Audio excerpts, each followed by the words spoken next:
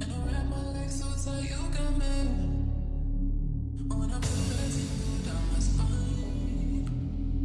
Oh, you notice when I come alive. And you can see what I see. You're so much stronger than what you need. No secrets that you do that it treat. I can't get out of my mind.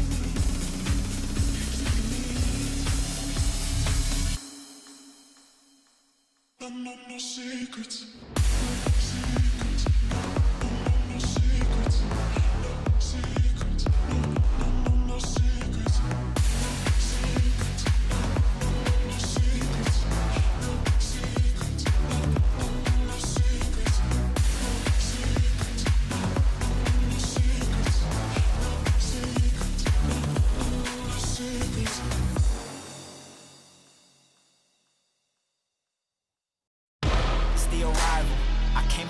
Went straight for the title, no time to idle.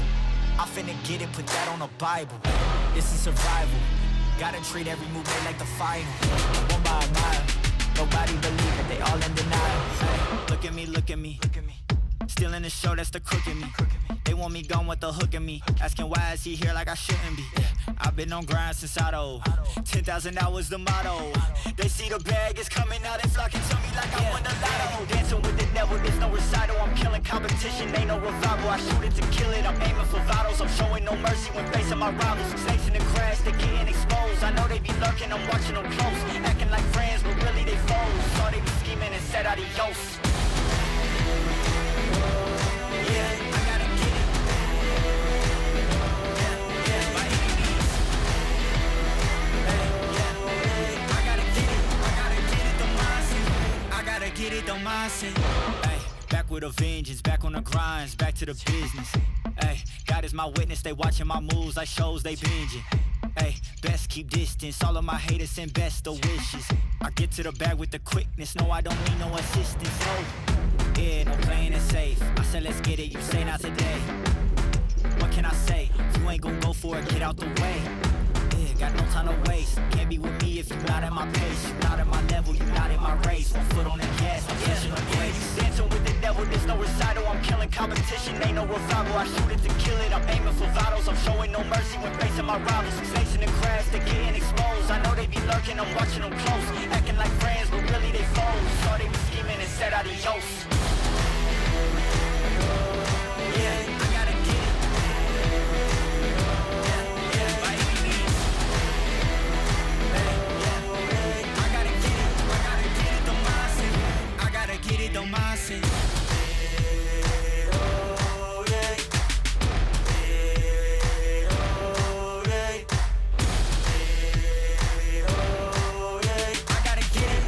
get it, the mindset. I gotta get it, the mindset.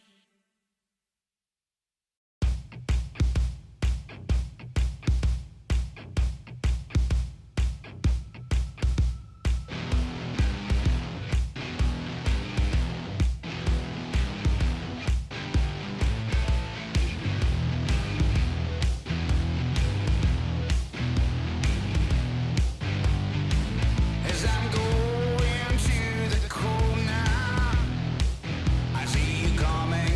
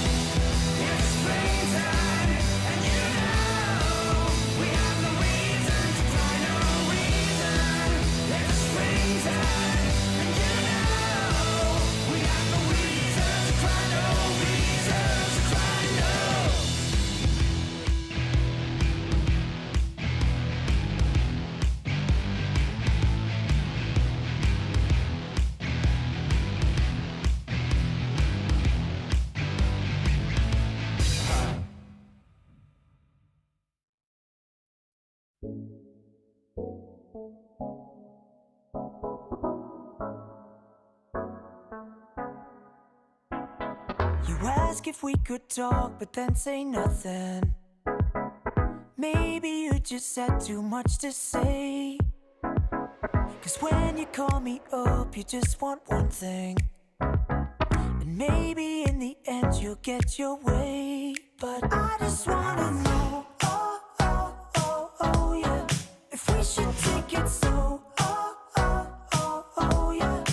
I just wanna show ya I'd do anything for you, girl. I just wanna know, oh, oh, oh, oh, yeah. I just wanna know.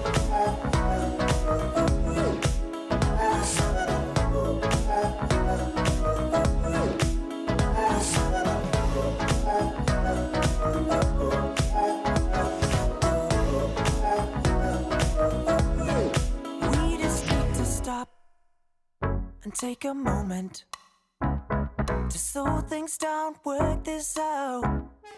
I got your love on top, we're in the moment, and maybe that's what we're about. Tell me what you want me to be, baby. I promise I can be the one you're craving. Cause I think that I know what you've been chasing. And girl, I'm sick of waiting. I'll be yours for the taking. But I just wanna know, oh, oh, oh, oh, yeah, if we should take it slow, oh, oh, oh, oh, yeah. I just wanna show you I'd do anything for you, girl. I just wanna know, oh, oh, oh, oh, yeah. I just wanna know. I just wanna know. I just wanna know. I just wanna know you, baby. Yeah, yeah, yeah. I just wanna know, oh, oh, oh, oh, yeah, if we should take it slow, oh, oh, oh, oh, yeah. I just wanna show you I'd do anything for you, girl. I just wanna know, oh, oh, oh, oh, yeah. I just wanna know, oh, oh, oh, oh, yeah, if we should take it slow, oh, oh, oh, oh, yeah. Just wanna know, I just wanna show you I'd do anything for you, girl. I just wanna know, oh, oh, oh, oh, yeah. I just wanna know. I just wanna know. I just wanna know. I just wanna know. I just wanna know. I just wanna know you, baby. Yeah, yeah, yeah.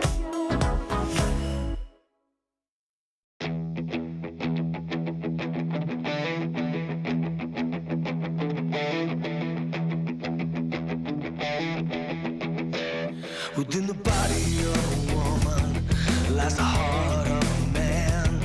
It's a feat of engineering you could never understand. So tell me all your secrets and I'll tell you all my lies.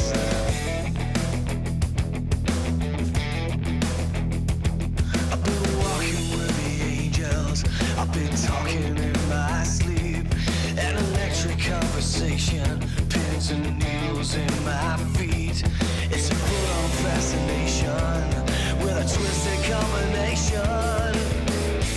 Oh, oh, we can catch the lightning. Oh, oh, it's the perfect crime. Does it hurt so bad when we touch too much?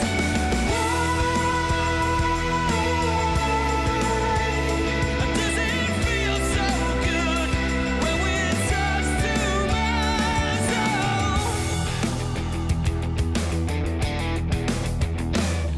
You could follow every instinct, you could fight the best you can. It's not easy when you're dancing, holding someone else's hand. I've got nothing more to tell you, I got nothing more to say, no. Oh, oh, we can catch the lightning. Oh, oh, it's the perfect crime.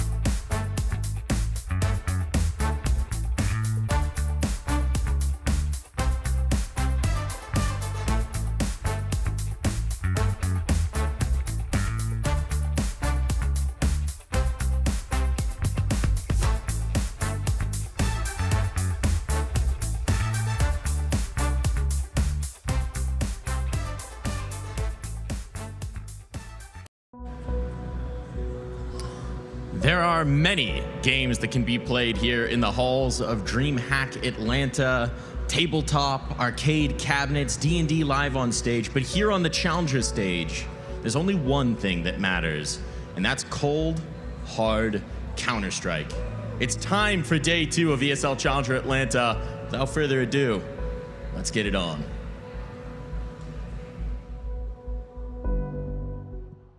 ESL Challenger is brought to you in part by Intel, Acer Predator, DHL, Kadia,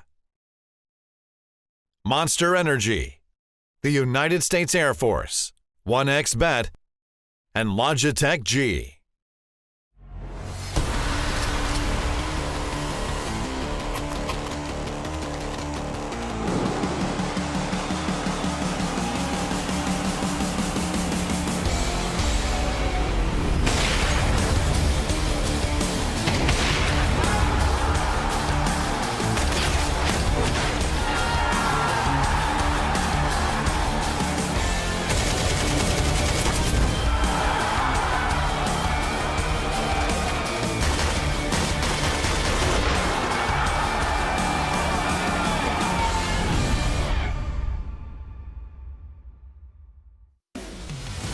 Mike tried to embody his OJ Borg there, so I'm going to do it as well. Welcome to ESL Challenger Atlanta. Let's get it on. It is day number 2 of some of the best Counter-Strike you're going to see this weekend. All of our tier 2 favorites are in the mix, and they are all playing to stay in this competition. We already have 2 semi-finalists. We will find out who will be joining them during the course of today. My name is Sam. I'm going to be keeping you company, and I got some people on the desk to give you some big brain analysis. JRT and Alan are with me. We got some North American representation, some European representation, and we're going to be breaking down everything you have to see. Let's just run it through real quick. If it is your first challenger, obviously yesterday you saw a lot of best of ones. It was a group stage setup. Today, it's elimination games and playing to try get into the semi-finals. What do we think of the Counter-Strike we saw yesterday, JRT? Honestly, it wasn't... Wow, that energy just started here and went right on crashing let's be honest. down. We got like how many blowouts yesterday? It was so many that came through, and it was unfortunate because I thought we were going to get a lot of close matches, and even in the ones where, you know, Wildcard M80, I thought that one would go at least 20, 21, maybe even 24 rounds. It just kind of fell flat, and Wildcard didn't show up the way I expected. So, Yeah, even the BO3 kind of just one-sided in favor of wildcard. So I'm hoping, and I'm thinking we are going to get a lot better matches here today because obviously the competition is going to be getting closer and more intense, I would say. Room for improvement, Sam.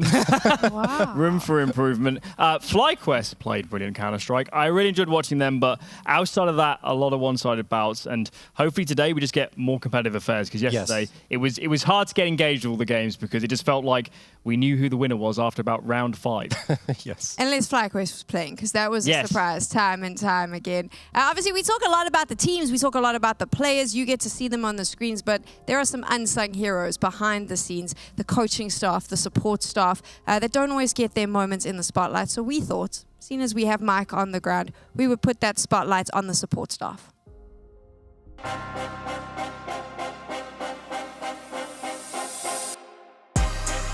When we get Barry, we knew that from that moment something was going to change inside of our team because we were playing bad.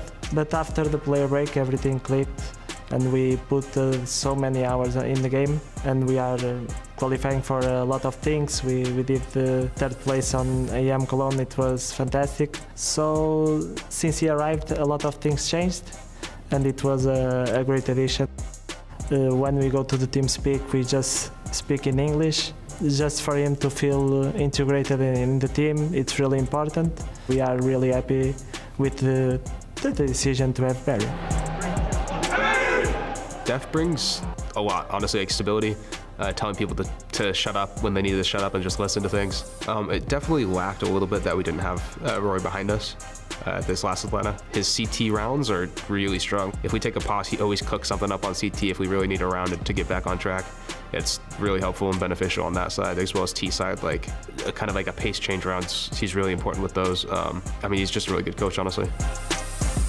Since Kakavu joined, I think it's like 4 months ago, and especially now with Toby as well, the biggest change I would say is definitely that we see the game more basic now. I think the most who's shining is Zozon. We didn't also really pay attention too much in the past, that we told our ARPA basically, hey, you can of course do whatever you want, but we didn't really pick him up, we didn't support him, and this is something we did now more, especially with the help from Toby. This is something we improved on. I had not known Vince prior, but I spoke to him in length before agreeing to work together. We just wanted to make sure that our philosophies aligned. And since then, I've been really impressed with not only his work ethic, but the way he views the game. And he's kind of opened my eyes to a lot of things that I wasn't necessarily thinking about, which is a very good thing in my opinion. He makes sure that we all understand our role within a setup or a strategy. You can have 1,000 different ways to play Counter-Strike, but the most important thing is that your team is on the same page, and we make sure to make that happen. Yeah, the GOAT. He doesn't know much about CS. That's the main takeaway here. But the main thing was bringing him in for the mental side. We had a very unstable, very easily tilted team, especially myself. I was really bad. And I think he's been really effective in that. You know, I think as far as that goes, he's been the GOAT of calming the team down, hence the name. We prioritise the vibe in the team and the emotions, you know, because we have, I think, smart enough individuals about the game to know what's going on and recognise our weaknesses and moving forward and stuff like that. That's the way I see it. If you've got an emotional, motivating coach, I think it really propels your team as far as that goes. Alan and I once did a podcast together, and I remember you saying we don't really know what coaches do, right? That's not something that's shared. And apparently, sometimes coaches don't even know about the game. It happens, Sam. Yeah. Since when? Since there's plenty of examples in the past of coaches that maybe didn't know the most on the server. But yeah, interesting words from a lot of the teams. I thought what Stanislaw said rings home the truest, that nothing in Counter-Strike is more important than being on the same page. And it is obvious watching teams on the server when they're on the same wavelength. Yep. Let's take a look at your groups now, just to keep you updated on what's been going on here at Challenger Atlanta. So we have 2 groups. Obviously, we had 8 teams starting the competition. We've already said goodbye to the Brazilians. Arctic, they are out. The group matches played yesterday. It was best of ones all the way through to those elimination games. Today, there will be 3 best of threes happening, and we'll pull up that schedule in a little bit. But basically, the first game out of the box will be an elimination game. Then we'll have another elimination game, and the final game will be to decide who makes it through to the semi-finals tomorrow. I might have actually got that whole schedule wrong, but don't worry, they'll pull it up on the screen, and then you won't have to listen to me at all. But basically, what we've got is some exciting Counter-Strike, because, Alan, no one expected Saw to be playing today. That's something we'll get to watch, and we get another North American derby. Yeah, I mean, and Big gets to sit on and watch if they will play Saw in the semis instead of the final as they expected. So, yeah, some unexpected results. Bet Boom as well. Should they win this game against Rooster, which they should, will again be disappointed to see a team that strong standing between them and playoffs. The North American derby, though, getting a chance to see that? Well, I mean, one thing's for sure, we're getting a North American team in the playoffs. So for me, I'm happy. I'm good to go there. But are we getting a North American team in the playoffs? They still have to face off against Saw. No, that's the decider. No, that's the decider. I'm super confused. Yeah, so there we go. I thought we were going to have if, some fun, savage commentary happening today. Well, I mean, we still will. But I think that M80 or, I mean, either M80 or Wildcard getting through is great. I'm hoping, because yesterday I hyped it up a lot, right, that it should be a closer matchup. And Wildcard were asleep at the wheel for the first 7 rounds. So I think that really made it a lot less close than it should have been. I think that matchup will actually be exciting today. If it isn't, I guess I'm going to have to eat my words for a second day in a row. It'll be three maps versus 1, so it should be quite good. But we are starting the day with that elimination game, a surprising one as well. BB team going up against Rooster. Now, coming into this, no one thought that BB team would be dropping out because it felt like they should have beaten FlyQuest yesterday. They didn't. So now they have to go up against the unsigned Australian org that is here to prove and hopefully be seen by an organization that would be willing to pick them up. Yeah, I mean, look, honestly, for Rooster, they haven't necessarily put their best foot forward here at the beginning of Challenger in terms of getting an organization, but I think that should they perhaps get a better performance here today, maybe that will be a conversation that will be had. I just feel like there's too many question marks in that team right now for an organization to look at them seriously, because JHD is not necessarily a permanent player. They don't have a permanent fifth. They don't have a coach. You know, they have one, but he's just there as emotional support more than anything else. So for me, there's still pieces that need to fall into place for Rooster before they're going to get picked up. I think my favorite thing about Rooster when you said there's question marks around this team is that if you go on HLTV and look at their roster, there's a giant question mark for their fifth. So exactly. I mean, there it stands. However, let's move the focus over to what we saw from Rooster yesterday, Alan.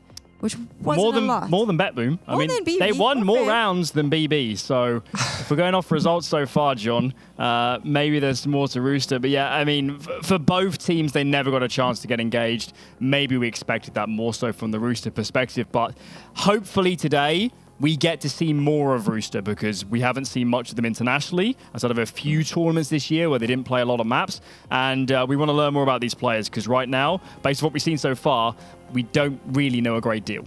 Yeah, I would argue that Rooster had a tougher time. It's not Rooster. BB team had a tougher time yesterday against FlyQuest because let's not forget FlyQuest beat Saw afterwards, and they looked amazing. So I think BB team had a very tough matchup, and that's why they were overwhelmed. Versus Rooster, yes, they had a tough matchup to open things up with the loss against Saw, but seeing BB team kind of get handled the way they did against FlyQuest and now facing off against Rooster, I don't know. I feel like I'd favor BB team just based off transitive property because of how Saw ended up losing to FlyQuest as well. Let's find out how Rooster's feeling. We have an interview with TJP. He's going to chat to us and let us know what his experience in Atlanta has been like so far. TJP here. TJP, what's Magic City? It's a place that you don't want to be going, that's for sure. Unless we win, and then it'll be celebrations there, that's for sure. I'm not sure I can exactly say what it is, but on this stream. Gotcha. We'll keep it in the dark. Your coach keeps wanting to tell me about it. Yeah, what's the expectation here against Bet Boom? I think we got a good chance today. I'm really confident coming into it. Our play styles kind of match up. I think stylistically, I think we might have the upper hand to how they play. We just got to show up on the day, right from the get-go, and hopefully get a map, at least get a win. That'd be good. That would be good indeed. Any expectation? You think you match up stylistically? Is there anything? They've not exactly been having the easiest time of it. Do you think maybe you can exploit some of the communication issues? Yeah, it always plays a part, in the game. Yeah, they're very chaotic, as you can probably tell on the stream watching them. Just got to exploit that most of all, but all in all, just play our own game. That's how we're going to win. All right, looking forward to it, man. Good luck. Cheers. Back to you, Sam. Okay, so hear me out. Yesterday, I always try and wrap up games by giving myself like just a word or two to describe what I saw from the team. So for Rooster, I said they looked out of their depth. For BB team, though, on the other side, I said that they looked extremely disjointed yesterday, Alan. I'm sure I was the biggest fan of what I was seeing from the Europeans. Yeah, when they played FlyQuest, they just got brutalized. They were completely manhandled on that game with Dust 2. Yeah, but it wasn't just the round score, Sam. It was the fashion. They were utterly dominated. Yeah. Whilst actually, Rooster, it wasn't a brilliant game either, but they somewhat lost on their terms. I don't think BB even got engaged in their game. And yeah, I'm saying I think Rooster, in some ways, actually might have played better Counter-Strike. Do you think that there is a chance that Rooster comes in? I mean, we saw that interview there saying, well, we'll play our own game. We think we match up to them stylistically. We've got to take advantage of these things. Do they have the firepower on the day to come in and actually give BB team a run for their money? I'm going to be brutally honest and say no here. I feel like we broke him, ladies and gents. We finally got him Sorry. to just stack it up and say what's on his mind. I mean, yes, BB team disjointed yesterday, absolutely. Maybe some jet lag coming in there because they're traveling all the way to Atlanta. But at the same time, you have so many amazing pieces on this team. This is why we were so excited about BB team since they formed up this roster. So for me, and even Magnojaz being added to the roster is also a nice piece, a young rifler coming in to try and get things going for these guys. So for me, firepower-wise, it doesn't match up. BB team should, on paper and in the server, have the advantage against Rooster. Let's find out how they were feeling after that loss yesterday. Coming into this game, Mike is with BB team now. I'm here with Nafany. Nafany, first day didn't go great. Opening matchup, it's BO1s, but what do you think went wrong? I mean, as I said before, we have same problem as before. It's our mental weakness, let's say. And we always trying to figure out how we have to live with that.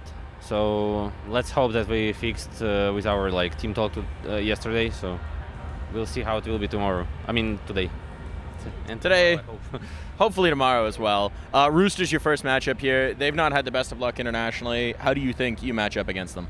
I mean, as I said before, it's not really matter versus who we're playing. It's more about our mentality.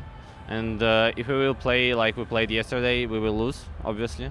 So all what we need is just play our game, just feel each other, and that's how it have to work.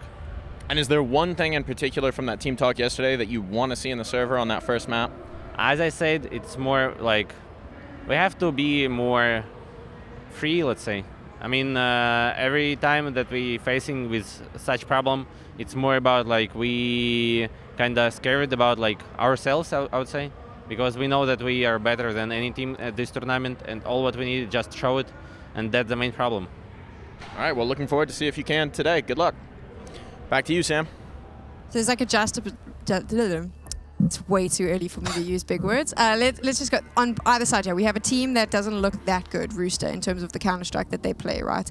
We say, oh, well, they look a little bit out of their depth, but they have this coach behind them that's meant to be giving them this mental support.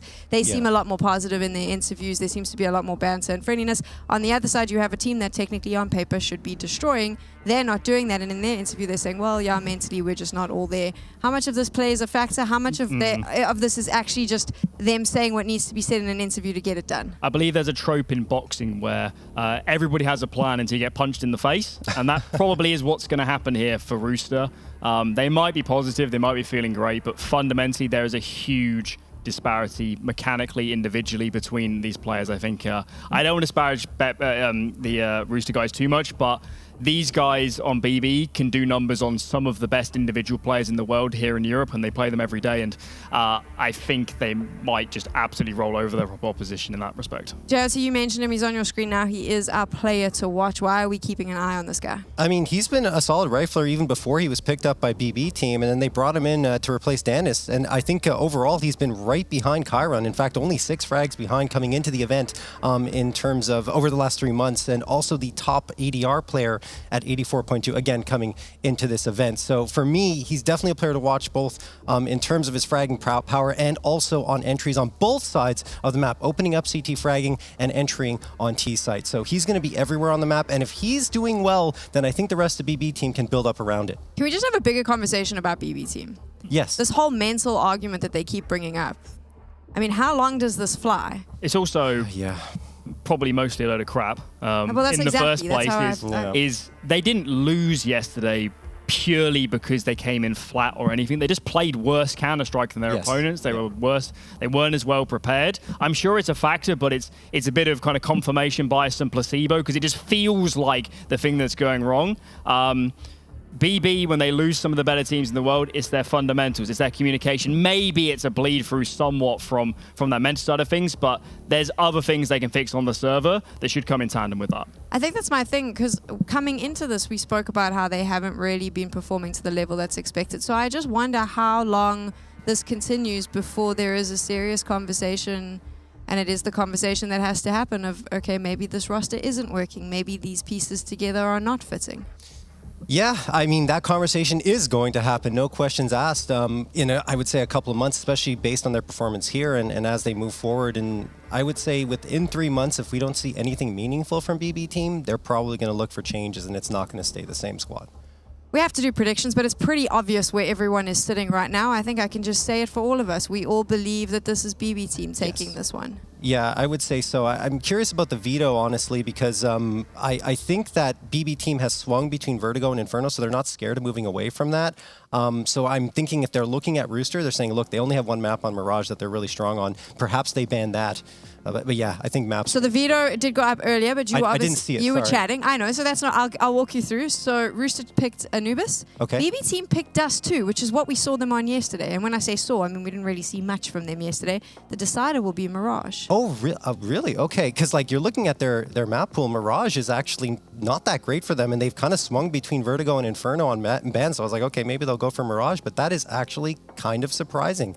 Rooster having their best map as map 3 could be a difference maker if they can get past one of the maps. They're not getting to a third map here, unfortunately. The first two are so good for BB, and particularly in this sort of matchup. Their maps with the individuals going to have a lot of space to make moves. So I think picking Anubis was a mistake. We all expect Rooster to lose, but hopefully, if for nothing else, we can just see more out of them today. There we go. You've heard what our analysts have to say. You've heard what to expect as we move into our first matchup. It is a best of 3. It is an elimination game. One of these teams is getting a ticket out of the USA. Neokai and Scriv are ready to jump into game. Yes, indeed. Very much looking forward to our first BO3 here. I think it'll be good fun. It is a difficult game here, as we've all kind of highlighted. I don't want to hark on them too much. I always, again, in the duo, you'll get used to this because I know you like to go in on teams. I love it. I don't know, man. Maybe there's something in this Anubis. It does feel a little strange that we see it as the pick. I think you and I kind of had a look at the veto. We were like, what? A couple of question marks. Why not the Mirage? Why not the Mirage? They talked about playing their own game. That is their map. That's sort of the only map that they have a really solid run on. So it does feel very strange to see the Anubis here, but yeah, I think Alan finishes with a really nice sentiment of let's just have a bit more Counter-Strike out from the Australian contingent. Yeah, yesterday we did these best of ones, right? And of course, for the likes of Rooster, only got 4 rounds against Saw, but at least there was moments which felt okay. They just lost a couple of clutches, which were very, very bad. We were talking about the pistol clutch in that second half, where it was basically one, and then they overfight on the reload. Weird one. Betboom did not turn up at all. They only got 3 rounds. While it might not look like a lot, it felt a lot in the game. The difference in terms of how competitive it was and what was actually offered up was vast. So let's see what we get. Expectations are very heavily leaning with Betboom, as you can see. And I don't know about you, man, but for Rooster, it feels like the vibes are very lax for what needs to be actually quite an important tournament for them. BB are going to have other opportunities to play for trophies and silverware. Rooster, they're limited, and it feels like they're coming into this for the tournament slightly half-assed. Zorte will get a double of his own to give them space, but they're cracking out in towards B, and they will take it as well. JHB left in a tough spot. Yeah, trying to draw attention across onto the other side of the map has worked successfully here. A walk-in for the 2v1. And it's just ASAP alone. His position revealed. He's got the Julies, and it can indeed find the heads fast. He does get a quick one on the spin, but too many fights, too many bodies. BB start off well. Very simple pistol round, a bit of presence shown over towards A, just having a little look in. Chelos gets that first kill, but they immediately kind of converge in that position and answer back with a double off the back of Zorta. But it's all a ruse. They're not actually going here, and they end up getting a lot of space to work with over towards A. And yeah, simple stuff at the end of the day. We really need to see this Rooster side come alive and actually, in a way, play as a team, because that's the one thing they didn't do yesterday. It was all very individually based, which sometimes works, but I don't think Rooster in this current iteration of them have the firepower to really work with that. I think Slimy is a bit of a talent. I think Chelios has a lot to offer up as well, but then it does dip off quite notably. Mach 10 for a double. The Galil gets another, and in this low buy, they're getting mopped up pretty cleanly. Flash was good.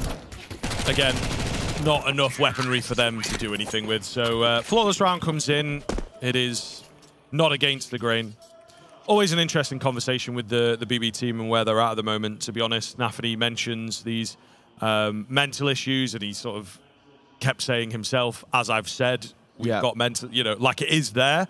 I think it goes a little bit deeper from what we're seeing and some of the players that are on this team that, there really is some negative energy in some of the games, rather than just like a personal confidence or trying to build your way into the game, right? It's a bit deeper than that. May I dangerously use the T word, toxicity? I think there's a few players in here that make it difficult to play as a team. I think what Alan mentioned on the desk is spot on. I think it's just an excuse.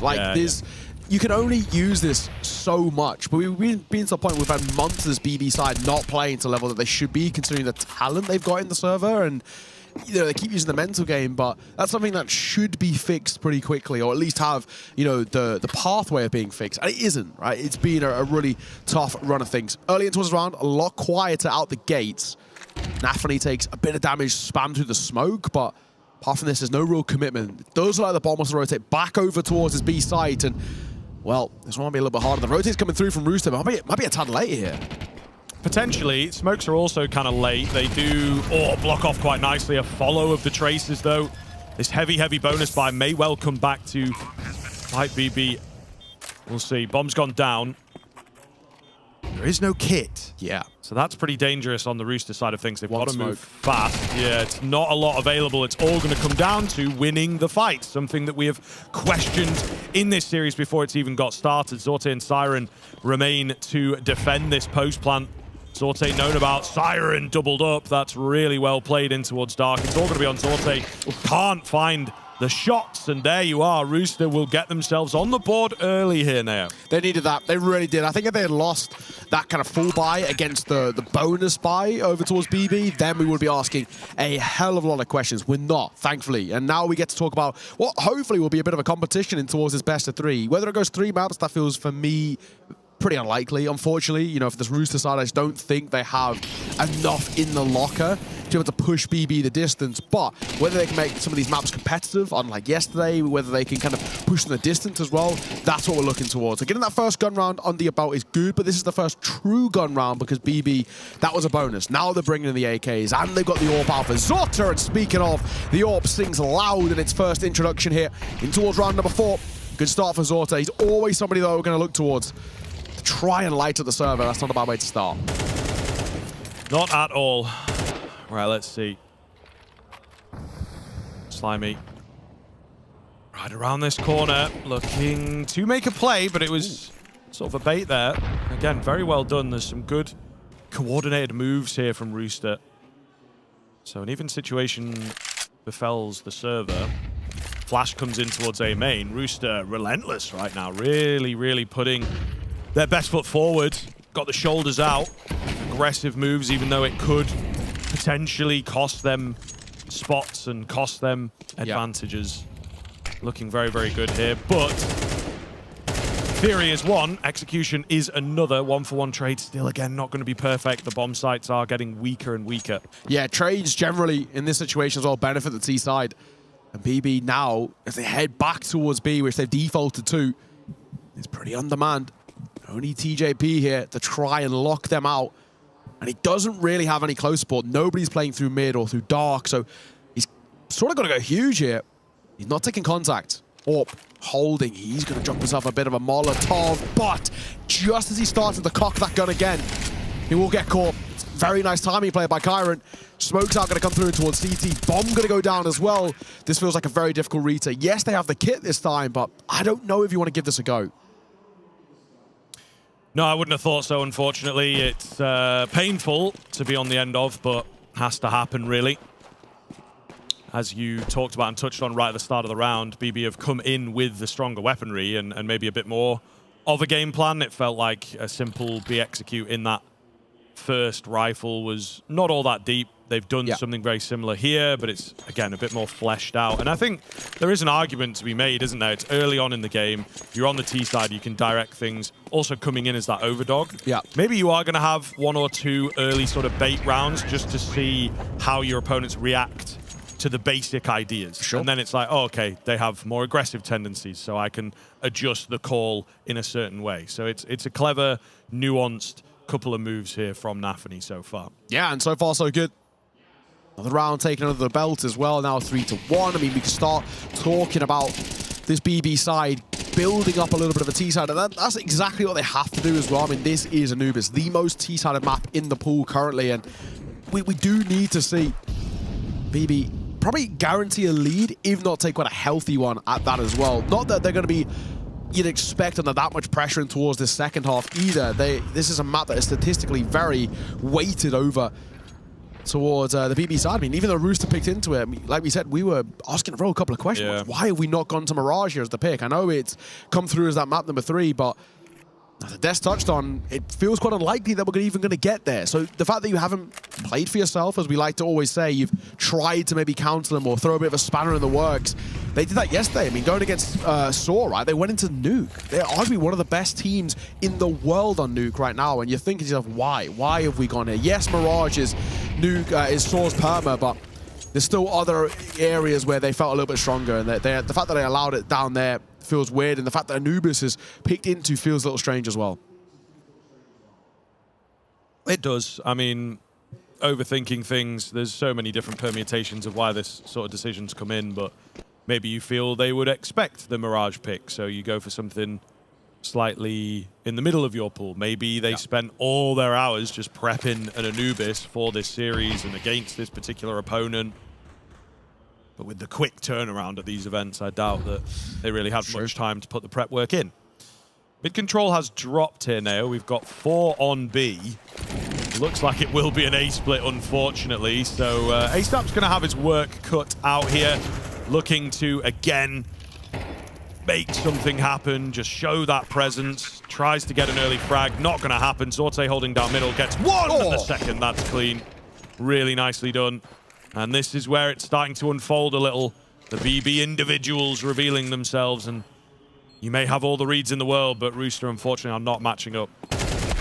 Kyron will miss, but Magna just doesn't, and TJP, of course, that B anchor will just try to keep hold of this rifle, but even that might actually be something he has to fight his life for. They're starting to swarm a little bit. They might actually get towards his position as well just before this bomb goes off. TJP's got to keep hold of this rifle. They do not have money left in reserves. They don't have a long-term econ to fall back on. So just having a rifle to work with is better than nothing. But very simple rounds by BB to kickstart things. Yeah, looking pretty good. Nafany's playing quite well. Zorta obviously looking crisp. In the couple of rounds you've seen him with the AWP, he's looked very, very on form, which is always good to see. I mean, Zorta, unfortunately for him, he fluctuates a bit in terms of his performances, but these are a nice couple of quick shots. And if he starts to play like that, you know, Chelios to the side, he's a very decent AWP himself, but I don't think he matches up to the skill ceiling of his Zorta on form. At the moment, of course, he's got all the luxury. We haven't seen the AWP out yet for Rooster, so he has just all this benefit of range. And once again, a low buy coming through for Rooster. Expectation is that BB take this one pretty cleanly. Maybe a gun or two would be nice. An attempt being made here. Does not happen. Siren on those entries, making it look easier. Now they have the full control of that A-bomb site as they so desired. But still, it would seem greedy for both sites. Kyron has just given permission to go hunting and go searching. No one on the other end of his weaponry just yet, but I think they really want to find this M4, deny the save, and just keep the relentless weight on this Rooster side. So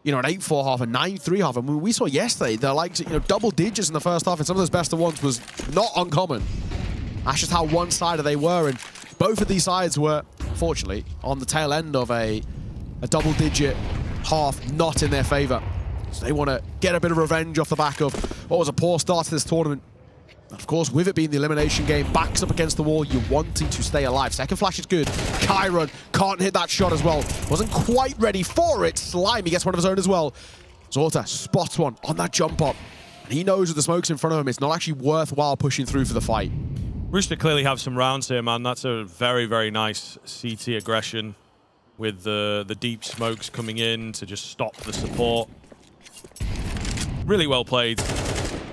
May well give them a springboard. Still got to confirm the round, though, of course. Zorte's been playing lights out.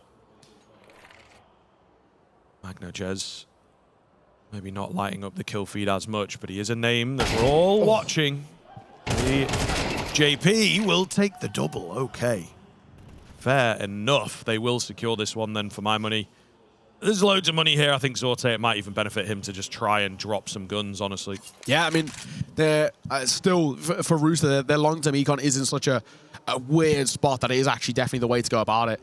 Try and get a couple of kills maybe at the end if you can. If anyone comes hunting, most definitely. Of course, on the other side, Rooster do have that AWP, so they're not in desperate need of it. Zorte, for him, it'll be a bit of a nervy final 20 seconds as he's... It's for me, I think, the toughest map to save on because it's just quite congested. There's not a lot of corners you can tuck yourself into. It's quite a small map, generally speaking, as well. Looks like if you give the luxury, I'll say that. Yeah, no. TJP, other ideas. Quad kill for him. So leading by example. Really nice work coming through from the man in the middle. It will be a second on the ball for Rooster. And actually a really clean round, too, which is absolutely what they needed. They can't just do the thing of just getting around. They've got to take them cleanly with a, you know, bare minimum of 3 players staying alive, or they're going to be in this issue where, and we see it all the time in CT economies, that finally when you break the deadlock and you get around in your favor, but you've taken like 4 casualties, your money is destroyed. And that's sort of the issue that Rooster now don't have to deal with. They have a little bit of in reserves, and they can hopefully build up a bit of confidence too. 7-2, 7-5. Honestly, it's not a bad 5-round CT, I think, is generally accepted as being not too bad, being this a T-sided map, but even 8-4 is okay. You just can't allow it to be like a 9-3 or a 10-2. That's where this can't be a flash in the pan, is what I'm trying to say. This has to be a bit of consistency coming through. They're in a good position.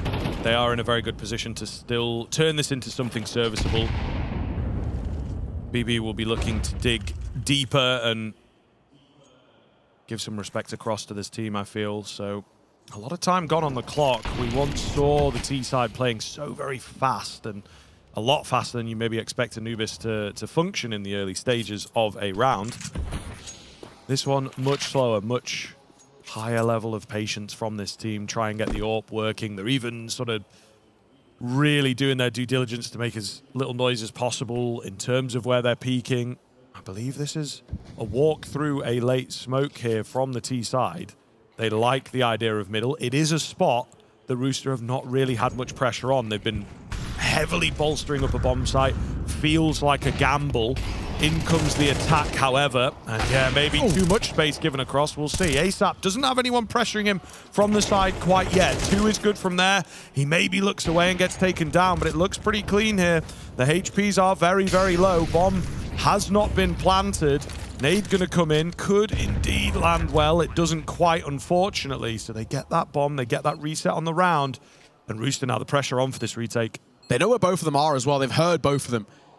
I don't think, not on this timing at the very least, they're going to expect TJP to have gone for a rotation. He would have already had to make that move. He's now spotted, now dropped as well by Zorta. And don't have the Chelios. Nice shot for the first as well. Siren is barely alive. 1 foot in the grave. Chelios full HP. And he might have got the comm as well to pull out the pistol, but he does it with the AWP. Great little 2-piece from the Aussie right at the end there. They needed that. They desperately needed that. And that's a back-to-back round for Rooster, and that is going to keep them afloat. It's fine margins on the defuse, but he'll get there in the end. Beautiful work. They were in desperate need of making that 2v2 stick in their favor, and the fact that they do is massive. Still, BB are at a point where they're not under financial pressure just yet, but just in terms of the confidence, now it is Rooster hitting some nice shots. Yeah, to be fair, ASAP especially, I think, had a good individual moment there. I did get worried when that AWP shot came in from Sorte, honestly. Maybe a bit of a needless peek, you could argue as well in the 1v1 if we are to be nitpicky. Yeah. But then again, is that the benefit of hindsight, we like to say, right? It's true, it's true. He's not even tapped the bomb, though. Yeah, There wasn't a lot true. of time, so I will stand by my point, to be honest. He had no kit as well. There was a kit dropped, I guess, on that kind of a real high-pressure situation, but we see teams make that mistake all the time where they get on it, but it's actually, you know, 9 seconds left, you don't have a kit, and you've missed your window. BB needs to be careful on the sense of, obviously they're going to guarantee a lead in towards the second half, but if they allow Rooster to get 5, momentum has shifted at that point, and at that point, if they win a pistol, game absolutely on. Yeah, yeah, for sure. It's got to be a comfortable 8, if not 9, I think, with the way, especially that BB began. Again, it's very much a trend at this tournament with how mismatched some of the games have been.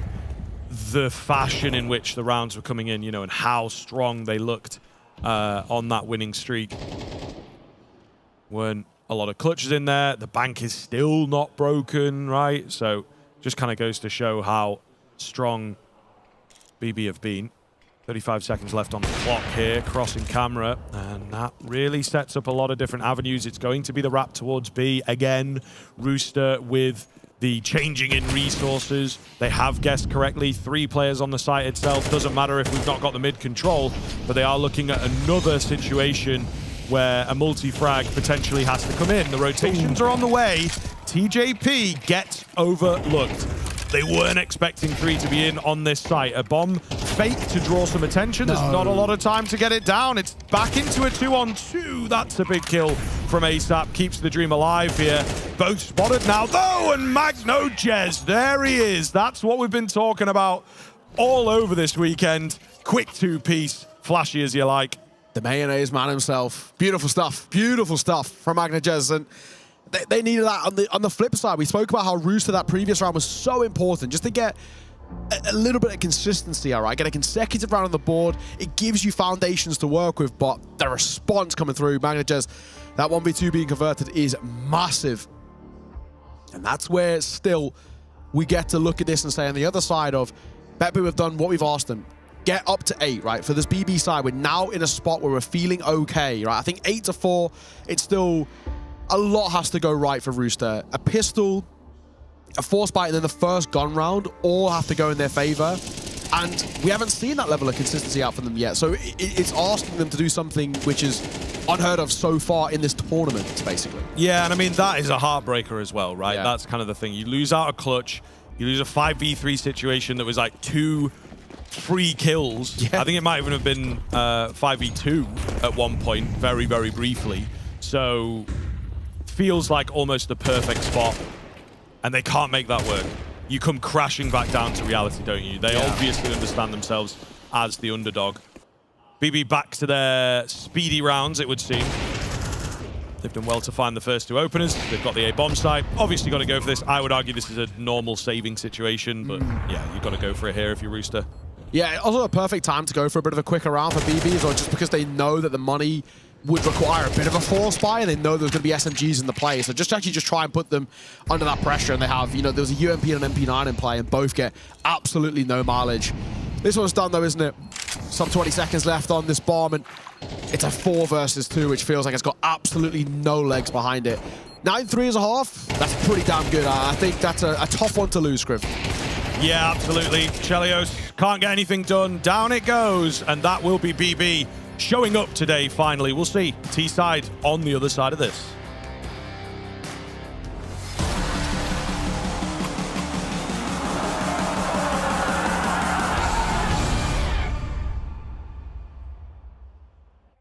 I'll keep your picture in my room, 'cause it gets me in the mood. You're still free in my head. You got me so confused. My mind is full of you. Still want you in my room. Don't wanna get rid of you. On my mind right now, I'm not too late. You got me so confused. My head is full of you. You keep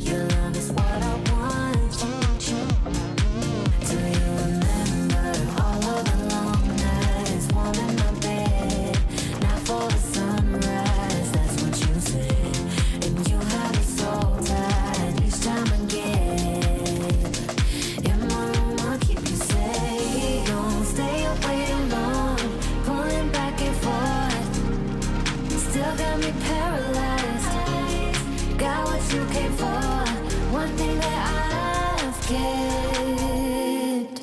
I'll keep your picture in my room, 'cause it gets me in the mood. You're still left room free in my head. You got me so confused. My mind is full of you. Still want you in my room. Don't wanna get rid of you. On my mind when I am up too late. You got me so confused. My head is full of you. I'll keep your picture in my room, 'cause it gets me in the mood. You're still a friend free in my head. You got me so confused. My mind is full of you. Still want you in my room. Don't wanna get rid of you. On my mind when I am up too late. You got me so confused.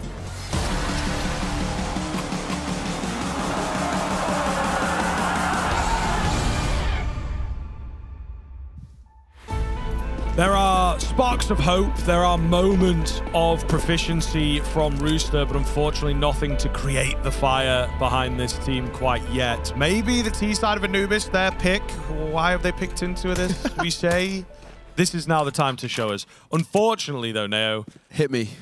It's got to start with the pistol. Yeah. And getting consistency there is so difficult. So you're a man of much hopium. Yeah, I'm going to say it. That first half from Rooster, it was kind of ass, right? They didn't really give us a lot to work with. I'm going to be brutally honest here. And this pistol has to go massive. Jumping around the corner, though, we'll take that. JHD, he actually had a nice couple of moments. His clutch was pretty clean, but that's the bomb.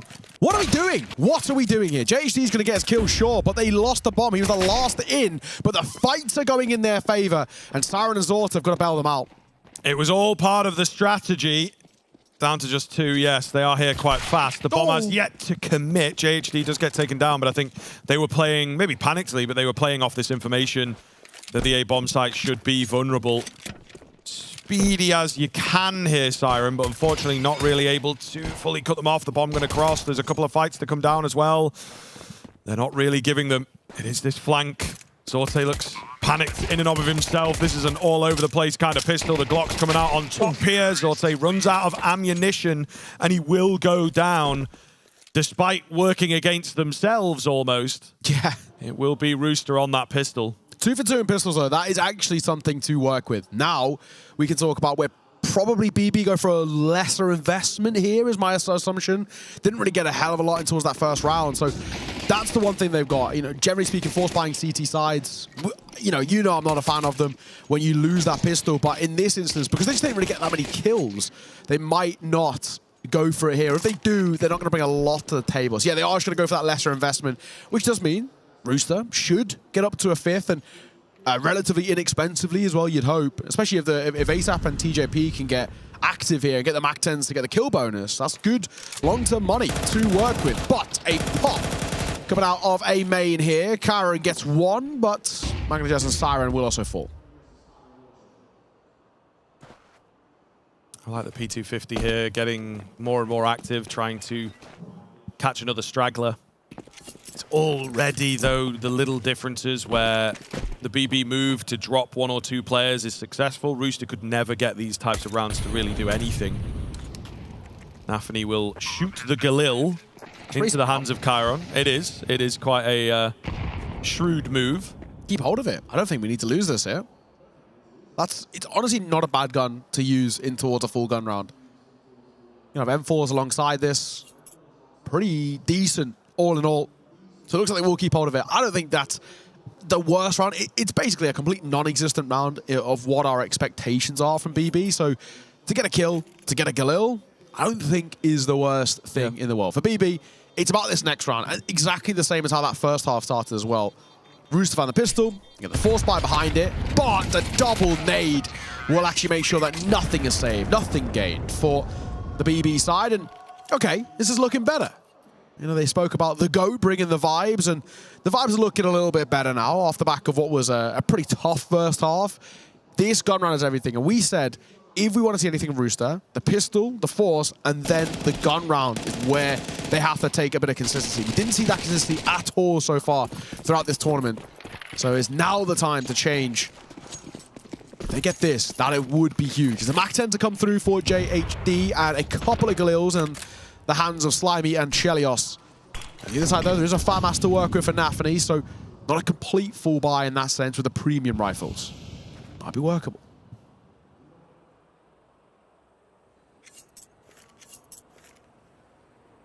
They want to move fast there on the Rooster side, it feels like, where there was a bit more of a split going on from the BBT side. Rooster are pretty much all together, lurking presence, maybe from Slimy.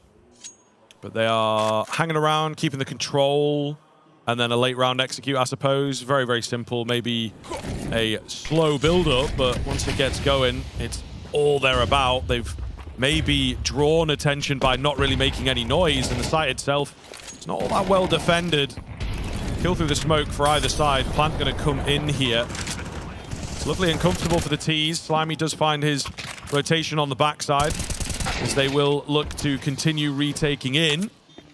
2-on-2 now as the dust settles. No kit available. Magnajez caught reloading. It's down to just Zorte. Keen headshot on the first. JHD not the healthiest. He's smoked out as well. Looking to make a bit of a break play. Takes damage himself for the trouble, and Zorte will spam him down. There's enough time to get the defuse in. It's another clutch lost, and again, you can just feel it in the air from the Bet Boom side of things, and it's so unfortunate for Rooster. These final little nicks and issues that they have just keep coming back, keep haunting them. It's really small misplays that are actually costing them in that sense, and that's tough. I think really well played from Zorta. You know, that's two big 1v2s that have been converted in this game so far that completely changed the momentum of a round. Of course, the first one, Magnajez, that one by Zorta, I mean, that's a big, big round to be taken. And converting your first gun round is big as well, but that was technically a bonus buy for Rooster. So they do have a reinvestment back in towards the next with actually a little bit better firepower in this one. There are 2 Galils in the last, just the one here. TJP will chunk an A to start things off. Not what he wanted. Makes him very vulnerable to the MP9, the FAMAS, the M4s, or that one bullet headshot now that they can drop on towards him. BB are getting closer though, 3 rounds away from taking Rooster's map pick and really throwing a bit of a spanner in the works of any sort of hopes or dreams that Rooster had of getting a map, or you know, even the pretty outlandish discussion of a series. Already feel like they're slipping away. This map kind of felt like it was a must-have if they wanted any chance, just because the next is so good. Dusty was a very good map for BB, bar yesterday. Yesterday they did get completely outplayed on it, but it's not been a good map for Rooster. They're 1 for 4 on it in the last 3 months. So that one feels like a lock-in. 50 seconds on the clock. Again, Rooster have just sort of wound things down, not really looking to go for the catches. Contact flash is successful. Return frags are here. Bomb needs planting, and it may not get the chance. Nafany standing strong at the back of the site. He will filter out eventually. It's TJP who is in that rotation position. They expect him. That's unfortunate. I thought he might get a catch. It's created time and space for the bomb to go down, but now it's a clutch for Rooster that is required. Oh my, Chelios finds the head through the smoke. Incredible stuff. Yeah, that's big. That is a big 1v2 on the flip side as well. Chelios lines up the first and transfers on towards the second. That is a big one to be taken. And now we get to discuss about what this Rooster side have on the T side. T side of Anubis, generally seen as easier, more workable, and that was a really nice little play coming through. So massive from him. Really, really important. Got a kill early in the round, so it's a 3K he walks away with in that one, plus the bomb plant as well. He's sitting on a fair, decent amount of cash, and of course can mean a drop coming over towards the likes of ASAP. So yeah, really nice work. It will be a brief pause to converse here. Railway's going to enter the conversation for BB to, I mean, try and help them out, but it seems like Nafany's primarily the one getting vocal here. Is he? Yeah, it looks like he's kind of just going to let it play out, but Nafany's been really vocal. It feels like more than usual. We touched on it a little bit earlier. Very emotive in terms of the way he's playing, and maybe this is one of the ways that they're trying to fix their quote-unquote mental issue. Yeah, well, getting Nafany as a bit more of a leading voice and saying what I say goes type thing. Let's not discuss and bicker about what we think we should be doing. I'm the IGL. What I say is what we do, and maybe that's one way they're going to fix it, and then at least there's maybe one person they can put the blame on. I love that little play, though. Magna just with the flash, Simon with the kill, and he'll take a Mach 10 and another kill to come through. I don't like this. Oh, no. Nafany with that USP. That's the big kill as well. There is presence behind. They now know they have to kind of figure out a way out of here.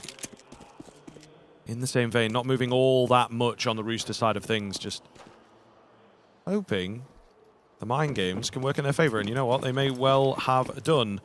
The B-boys went downstairs, tried to get ahead of the A rotation. That never happened. Yeah. Slimy has been very brave here, watched all his teammates fall around him, and ultimately has not moved a step for quite a long time. They will maybe not discover it completely clear, but this looks like a clean enough B entry to me. Yeah, they've not clocked on at all on the BB side, unfortunately. Yeah, and I think the other unfortunate thing is the guns they dropped they haven't picked up. I mean, they got the Mach 10, but they haven't got, I think it was a Galil that gets dropped just outside of main. That makes it difficult. Slimy did have a look in towards Darks. He's nothing there, and now they should know that basically they can only really come from one or two places, in through connector or on that flank, and they do plant open for it. So maybe not completely aware of those possibilities just yet. 3 players fighting at the same time, though. Zorta's low, but he's pretty crisp with a deagle. If he can hit a shot here, we might be on for something. Chelios holding Constable, still keeping an eye, and they actually will pick up that AK-47 in the hands of Nafany, who gets a kill.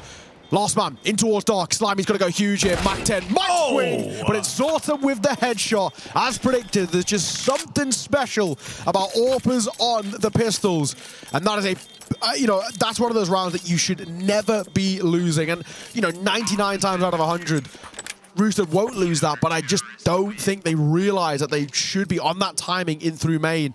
It's tough. That's a really tough one to lose. That's the one that really breaks the mental as well. Not even just in terms of the econ or the flow of the game they were feeling. That just hurts. You're thinking, yeah, we've just lost it. We lost to primarily USPs. I think the moment, though, is when that kill happens in towards Dark. You have to have that protocol, you have to have that call to just freeze things up, and they sort of continued on with the B roll, and that's what sort of let them down. No information, really. I think everyone starts to focus in on Dark. Maybe the call came in, it's like, oh, I think there's 2, actually. I heard 2 sets of footsteps, stuff like this, and that just allows the rest of the stack to activate. So more respect, more patience required from Rooster in that previous round, but they do not have a lot of time. That's what patience is usually all about. They rush straight in with the flash. TJP definitely feels like he's been one of the standout members of this team. Entries in to begin the round for Rooster. Can they do anything with it, though? We now got an M4 picked up as well. It was a hero AK from TJP. If Rooster can flip this script again with a reversal of their own on a low buy, that would be pretty huge. Still 4 players left alive for BB, not under that pressure just yet, and of course Zorta with the AWP still alive too. Don't count them out. Siren though, going a little deep here. Could be overrun, could be overrun. 1 for 1's not good enough considering TJP gets a double. That's big, that is massive. That's 3 kills for him now, and also the sight. They might just save. Yeah, I think you probably should here, to be honest with you, unless a kill reveals itself in the next few moments. Chelios, obviously, on this Glock is just an info bot. There's not much that he's expected to do. He's going to get stabbed in the back by the looks of things. Ooh, maybe not. Maybe not. We are being teased by Chiron. He will back off and save alongside Zorte. So, Rooster, it's a really nice round, playing into their strengths, right? Get an individual to take over. Really simple team-based Counter-Strike that I think they've kind of talked over, and they have made their game. Just don't go too deep, don't go too advanced, grouping up, playing as a pack, and it works very, very well there. So they've given themselves a lifeline, a key lifeline, losing out to the eco, but then winning an eco of sorts themselves. Maybe not quite as harsh or as heartbreaking for the BB side, but this is a window of opportunity for the Australians. Yeah, super important 3-piece coming through there from TJP. Finds the first and Nafany as well for back of Chelios' flash, and then that double spray down towards Siren and Magnajez is massively important. But you can see Nafany just sticks on just a tad too long over towards doors. If he had tucked his head earlier, and recovered from the flash. He's probably still a strong position that he holds, but yeah, a little bit no man's land. He was caught in two minds. Do I stick around and just expect nobody to swing, or do I dip away? And he, I think, made that innate decision just a little bit too slowly. You do have a buy around what was saved. I like this from Kyron. I mean, it's a pretty good position to hold here, because you can cover mid once that smoke fades, but also if anybody tries to pressure dark, they just might not clear this on timing. Roosters seem to have a very similar style, round on round, really. All group up, choose an area, and then make a late move. Kyron, great position for him. Such a hard one to clear. Like you say, drops down. Was nearly there. I think as soon as he landed, he hit a dink.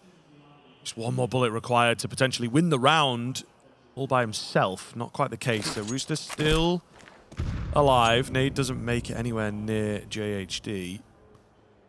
The bomb undiscovered, so we are most definitely still on here now.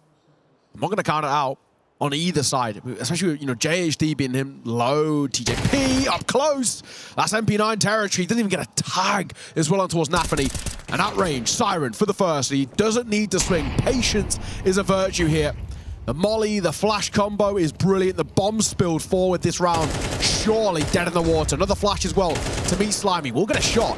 Those one's over towards Cameron. There's another's in towards Heaven. He's got the information. Can he isolate the fight as well? He'll slow things down. He will find Siren, surely. We're not letting a 1v3 slip through. Surely not. Bomb collected. Bomb tapped, but not committed. Time ticking. We've got a plot here. And he will be given that luxury of getting it down. Magna Jez, patience for him. He's just crept by as well. Slimy's looking the wrong way. I don't think he spotted the gun barrel. Slimy's looking. He's trying to clear every angle. I think they ring around the roses here. It's about who spots who first. Slimy spots him out. He's running low on ammo. Oh, a couple of bullets and somehow makes it work. That is a monstrous three-piece. Slimy, what a round, what a player, and what a play. That is massive. And Rooster, they're back. Yes, that is huge. That is huge. That will really do a lot of work for the mental as well to keep them in this game and keep them believing in this comeback. It really felt like it was over. He's done so well, man. Those first two kills, just isolating it. And the sense of timing, the sense of consideration of everything. He looked at A-Main. He was like, I've got to write that off, and just, found the timing to not get pushed from behind, but also keep the information coming in.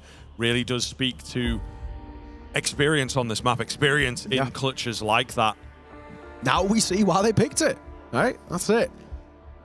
Experience versus age. 19-year-old Magna Jez, every 3 times the amount of rounds played as JHD. He's a grinder, of course, came through Spirit Academy, was touted, pretty loosely, but as the next Donk, because he basically just followed the same pathway, but Donk moved up to the main team. Magna just came through towards Spirit Academy and played a lot of those similar roles. Very impactful rifler on his day, and really talented when he came through Spirit Academy. He definitely wants to keep an eye out for the future as well. He's still, nowhere near kind of his peak level or, his prime in terms of his age as well. So I'm really excited to see what he can bring in the future. I mean, he's added a lot to this BB side. And at times has been quiet this tournament, in all fairness. It's true. It's been primarily, Zorto has been kind of the main port of fire. Pav and Nafany. How does he win that fight at range with the jewelries and a dink on towards Slimy? Let's not lose another eco, please. It's a 3v2, make that 2v2. But it's all down to one, and Magna Jez, he's only got a USP. Slimy's still dinkable, man. They've really put the fear into them here. They will manage to group up and work together. They know vaguely where he's at, and the fact that he, at this point, can't be anywhere near this A-bomb site. Very strange, though. Rooster, I think, tense, potentially a timeout here would be a good idea, I think, to just loosen the muscles a little bit, right? I think there's a lot of really tight grips on the mouse right now, and it can obviously make you sort of jumpy in these rounds. Your own worst enemy, as it were. Yeah, surely not going to be a setup like this. He will get the first, but there it is. The trade is there. That's still way too close for comfort. You feel like the first guy's got to just clap him. Yeah. Doesn't happen. So there you are. BB never out of any round at the moment. Rooster really having to work for this. Yeah, and I think, in a way for BB. I don't even think they're too upset with that. You know, that's a more or less a no-buy round. They've kind of gone for like $300 pistols, and they're walking away with 4 kills. They're like thinking, all right. I mean, and you can even see there, you know, for kind of TJP and generally for Rooster, it's a sigh of relief to win that round. Not really as much of like, come on, let's go. This is what we got. They're like, thank God, right? They let us slip again. So can't lose 2 ecos in the same map, man. Oh, you know? yeah, exactly. And now we go back into the buy for BB2, and, you know, back in towards the AWP for Zorta. He was crisp as all hell in towards the first half with it. And we get him firing on all cylinders, especially considering that Chelios has been quiet. Definitely by his standards. He's normally actually the main player you look towards on this Rooster side. He definitely has had his, you know, stint at times online and even domestically. But yeah, it's looked a little quiet on land here in Atlanta. Chiron, restless, does not want to get locked into any particular angle. He's constantly moving around here. They are on the approach. Smoke comes in. It's good timing on it. Chelios just rings off a shot, hoping for something to land. Rooster have once again wound this clock down. More of a mid-based default, so could still, in theory, go anywhere. They don't have a lot of time to do so, though. The utility is enough for a clean execute. So it feels like to me they might end up on this B-bomb side. Trying to get the dark control, though. And again, they're still not really giving any sort of inkling. There's really little time here. Flash comes in. It's ineffective. Chiron's got the easiest 2-piece of the game so far. AWP trained in on B main is enough, and the kills keep on coming. Chiron is replaced by another. It's all down to TJP. It's a clean find for one, but not enough.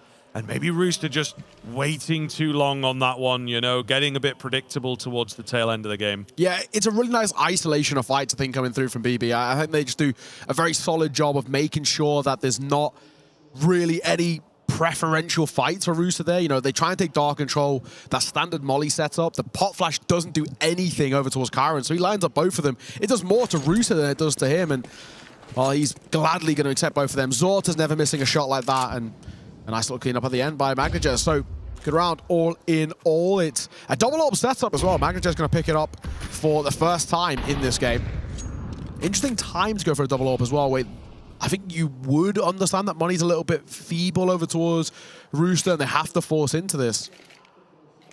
There's a world in which they could get overwhelmed, especially with Tech 9s. When they get running, they're really difficult to slow down. Again, though, Rooster, you know, there just is not where we had BB showing so much early presence, taking an early fight. It's a little bit more in this round at the moment. Sorte will open up proceedings. More tag damage coming in as well, so a really clean start out from the CT side. Should be able to work off of this. 3 towards B. 1 sort of starting to rotate back. I mean, 3 towards A, 1 starting to rotate over towards B to bulk up the site. It's the wrong call at the moment. Look at the numbers. Oh, this first fight could be big as well. Hand spotted, shot, never going to be missed by Zorta. He'll take that every day of the week. And now we've got an AK Khalil and the Deagle to try and salvage this round of the 3 versus 5. And ASAP will be good for the first. The second, not so much. Chelios and ASAP to save the game then.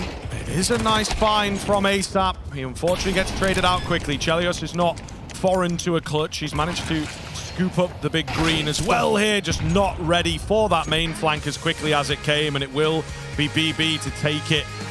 It takes a while. Yeah. I think we see some Counter-Strike out from Rooster, which is exactly what we wanted. A good performance, one they can potentially be proud of. In fact, I think a really, really nice second half from them. In particular, there are a few rounds you can point towards where they shouldn't have lost them, right? Yeah. The eco stands out as the big one. There was a couple more in there as well. They had that sort of 5v3 down to 2 situation in the first half that potentially could have gone their way, should have gone their way, you might argue, but a really solid showing from them. Unfortunately, just too much to deal with here. Yeah, 6 rounds in the T-side's not bad, right? But it's still, you've lost your map pick and you're heading on towards Dust 2 coming up next. We know how good BB can be on it. So a mammoth task ahead of them, but we'll have to see what the desk make of that one. Okay, so let's be honest. When we came into this, we painted a picture that this would be a little bit of a stomping on the side of BB. We got to give credit to Rooster. They were able to get some rounds on the board, specifically in that second half. But now my question to both of you, Alan, JRT, is, does this talk to Rooster's improvement in the game and what they can bring to the table? Or does it talk to the concern we should have around BB Team letting these rounds go? I think a bit of both, honestly. Like BB Team letting a few rounds slip away from them, but I was impressed with Rooster. In particular, I think what started it all, honestly, was round number 9. In my opinion, there were two, and we'll probably see it on screen in just a little bit for you guys as well, but there were 2 opening frags off of aggression by Rooster out of B main, and they really started to push in there effectively and get into the face of the BB Team for the first time. And honestly, for me, is TJP coming out with a 3K as well. That was when things started to roll along, and I think they built up a couple of rounds off that one, and that's when they started to look more interesting, I would say. Yeah, I think BB will watch back that second half and not be overly impressed with how they approached a few situations. It's fundamentals that let this team down. The reason they run right on T side is because you set the pace, right? You can group up, you can go in together, just impose your mechanical advantage. You go into CT, you need good rotate, it's good communication. You need to play after plants together, which is a bit of a struggle there at the end. And that for me, I mean, maybe because they're so far ahead, they're a bit, lackadaisical, but against better teams, they will lose the map if they play like that towards the end. Yeah. Okay, so you mentioned round 9. We've actually got it. So let's bring it up. Walk us through again what you were saying there in terms of how it showcases Rooster. Of course. No, just at the beginning of the round, right? You see this good utility of Flashbang is thrown, I believe, right before this, and they just charge out and then they take the fight, get a couple of frags off of it, and after that, they just start to lock things down. Didn't lose a single player. You see they're waiting patiently over in E-Box and getting a couple off that swing afterward. Just some good aggression on 2 occasions, and then the last one pushing out again, taking the fight to BB Team instead of waiting back, and that's really important on Anubis. You can't sit back on your laurels and say, okay, we'll wait for them. No, you're going to get destroyed if that happens. So you need to take that space forward, up, and through A main or B main. You make your choice, and that's what they did effectively there. And after that, they looked way more confident in their play. BB Team, from their side, I mean, in that second half, Alan, what should they have done if they wanted to keep that scoreline down? Paused. Slowed it down, had a conversation. I mean, we've got to give some credit to Rooster. I mean, the individuals did look pretty good there in moments towards the end. Chelios. But yeah, certainly for BB, it is communication. It's staying calm, it's staying composed. There are some players here that have, let's call them, aggressive tendencies. Where they want to get in there and make moves and get a bit feisty. But yeah, I mean, you can't get ahead of yourself. As I'm saying, against a FlyQuest, a Saw, a Big, they will get punished more for leaving these gaps than they were in this game. So we do have one more round that I know you gents wanted to break down. So teach us something about Counter-Strike. Why are we focusing in on round 19? Let's talk about Slimy, because he did play a brilliant map here despite the loss. And on this round, John, he shocked us all, 1-on-3 to end it. And honestly, after he won this, I was thinking overtime could actually be a possibility. Yeah, I was thinking that as well. I couldn't believe he managed to clutch this out. It looked nigh impossible given the circumstances. And that shot is crispy. I mean, he was playing it right and managing to locate the last player very effectively. I'm impressed with him, and you're going to see the results here. He was at the top of the scoreboard. Even though everyone kind of had their moment, I would say, in the limelight, for Rooster, Slimy was the one that was consistently performing really, really well. I think the biggest problem for Rooster is those rounds that they lost in the second half that they shouldn't have and probably could have led to maybe overtime, like you were saying, Alan, or even a win. Round 17 comes to mind. Full eco for BB Team. They push out mid and then manage to get, I think, 3 frags and just completely throw things for a loop. And it wasn't the only time that full on eco almost upset them. They had another one, did BB Team. They lost it, but they got 3 frags. So those are the rounds you need to be winning if you want to beat a team. Any team, I would say, in Counter-Strike, but specifically here, BB Team. Okay, so now hear me out. We're obviously moving to Dust 2. We did get a chance to see BB Team on Dust 2 yesterday. It's their map pick here. I don't think they looked very good yesterday. Is it going to be different? I heard the caster saying that they're normally good on this map. I mean, no, I don't think they are. Rooster. No, I'm talking about BB Team. Oh, sorry. I thought you were pick. Rooster. I got lost in the mix there. No, yeah. Usually BB Team are good, and I'm actually glad you brought it up because they got stomped yesterday on Dust 2. It was embarrassing for them. So I don't know necessarily if Rooster will be completely blown out here. There's still confidence issues for sure on the BB Team side after what happened yesterday in their match against FlyQuest. So for me, I don't think it's a sure thing. And if Rooster can come through and continue to build on that confidence they had in that second half in particular, something could happen. And it is Dust 2, right? You think something could happen? I'm just going to interrupt you there. I'm going to be frank. Good on Rooster. They got rounds on Anubis. I don't think that they're winning Dust 2, though. They're not. The first thing you have to do is you have to add the context, right? How did they lose against FlyQuest? FlyQuest played aggressive, dynamic. They made move. They got up in the defaults of BB before they could get anywhere near executing onto a site. And Rooster haven't shown that style of play. I would argue that they kind of did on Anubis, Alan. I would say that, you know, they were getting aggressive on their CT sides in particular. That's what gave them maybe, success, but right? Are you going to kill Chiron? I mean, Inns looked fantastic yesterday, and the players that were making move for FlyQuest are more skilled than the Rooster guys. So it's not just having the ability to be, anybody can run in and die. I mean, anybody can be aggressive, but there's a level of structure, there's timing, there's util, there's being on the same page, there's making aggressive moves when it makes sense. That's what happened yesterday. That's what FlyQuest were doing to BB. I'm not convinced Rooster has that sort of depth to their aggression. I would argue, though, that Rooster looked pretty effective on their executes at certain moments. I was impressed. I'm like, oh, they have set executes going on, your set plays coming through, and it looked pretty solid getting onto that B side. I don't know if they won the round that execute in, but like there were a few times where I said, okay, there's something materializing here. I just think that maybe, based on what I saw there, because coming into this series, I thought no chance in hell like that Rooster are going to pull off as many rounds they did on Anubis. Then they did, so what's to say we won't get surprised again on Dust 2? We've got an optimist and a pessimist on the desk with us. JRT is the optimist. He believes that Rooster can pull something. Roosters don't wear hats, but if they did, they would pull something out of their hats. And then we've got the pessimist, Alan, who is pretty confident that BB team is closing this out in a 2-0 fashion. You can let us know what you think in the chat, because you're going to have a bit of time to do that as we wait to get ready to move on to map 2.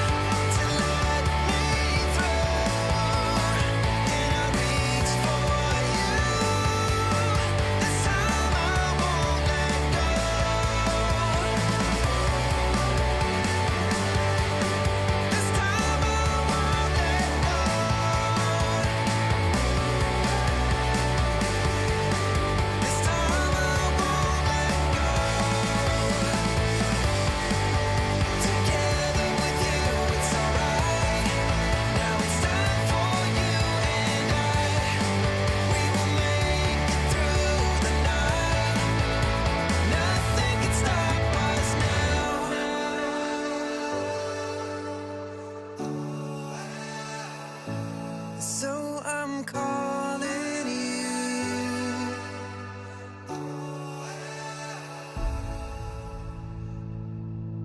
you. So I'm calling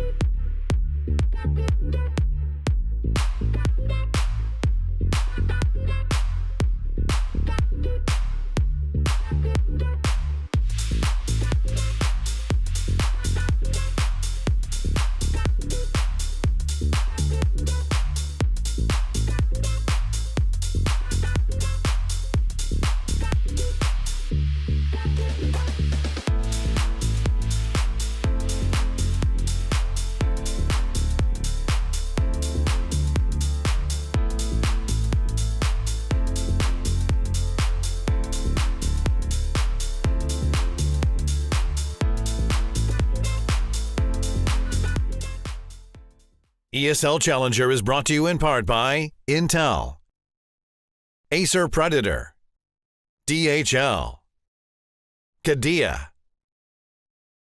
Monster Energy, the United States Air Force, 1xBet, and Logitech G.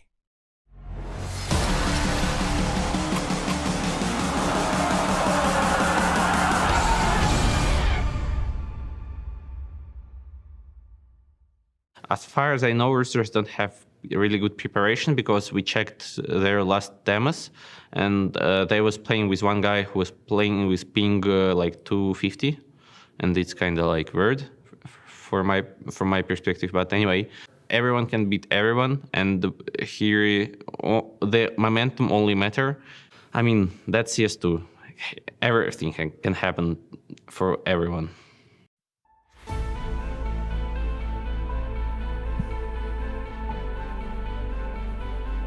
Just to the great leveler at one point in this game.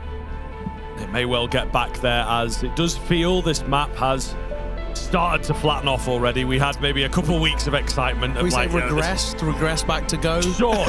It just, as a Dust 2 hater, I like to say regress. It's the best way to play the map. That's the painful thing. But maybe a game like this with a few flashy individuals, a ragtag bunch on the Rooster side, they might give us something fresher to watch. But looking very, very good for BB Team, of course. This is their pick. This is the map that I think they wanted to make their signature coming into this tournament. Got clapped yesterday. So there are issues, and there is very recent tape that Rooster could have gone back and watched. We're about to find out whether they have now. Yeah, 2 for 2 in pistol rounds to start off in that previous map. So that's something which Rooster will potentially feel a little confident about. If they can get a pistol to start on towards the CT side, then maybe one of something to work with. There is nobody towards A, but there's 2 out towards long. TJP going to rotate back over. Smoke, Molly, Flash. That's the commitment of the play here. Some of these shots are going to connect as well, and TJP is just going to completely double away. And they're going to leave a player out towards Longhouse as well on that T side. And you know, for Magnajez, he can get a lot of information from here. Chelios goes fast, maybe a bit too fast for anyone to really help him out. It's an easy first kill for the Glocks here. Headshot spotted, headshots landed as well, and Magnajez, he strikes at the perfect time, flattening it off. Beautiful from Kyron to close out the round. That is BB on the board early, and a really decisive pistol. Something that we kind of praised Rooster for was their pistols, yes, so that's now been scratched. This could get dangerous. Yeah, I mean, we already, you know, we've touched on this veto so much, right? The fact that, you know, we went towards Anubis, a map in which we know BB are very decent on, and then Dust 2 being this next map up is so solid for this BB side, where they're just sort of expected to take it and to take it pretty comfortably at that as well. So it's a big ask. That goes without saying. Mac 10, Nathany, how's your reactions? Not good enough. He was a little focused elsewhere, asleep at the wheel. He'll get caught. And JHD will happily take a Mac 10 to work with. If they can make it a little bit expensive here, it's not bad, and Chelios going to get away with another kill. Okay, fair enough. Again, in the context of a round like this, that's what you want.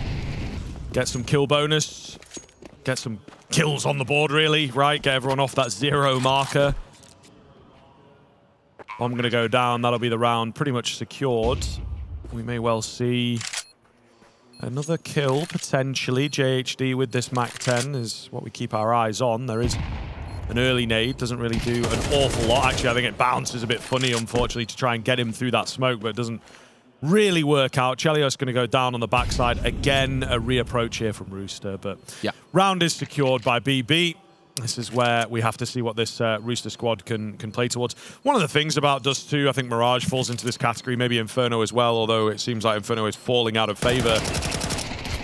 Everyone has a decent amount of knowledge on how to play this map. It's really not going to change or function differently across regions, right? Yeah. There is not a lot of depth here to Dust 2 at the end of the day. So that is the small, again, amount of hopium that I will give across to Rooster, is that this, as I mentioned at the top of the map, is the great leveler, right? They could suddenly just have a really good day. Chelios on the AWP could start taking over.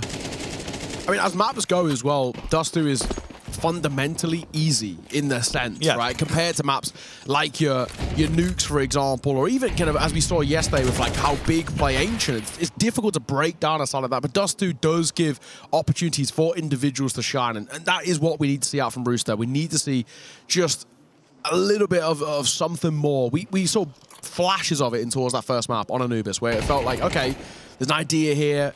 Slimy, I think, looked really solid towards the tail end. Chelios had a good couple of moments as well. TJP had a good couple of moments, but it's about getting them really proactive. Flash comes around, and Kyron actually gets a little bit lucky there. He gets caught by the flash, but they don't opt to fight. Yeah. So he's given the space.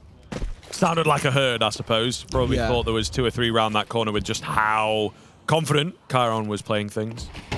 Has been a weird round, actually. There was like 2 players in the tunnels fighting each other. I think 1 bullet landed out of a total, what would it be, 50 shot. So that's kind of wild. And yeah, BB seem to have really put the brakes on here. This is, again, going to be a commonality on this map, keeping the attention on both bomb sites at the moment. Trickle smokes coming in by the looks of things, but not a full committal. It is out through middle. And it is potentially a hit towards B here. Nice find onto Nafany. They're aware of a man in the tunnels as well, so I think they should be prepped out for this one. Could still get overwhelmed by the numbers, but not going to be the case. Really well held here. All onto Zorte.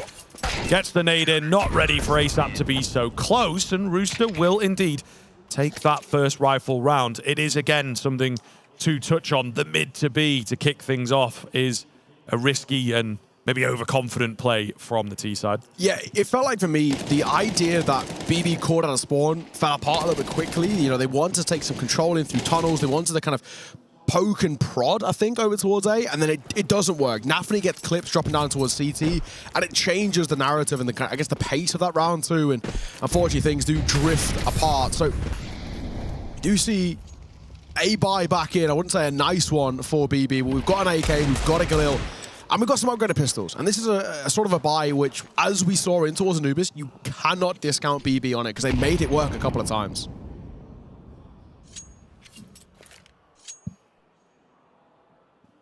Tech9 moving up. Nafany seems to be a big fan of short at the moment. Constantly trying to make plays over there in these early rounds. Big find from Siren as the smoke goes down. UMP is up close, surely dealt with.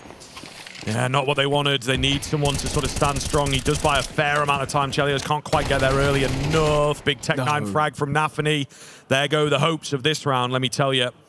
Save going to come in. BB have stolen it away on the lower weaponry. Nafany running rampant at short. Just Slimy remaining, and they might even go after him here. Yeah, exactly. They might actually start the hunt. Well, both sides, this is a pretty important swing round because both sides don't have any economy left in reserve. So if you can make sure that nobody survives, you're going to make this very expensive. Nafany, he got us 2, but the third was maybe a tad greedy and he will get caught. But now they know where Slimy is, and you can see Sharks are smelling blood in the water. They might continue to pressure him a little bit, but I think without the timer left on this clock, it's all down to maybe whether Chiron can get over towards Pit in time. I think he actually will if he steps towards the end. Yes, he will, and he'll get the kill as well. Perfect. Making sure nothing survives for Rooster. BB, great response off the back of a bit of a poor round prior, but I think Nafany does very, very well. That double kill he gets for the Tech9 is super important because if he had maybe not got that kill into his doors, there's a bit of a gap in the armor for that T-side execute where there's, tunnels control that potentially Chelios could have utilized in his favor, but not to be. So it will be a low buy out for Rooster, which should mean BB get up towards 4, you'd hope. Let's let this one slip away. Mac 10 going to come through for Nafany. Rifles across the deck, and a decent amount of util as well. And what at the moment was an MTA side, but now they've quad stacked it. Deagle setting up. Okay, there is some damage done. There is USP getting active. This could be a scary push in. They're trying to boost up onto the site through elevator itself. Not going to happen. All mode down. Just too many bullets down range for the unarmored opponents to deal with. Chelios is late to the party, of course. He's Molotov'd off for the time being. Again, there is definitely one name he could find. Not going to happen. Lands a dink, but it's not going to do much on that USP, of course. BB rolling through the motions. Looking very good while doing so. Another key round on the horizon. Yeah, a little scary for a brief moment, but recovered quite quickly. The opening kill comes through with that Deagle, and it did look a little shaky, but in the end, not to be. Wasn't expecting a lot out from Rooster, and we still haven't seen anything just yet, which has given us a lot of hope. I mean, this is a map in which feels a little bit more even in that sense, and we do need something out of Rooster. I mean, we had a 9-3 first half in towards Anubis, and while that second half really wasn't bad, they got 6 rounds, and they looked a little bit more competent because they were the ones setting the pace of the game. It was still such a mountain that they had to climb, and just a bit too tall of a task. ASAP, though. Good for that first. Chiron just tries to go a contact play through mid. There's no smokes behind it, but he'll get caught. They've been quite confident with that. Nafany's doing it a lot around short as well. So just keeping the awareness up on the Rooster side of things that there is always a play around the corner, it feels like. Keep checking all your angles. Don't just train in on one spot. So well done in that sense. An advanced position in mid from TJP. He will hear a lot of jumping, a lot of footsteps, etc., and seems to be ready, informing his teammates that there is an A-lean going on at the moment. They have pulled away from it, though. Dropping down a little, again making noise, could be heard here by ASAP. But no real sell. It's another mid to B play. Now, you remember the last time they did this, it failed pretty miserably, actually. Potentially because there was 2 in on the site. ASAP gets caught, and now it is just JHD trying to find a gap to get into the tunnels. Unfortunately, takes his eye off the all-important doors position. And that will be that. So a bit better this time around from BB, taking it slower, working the map a bit more before they fully commit. Yeah, good kind of just poking and looking around and seeing where the fights open up and just taking them, right? Simple stuff. All it takes is 2 kills, but as the round quite cleanly gobbled up as well for this BB side. And now, in a similar way that we saw a little bit earlier, they can actually go for a little bit of a hunt here. They've got a bit of money left over, and they know that that's not the case for Rooster. You probably don't as well want 3 players staying alive, because 3 players staying alive CT side means you can rebuy back into this, especially with loss bonus. So they might look for a bit of a hunt, but time too far ticked, and with Nafany's Molotov, nobody was behind it. With that, Rooster, I think we do buy around this. I think they've got enough money in reserves for the players left alive, plus what they've got kind of in the back pockets of the 2 who fell of ASAP and JHD to actually try and suffice some sort of an investment in here. I feel like it's probably the right way to go about it, especially around an AWP of Chelios too. I wouldn't mind a pause though. I wouldn't mind just a brief conversation. How are we going to make these CT side rounds stick? At the moment, we're 5-1 down, and it's not looking too favorable. JHD just gets completely caught in no man's land there, and yeah, it's tough. Head and hands type stuff. What you want to see. Vibes are a little low over towards Rooster. That's one of the things that was going for them in that second half of Anubis. You know, they started getting fired up a bit when they got a few rounds in a row, but a little bit quiet, a little bit timid at the moment. And Beppu, I think, are doing a really good job at the moment. Especially, I think, in particular, Siren's looking very active in the early part of these rounds as well. Getting a lot of space. You're seeing Nafany and Kyron also go for pushes of their own. They're getting so much information here, BB. Orb down, ready to go to try and find this first kill. The smoke, unfortunately, makes his life difficult. We got a long rush coming round from BB. And this is the T-side's favorite position on this map, to get out long, have the entire team alive. It'd be nice to find a kill, maybe 2, but they just have this space and this moment to collect their bearings and decide what they want to do with this. Have a cross smoke coming in. That is slightly antiquated cross smoke, you might even argue, but all the same, faking out a position here. Bold decision, though, from Rooster to go for no long presence, basically, at all, and not even the long util. Obviously, you can throw that from spawn, but they opt against it.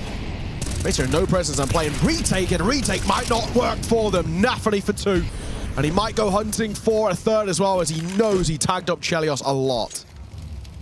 And that is that. It is as simple as that. No contest at all there for BB getting in. There was a quick trade, but yeah, nothing to really speak of. Nafany leading by example. Something he did on the first map as well. Maybe wasn't the highest fragger, but he was the one taking the space, making the plays, and maybe this is, as well, yes, something that he's instilled, something that he's talked about, but you have so many star presences on this team that maybe they've said, I don't want to go in first, I don't want to entry. That might be a lot of their kind of issues, is that there's a few too many personalities, a few too many goals on this team that are just getting in the way of themselves, really. So Nafany has potentially swallowed his pride and said, okay, well, if I've got to charge in, I've got to charge in. It's working there. Oh, yes. That's worst case scenario. It is. Losing the AWP there. That is not what you want to be doing at all, because that was a full reinvestment back in towards that round, around what was saved. That is really going to hurt them. And, you hate to kind of look at the little things, but they were messing around with the football a little bit, and obviously conversing, and even for a brief moment, Chelios wasn't even looking at his monitor. He was looking over to his teammates, and just that flash comes over. It's a bit panicked as he tries to recover, and he was tagged. This time there is a bit of long presence coming through from Rooster. Magnagez is already out. Kyron will chunk a nade, sure, but Magnagez's position is really strong here. The fact that they don't know he's there.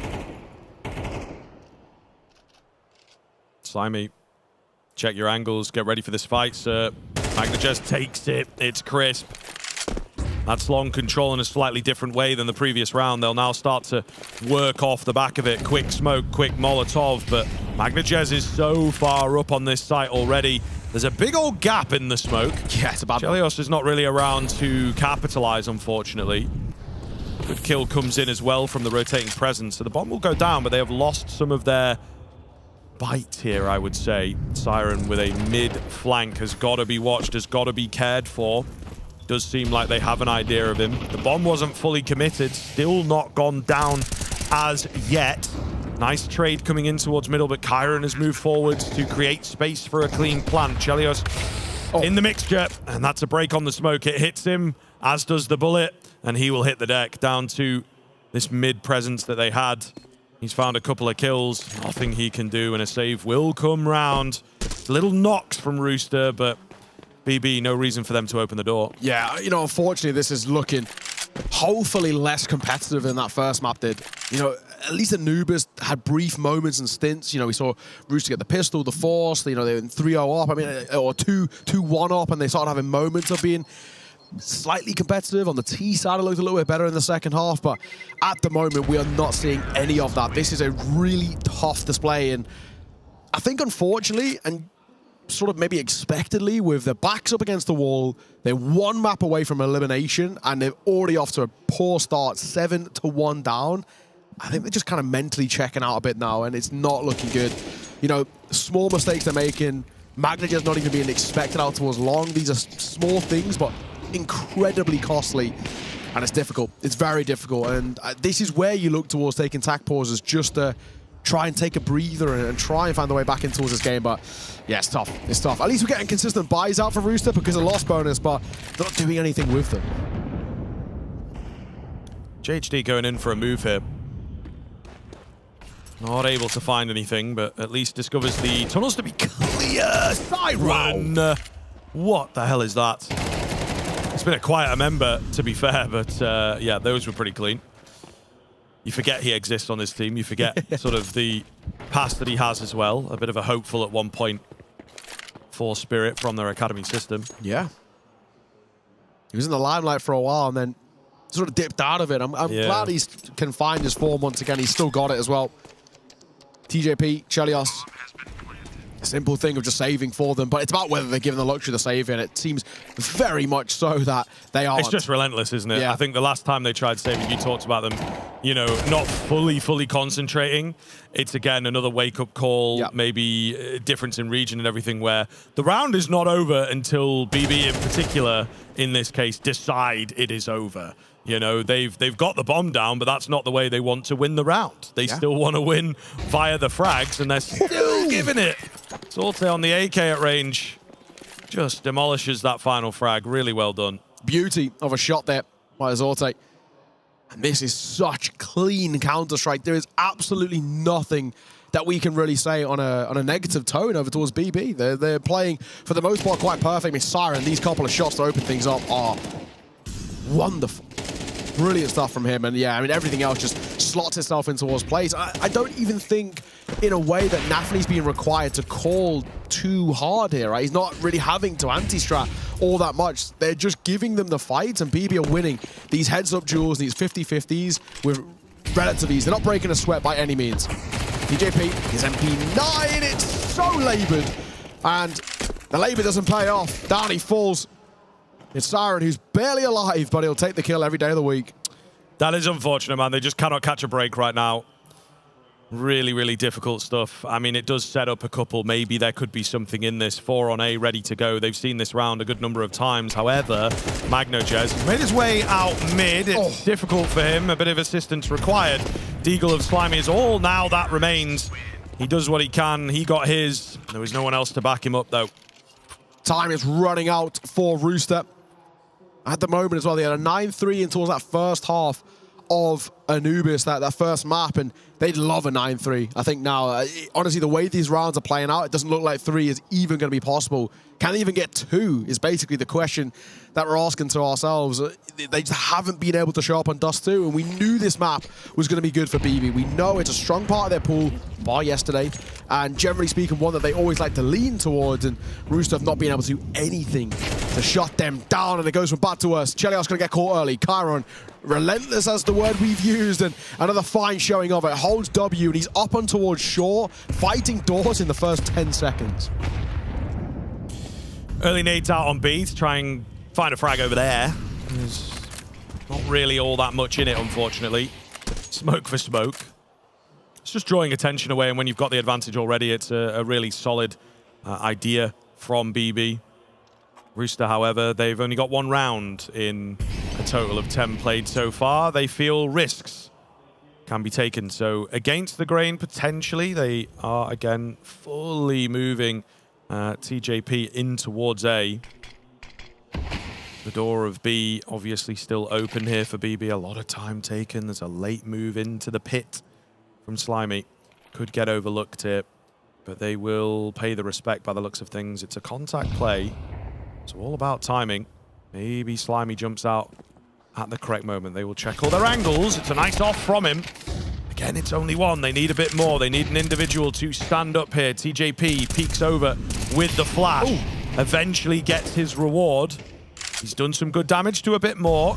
They will both hold the line. The 3-name players looking good, but it's Nafany trading back. What is happening in these rounds, man? Does he have enough time to grab this bomb and get back over? I'm not so sure. Definitely with ASAP being in short already, he's surely able to cut him off here. Nafany just charging for it. Flash goes high to try and create the space. ASAP blinded, gets that final kill. It is work. Rooster keeping themselves somewhat in proceedings, getting their second round, but you can see Nafany, but a smile on the face. It doesn't matter all that much in the grand scheme to him. He's not worried. He's not stressed at the moment. 9-2 heading into that final round of the half, and nearly that recovery coming forward from BB, which would have been pretty incredible. But I actually think TJP staying alive over towards Car for as long as he did was probably the only mistake that they made in that round. They mollied him, and I think they maybe thought that it went deeper than it did, so that he'd fallen away, but he hadn't. He stuck up and he got his. Kyron jumping up will get his, as TJP going to be clipped early in towards the round. The same won't be said for ASAP though, so an answer back on towards Nafany as he now has the call from the grave. Siren going fast, and then he gets scared and runs away. That's exactly what's happened there ultimately. There's nothing happening for him on B. Chelios can't do anything about this smoke. Maybe wants to try and make a play though. Rooster, after winning their 1 round, they've got some newfound confidence, some new shoes. Trying to use them, trying to get in the face of their opponents here, and Chelios will get that good timing. 4 on 3, an advantage for Rooster. Never thought I would say the words. It has not happened for quite some time. Bomb gonna go down here. Really clean plant despite the advantage, despite the numbers looking good. The AWP shot misses. So Rooster maybe getting a bit of luck towards the tail end of the half here. It would be really great to end on a sweet note. Maybe not so much the sour one. A lull in play here as they just get themselves together, particularly in towards CT. Molotov breaks up play. The shot lands onto the long player though. That's all they've now got to worry about. They know they're all in towards CT. Tech9 is out in the 2 versus 2 and they will fall flat. 3v4 is lost and it's double digits for the BB side moving into half 2.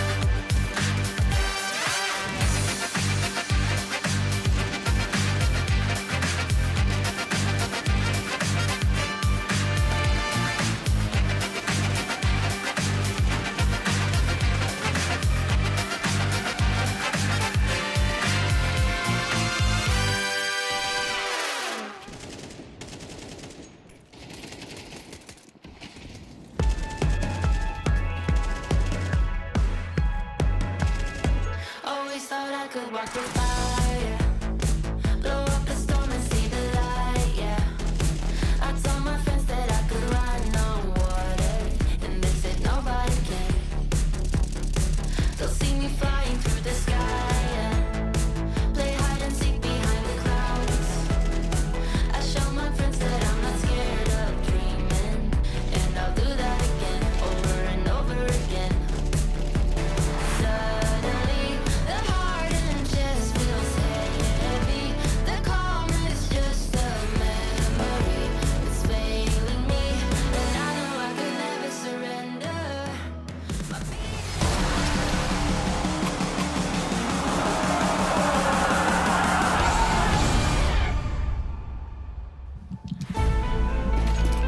Unfortunately, another flat performance coming in from Rooster. They managed to recover themselves somewhat on the T side of Anubis, their pick, but it still wasn't enough in the end. Another pistol hangs in the balance for them. BB could end things here and now. Magno Jez looks to do just that. Kyron can't trade him out. That would have been very large to drop the bomb, but they will chase after. The Glocks do well to not go quietly in this round. Advantage swings their way, control swings their way. They've got the utility here for the B play, and they are exactly just going to keep that going. Sorte in from behind, Siren looking to join him as well, but he actually sticks in the tunnels. Ooh, to cut them off. Sorte's found that flank. TJP's got a good position here. Don't rush the bomb plant, no need to do so. It will go down, but quite nicely, quite cleanly. There's CT's coming in from everywhere. Backup on the T side as well. Really strange situation. Nice find. Good kill, gives them keen control of the tunnels area. Nafany tagged down to one, finished off easily. Sorte cannot shoot from the back of his head. And so Rooster, they'll keep their pistols going. 3 out of 4, we got to give them that. Yeah, it's not bad in terms of the pistols. It's just, unfortunately, nearly all of the gun rounds are just not being that great. Yeah, but the main part of the game. Yeah. You know, Counter-Strike, basically. But, you know, the thing for us now is hoping that with this pistol, and then you'd expect the force buy off the back of it, if they can get just a little bit of confidence to lead to some consecutive rounds, that we might just have something on the cards here. Still feels like it's asking quite a lot, but we'll see. Is it going to be okay? A force buy out for BB, and not a good start for Sorte as down he goes. He does try and fight, and he takes that first tag, and I thought he might just pull away from that, but he sticks around just a little bit too long and, well, pays the ultimate price. We love a double doors banger. Really, really clean stuff. Could give Rooster the leg up that they need. Have slowed it way down though. We saw this quite a lot from them on their T side of Anubis, so they just group up, pick a bomb site, go for it. Keep it simple, don't get any other ideas really. 5-7 does well to find one. That's the key frag. Magna Jez could have really done some damage from his position. Nafany and Kyron coming in from behind. Nafany, he just holding W. Takes the scout, probably saying see you later here actually. Can drop that 5-7 across. You know, you have something to present in the next round now. And again, this kind of a scoreline, it is all about just the mental pressure, not letting them have any breathing room, not letting them sort of calm down and mellow in their thoughts. It's constant paranoia, constant high-level gaming going on, really. So BB going to have to continue that, I suppose. Currently looking for exits. And we saw, you know, Rooster in towards map number 1. They looked a lot better on towards their T side. And, you know, Alan touched on it on the desk as well. It's a lot of it down to them, you know, being able to set the tempo of the rounds and play at the pace that they want to. Kyron will hunt at the end. He'll get himself a gun as well. I think it was a Galil there. TJP has a bit of a laugh about it, but it's not the worst sort of weapons to work with. Like you said, a couple of 5-7s get dropped over. Then we've got a Scout and I think a Galil. It's not the worst sort of thing to have as a sort of a reinvestment in quotation marks in. That's an AK, in fact. It wasn't even the Galil. So, yeah, not bad. 2 5-7s, a Deagle, an AK, and a Scout in the hands of BB and in their current form. This is workable. This is workable indeed. Kyron, a very clean first, and he gets out of there, doesn't stick around. That's all you can ask of him. Yeah, he had the spawn, man. He's not messing around. He just absolutely wants to get this one over and done with, and maybe a bit of, you know, respect in a way that it's like, we know this Rooster team can potentially get back into things. So why not in a round like this? TJP has even seen, he has indeed. Chiron set up for another all over the map. Usually we would see this with like an AWP, right? Yeah. Where super dynamic, taking fights everywhere, trying to create the opportunities for himself. But he's on the AK, he's not showing any signs of slowing down either. Nafany making mincemeat out of this one. He spotted all 3 of them at the very least, but that could have been a kill. They're trying to capitalize on it. There's the AK again, right? There is no escaping Chiron right now. Nice find from Chelios, takes the tag, however, and Chiron's still on the cards for the ace. He's in the right spot. Clean headshot, 1 more to go. Can't get it. And now maybe recovery for ASAP. If he plays it correctly, he's taken the full HP player, isolated it down to the 1 versus 1, knows Nafany's got to be somewhere around here, and he will win the fight out as well. Round saved, and more time bought for Rooster. Yeah, credit to Chiron, though. I think he does really well in that round. He isolates fights brilliantly, and I think the pistols that are playing around there for BB, they know that Chiron's going to be the make or break in this round. He's going to be the win or lose, and if they want any chance, they've got to facilitate him, give him preferential fights, and he's basically taken nearly every fight bar the first, maybe, as catching somebody in the side or catching them off guard as they're focused elsewhere. So, nice work. And of course, because that wasn't a real investment, they have a buy-in towards the next. AWP out for Zorte. Rifles alongside it. Rooster up to 5, but we're basically talking about them needing to win essentially 3 separate gun rounds in a row if they want a chance to time this game up. It's a big task for a side who have struggled with consistency basically all event. Chelios looking to take matters into his own hands.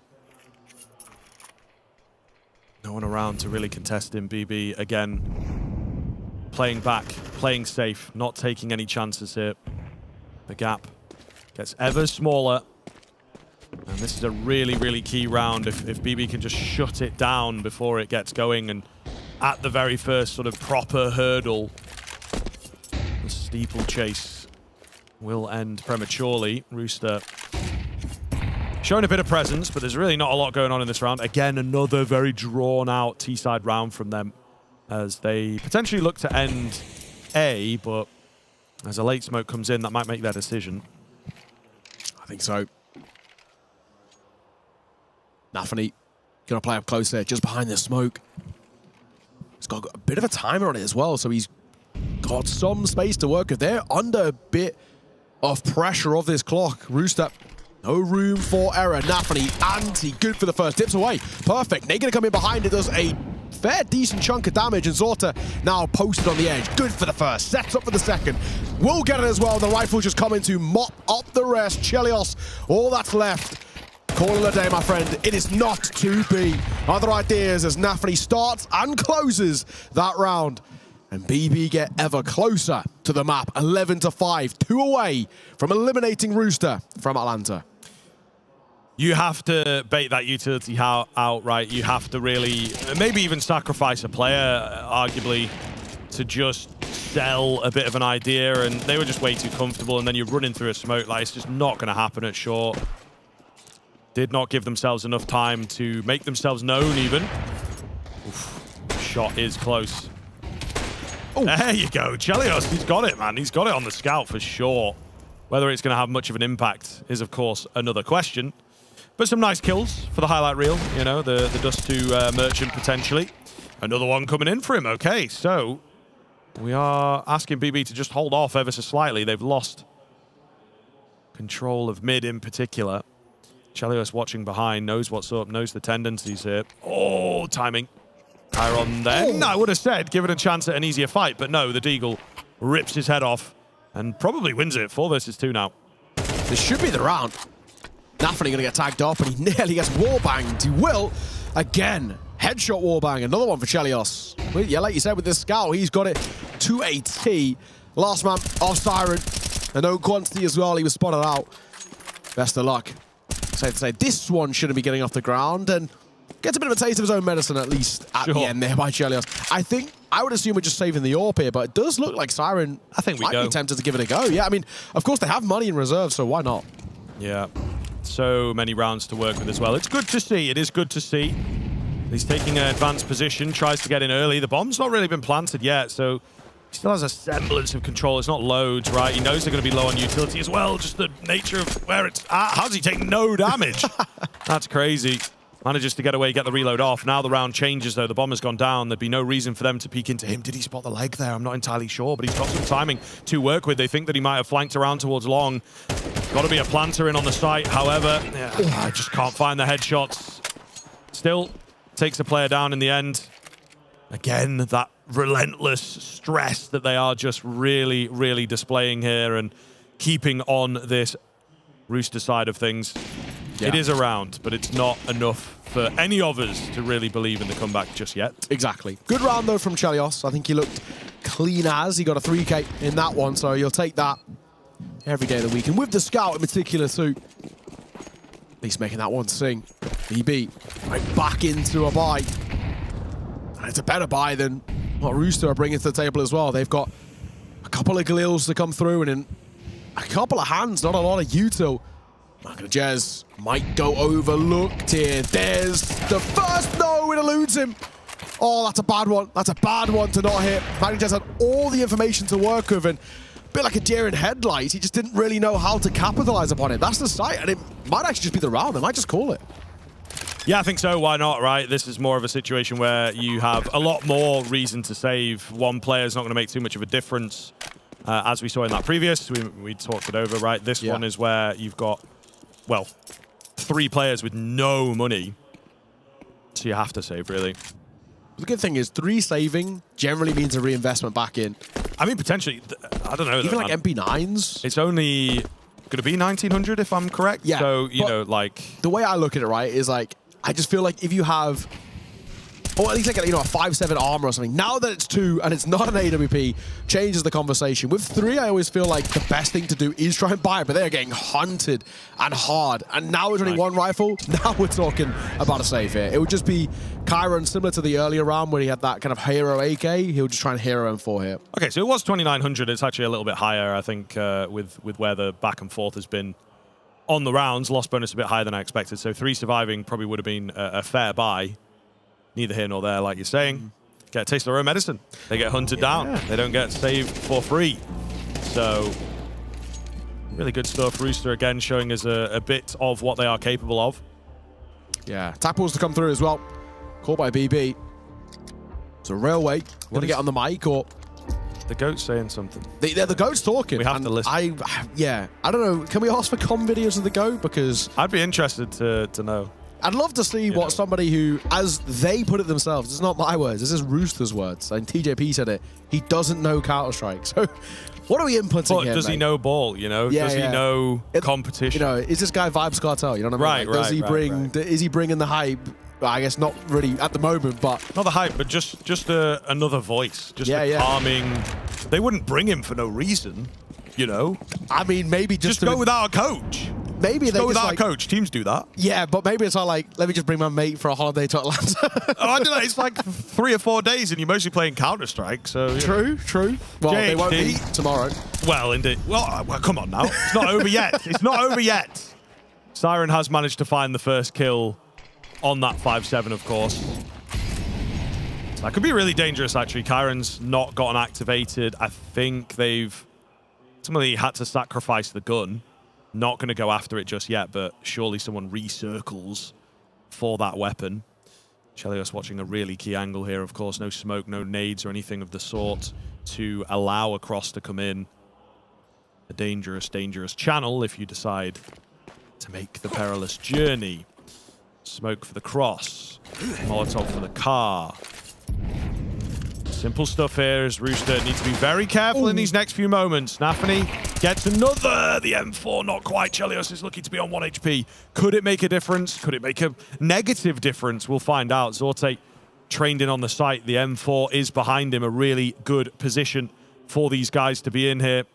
Zorte to take first contact. Does lose his head quickly. Kyron got to play it really, really well here. Again, they've not quite dedicated into the site just yet. Chelios is holding for the inevitable rotations. There is no rush. There is still 20 seconds. Tap onto the bomb.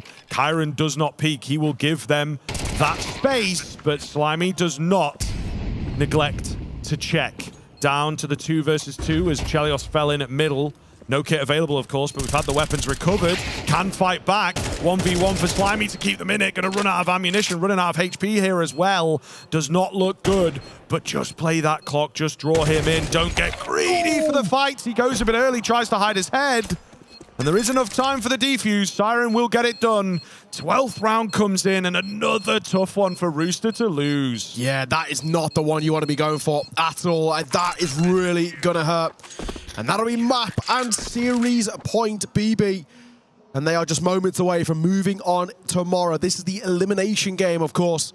We're moving forward on to later, may I say, and it will be goodbye to Rooster. They have got to go flawless now. Try and take this towards overtime. These 5 in a row, something that we have not seen at all this tournament from Rooster. They have not once gone 5 in a row. 3 in a row is the most they have got throughout this tournament in terms of consistent rounds. It's a big ask, really is. It's Zorta for the first as well. Nice shot, full blind, catches JHD on pure instinct. Yeah, that's tough, man. That's the classic in Spawn. You know, get me in there, guys. Get me in now. I've got the spawn. Get it flashed. Get it flashed. And then you just get clapped by the AWP. You know, it's disheartening. It is disheartening, and it leaves Rooster in this recovery position once again. They have made it out middle quite fast. I don't know whether this will be necessarily expected. Flash comes in. It's good for information, but they've not been able to take any names down. Nafany's in behind quite fast. Siren with a really good spot in towards Closet. Going to get it all done by himself. Triple kill rolls in. And, well, there was a moment where it felt like Rooster, again, potentially could get themselves in, but just not fully hooked into the game. Yeah. It is unfortunate. It's a good showing, I think, to be honest with you, and maybe an indictment a little bit of BB that it should have been more one-sided, particularly on that first map. All the same, the result stands. They get the 2-0, and they breeze through this Rooster team. Yeah, commiserations to Rooster as well, as we have to bid them farewell here in Atlanta. And BB stay alive, far from escaping the perilous journey back home just yet, but still an opportunity to move in towards playoffs to try and get that all-elusive Challenger trophy. They stay alive for now. BB side is wondering whether we get to see more of them heading on towards later. Desk, what have you got for us? So Naokai did my job there for me. He basically wrapped up everything that happened in this series. Thank you for that. Now we just get to talk about some fun stuff, which is what we just saw on your screens. Obviously, BB team wrapping this up 2-0, but I want to go straight into this and talk about the fact that as much as this is a victory, and that's great, they stay in the competition, we say goodbye to Rooster, there were some moments, and especially the rounds when they were on CT side that they were dropping, that give me cause for concern when BB team has to face off against Saw later, because that is not going to be something that they can get away with. No, definitely not. I mean, the fact is some of these rounds that they were even losing up against Rooster shouldn't have happened in the first place. And you see, like, round number 11, it almost, it actually does get away from them completely. Nafany's put in a 1v3 situation, by the way, who played amazing throughout this entire series, but he falls just short of clutching it out, and Rooster are able to get a second round. That's the most exciting round I think we saw from Rooster. I think the problem is, though, that you shouldn't be in those type of situations in the first place. They were in commanding lead of this match. Everything was going their way, and then they just let little things, little details slip away. So in terms of consistency, it is absolutely still lacking here for BB team. Yeah, I think the brand that BB plays on the CD side is inherently risky. They like to make moves. They like to get aggressive. For me, this team might have a bit of a disconnect between they want the individuals to be proactive, to take space, but you need to have an internal dial. When do I stop? When do I not get aggressive? When do I wait for my teammates? And I like the rounds where they get aggressive as a team, but there are definitely times where the individuals overstep the mark. And certainly in this game, I would argue that it's a factor that they are so uber confident in their fights that every individual feels like I can take individual space and do damage. And we saw on both these CD sides, they let a lot of rounds slip through just losing individual duels and having no help. I think a good example is the pistol round on CT side. They were at top mid. They had 2 players posted up top mid at the beginning of the round. You're like, whoa, take a step back. They ended up losing that round, of course, just because of how aggressive it was, and they lost both players immediately. So, yeah, I agree with you. I mean, it's just temper it at the right time. Don't go all out every single round. I think my favorite thing about this is that Mike is on a stage right now with a player from BB team who's had to listen to your entire breakdown of how they performed. They have indeed. They have indeed. But I captured the young phenom Magno Jez here before he could escape from me. Magno, how did that series feel for you? Not kind of easy, but it is how it is. How it is indeed. A lot's been made, both from you guys, from the desk, from everybody, about the problems that you guys have faced. It felt a little more comfortable this time around. Do you think that there's been any solution from yesterday into today?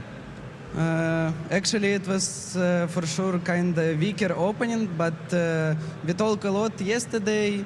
We trying to find some solution because we are playing online much better than LAN, and I don't really know why it's happening, but also it's my main problem in my opinion, and we are trying to fix it. Okay, well, you've got one more match between you and the playoffs, between you and Sunday. It's Saul on the other side, a dangerous opponent. What do you think of them? Yeah, they are good opponent, but actually online I think it's much easier to play versus stronger opponent because they're more predictable than people who just playing like how hard feeling. That's it. All right, well, excited to see what your heart will be feeling in that matchup. Good luck, man. What do you think, Sam? How's your heart feeling? What are you talking about? I don't have a heart. Alan, what did you think about what he had to say there in the interview? Yeah, I mean, obviously they keep harping on about how this is a mental problem, how it is a psyche problem. I mean, everything a human does stems from the brain in that sense. So in some abstract way, they are correct. But I think it boils down more to, as we keep harping on about, there is a time and a place for getting aggressive and making moves, and even individually trying to take gaps and make and look for avenues to put find holes in your opponents. But you need to do them at the right time. And here they didn't get punished that many times, but against Saw, they will be punished. Yeah.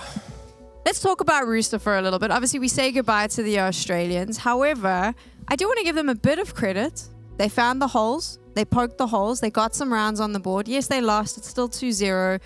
But I would say they got more rounds on the board than I was thinking for some of those games. Absolutely. I mean, well, this one in particular, right? They managed to get 8 in the first map, 7 here. At least I think it was 8 in the previous map, right? Was it 9? It was 9. 9. See? Even better, right? So, I mean, look, that first one really impressed me with what they were able to do. Their individuals, Chelios and Slimy in particular, are the two players I look towards. Like, okay, these guys are somewhat legit here, coming through and actually getting some damage done up against this BB team. But again, I think we come back to the fact that they were given opportunities in some cases that shouldn't have been there because of the way BB team were playing in particular on their CD side.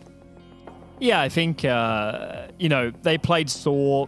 They played Saw and BB here. That is not an easy draw for a team. No. A team like Rooster, they wouldn't have faced anybody domestically that plays like either of those teams, especially BB. They would play a very different brand of Counter-Strike to the way a team like FlyQuest, for example, would play. So it is a shock to the system to compete against these sort of teams. They were competitive in this game in a way they weren't yesterday. I also think they played in a way that gave them opportunities that a lot of teams would not against much tougher opposition, where a lot of teams just sit back and be passive and let the game come to them. At least they tried to get aggressive. At least they tried to make moves. And we had some nice clutches in there too. So they did, for the most part, the best they could with the pieces available to them. I think we're seeing flickers of a foundation, right? Flickers of a couple of players that could form the core of this team and become something strong moving forward. But they need that fifth. And I mean, JHD was serviceable, right? He had actually one moment in particular where he clutched it up. But like, do we actually know if he's going to be part of this team long term? They need a coach, obviously, that knows the game. Maybe. I mean, the emotional side is good, but you need that coach who's going to be able to help you out with the strategy as well. And maybe once that comes through, there's something there. But I feel like these players could come together and make something happen in the future if the right pieces fall into place. Can't believe you don't like the GOAT. He's the GOAT. Funny, but they need more than that. By the way, I know that sometimes North Americans don't get the sarcasm, but I agree. When you're in an interview saying that your coach doesn't know the game, some things to work on, but we send them back down under. They're leaving.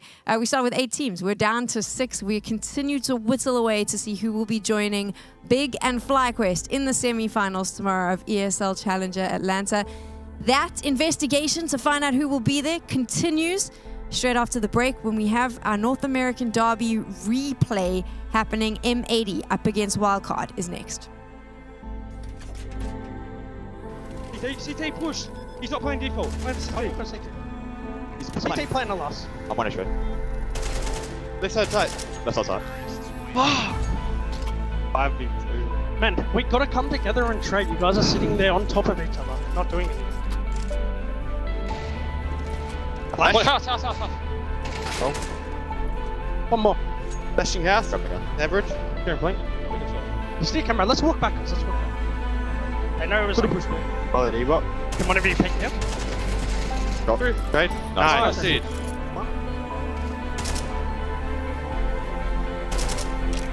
No! You fucking beast, cunt! You fucking beast! You're not lucky! So fucking bad! Aiden. Out door. Door bomb. One more was mid. Another one close run. Low mid. That's it. He's running out window. Probably to pick him. Nice! I swear the comms, I'm saying shit. They're just not replying. Even last time I said Molly at Slimy 4 times. No reply. I don't know what's going on. This is the worst possible start we can possibly have, you know? Everyone's gonna fucking wake up and switch on. We're not playing for ourselves now, like, you know, we gotta listen to the fucking team and play as a team. Walk one long. Two more long. Swinging corner now. Short. They see me. I can fight with you. One more low. 50. Only one long. Then short. Maybe one more short and one long. Holding short. Long dead. Holding short. Probably short. Yeah, short. Yeah, I'm short. Ding short. Ding. One health.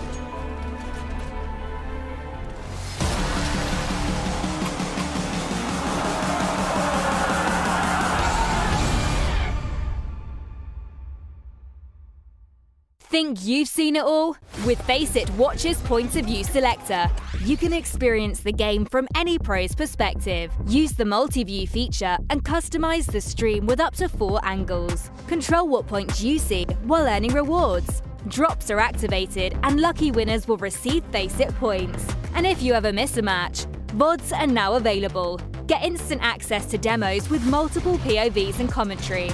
Watch it, control it, Faceit.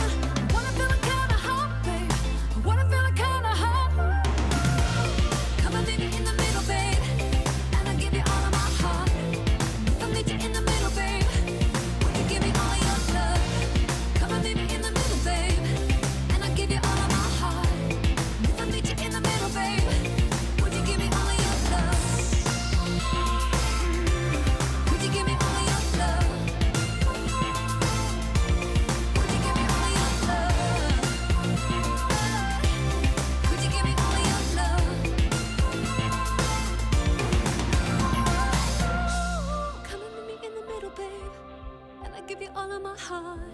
And if I met you in the middle, babe, would you give me all your love? Come and meet me in the middle, babe, and I give you all of my heart. And if I met you in the middle, babe, would you give me all your love? Would you give me all your love? Would you give me all your love?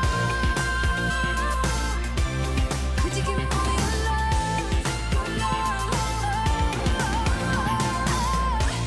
Come and meet me in the middle, babe, and I'll give you all of my heart. And if I meet you in the middle, babe, would you give me all your love?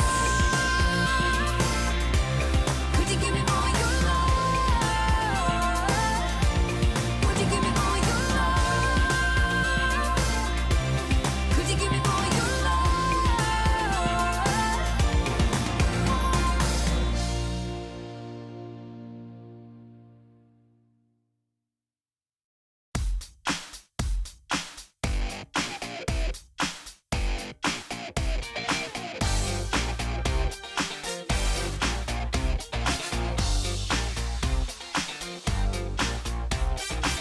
Who's that come walking by? Now that's unexpected. Jump in and take a ride. Now you won't be unaffected. We're going up now.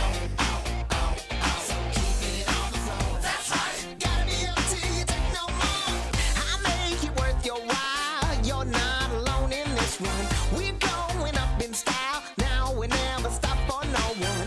We're going up. Let me tell you. Just keep it on the floor. That's right. Gotta be up till you take no more. Now we really feel it. Yes, we really know it. I got to really hold it. Whoa. We're gonna get. Who am I? This dude can't fly. Who am I? And who cares why? Keep it going up now. And do what you do. That's right. Keeping it up, wanna do some more. We're going up now. Just keep it on the floor. That's right. Gotta be up till you take no more. It's your satisfaction. Everybody just wants you there. Give them some attraction. Come on up and just pay the fare. We're gonna get down. We're gonna get down. Get your satisfaction. Everybody just wants you there. Give them some attraction. Come on up and just pay the fare. Get your satisfaction. Everybody just wants you there. Give them some attraction. Come on up and just pay the fare. We're gonna get down. We're gonna get down. We're moving up now. So keep it on the floor. That's right. Gotta be up till you take no more. Light up and shine the crowd. We'll burn the house right down, yeah. No thing you're not allowed. The party just begun, yeah. Keep it moving up now. So do it like before. That's right. You better believe you got something more. So now you're number one. You feel the satisfaction. And when the night is done, you like that interaction. We're going up now. Just keep it on the floor. That's right. Gotta be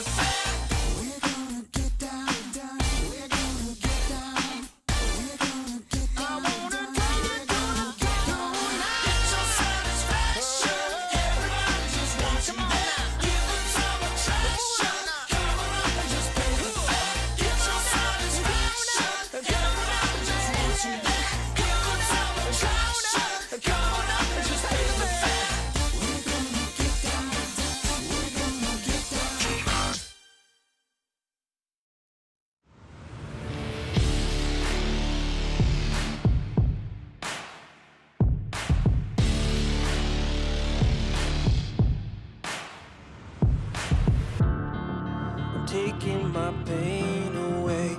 Nothing else more to say. Everything that I have, I'll give. First, you gotta pick a side. Now you got a team and you're rolling with the pride. Wanna play the game, make it to the end. I wanna bring it back again. I feel it inside. I'm reaching my stride. I'm standing my ground. I won't give in. I'm moving ahead. I'm back from the dead. I'm ready to fight again. Raising the roof, raising the roof, raising the roof. I'm raising the roof. All the mistakes I made, now I can change my fate. No one can take this heart away. First, you gotta pick a side. Now you got a team and you're rolling with the pride. Wanna play the game and make it to the end. I wanna bring it back again. I feel it inside. I'm reaching my stride. I'm standing my ground. I won't give in. I'm moving ahead. I'm back from the dead. I'm ready to fight again.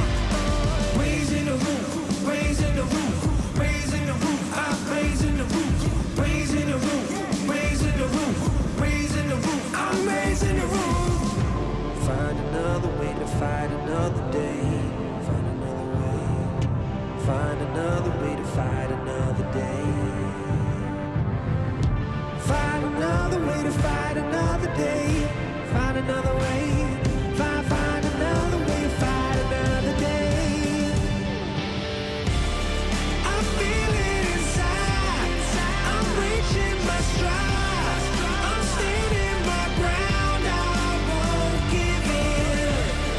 I'm moving ahead. I'm back from the dead. I'm ready to fight again.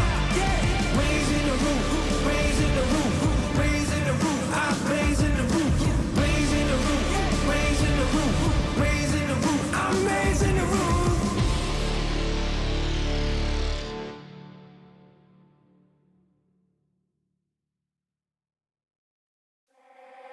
I'll keep your picture in my room, 'cause it gets me in the mood.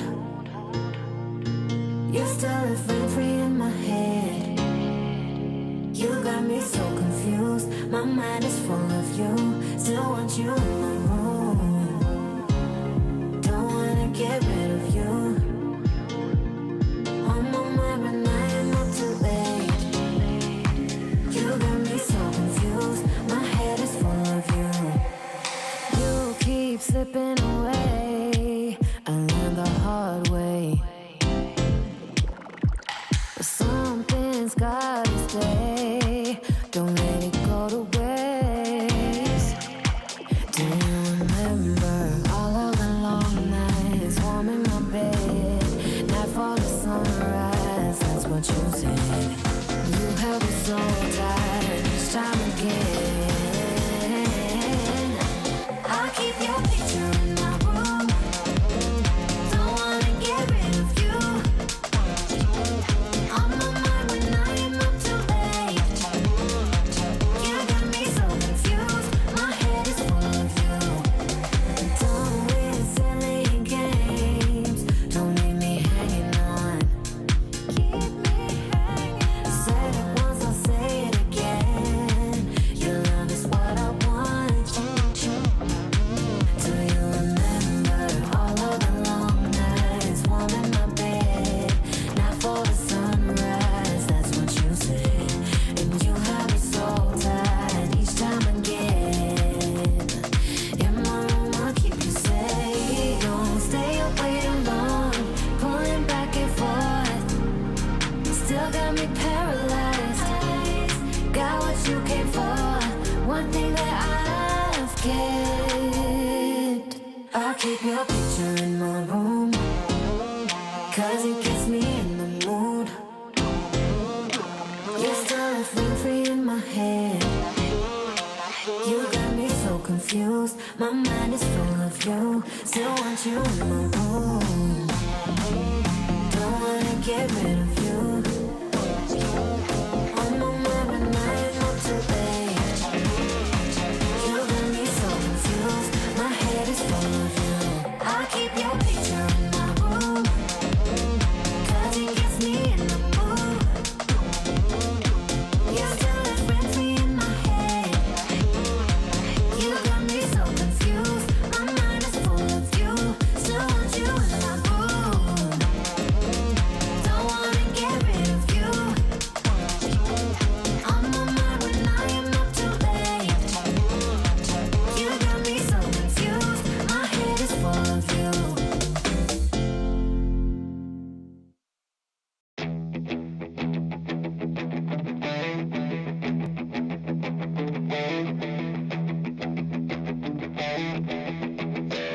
Within the body of a woman lies the heart of a man.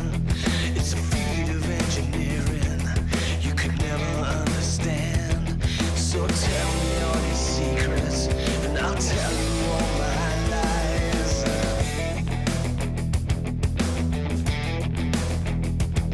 I've been walking with the angels, I've been talking in my sleep. An electric conversation, pins and needles in my feet. It's a full-on fascination with a twisted combination. We can catch the lightning. It's the perfect crime.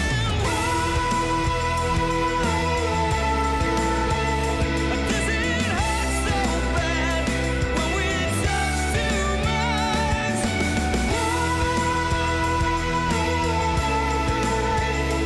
Does it feel so good when we touch too much?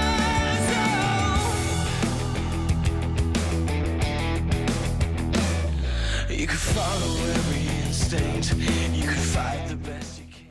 ESL Challenger is brought to you in part by Intel, Acer Predator, DHL, Kadia, Monster Energy, the United States Air Force, 1xBet, and Logitech G.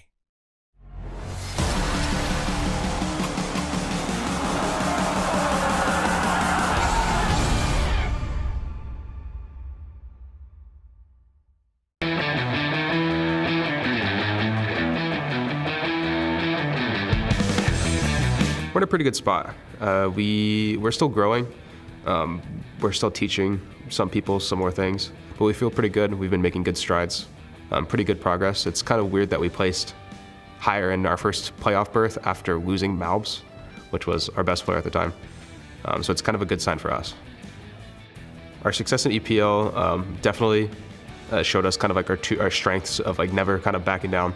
Our Super 71 map game or round game against Fnatic was one of those that we just never let up, never kind of backed down. I think even the map 2 against Inferno, we were down by a lot and still had a really good T-side showing. That's one thing that like we definitely don't do, which is if we're down 11-5, down pretty, having a rough game, like we never let up and we always push and we've come back a lot. And we're pretty like grateful to have kind of that energy as a team.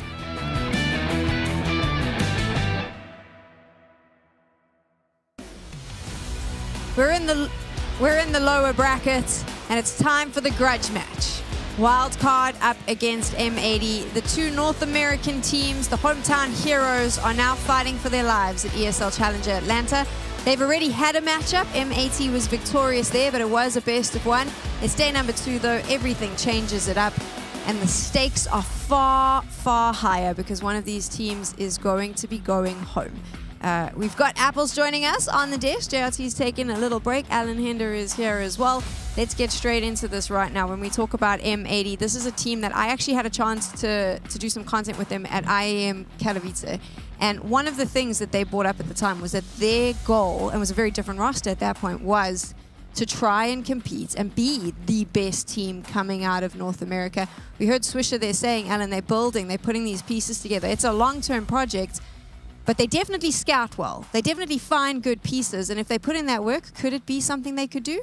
Yeah, I mean, absolutely. I mean, NA's in a position at the moment where you do have to scout. You can't just dig down and say these are all already the good established players. There isn't necessarily that hierarchy right now in their scene. So you have to be shrewd. You have to have an experienced in-game leader. You have to take some risks on some players and try and grow them into these roles. You have to bring Lake in and make him into a star player. It's not easy, but they've already exceeded everybody's expectations a long way. They've already done that this year, but in terms of pushing forward into being a tier 1 team, that is a big ask, and they got it up against them. And of course, though, Apples, when we talk about big asks and we talk about big expectations and we talk about the tough road they have to drive along, it gets pretty tough when you put all the American teams on the same side of the bracket, right? So we had both American teams in Group B, and now this is where we find ourselves. One of them is going to go home. Yeah, but that still means that one of them does get to go to semis or a little bit later. So we will still have a little bit of North American representation in Atlanta. But it's difficult that we have to choose between these two teams because I feel like they have a lot to show at this competition. They have a lot to prove. Wildcard coming in with a stand-in, not the best, I guess, situation for them, but M80, they have a lot to prove, and yesterday I feel like they showed a lot against Audic. Your veto is currently running up on your screen right now, so that is something that if you are an American fan, you can take a look at. Alan, I can call it now. I mean, the wildcard pick coming in for Dust 2, what do we think about that? They didn't want to play Ancient again, I guess was the move. I mean, they play a lot of it domestically. They look good on that map. It presumably is one where bringing in a stand-in is going to be easier than others because it's so simplistic, Dust 2. So I think it makes sense. I'm not sure they had a lot of other options, so no real surprise in this veto. Okay, so now we've seen the whole veto. It's up on your screens. What are you thinking? That was a great response when both your analysts just look at you and sigh. I struggle to see a world where Wildcard wins this series. Yeah. Stand-in situation aside, if they had a full lineup, I wouldn't take them to win this. And honestly, M80 have quite a comprehensive map pool, and I will be taking them 2-0. Fair enough. Let's talk about M80 though, because one of the conversations that surrounded this team going into Pro League, coming into here as well, was that loss of Malbs and how were they going to replace their best player. They then found Lake, and everyone went until we saw him play, and he was absolutely incredible. He's done such a great job, but we haven't seen him show up here. And you know what? I'm actually going to stop my thought process. I'm not going to ask the question just yet. Put a pin in it. It's like a corporate meeting now, because Swisher is with Mike. Let's find out what he has to say before we hear from me. I'm here with Swisher. Swisher, it always feels like there's a little extra something for you guys against Wildcard. Is that going to be the case today? Of course. We have a little bit of rivalry going on with them. We're going to show them again why we beat them yesterday. Now, you did beat them yesterday. It was Ancient. Are we going to see Ancient again? Not this time. I don't think they expected that, but not this time, no. All right, changing it up. There's been a lot of matches, a lot of online, a lot of on LAN. Yesterday, I think it was Lake said that they can only beat you online. Is that the case? I mean, that's kind of part of the rivalry. That's back when Malbs was on the team during the RMR, the whole water scandal thing, Watergate thing. He shouted that this isn't the Chicago server after we beat them on LAN, so that's kind of the whole thing. But so far, so true. Love it. I actually never knew what was the thing that set them off, so that's interesting. Last detail, I mean, last year here in Atlanta, this was your first time in front of a crowd that wasn't a Philadelphia. Yeah. You know, is it feel good to come back here a year later, full circle kind of moment? Of course. Obviously, this time we have the full roster. We have higher expectations in ourselves, and hopefully our fans have higher expectations in us. We're hoping to make playoffs here and hopefully make the grand finals. Looking forward to seeing it, man. Good luck. Thank you. Back to you, Sam. We're going to circle back to the conversation around Lake. Look at me doing all my boardroom talk here on the desk. What do we think about his performance here so far at Challenger Atlanta? I feel like it's been a little bit lackluster. A lot of his teammates, I feel like, have been stepping up to the plate a bit more. We saw a lot of Swisher in rec in the first couple games, a lot of Sin, but it hasn't felt like we've seen Lake be Lake just yet, which we're expecting. It's North America. Everyone's excited in the crowd watching this, but I feel like he has to step up just a little bit more here. I mean, Wildcard did give them a bit of a harder time when they were playing on Ancient, but we just heard that they're not going to be playing that. They're decided against that. But I feel he's been pushed into this star rifler role, which Swisher used to be on when he was on Bad News Bears, and he's kind of switched on over to a team support role. So hopefully maybe this matchup he'll help Lake out just a bit more. What do you think about Lake's performance so far in this tournament? I haven't seen enough games to give a comprehensive answer just yet, Sam, but he's in a tough position. I mean, he's a player that isn't massively experienced at this level. He's been thrown into star player roles.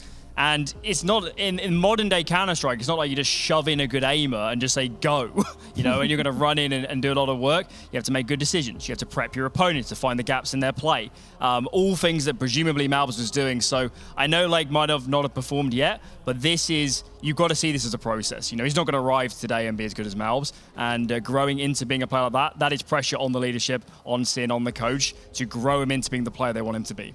He definitely has the confidence, right? I mean, he's quite a vocal guy. He likes to tell everyone how rubbish they're playing. We've seen this time and time again. We saw it yesterday. I think he was shouting at Wildcard to up their stats and things like that. I mean, so it doesn't lack for confidence, but is that going to be enough? I don't know, because like you just said, you can't just shove your player in and tell them to go kill. Like they tried doing that just a little bit against Big, but they were shut down completely on Dust 2. There was no room for them to get creative or do anything differently. M80 was just, it felt like they were really lost against them, and that's just the reality of in a tier 2 tournament like this, that you're going to fight against people, against players that have been in here in the scene for years, and if you can't figure out a way to get around that, it's just going to fall flat for you. It is hard to believe, though, when you think about it, because, like, I mean, Mike just mentioned it in the interview there that the first time that we saw this lineup was a year ago here at Challenger Atlanta. It kind of is very impressive for me, Alan, when I think about how far they've come in the last year. The conversation we're having around M80 now is very different. And we're talking about them potentially rising up to be the best North American Counter-Strike team at some point. So definitely have seen a lot of progress. Do we give credit to the organization for that? Absolutely. I mean, to build a new team without an existing core alone is very difficult, and the organization invested resources, time boot camping in Europe, getting players over from Europe, putting confidence in Sin to run the system. These are all things that very few orgs in North America would do. Even just investing the level of money they would have is well beyond what a lot of teams around their level would have. So it's already been an astonishing, honestly, I already think they've succeeded the way they're playing at the moment. I think going above that is going to be very difficult, but I already perceive what they've achieved as quite amazing given where they were, or our expectations at least, when this team was first formed. I think my favorite thing as well, and this is a conversation, I brought it up yesterday, I'll bring it up again, is the scouting on M80. Because there's always this conversation around talent in North America. The same players tend to get recycled, and yet M80 consistently goes out of their way to find that new talent, to give them a space to grow. I mean, I think a lot of people heard about Lake before he even joined M80. He was like kind of the talk of the town on Twitter, around a lot of North American Counter-Strike, because he was a young talent that was seen, and people were like, okay, where is he going to go next? Who's going to pick him up? And M80 came along, and holy, they picked him up, and they brought him here. So, I mean, it's been good for him. Is that what North American Counter-Strike needs, though, Alan? A little bit more investment in young players, a little bit more of the opportunities, or do we just keep recycling Nitro? I mean, sorry to throw kind of water on the fire, but the best players are the Germans. Sin's probably the best player on this team. I don't disagree with you. And I'm not disparaging the North American players, but this team wouldn't be successful without Sin's leadership, without Slax's AWPing. And Sin, for me, is the most surprising player on this team. I'm not sure if it's because in the big academy systems, he's always overshadowed by somebody else. He's always taking the last spots. But here on this team, he plays middle of the map positions. He plays rotator spots. He looks like a formidable player, at least regionally within North America. And that's something I wouldn't have expected from a player like Sin. For me, he was always a laid-back, supportive player that plays his anchor spots. Here he looks like a completely different beast. He looks like Tabson did 5 years ago. That's what Sin looks like at the moment. So, you know, whoever made the decision to go for him and give him the space to be like that deserves massive credit. Okay, so let me recycle my question. I agree with you on the Germans, but that's also pretty good for North American Counter-Strike. Bring in younger talent, bring in these players, let them play with guys that are really popping off. It allows them to get all that international exposure. They're playing really well on the bigger scene, playing up against bigger opposition. That's a positive as well. Yeah, it's also, if you go down the Liquid route and you bring in huge international superstar players that demand massive space and resources and ultimately results, it's a very different look to bring in Sin, who was let go by the big project, who was in some ways shunned, I guess, by Europe because he didn't get a good enough offer to stay there. And they said, we're going to put our confidence in this younger player and we're going to build around him for years to come. And clearly that is a good direction that a lot of, I think, the North American teams could learn from, because it's a very different mentality of scouting rather than just saying, I want the most skilled player. No, I want the player who's going to elevate my team the most. And that's what Sin does for them. So that was fun. We went off on a little bit of a tangent. We'll get you back to the grudge match that you're watching right now. As is typical North American style, they have adopted a South African and they are now using him to represent them. It makes complete sense to me. Of course, Sonic is with Mike. He's from Wildcard. Let's find out what he's thinking going into this. I got Sonic here ahead of their match against M80. Look, yesterday on stage, Lake called you guys onliners, essentially. How do you feel about that? That's kind of crazy coming from that kid. You know, it's a best of one. Everyone knows best of ones can go anywhere. And we started off that game 7-0 down. We almost brought it back to take the map. So they're definitely kind of scared about that one. And today's a BO3. It's a new day. It's different maps. Let's see. Let's see if he can put his money where his mouth is, and we'll take it home.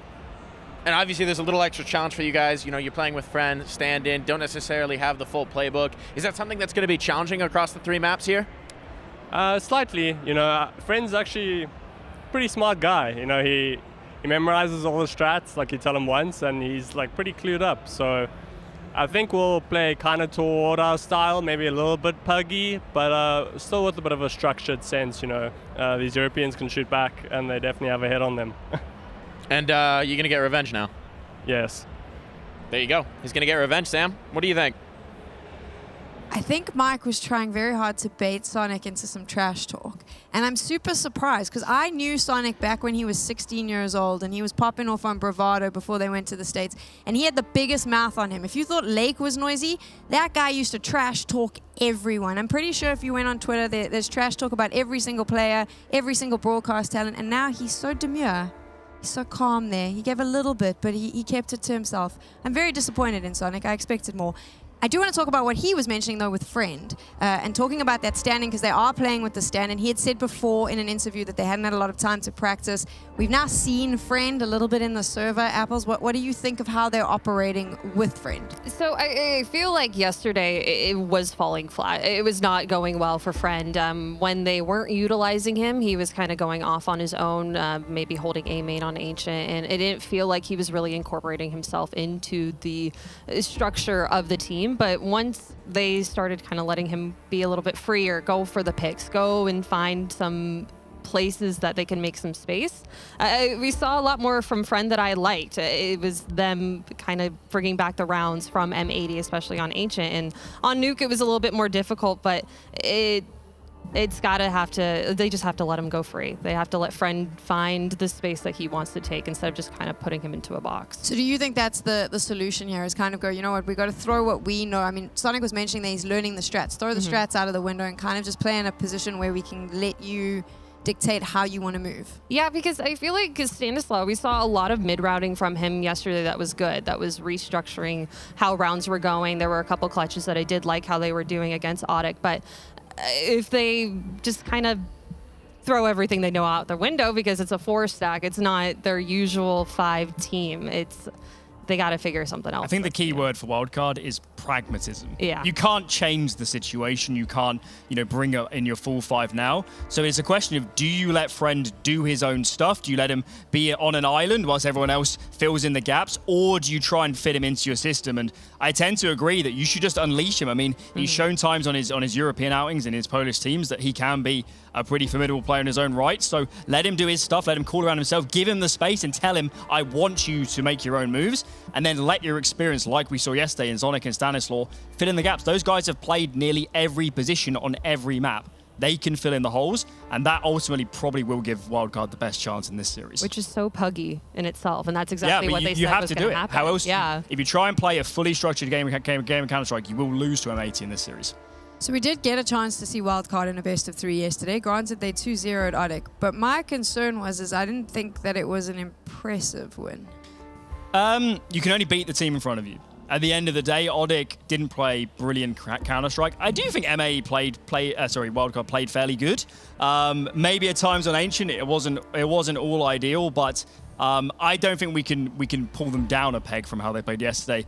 It just showed more what their truer level is like, I guess.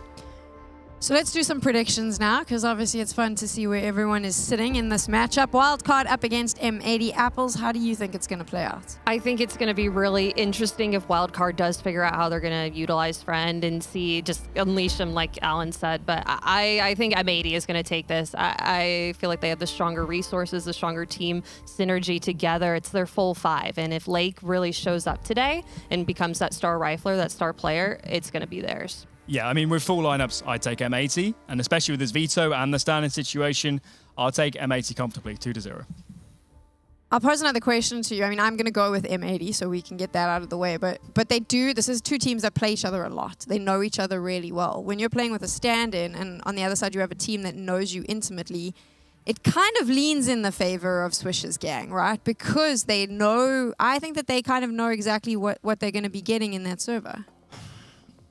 Maybe, but if M80 is going to be a tier 1 team, you've got to win these games. There are no excuses. There's no coming into this saying they're playing some wacky CS. We weren't expecting that. They need to have solid fundamentals, good communication. Irrespective of the situation, they need to beat a team at Wildcard's level. And I don't think there's any excuse going to this series. They need to win it. Are they going to be confident enough to be as wacky as they need to be to play this wacky Counter-Strike? I mean, it's one thing when you say, hey, friend, you need to go and take space, go and just be as crazy as you want on the server. But is he going to feel the confidence to be able to do that on a stage, as important as this match is?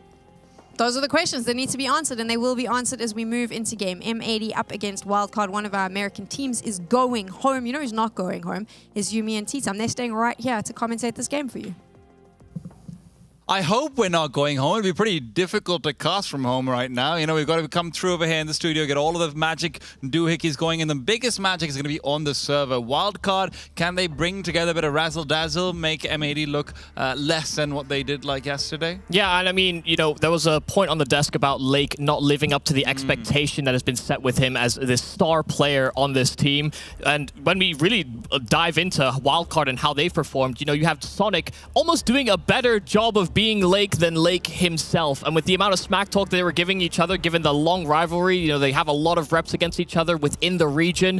I do think there is a bit of beef between M80 and Wildcard coming into this matchup. Whether or not you have your full five or not, you know Stanislaw, you know JBA, you know Sonic really do want to set that tone. And I actually think it is going to be the Swede that still remains on Wildcard that actually could be that hidden ace up the sleeve. And at the same time, will he show up, right? Because yesterday even we talked about it, Nuke for Sus, fantastic, perfect. When he's speaking in, this is something you talked about, when he's speaking into players, he looks so comfortable, but then you switch over to Ancient, he's dying. That B bomb site that's supposed to be where he's doing his best work, it turns out Stanislaw showing him up instead. But maybe if Stanislaw can show up, if Sonic can come through, if Sus can surprise, we can have the triple S's coming through over here on Dust 2. It's a decider game, and it's two American teams here on home soil, but there can only be one in the playoffs. First map, Dust 2, and with M80 starting on this CT side, Wildcard's pick in the series, it is all going to be about how they set the tone here on Wildcard. And Swisher started off by taking their heads off. This is a good sign, but he's not able to continue, and JBA on the lurk, always good for one. At least he'll be late to rotate in, and the CTs are looking to punish, but Sonic is turning it right on their heads. Friend worried about a flank to come through, but Sin and Slacks have collected inside the B bomb site. This is straightforward from the CTs, but as the bomb starts to go over, Sonic knows he might need to take a duel. Slacks taking it to them, looking for fights, but he can't get any more heads to roll. It's Wildcard to get the plant in. Yeah, that's actually such a shame from Swisher. He made such a good first opening kill, but didn't take that space, and Wildcard just are so happy to run with the punches. A nice push from Friend through the smoke as well, and they will completely overpressure the M80 squad in defense. If Swisher had gotten the heads up or had an inkling that it was going to be that B-bomb site, he would have created more room for those rotates. But really nice job from Wildcard to dispatch of him quickly and take the side as well. And that really nice thing to see, and look, it's just round one, but JBA being this comfortable to just be the lurk, even when the bomb is very clearly going to commit over to the B-bomb site. Wildcard are here to play their own game. They're here to let a lot of their individuals be loose. And again, it's a pistol round, it's a lot to read into, but if it's a trend, I'm all here for it. Nades to the face of JBA are hardly helpful, but fortunately for him, they don't quite give him as much as they could have. Yeah, that smoke is very late, and it's actually the scout shot of Friend, just as that smoke blooms, that catches the first. So a little bit of presence towards long. They have sight lines on it. They can come through that smoke, no problem. M80 are going to have a very hard time defending this bomb site. Just slacks with this scout on the corner, and yeah, his timing on the jiggles is inadequate to take a shot. I think this is something that we credited Wildcard with a lot yesterday, as they played a very patient game. Dust 2 is a map where a lot of map control is often ceded to T's. M80 have to be ready to pick up on that kind of rhythm. There was a lot of stop-start action with Wildcard. They know that they have to try and play it a little bit more sporadic and play off of information. Even this low buy from M80 can be threatening. Slacks getting the trade onto short. It's a 1-on-2, and he's got his hands on an AK as well. This is not an easy path to cross, especially with the bomb at Slacks' feet. You've got no utility to help yourselves out either beyond just that one smoke, but you're not going to feel comfortable throwing it for Friend. His only job is to cover off as JBA moves forward.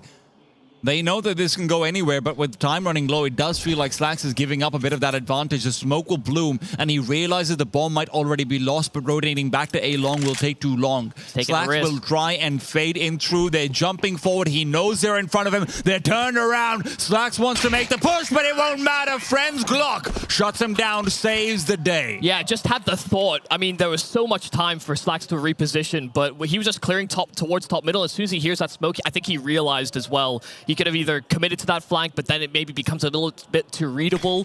And he had a timing where he could have challenged past the smoke, but really nice heads up there from Friend to just get his Glock ready, because if he had nothing else to look at, you know, his teammate was carving out the path towards that A bomb site. May as well check behind. And look, let's not forget one of the problems for M80 yesterday versus Big Clan was their CT side. It was where they just felt like they couldn't get anything going. They did all right on the T side, right? They started to recover when they were down 7-1. They started to get into the groove of things, but against Wildcard, you were sort of expecting and hoping that their firepower itself would be enough to overrun and overwhelm. Anti-eco goes as you would expect it, but Wildcard losing even fewer players than normal, keeping everyone alive, and Stanislaw getting 4 kills with that MAC-10. Yeah, and I think there has to be maybe even a chip on the shoulder of Stanislaw. You know, we're singing so much praise about Sin and how much he offers in terms of his difference in calling and the style he brought towards this M80 team. Because I remember having a conversation with Stamina once upon a time, the analyst for M80, and when Sin was just getting first integrated, it wasn't like he was trying to make M80 like Big Clan. He came in with a completely different sort of outlook on the game, and it seems to really work for this North American squad. And the thing is, Sin brings a lot of things, but Stanislaw is the one with stage experience. Yeah. And a lot of it. But at the highest levels of Counter-Strike, once upon a time led the best team in the world, the last North American team to actually get to #1 in the world rankings. What a time that was. Evil Geniuses on #1 HLTV. That's why so much of the credit for Wildcard and the way they bounced back yesterday was about the calling. First gun round here for M80, but already some presence being made here by Wildcard. A smoke and a Molotov deep as well. This will break down the crossfire that they had set up from spawn, but Lake does deliver on that first kill. The instant headshot onto Susp, and it will be easy cleanup for Sin.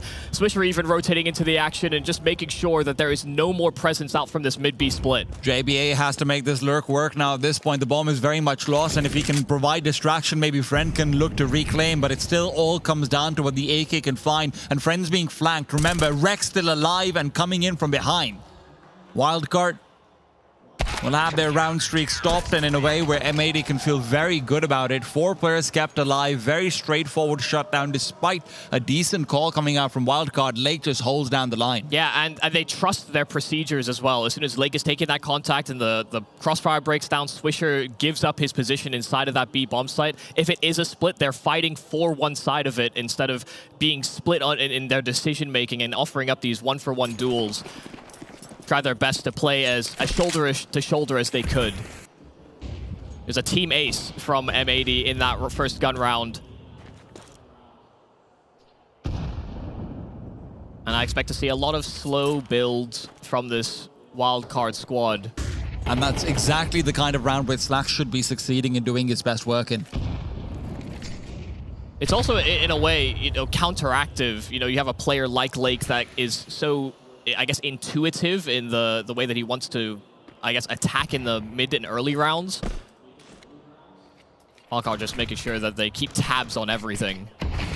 And it's necessary, right? I mean, you look over towards Lake. Lake's had this tendency forever, and they know it as well. Yeah. And Lake is, to his credit, he might seem intuitive, but he's really a researcher. Slacks, however, he's got the boost to try and play off of, but he sees the hand. He knows what's coming in for him. The flash will not matter either. Friend is gone.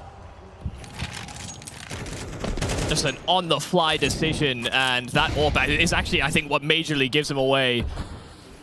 See a glimpse, sure, but seeing that AWP redeployed, it's not exactly a very graceful animation. Time is low. Lake in front of the smoke. Stan is low with an AWP in his hand, waiting for this push to come through. If Lake is gone, then it could be big, but Stan turns away. Worried about a closer push. Swisher, in the meanwhile, a flashbang to help him peek mid, but not able to do so. Time's running low. Wildcard have got a choice to make, but that choice might be stolen away from them right here. Lake looks to wait for first contact to be made from the car player, and Swisher is right here to act as insurance. Wreck is gone, and so was Wildcard. Yeah, I mean, 10 seconds by the time they start actually making their way into that mid-B split, and they just realize they just simply don't have the time to fully flush out that bomb site. 20 seconds when they get past the doors, it just simply wasn't enough. Nice job so far from M80. As soon as we get them on rifles, they are doing a good job of quelling what Wildcard are even just trying to pry into. They're losing players, and they're unable to get efficient trades. And this is the type of composure you, I guess, would want from an M80. They've had more chances, more, I guess, exposure to the international circuit. Slacks. Fantastic first pick, and them not going to be ready for Lake at all at this rate. He's starting to push forward. It's all about finding the second man. JBA known to lurk, and everyone knows that tendency can be exploited. Lake, he's played against his team a million times. He has that expectation. It'll seem so simple as well. Just the fact that Slacks took that fight from the deeper angle, the internal timer there for JBA is going to be all over the shop. He was going to probably re-clear towards lower in another half or another second maybe.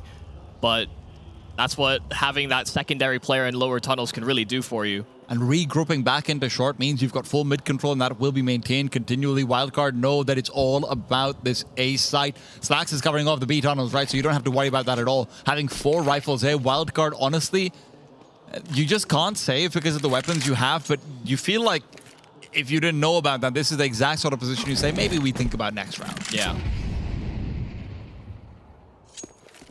But an attempt has to be made. Let me see exactly how Wildcard are playing it. They're not taking risks. They are playing together, and they're setting up for flash plays. Swisher straight through that CT smoke just as it blooms. The Sonic getting that trade right back. It's not as though this will be an easy pass. Still 3 CTs in defense, and just finding good timing. The spam from Sin as well. It's immediate shutdown after shutdown. Wildcard falling flat as a card. And in front of the home crowd, all rivalries will really come down to this match over here. When's the next chance you're going to have to face off against each other with your own countrymen sitting in front of you, with your own regional supporters sitting in front of you? This might never happen again.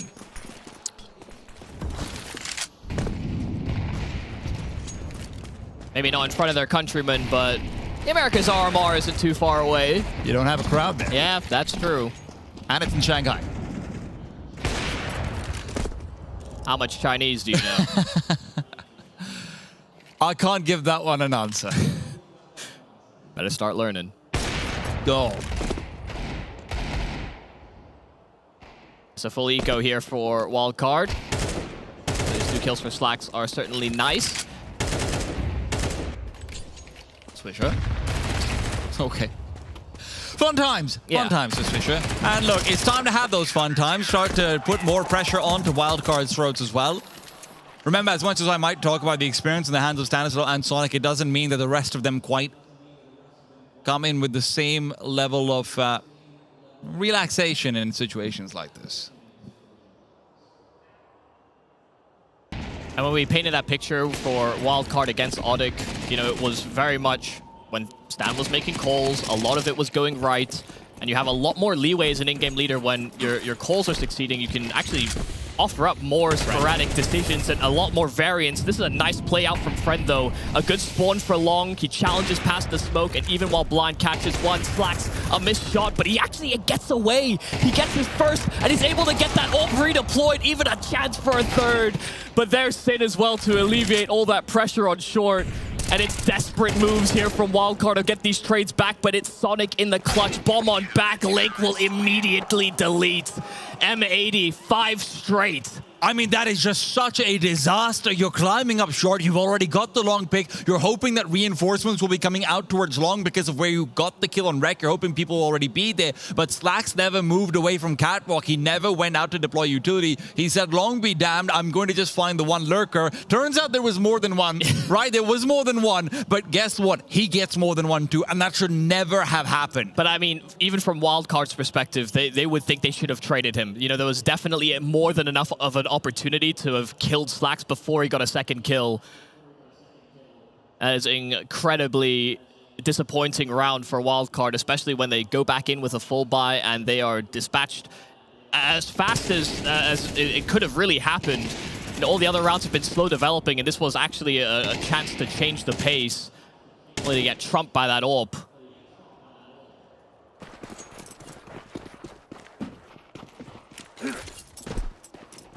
This time it will be Slacks providing a little bit more of assistance. It's Tech9's on the other side. Maybe the scariest weapons of all, and you can see why. They're running down Slacks, but he's more than happy to take the exchange. Molly on A ramp to stop them from speeding up after him, but the flashes are really what are acting as a deterrence. Yeah, and that smoke on the bomb side as well makes all these gunfights so awkward, but it can allow the Tech9s to get up close and personal.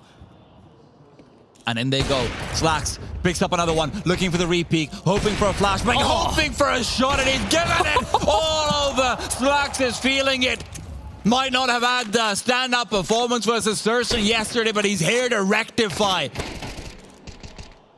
Last kill in for him as well. It's the full ace, and it might be against Tech9s, but it started off as a 4 versus 5. I mean, these were pinpoint accurate shots from Slacks as well. You know, heads offered up on headshot angles. Even though they knew where he was, they couldn't quite deal with him.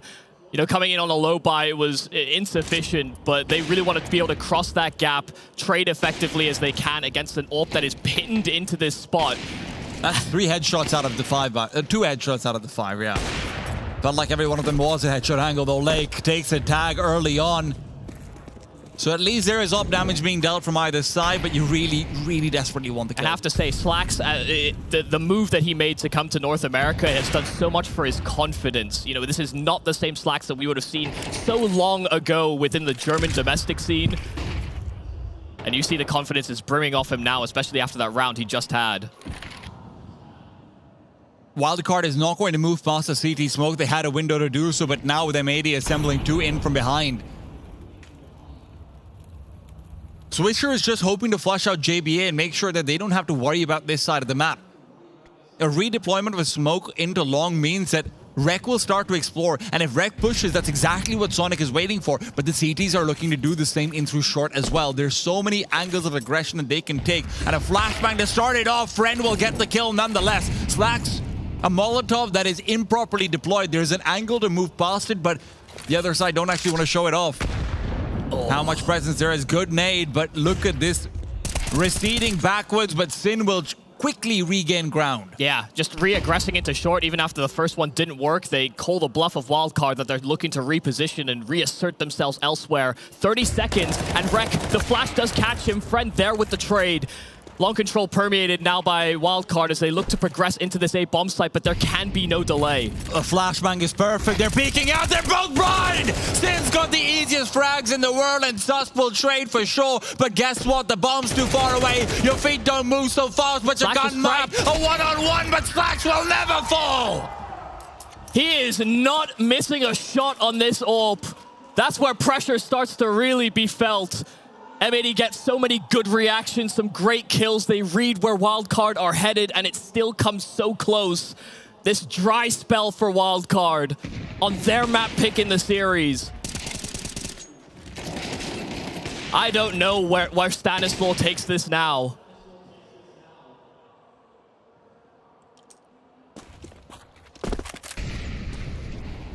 You'd want to see a timeout called. You'd want to see anything like it. But at the same time, giving M80 the mental satisfaction when they're already on this confidence run? Damned if you do, damned if you don't. And I don't want to see Wildcard just taken out like this. Resistance has been showcased in individual rounds, but that doesn't make the score up top any less ugly if you're a Wildcard fan. M80 in the meanwhile, they're cruising. They're grooving, and Swish has got the music playing, but little does he know his dance might be coming to an end. No, Lake comes in. He's got a partner to tango with. Stanislav might respawn, but Lake's still here on the floor. Swish a flashbang out, and he's just trying to back off.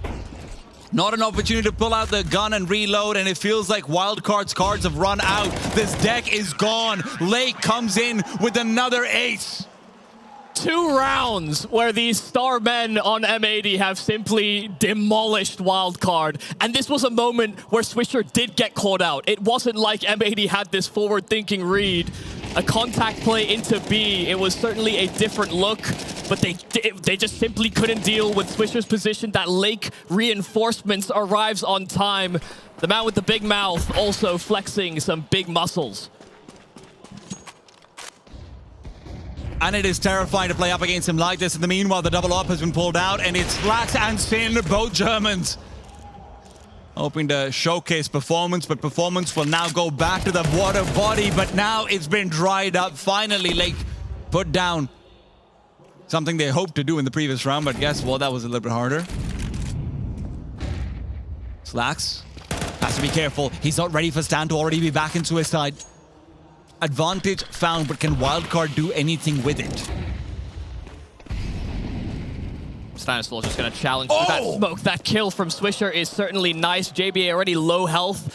A quick little tap from Swisher, and he will cede that middle control. I mean, a headshot angle, but clipped his shoulder. Look at the re-aggression, though. M80 are ready to burst and actually deal with Wildcard on short. They know the damage is good, and Sin finally finishes off the meal. Susp, a nice quick burst and a headshot, but comes down to a one-on-one. Bomb still separated from him, and so there's time for Swisher to get a read on this. Swisher's also got utility as well. It just feels unfair. He's calling a bluff. Oh, he's coming in all the way out from long. Sus will figure this one out eventually because he doesn't really have the time on his side. He has to make a move. He has to make a play. But this is where Swisher's veterancy should come in. Susp is terrified. Yeah, there's so many angles to consider. He could be CT as well. Long might even just be the last thing on his mind. And the peak might come in before the bomb plant does. Susp is going to be spotted out, but Swisher reveals his position without getting the kill. Susp challenges. It won't be enough. 9 for M80. They're looking good, and they're going to hope to continue that in the second half.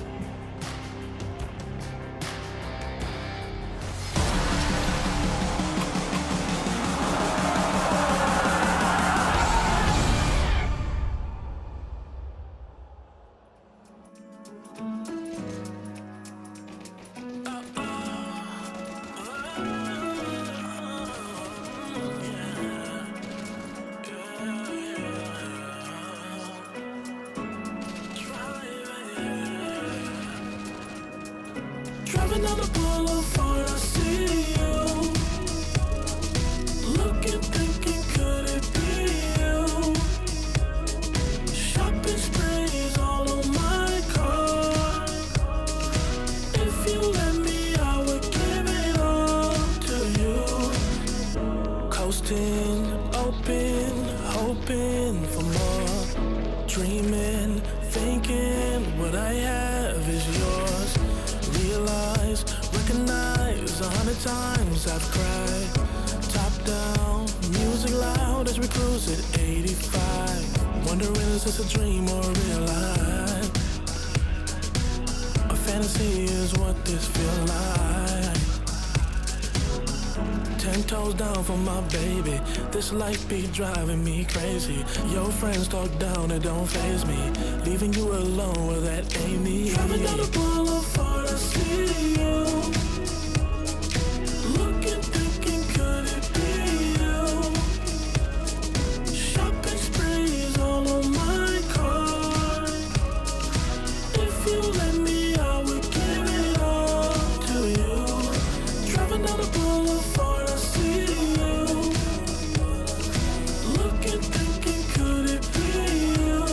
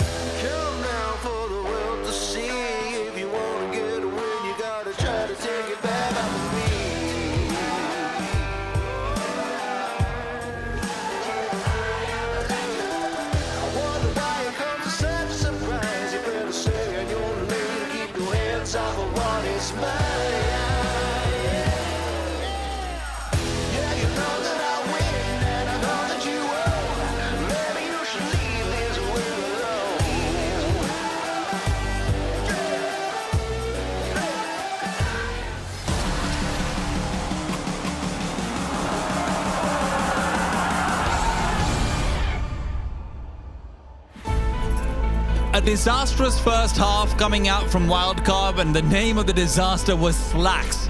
Turns out there was also a bit of an aftershock. Lake coming in as well, aces on either side, and it feels like M80 can draw nothing but from that deck. Yeah, the tremors might not only be felt in the server, but in the hands of Wildcard as well. They start 3-0. They don't even get into after plants on that T side. They need to really turn the ship around here on CT. Maybe it's Sonic the one to stare at home, but Lake has already detected him. No kills found initially. Sus was trying to get aggressive, and he could have a nice little flank inside him, but the problem is it's flanks on flanks, and M80 has dissuaded him from pushing through. Midside will be taken over. Let's not make any mistake about that. M80, however, just want to come through to the B-bombs and overrun it. Sonic will stop that from happening. Stanislaw as well, responding. The veterans putting their heads and hands together. And if there's two players who won't have tremors, Michael, it is these two. Yeah, they might start to go towards another bomb site, especially with the cold start of JBA. But here in this pistol, Wildcard do convert. They get the first piece of the puzzle on this long track right back. But they cannot just rely on the pistol, the conversion, maybe the anti-force buy. Didn't work in the first half. Would be very nice to get another 3 rounds in off the back of it. Let's not make any mistakes about it, but that's not the end of the world. M80 has proven that many times over. Slacks, in the meanwhile, I just expect him to hit every shot now, to be honest. I was like, yeah, there's going to be a dead player pretty soon. Yeah, for sure. Yeah, this time not an AWP, so... I have faith. Maybe too much. Yeah, a man known for his scouting. You'd say an org known for their scouting too. M80. Coming through over here, showing off who the real young NA talents are. JB still has a chance to turn that fate around over here. CT side, new half, new me. Stanislaw. A little bit more farming doesn't hurt anyone. I thought you would do more damage there, really. I think he did too. But you can see that there's still a lot of respect you give it over to M80. They could have a hero AK or this dreaded scout. They definitely know about the scout purchase.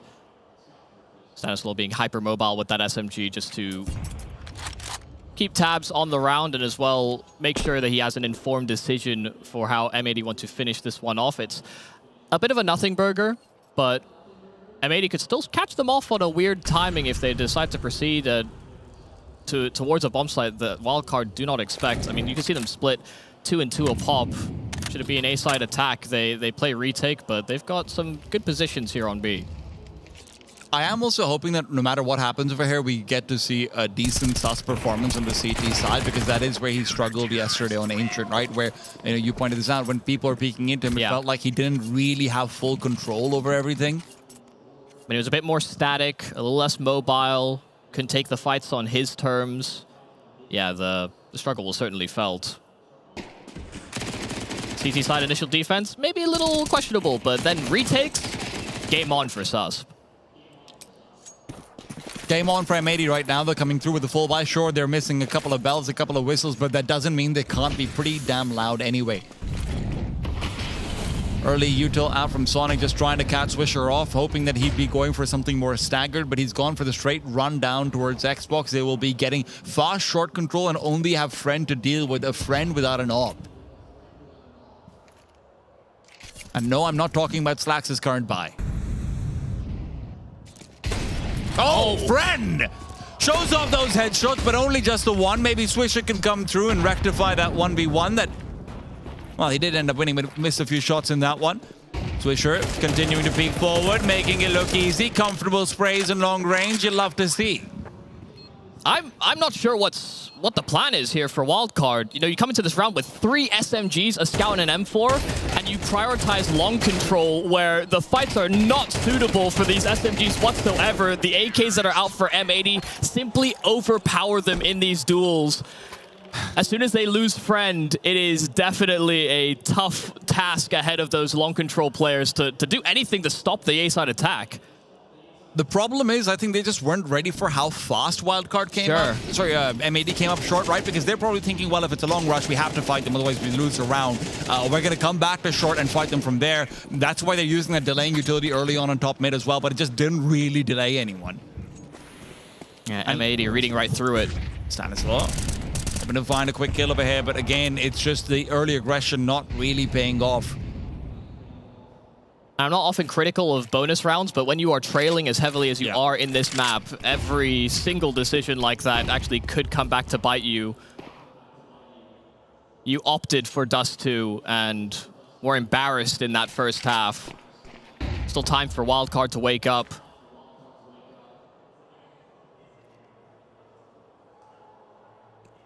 And I like the idea of potentially sending 2 players to push through long, because Wildcard do need to go for some sort of aggression in the map. They've lost pretty much all map control. They won't be able to defend from a mid to B split if Sonic only has an MP9 and Susp is alone on the B bomb side. It's basically impossible. You don't have a flashbang to push yourself through either unless Sonic is self-deploying. But the problem is you don't have a flash to push forward from long either. So Rek should just be holding this one down, making it look easy, and that's exactly what he does. Oh, I mean, that second kill is just so clean as well. Full anticipation of a double push. Sax taken down to 1 health, but that is not the full job completed. Rek as well with that long control. It's just so simple here for M80 to proceed into A. Slacks will even manage to get his kill. It's Swisher that bites the bullet. Looking a little bit untouchable right now, unfortunately. And guess what?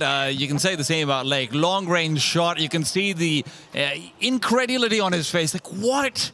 You can't kill me? What's going on? And I love to see all these M80 jerseys in the audience as well. There's clearly support for this team that have served as a bit of a talisman, maybe even a blueprint as well. Wildcard weren't always looking to import players into their own roster in looking towards EU talent. There's a lot of parity now with the way that they've, I guess, restructured. Even bringing in Friend, you know, they have 2 EU players. It's maybe not the player that they would have, I guess, picked first. Obviously, they would have preferred Fozy to be here.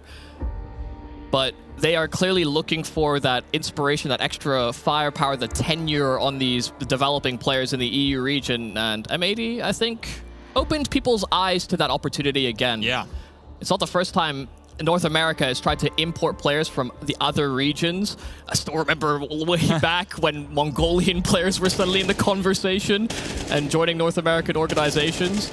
It didn't really pan out, but you saw the potential was out there for projects like it. And I'm sure Atlanta's very happy about M80 doing what they are, both internationally but also domestically, even if it might hurt a little bit to see them putting Wildcard down the way they have been so far. But Wildcard just haven't really put up showing at all beyond the rounds that they have gotten through pistols. They have found nothing, not a single gun round conversion, not one. Friend.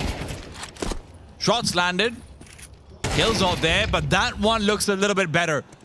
Sansor takes down Slash, and they are going to continue to push forward. JBA hoping to end that dry spell, and sure, he might have found a 3rd kill, but that's not much in the grand scheme of things. It is really kind of eating him alive at the moment. Sonic, a nice kill, but he retrieves the weapon and doesn't continue to proceed. So Rek underneath his ankle, but Sonic, a nice quick flick. Even here on this low investment, Wildcard will be able to string a round together. Sonic, a triple kill to get their first here on CT. Listen, he might not be the same shit talker that he was when he was 16 years old, but right now he can still take heads like the best of them. Sonic has been pretty good consistently all across the event so far, I have to say. He's been a reminder to everyone about what he was doing once upon a time, even on the likes of Cloud9. Yeah, this is the first proper threatening round that Wildcard have had to dispel here on the defense. You know, pistol conversion, you know, we skirt on by those. And, I mean, given the way the rounds are developing, how close M80 are to closing this map, you needed something like this out of a low investment round. And this is, I mean, to be honest, it's actually exactly what I thought they would do on their bonus round with the SMGs and the Scout. You know, you've got 3 of them. You may as well look to overwhelm and disrupt.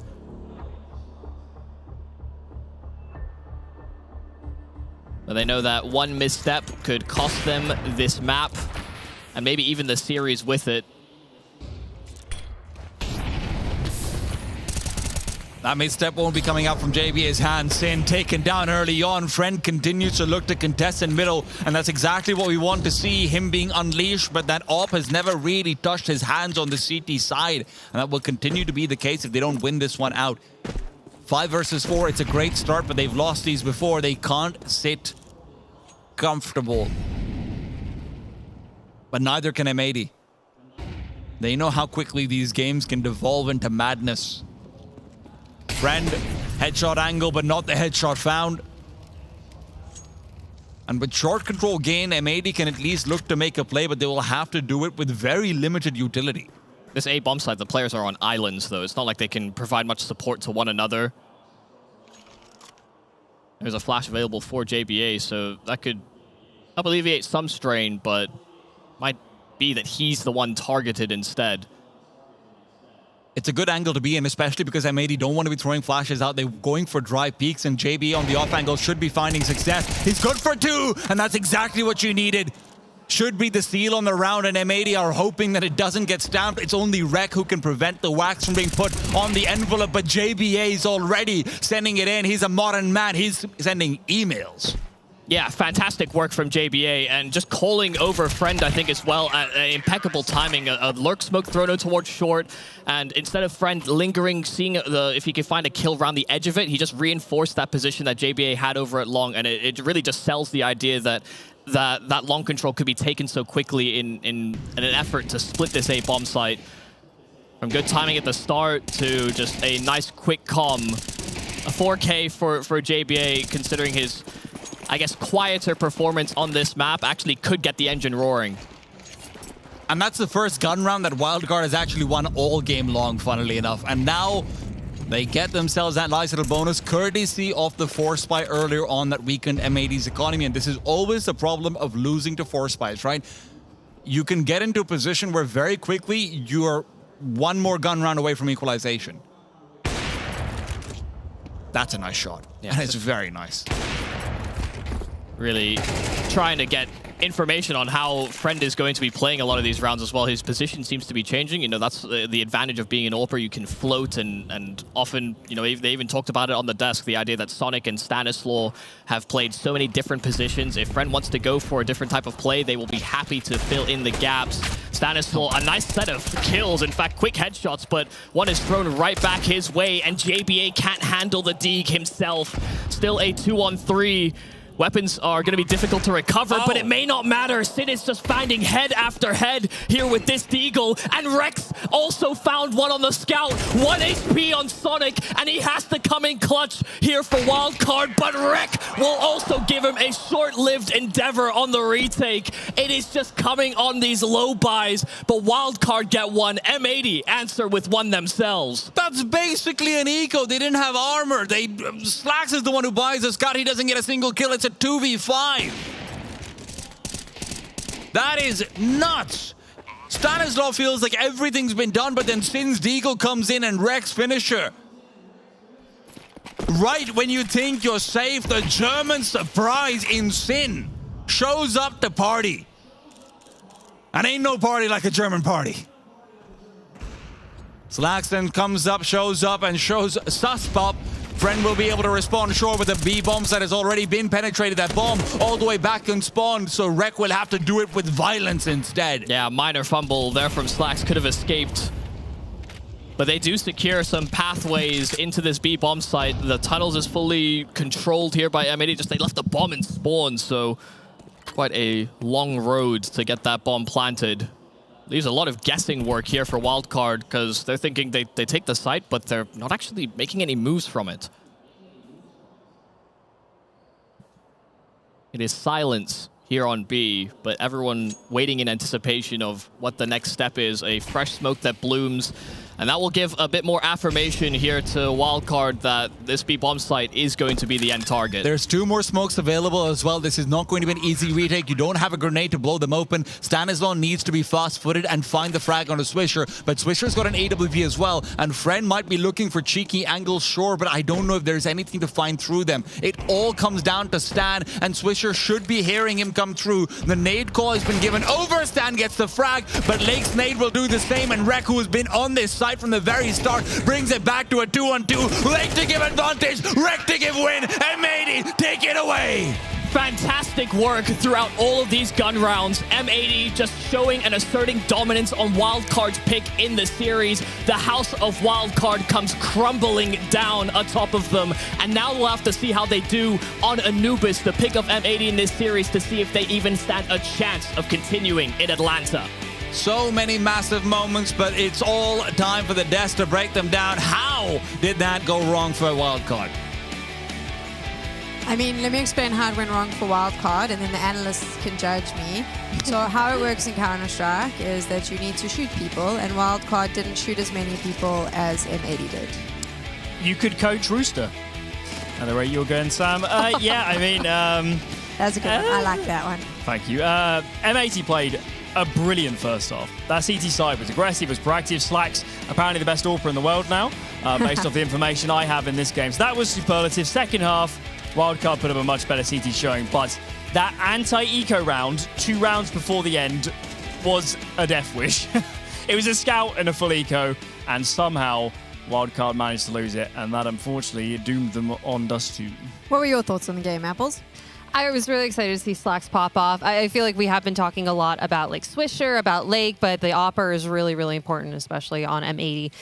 But I'm happy that we saw that win here today. Let's have a look now if we go all the way right back to the beginning, though, because M80 did look a lot stronger in the first half than in the second. I would argue that maybe Wildcard had a little bit of a better time when we moved into the second half. M80 went down 0-3 and then won every round on that first half. It was brilliant. It's almost certainly the best CS they've played in this tournament so far. As we said, Slacks was on the move. They're aggressive. They're proactive. They're playing a style of Dust 2 that I think you need to in the modern day by getting aggressive. It was just like FlyQuest, actually. Very similar CT side. So I was impressed. And if they maintain that over the series, they're going to do well. What we saw from Slacks and the opping that he was doing on CT side is what we wanted to see from Friend from the start. And we saw it a little bit at the beginning of their CT side. They got a couple rounds on M80, but it was just not the amount that we saw from Slacks. Like, that was a beautiful, beautiful game from him, and he should be proud of himself. So we do, in fact, actually have some highlights of Slacks. So we'll pull those up for you now, because obviously both my analysts have been talking so much about this player and what he was able to do. Yeah, I mean, let's just go back and talk about Slacks' career. I mean, for a long time was in the shadow of Sursen, was seen as a player that maybe his ceiling had been reached on those Sprout teams, and who knew how high it could progress. And obviously he's let go by those German systems and finds himself in this team. But the thing about Slacks is he was never bad. He was always a competitive player at a top 30 level. And I think he's showing that in this team that he's still got it. He can rifle as well too. He is... of a caliber and has a consistency that they struggle to find in AWPers in North America, especially when obviously the top guys getting poached by the top teams. So a shrewd pick, and he obviously proved it over this game. How does he work, though? I mean, because this is something Alan spoke about in the pregame, right? Is finding these pieces that work within the team dynamic. Why do you think he works so well with M80? I feel like he was really able to take the CT space that was needed. He would go and peek lower tunnels. He would peek cat, and he would always fall back. And they would put his trust in his teammate to be able to fortify those walls, make sure that they weren't able to come through. But even if he was tested, if there were 3 people swinging at him, he would know how to hit the shots. There was like one round that he got a 3K with an op, and it was just... op after op after op. He was able to like just pop off, and he did get run down, but I think Lake was right there to get the trade. It was the spacing, the positioning for the AWPer that was really shining for M80. Let's break down on that second half, Alan. What did you think specifically of M80's T side? I thought it was fine. I mean, they lost some rounds, but it happens. There's timings, there's nades through smokes, there's spams. Maybe they had a few small mistakes. There was a round where they ran to eco and they made some slightly bizarre moves, but I could see the logic behind it. So I think it happens, Sam. It's the reason we play, not MR2 or whatever. You play a few more rounds to even it out. I thought they were perfectly fine here, and obviously, overall, it was still a pretty comfortable scoreline. You also spoke about that specific round towards the end of Dust 2. What did you think about that? Yeah, I think the round we've got actually is the one a little bit before where M80 did indeed win it. So they're on a force buy here. Their money was completely broken. And the reason I picked this round, Sam, is because I thought Wildcard was about to get it back into this game from winning this round. Sonic goes absolutely nuclear, and basically what happened was the T side felt like maybe B was lesser defended, but Zonic was just such a monster that he taught them a lesson on their way in. So it was almost Wildcard's route back into the game, but not to be on Dust 2. Sonic is looking really good. I mean, I'm going to call it out because this is a player that obviously we've seen over the years. I mean, the cast has mentioned him in game as well. We saw him on Cloud9. And then he had this like sort of dip. I think he mentioned that he was going to retire. Now he's back and he has really performed for Wildcard throughout the course of Challenger. Yeah, he's been the one player that we've been talking about other than Stanislaw that has been showing up for Wildcard, and they kind of need that right now. They need their anchor players, their core players, other than Friend, their Opper, to really show up so they have the people to lean on. It's not just one Opper that's trying to go and get really aggressive. They need these players like Sonic and Stanislaw to be able to get aggressive and get the kills that they need to turn the round, and that's exactly what happened in that round that Alan pointed out. He was able to shut it down, use the utility exactly to how he needed to, and finish the round. And it looked like Wildcard was going to take it back. You never really know with North America. If it's 11-7, it can still go to the lesser rounded team at that point. I think a question we ask with Wildcard is, who are the star players? And it's going to shock a lot of people that Zonic is looking like the star of this team. Yeah. He's playing probably his best CS for several years at this point. And as you mentioned, Sam, when he went back to South Africa and was playing with some of those teams, it felt like this is the send-off pretty much. This is the end of Zonic, but he's back. He's playing great Counter-Strike, and it's a bit of a shock. It's a bit jarring, but I'm loving seeing him in these roles. It's been a pleasure to watch so far. I do believe there is, in fact, a tweet somewhere where he announced his retirement. I swear didn't he play with those guys saying this is my send-off tournament? Yes, did he say did a this is my whole last thing. event? He did a retirement tweet. Yeah. There was a whole thing, and then all of a sudden he was in Wildcard, and I was like, okay, that lasted long. They have lost their map pick, right? Yeah. So that this is a big thing. We're now moving on to Anubis, which is what M80 has selected. My concern here is I just don't think we've seen enough from Wildcard for them to be able to turn Anubis in their favor. I think CT Anubis is rough to play with a stand-in. You need protocols, you need to make moves, you need to make very, very fast reactions. Dust 2 as a map was pretty easy. I mean, if they take long, we take short. If they take mid, we take long, whatever. So that would be my biggest fear is Friend integrating itself in this system. We've seen it have some issues before. I would have thought, especially CT Anubis, that is a tall order and massive pressure, I think, on Stanislaw to make this work. Yeah, and M80 is pretty experienced on Anubis. So we just saw them. They have the longest running game in Counter-Strike, and it was on Anubis, and they won that. I think the ending score was like 38-35. So Glad I wasn't casting that. Yeah. Sorry to those who were casting. But no, I feel like M80 is going to be able to use their team shots, their team energy, and everything that they need to on this map. And I feel like Wildcard have a tall order ahead of them if they want to get this map and then the third as well on Vertigo. M80 has claimed Dust 2. The question now is, can they claim Anubis and wrap this whole series up 2-0? We're going to find out after the break.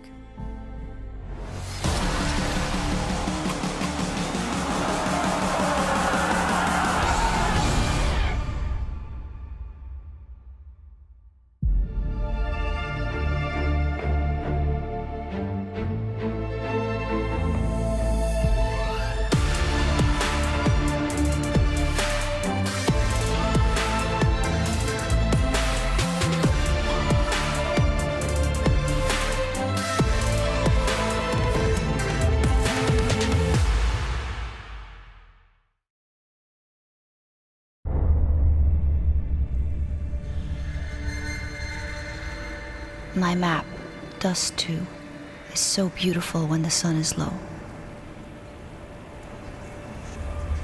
At nightfall, the Elo harvesters land. Their cruelty to my people is all I've known.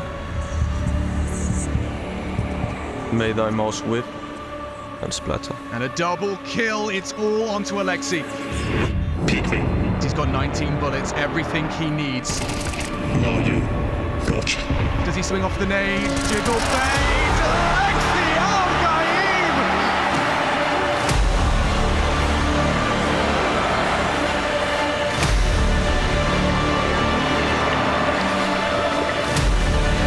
They're not human. It's brutal. My desert. My Elo. My Dust 2. Oh, for fuck's sake! Can this move any fucking faster?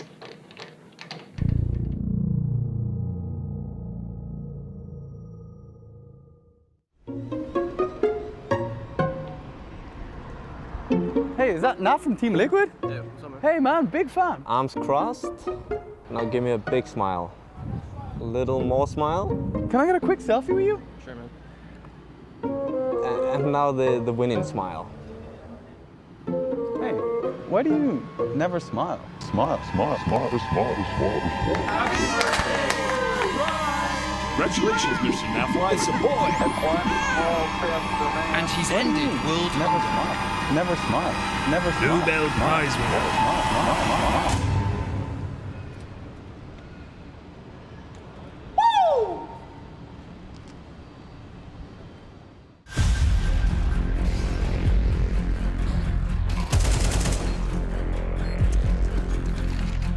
Now in 3 versus 2. It is doable once again for the Mongols, stuck in the shadows, but reveals his position. Now as he comes out of hiding, a triple kill. What a kill.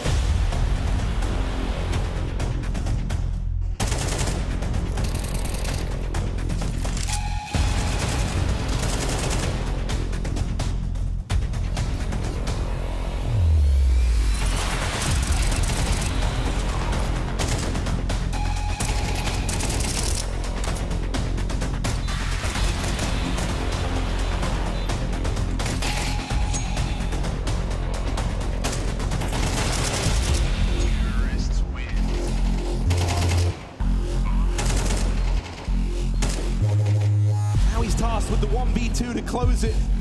First man found, SNX, and it's another one going against him.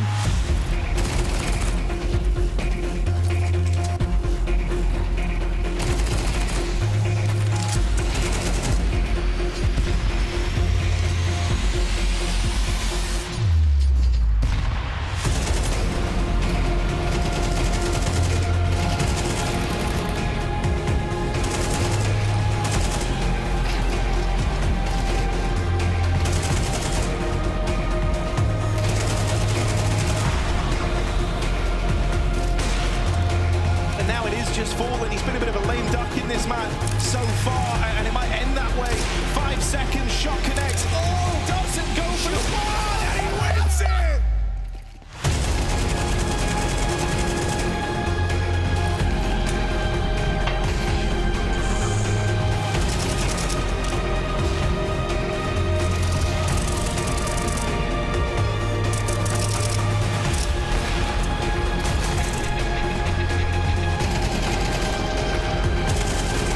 Perfecto in the clutch.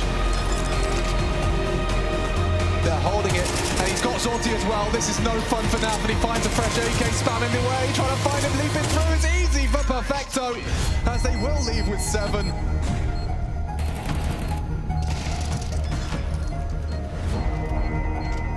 Senzu with a backstab. They're on the bomb. He gets them off, but they win the round.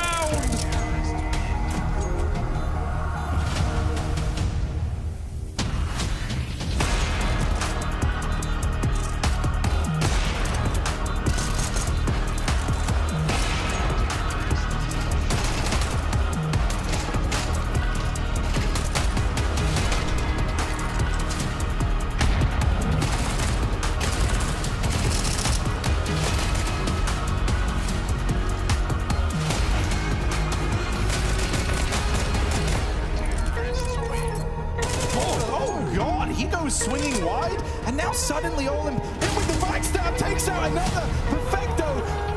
Oh, shot. Oh, Eco Scorcher.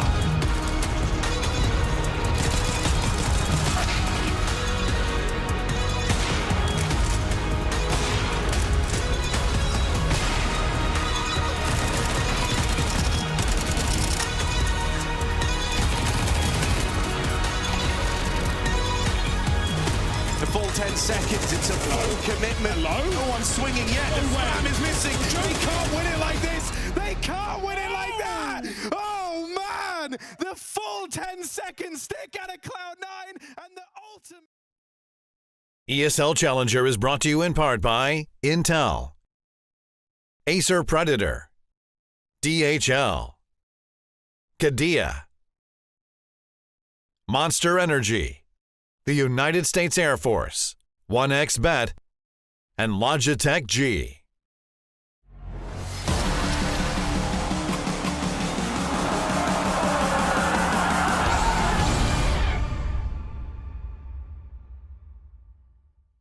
M80 is a very strong team. They've had their core together for a while. They've been building for a long time. Also, prior to us making our roster changes, I feel like they were the #1 NA team behind Complexity, and they've just had a lot of time and experience together, so we're a little bit behind. They're definitely a really good team, and it's going to be a tough match. They may not have been able to do it on Dust 2, their own map pick, but now Wildcard enters the halls of Anubis, M80's most successful map, their most played map, and frankly speaking, only partially because they had that 175 round long game versus Fnatic. Also, another map that Wildcard themselves are favored on. They definitely have put the reps in. They have a good win rate on it themselves. It is not like this map can be as simple as how that Dust 2 ended up playing out. ESL Challenger Atlanta, one American team into the playoffs is guaranteed, and M80 one notch in their belt for it. 2 more to go, and you can see the odds really don't favor Wildcard, but they want to try and fight up against them. Stanislaw lies in wait, and he's hoping that M80 is going to get exploratory down middle. He's just wanting information. This is not an angle where you look for a kill with a Glock, I can tell you that much, but he sees the elbow jiggle a few times over. You never know what you're going to get away with. A very slow developing pistol. Definitely something that we're taking away from Stanislaw so far at this event. They like to run on this slow pace. But it does mean that there's a lot of information denied here by M80. A lot of emphasis thrown towards middle, which will mean these bomb sites are ripe for the picking. And you might want to try and play it slow, but you really need to speed things up as far as just getting yourself into the game early on. M80, they lost shot both pistol rounds in the previous one, but it doesn't really matter. This flank from Lake, it actually could be so well timed. They're just starting to line up this attack on B, and he finds that first kill. It throws chaos into the comms of Wildcard, but they do deal with that site anchor. They just know their back's exposed. And everyone else is going to be incredibly slow to rotate back in, so CT's been taken control of. It's going to be both Lake and Slacks coming in from behind, but they might be unpleasantly surprised to see that their teammates might be falling, but shots being missed, and JBA, maybe some nerves coming into play, and really after the previous game, you could say that's almost guaranteed. Smoke. There's no kit, but there is the smoke, and trying to stick inside of it is Rek. And this is the real chaos in the comms. They cannot locate Rek. They cannot shoot him down. You might get his teammates, but you can't get the diffuser. M80 steal that pistol round. Oh, because that flank came in so quickly, they don't even plant properly for CT. As soon as they deal with that man from long, they think they can take that deep control. And to be honest, it's as though M80 were fine to play around with it because they knew they had that smoke. That little off-axis diffuse from Rek, so important in keeping himself alive as well for the full 10-second stick. So damn close, and you know, you're right on the money. Wildcard, they can play these slow rounds, but they cannot continue to go on these late timings because M80 are not going to simply sit and let Wildcard always operate on their own time schedule. Sin in the meanwhile, early tags coming out courtesy of Friends Scout. He was really unable to get an op for a lot of that Dust 2 CT sign, so I do feel like we haven't seen the best from him. And Anubis might not be as op conducive as Dust 2, but it's not like there aren't a lot of plays you can't make with that weapon, even of a hair. Yeah, map where we've seen many an op highlight, funnily enough. Even with all the close range angles. There are just so many bits of cover that you can play around with. Really an emphasis on how smooth you move. And Lake is such an incredibly important piece, especially of this Inferno, but Rek is no different. His A-side anchoring lets Lake be a lot more flexible and free around the map. This combination don't really play bomb sites together, but they play off of each other from across the map regardless. And they do it very well, and look at this, the aggression now comes through. Wildcard's force buy feels like it's just being pinched upon. They've already lost 2 members without getting really even information of what's going on in the bomb site. A flashbang to push through, but Lake is gone, and that MP9, there goes Swisher.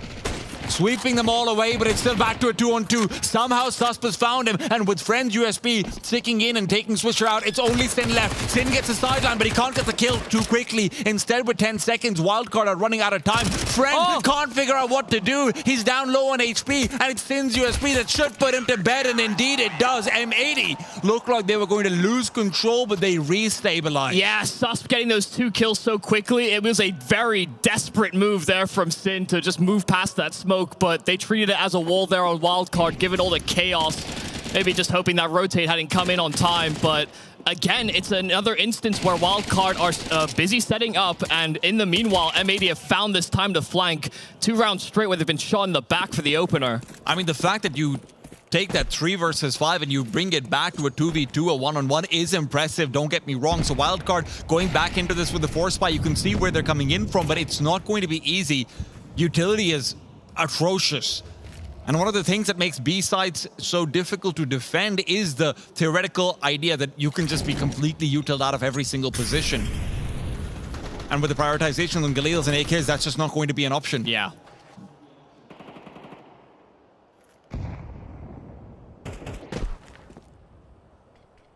Such an important map for Wildcard. They wouldn't have wanted to start their campaign like this. Already coming in on extenuating circumstances. Fielding Friend, but they have found ways to win. They need to dive deep into the pocket now. Great flash timing. Rek just set up for a flash himself, but there's Sin to try and get that trade. Susp the double. And even with those 2 kills towards A, there is no immediate move from Wildcard to accelerate. They're anticipating and playing ahead of the rotation, and they've gone and turned the other cheek. And M80 at this point might even need to start considering the save. Lake is the only conversation you can have against it as he starts to make his way back over, but a smoke will interrupt his play back into the bomb set, and as he recedes, it's gun bullets chasing him down, forcing him off. The problem is, even saving these weapons just feels kind of bad. You're taking 2 MP9s forward into the next round. Sure, it's better than nothing, but M80, that previous round and the consequences for letting that 5-on-3 go down as low as it did is going to be very real. Yeah, absolutely. It may not feel good to save these weapons, but it's better than the buy they'll get should they lose all these guns. So a great job from Wildcard setting up and attacking one extremity of the map and just making use of the quick rotations that are available via those canals. And it is nice to see them try and isolate out that A fight, and I'm wondering if that ends up being the case more and more later on as well, because Rek is honestly really good at holding off the angle, but because of that, M80 also tends to leave him alone more often. And yes, that's definitely something that a lot of teams do to their Anubis A-site players, but considering that then across the rest of the map, the more Rek is pressured, the more the rest of the players want to make a move, it leans into Wildcard's slow style of play.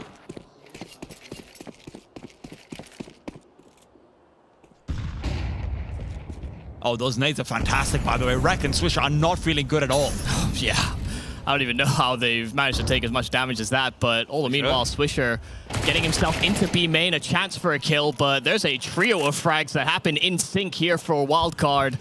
So they'll just make quick work of this B bomb site and call it a day. The saved weapons don't bear a lot of impact for M80. The great news for Wildcard, beyond the fact that they're actually winning gun rounds, is that Susp is alive now. Because as much as the point of criticism might have been JBA in that previous map, and rightfully so, right? He was 1-8 at some point, really didn't have a good game. Susp wasn't the standout man. Yeah. And there will always be that extra pressure on him. He is the import. He is that European rifler coming in to take maybe a local talent spot. You need to show up. It's also the validation you'd get in making the right roster move for yourself. You know, to take the risk and go over to another continent. And it's such a stark contrast too, right? I mean, he goes from a fully national team. He's not even in an international lineup like it. He's changing the language that he's speaking. He's changing his continent. He's changing all of his culture. And he needs to find success. It's a massive risk to his own career at this point. If he doesn't do so, you can't come back to Europe and say, well, I was okay in America. Yeah, it doesn't quite bear the same weight to it. And I think as well, we've seen these players that do take that risk develop, whether it's actually going over to Asia in Fozy, the AWPer that Friend replaces. or whether it's Slacks in his journey to North America. Triple nade lined up there by Wildcard, but one did miss the mark. Doesn't seem it's going to be of much consequence. Everyone lined up at B, and they do swarm towards the canal. Sus unable to control his spray to even get one in that duel. But that gun is very far away, still playing the smoke, and it's so perfect. 2 quick kills come in from M80 right off the get-go. And JBA is now going to be the one thrown under the microscope. It is definitely labored. He takes the dink. He's down to 4 HP. But they don't stick around to see if JBA can get control for a second. I can't watch. Please don't lose another anti-eco. Wildcard, I'm begging you. This one would certainly feel bad. I mean, just one M4 was brought forward. Stanislaw is stabilizing, but the problem will always be JBA's HP, and it feels like you do kind of want to save these M4s and the rifles on the ground, and as Slacks tries to pick it up, Stan is here to pressure and punish. Feels like what was happening against Odic as well. You know, Wildcard were getting these awkward situations against low buys, and then you can rely on Stan or Sonic usually to get a couple of kills right back. All right, bomb is planted, and there's... bomb is planted. The nerves. It's okay. We're fine. There's a case to be made to just go back and try and save these weapons, and I hope that M80 does go for it, but also the kind of damage you can deal to the T side is significant. You will have a buy in the next round regardless. It will just be a little bit better, maybe. The thing right now is also, when I see Sonic down 0-4, I don't really care. Yeah. I know he's going to show up again later on, right? And this is one of the big differences between sort of Tier 2 lands and Tier 1, which is that in Tier 1, it's concerning if anyone at all is offline, because then that normally means that they're having a bad case of form. Very often on this level, I mean, I personally think JBA was probably having a case of the nerves in that previous map more than anything else. I'm not expecting that from Sonic. Yeah, and you can't get caught up in your feelings like that. You know, even for a wild card, they've played this matchup before many times online. It's not like M80 are any strangers to them. Wildcard definitely need to channel that energy. And so nice that there is some energy in the crowd as well for these local heroes. Some smiles out there, and maybe there's a lot to be smiling for, but I will say that round did make me a little nervous, perhaps. A little bit scared. Yeah. How do you think they felt? Terrified? Yeah, maybe. But the good thing is you do have Stan the Talisman. Because it really is, every single comms video we've seen from him, Stan is always chill. He's relaxed. Nothing will faze me, I am zen. Raising my voice, what's that?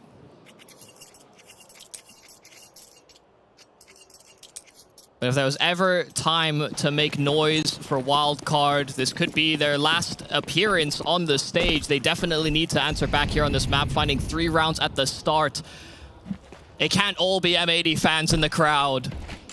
Give us a little bit of cheering for Wildcard as well, because they certainly might need it, being down the map, but they're looking to start this one off strong. 3-2 right now, and with Slacks as op not on the field, maybe there's a world where this round could be easier than some of the other ones. Still a lot to deal with, don't get me wrong. Yeah. And even with the interview, you know, Sonic saying that they might have to play a bit more of a puggy style. They, I mean, by and large, are still playing out structured game. And, you know, he gives us a very informed and a very accurate answer in that they're deviating, but not drastically from the system that they've developed. Lakes also had a bit of a slower start, both him and Rek sitting on just the 1 kill, and it's early days again. So it's not too concerning, but it's something to watch out for and see whether they both could maybe try and make a move to change that. That can come back to haunt you, though. Yeah, Lake, I mean, he's in the most star position on this map. Be connector as that secondary anchor, and also one that can challenge and stop rotations, but he gets burned to a crisp. It's just great util and fast-paced aggression in from JBA. Even Swisher will deny the kill, just is immediately letting loose of that grenade. The damage from JBA was enough. But that B-bomb site crumbles so quickly. M80 just calling the save. And this is the problem, is that because of how slow Wildcard is playing, M80 can't really make a move. They also can't really get information out. Normally, you'd hope that Slacks would be able to get an off-peak forward with a flashbang or 2, because that's sort of the role that he has started to fulfill on this team. But right now, both him and Sin seem so mitigated. And I mean, if you go back towards M80 and their campaign at Pro League, it came to an end versus MIBR. And Slacks, as Sin will be finding more damage, the hunt is on, and Rek might be able to do the same over here. Indeed, he does. But Slacks said in an interview afterwards, in the post-game interview, that, oh, well, we just felt like we were making decisions a little bit too slow. So that is potentially there for M80, and that generally on Anubis happens when there's maps where Lake doesn't feel like he's able to have input, because he's a very vocal part of this team. He's very clearly a secondary caller in the mid round who's able to make his own plays, and the team crops themselves around him. It's a lot of pressure for someone who spent so little time on this team and who really has spent so little time on the international waters of Counter-Strike, but it's pressure he's normally taken on his shoulders very comfortably so. It's also kind of the ego you want from a star player, and I mean, Lake definitely has that.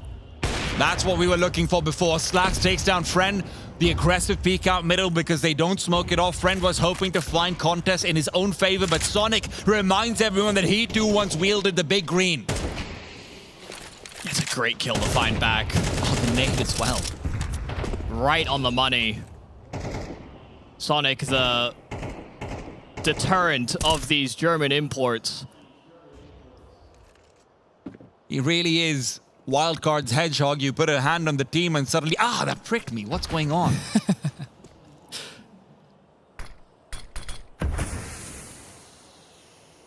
Could still get a little weird here for Wildcard. Quick and early kill, especially towards middle. It's something that can be compensated for by M80, but there's aggression on one of the extremes. Swisher is getting a lot of information for this M80 squad, and as they clear out B, I mean, they're going to heavily reinforce this A bomb site. He's going to miss the timing, and unless he goes back to bridge right now, it's going to be very difficult to do too much. Wildcard don't have the time to slow down, and Rek's the one who's making them. He will end up dying to the Molotov, but it feels like he's bought enough time for Swisher to now become relevant. Swisher should find this kill over here, and indeed he does, despite JBA starting to get conscious about the possibility of a flank coming through. It really does feel like Rek has saved the round for M80. Wildcard, their last man standing, will not be standing for long. A watery grave for Stanislaw. Yeah, I mean, this ghost in Swisher just haunting them from behind. JBA killed from one angle, and then the immediate reposition is just fantastic there from Swisher. Just seen some nice positional play from him, really. A lot of sort of risk limitation that he seems to take in these late rounds. He knows not to give many of these players on Wildcard an opportunity to fight back, but that heroic play from Rek, he knew he was going to get mollied out, and if he tried to jump off of the platform, likely to simply go down by the presence of those two players, but it's a fantastic shooting. Slacks, in the meanwhile, is right back out to exploring. Remember, he found that early kill before, and right now had a chance. Pulls his knife out. Spent all that money for a reason. He wants to see that skin.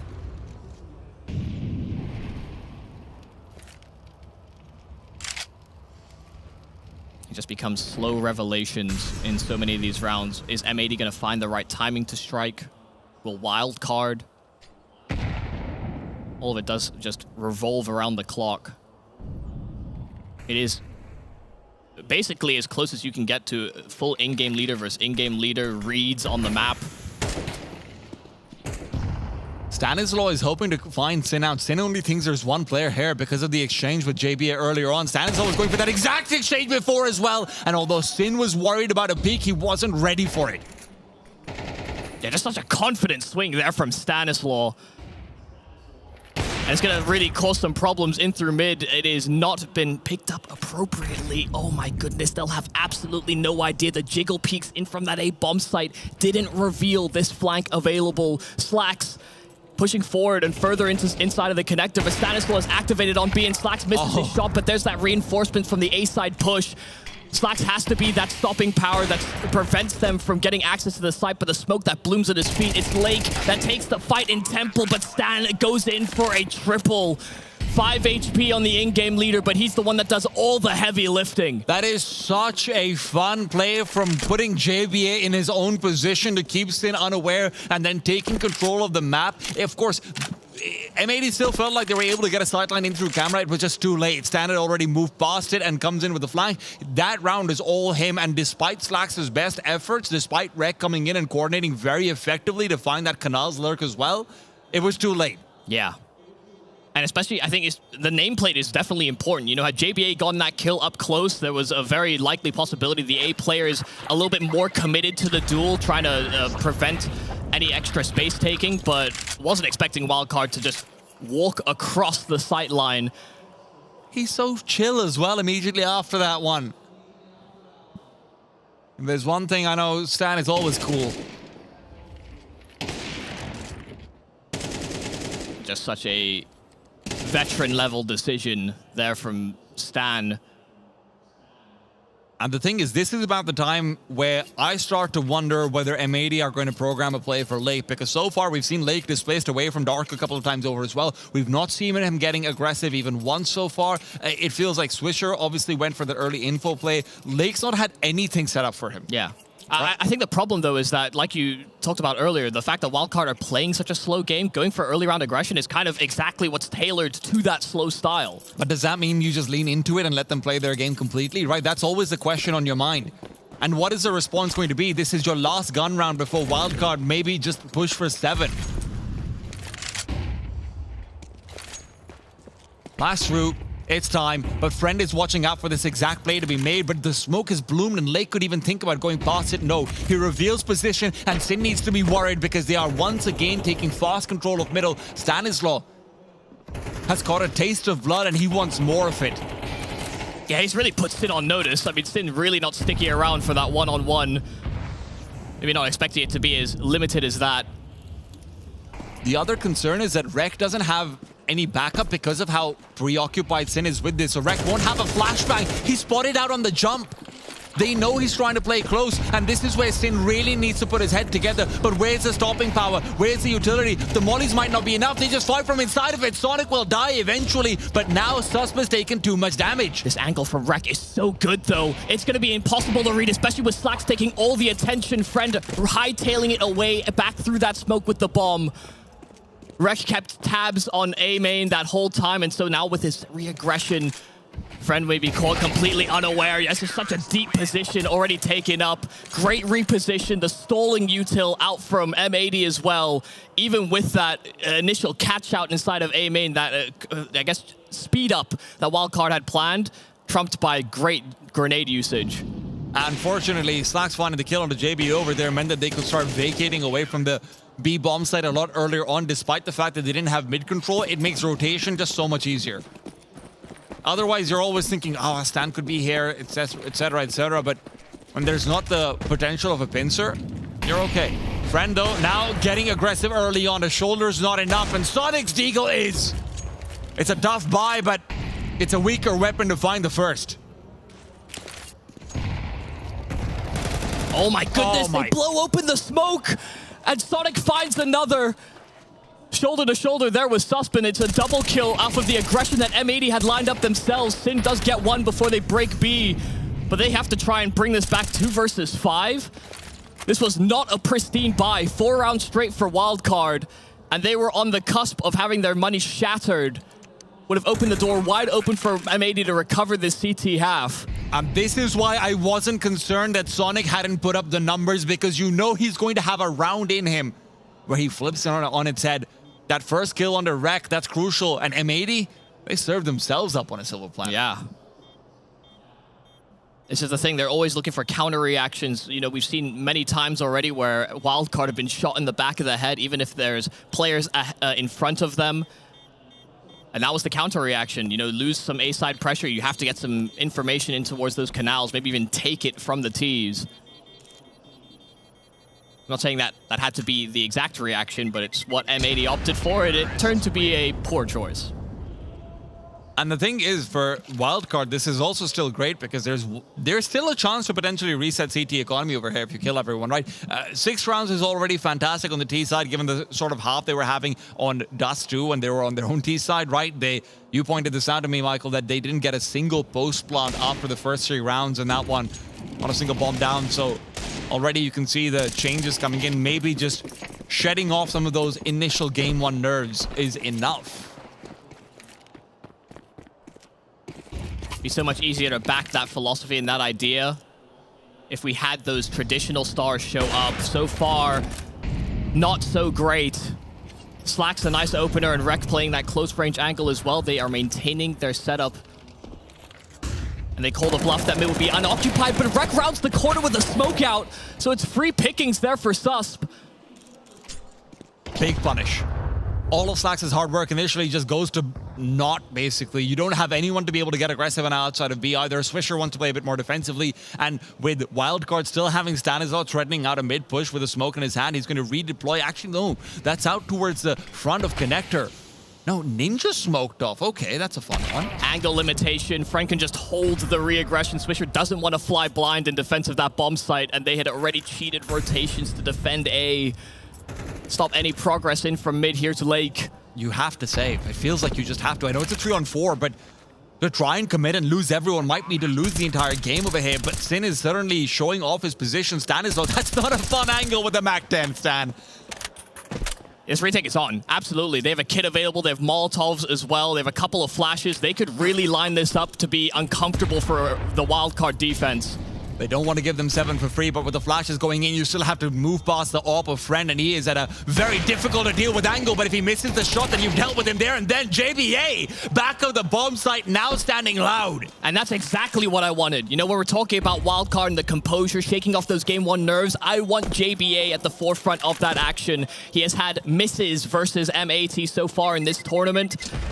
That first map was not a great display either, but now in a post-plant 3-on-3, he finds it just rips off 2 heads immediately. A very successful T-side campaign already here from Wildcard. This slow pace, it is paying dividends. M80, all they save is the gun that started the round. Yeah.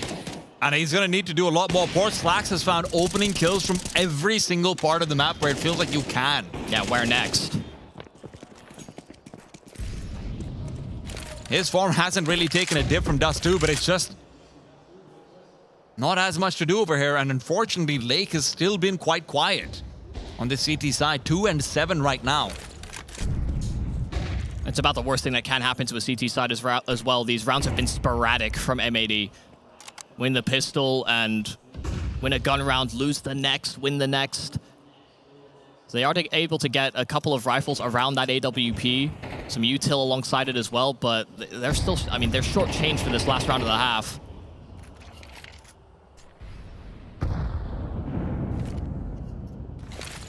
Sin also feels like even if he has gotten some of the numbers, he's never really had full control over middle. And again, it's just credit out to what Wildcard has been doing. The amount of conditioning that has been set. Lake has been nullified in this defense. Push might be coming out from Slacks, and we've asked how many angles he can find an opening pick with. It feels like he wants one more. The deep nade keeps Susp low, and Lake is going to have an easy one. But the flash, it connects regardless. Lake is going to have a little bit more space to move back with. Doubling up inside Dark feels like it's a perfect play because you've also got the same in A main, and Sonic, who's looking to re-aggress into it, is going to have to do so without a flashbang unless Susp is the one to turn around and throw it in. The smoke means that you have to deploy it. The grenade's not really gone deep enough, and it feels like you've already lost this round. Wildcard are lost. They're headless. And they can't do the same to their opponents. Still 2 players to move past, and Lake has been stopped immediately. Swisher up next, gets the double. The MP9 comes alive, swings out and clears it all. 5 for M80. They get bare minimum as they move to that second half.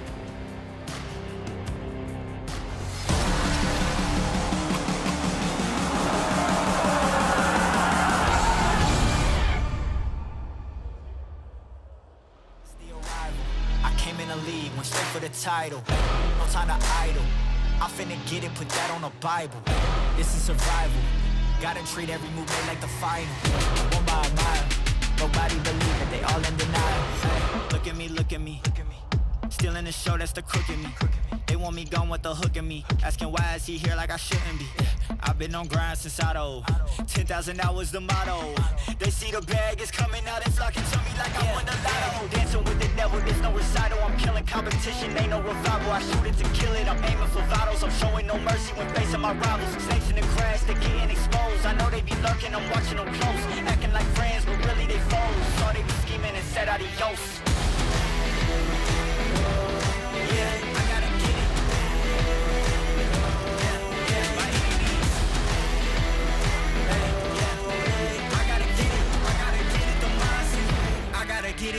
mindset. Ay, back with a vengeance, back on the grinds, back to the business.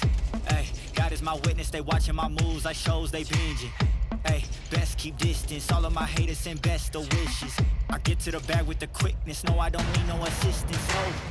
Yeah, no playing it safe, I said let's get it, you say not today. What can I say, if you ain't gon' go for it, get out the way. Yeah, got no time to waste, can't be with me if you're not at my pace. You're not at my level, you're not in my race. One foot on the gas, I'm pushing the brakes. Dancing with the devil, there's no recital. I'm killing competition, ain't no revival. I shoot it to kill it, I'm aiming for vitals. I'm showing no mercy when facing my rivals. Snakes in the grass, they getting exposed. I know they be lurking, I'm watching them close. Acting like friends, but really they foes. Saw they be scheming and said adios. Yeah, I gotta get it. Yeah, by any means.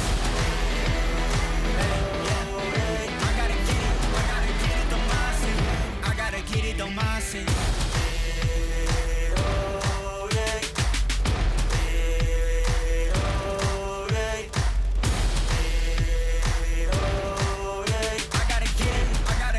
mindset. I gotta get it, don't mindset.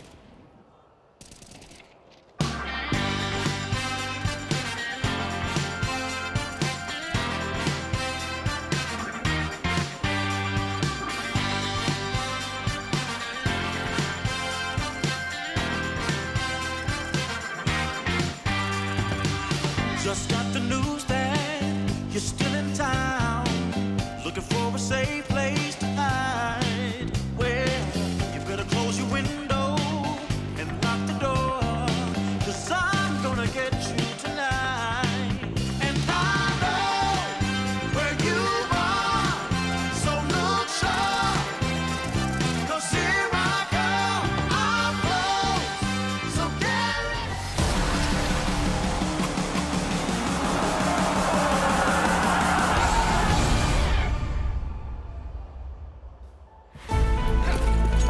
Atlanta, this could be your last All-American half, and let's get that All-American hope together for Wildcard and M80. Wildcard hoping to take it to map number 3, give you guys a little bit more zest to already a nice little recipe that we've got going on between them. And just some nice tactical counter-strike. It is a battle of brains here on the stage, here on the map that could eliminate Wildcard. They go in with that 7-5 half, but they need a amount of successful defense. Anubis, a T-sided map. And M80 right now unchecked in the way they start this pistol. They go slow, but they start creeping into this B bomb site that has been left wildly vacant. The retake will have to come without a kit over here as well. Wildcard really putting all their eggs in the fish site basket. Eggs and fish don't go well together unless you cook them first. So in this round, that's not been cooked up very well from Wildcard. They're taking their time to come back over to the site itself. They will have a flash and a smoke and a sus to try and aggress, but that smoke timing from M80 is fantastic. Sims found Stan as he tries to push forward. Lake will do the same, and it's all coming up orange. Yeah, I mean, this decision to go for such a quick stack just seemed like they had a hard read or some kind of anti-strat, but it is simply not the case. You wouldn't go for a play like that, full retake of a bomb site, if you didn't have a smoke and a kit or something in that along those lines. But they had a smoke flash. They didn't have kits available on that wildcard side. So misinformation maybe plaguing their CT pistol. Before they know it, that B-bomb site is completely overwhelmed, and there's util at their feet. That's why they're trying to challenge through these smokes. They know that time was of the essence. That one will definitely feel a little bad for Wildcard. Especially after that first pistol round as well. It's just Rek retaking all on his own, right? Smoke down, gets a full defuse out. Maybe they're just hoping to do the same. Yeah. If they can get a 10-second defuse, we can do it. Yeah, but they were aggressive. We don't talk about that part. It's a team-building exercise now for Wildcard. Yeah. Trying to build good communication and chemistry, teamwork. And most importantly, cheerleaders. Corporate buzzwords. Now listen, they've at least put themselves on the right site. This could be a little bit more damage being dealt. This could be a little bit more money taken forward just based off of kills. And that's something we forget. Yeah, the problem will be that Rek is going to be that first one in, and he's going to spot everybody and send his team the other direction. You see the immediate retreat. Slacks even actually taking a challenge, but They're not retreating, I'll let you know that. I mean, Rek immediately backed off. He took a headshot, but everyone else wanted a piece of the pie. You need to understand, this was the call. Sin had programmed this, right? Rek, if you see 5 people, let Lake get the kills because he's having a bad game. Also, you know, SMGs want to farm out money, and that's the primary objective. You want that SMG to pay for itself. All right, we hear a little bit of wooing going on. Feels like we might have more M80 fans in Wildcard, I'll be honest. I think that is definitely the case.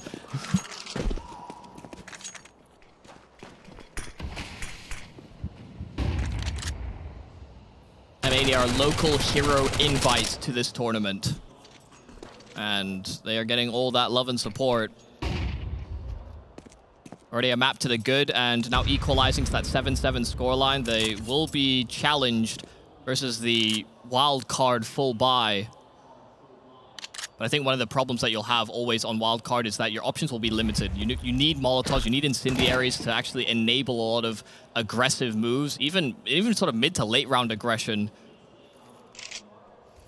It's true, but you also need to make an aggressive move regardless when you're like this. You don't have a kit, and Sonic just peeks out with Susp. Exactly what you needed. Starts off in a 5-on-3, and because it's dropped the bomb, M80 also can't try and get a fast trade response either. Swisher's been smoked off on the B bomb site, and one thing that they didn't really lose out too much on was smoke. So Sonic, aggressive again, and this is what I mean. Sonic comes through in critical rounds, starts to lead aggression when he needs to the most. He's not afraid. Yeah, good recognition of exactly what they needed to do to catch M80 out. Just as the smoke was about to bloom inside of Connector. Just incredible timing. Still 2-on-4 and a plant in towards this A-bomb site. A Molotov down that they're looking to double challenge into. The lineup was certainly there, and Rek able to convert on the double kill, but there's Friend, that third man waiting in the wings to guarantee a trade.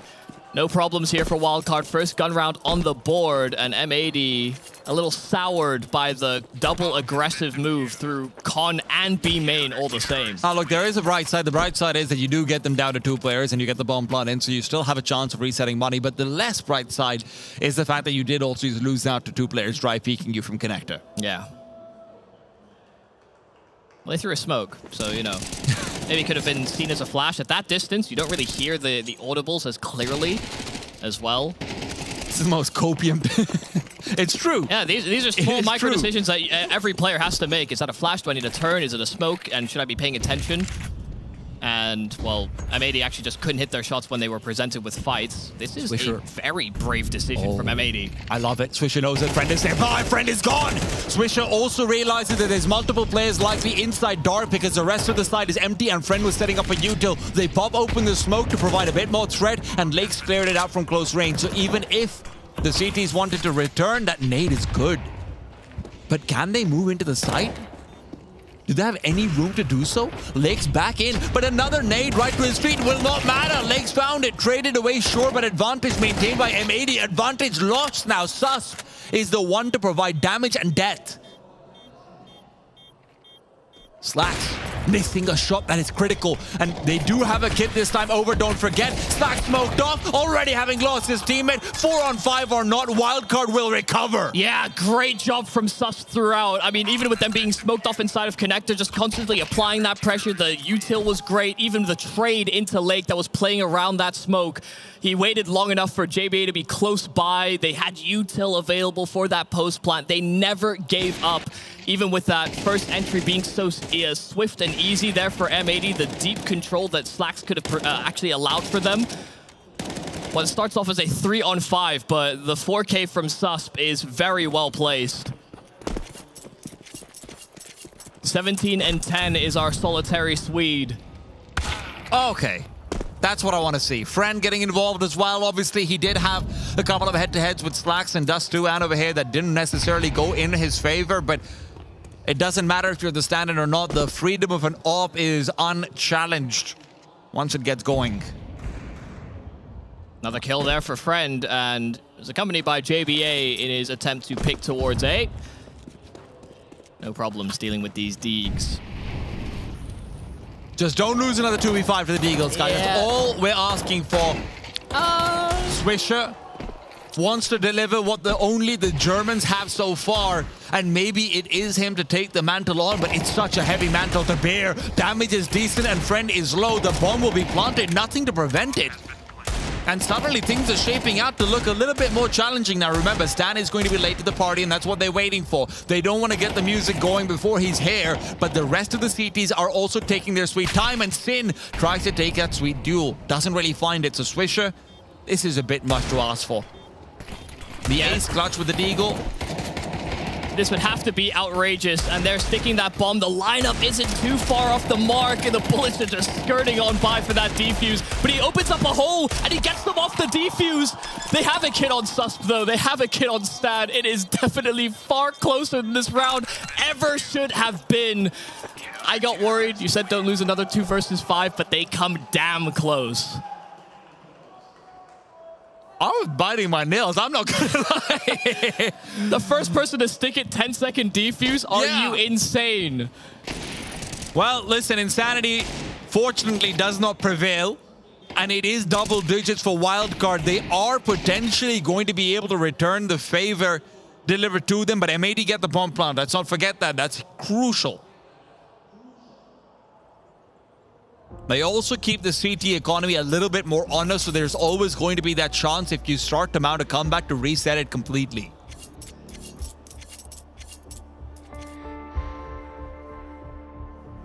And even though we're all happy that Wildcard is just getting these rounds, you also have to keep in mind that's 3 defusals in a row, right? That's 3 rounds where you've lost a lot of personnel. These are not clean rounds. It's the activation of 1 or 2 players who could change it around. And unfortunately, right now, it's your best performing riflers historically who are littering the bottom of the scoreboard. Both Sin and Lake have been heavily mitigated. Yeah, it's what can be really turbulent as well about that CT side. As soon as the success for M80 is actually converted upon, suddenly the gap is closed very quickly. M80 have won both pistols in this map, but Wildcard is setting the record straight as soon as they get onto rifles. Another string of 3 rounds. Last half, they were able to pull together 4. Aggro move again.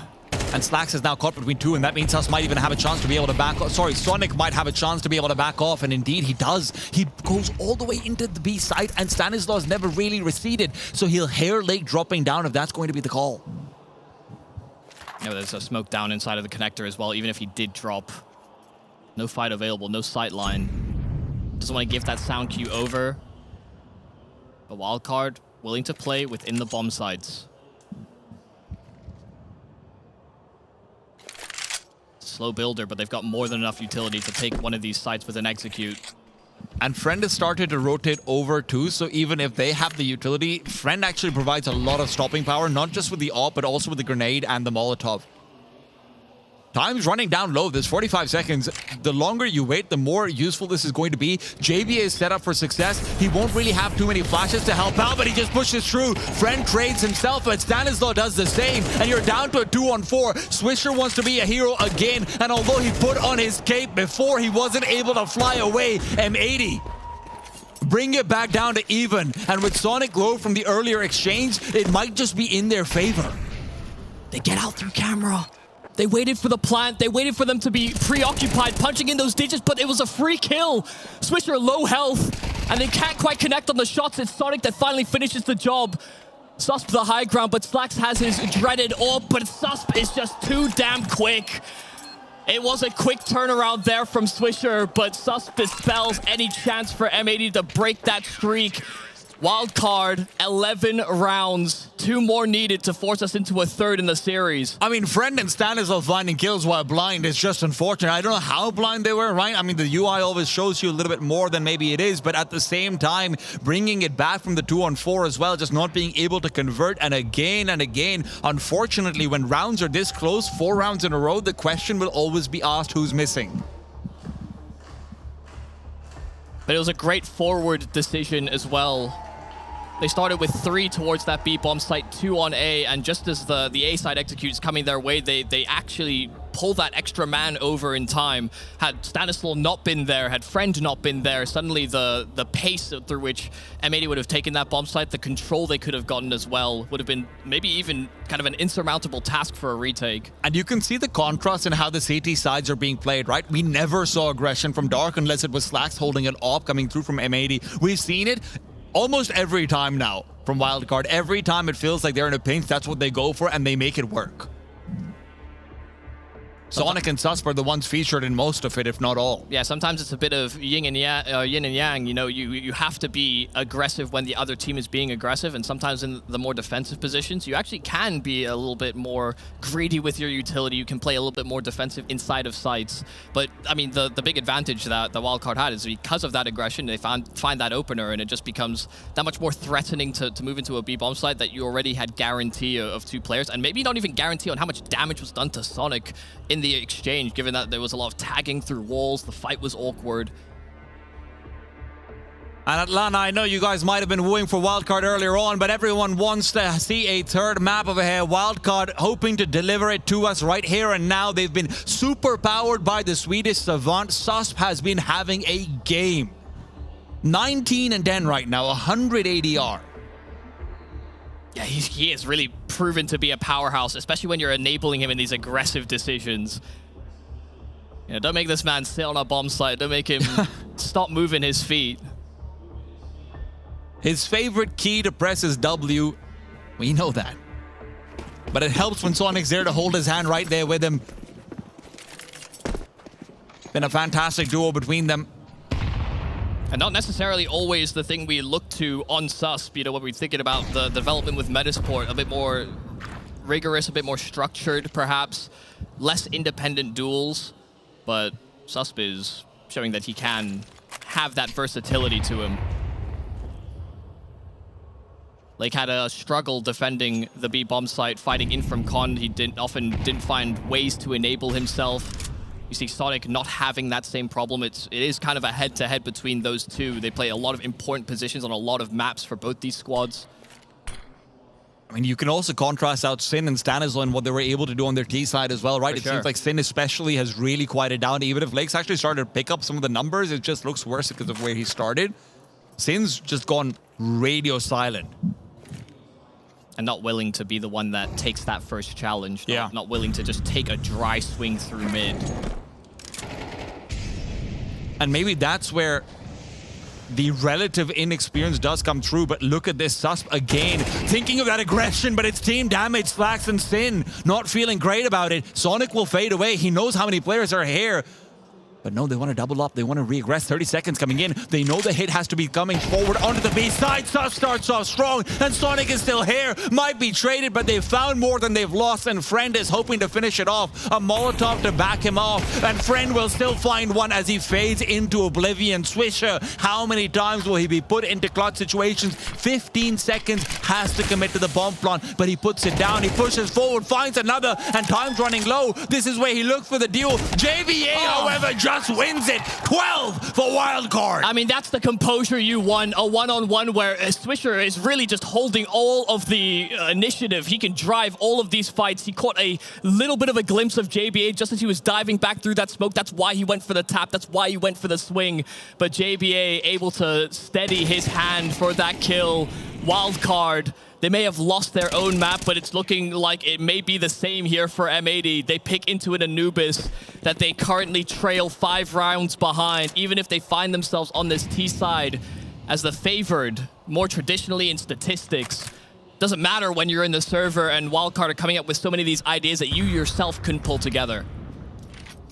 This time it's a boost called out for Lake, watching out as Slacks pushes forward, but Stans found him! He knows what's going on, can't get the 2, but he's gotten so much space in the mid because of that one frag. Still, M80 will occupy it.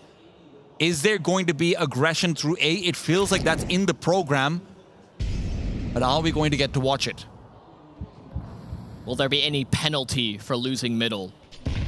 Wildcard have been happy to take an advantage and give up that control and play bomb sites. Very infrequently going for late round aggression. They've been doing it more so in the mid round, and once again they'll kind of cede that mid control. They realize that their rotates are going to get there a little too late. be burdened by the fact that mid has been occupied for so damn long. But now they split.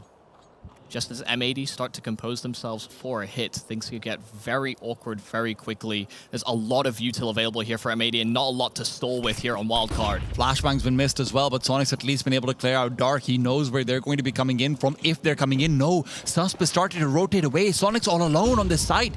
Time slow, he peeks out and he loses his head for it. Lake on low HP somehow manages to cross despite the spam through the smoke. And honestly, at this point, CTs might even want to consider backing off if they can't get an immediate kill. Friend will be trying to facilitate that for JBA, who pushes forward after the flashbang, but with the smoke blooming on top of him, rather the Molotov singeing him down.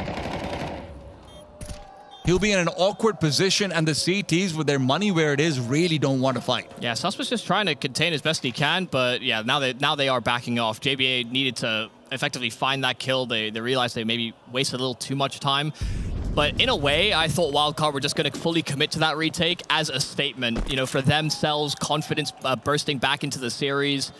They know they've got many opportunities to swing at M80, but this is also a great decision from the T's to actually vary the way that the B-side execute would look. Wildcard trying to cheat an extra rotation by having a player playing deep spawn, and there was a full smoke wall that he just actually couldn't do anything about. You know, they were anticipating Temple and Deep CT. And it does feel like, because they got mid-control early on into their round, it becomes so much more easier to make Wildcard sweat and force out those late-round rotations. You can't have Susp and Sonic together committing on the B-bomb side the way that they have been again and again. They actually have to second-guess what they're doing for once because Stan is dead. As well, we see so many in-game leaders that play mid, and it becomes so important as a position because you have the easiest auditories to listen into the canals. You can hear steps outside of A. You make so many more informed decisions, but if Stanislaw is to lose those fights, he could be a burden. Aggressive move from Friend, and the jump spot. Actually, Friend so damn close to hitting that shot. I thought he had it.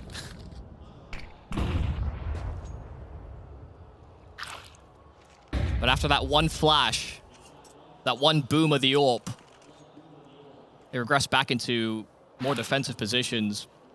Auditory is being given over by Slacks outside of A main, but it doesn't seem as though Wildcard are making too much of that. They've heard Sin for sure. They know about the presence of one in canals, and this might be time for them to go for that patent to swing out and clear, but it's Friend to find that first.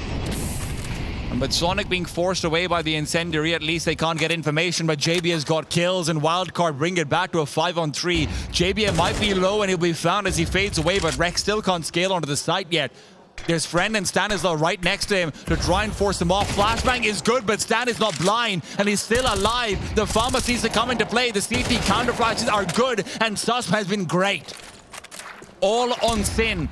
A 1-on-3, and with time low, he's found two, but it's not going to be enough. Wildcard will take it to map number 3. Yeah, I mean, a real struggle throughout just for M80 to get engaged on some of their star players. The relevance of some of these flanks, the fast timings that they were hitting in the start of this game just seemed to effectively disintegrate into irrelevance. Wildcard making some good adaptations, some nice reads as well on how to dispel players like Lake that can be proved to be such a big problem.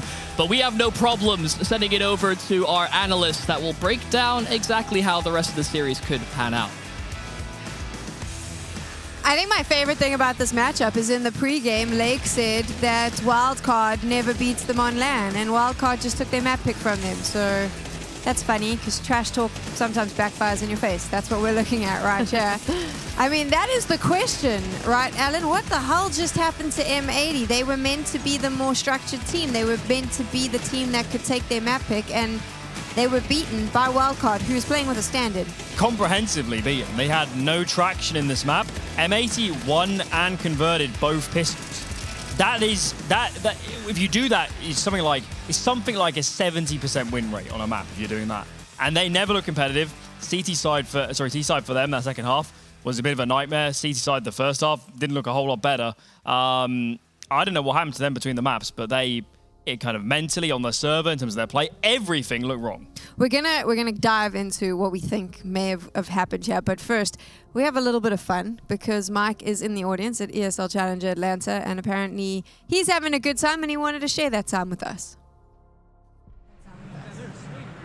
Oh, hello there. Look who I found in the crowd. It's one Mr. Ponalone. How you doing, man? What's going on? I'm doing pretty good. What do we think? What do we think, NA crowd? Do we know who this guy is? Anyone know who this guy is? I think they know who you are. Some of them do. You played in a couple of these Challenger events. What do you think of them? No, they're pretty fun. I mean, pretty competitive. Not many NA teams here, though, but it's still pretty fun. Couple of them. We got a couple on stage right now. We're going to map 3. Who do you got? M80. M80? M80, yeah. Why? They're just looking like the better team right now. I mean, they had a slow start on Anubis, but I think they'll pull through on Vertigo. He thinks they'll pull through, Sam. What do you think?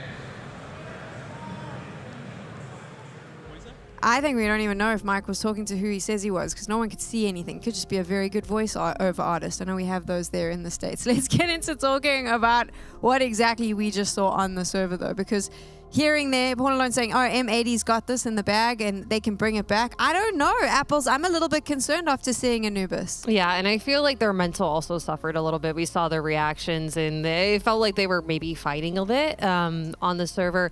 They were pushed into a lot of uncomfortable situations, but I feel like Wildcard was also pushed into a lot of those situations as well. Obviously, I talked about it a little bit earlier. M80 has played a lot of Anubis, and they have played the most Anubis in Counter-Strike in CS2. And maybe that just gave Wildcard a lot of leeway, a lot of room to go in any strat, see how they were playing, and see how they can conquer that.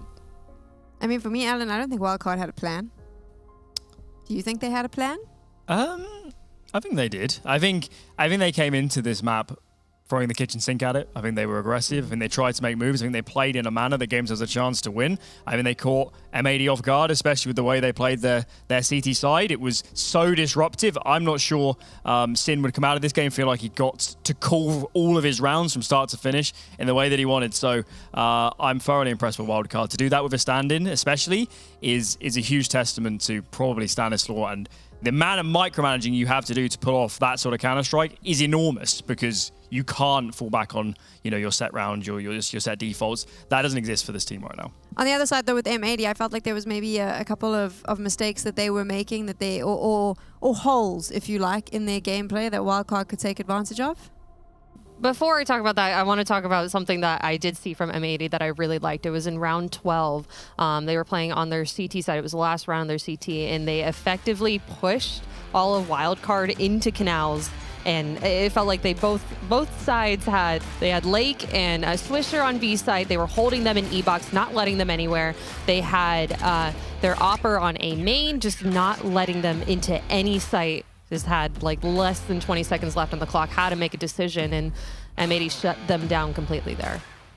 Yeah, I mean, it's worth saying, though, I think that round was somewhat the exception that proved the rule. That was the one round where M80, on their CT side, got aggressive, were proactive, and did it at the right time, and actually caught the other team off guard. They really struggled to actually make a proactive move with information. I mean, it's very hard on CT, and it was probably the hardest side of any side in the game to make correct reads and the right moves.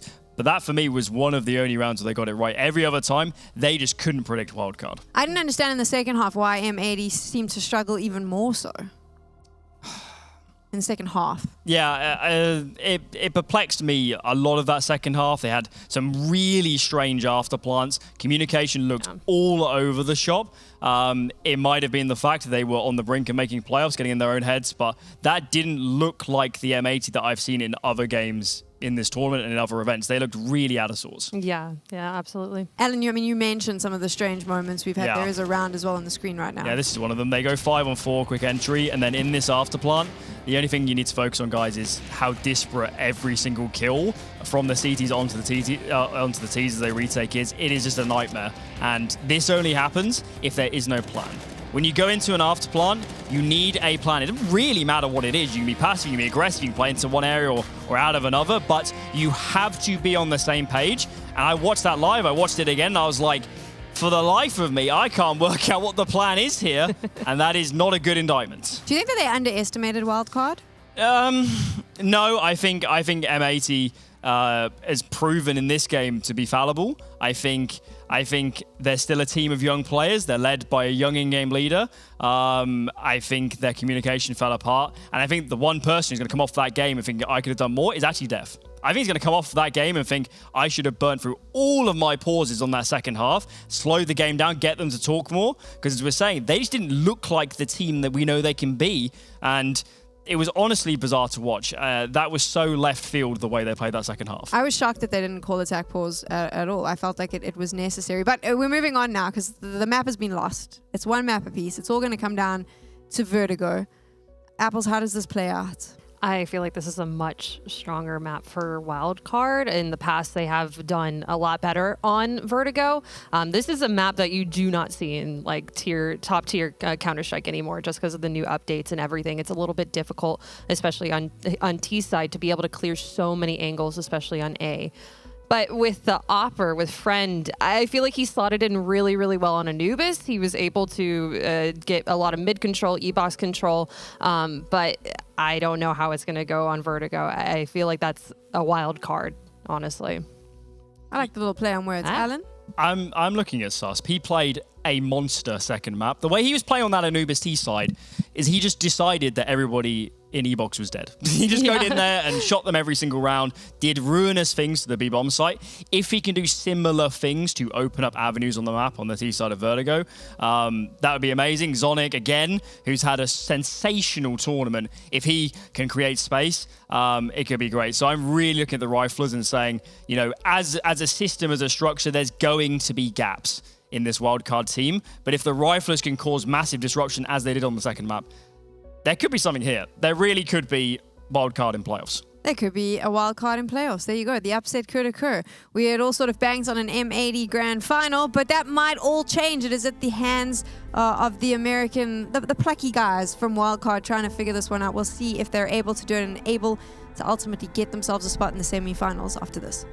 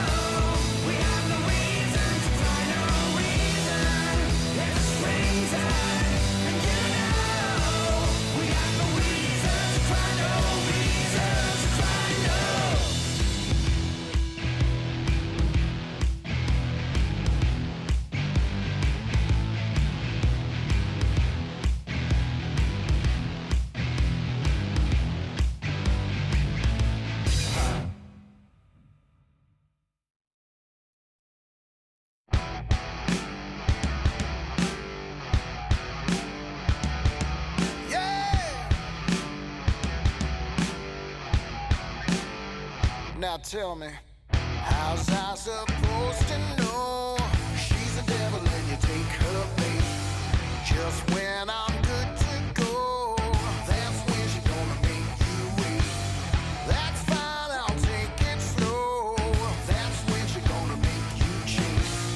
Burn by her fire, and all I know is she's a devil I can never control. Take pity on me. That woman's gonna steal my soul. Take pity on me. Just when I've had enough, she'll find a way to pull you back. She's got that magic stuff. She's deadly as a heart attack. She'll always call my bluff. She's sweeter than a cracker jack. Death by desire, but on and on we go. She's a devil I can never control. Take pity on me. That woman's gonna steal my soul.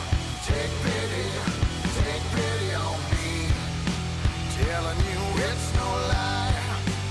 When she's got you in her sights, boy, you better be ready. Oh, take pity on me. I'm about to hitch a ride straight to the other side. This ain't gonna be pretty. I'll take pity on me.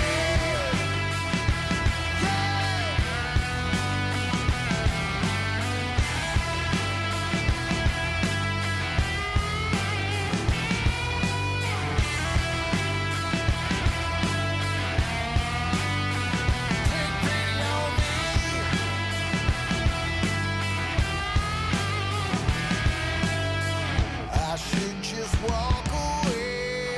Take pity on me. ESL Challenger is brought to you in part by Intel, Acer Predator, DHL, Qiddiya, Monster Energy, the United States Air Force, 1xBet, and Logitech G.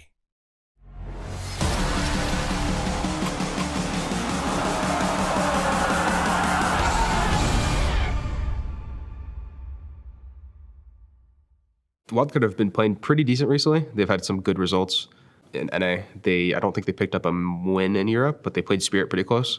So it's going to be a good matchup. They don't have their full roster, unfortunately for them.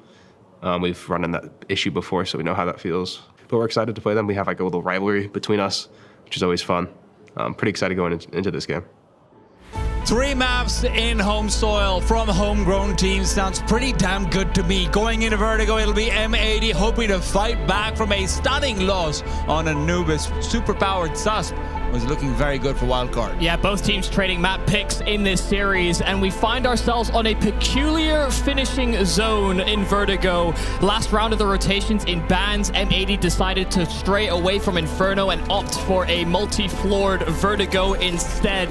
This is a map that has fallen out of favor at the top end of Counter-Strike, but M80 decided that this was going to be our final battleground. Sus will have a chance to feature off that skill that he showcased earlier on as well with the dualies early into this map. Sonic waits and watches. Good damage being dealt, but Susp isn't able to finish anything off. Sonic is the one who has to get the dirty work done, but he's pushed off the building, and that's where Stan's flash will be critical. Friends waiting in for it. Well deployed and well placed shots between JBA and Friend have taken back this B bomb site. Swisher, danger of dropping to his death on 4 HP. Will be looking to reposition. He made a lot of those clutches look decent, but never won any of them on Anubis. Yeah, and also it's just going to be incredibly difficult. He takes one tag and he is simply gone, even if it's through the edge of a wall. Doesn't matter whether these shots are clean from Wildcard, so long as they're able to get security on this round. I mean, great procedure as well to have that flash lined up in defensive B and try as Swisher might to make something more of this round. Bomb drop to the feet of those CTs, and so they will not move a muscle away from this B bomb site. At some point, you start to wonder about that relocation, and indeed, that's what they're already doing. Stan is watching out for it. Benefit of having a very high building is you can throw weapons off of it, and no one's going to know. Except for the people underneath. Swisher, though, has found the first and always has been able to bring it back to a 1v1, but time's not on his side and the bomb isn't on his back. He's got no idea where Friend is. He's worried about a push through from B stairs that might have been coming forward to hunt for him, but now he's heard it. Now both players know where the other is. And with the time where it is, Swisher has to fight. He knows it as well, but it's a fight he would never have won.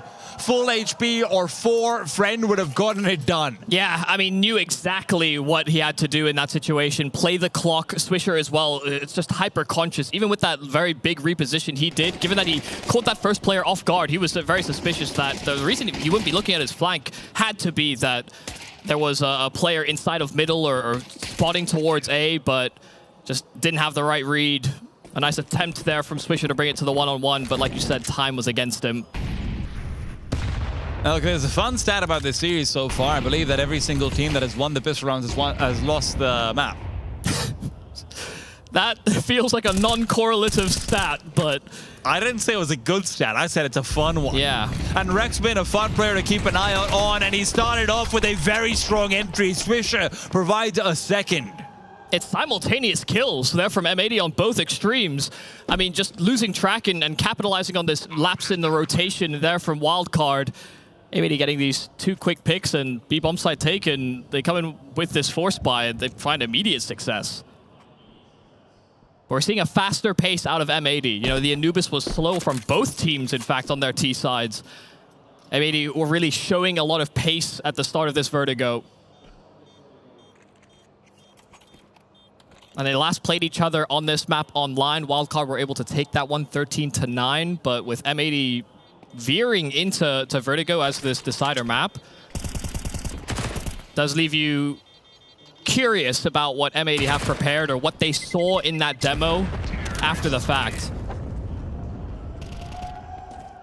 And this is one of the maps that M80 does generally do pretty well on, normally courtesy of Lake. Lake loves to, on the T side especially, Lake loves to go aggressively up through ramp while the rest of his team is making a huge amount of noise in mid and B. So very often you'll see Lake being able to take advantage of CTs having that fast rotation timing where he's expecting them to be reinforcing other parts of the map, and he just goes up ramp completely alone with no utility or anything like it. Now that's something Wildcard's going to be expecting. Last time they played up against M80 on this map, they actually did very well. They took that map away. Stanislaw led the charge there as far as the scoreboard was concerned. But now it's LAN. Now there's pressure. But Stan's never been the one to feel it. Peeks out initially, can't finish the job off, makes a meal of it, and JBA's done the same. But Friend and JBA have at least picked up 1 apiece. Friend makes it 2, and it's a 2-on-2. That Wildcard find themselves in. Sonic here to turn it around. He's heard that util, but he's not expecting. Swisher inside the tarp. Oh, that could be a big oversight. Susp is coming in on this flank, and the first player is low health. Rek. Eventually, Susp is able to pull it together, but down to 9 health, and now Swisher has all the information he needs to now play out this clutch. Even coming in and trying to find these rifles that have been dropped off by either his teammates or the opposition will be incredibly taxing. Susp trying to play mind games.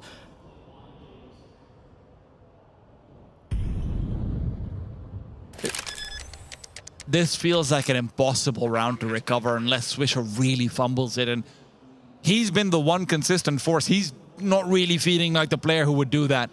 You don't have a kit for Susp, and look, at least the gun might be a little bit more accessible at this point.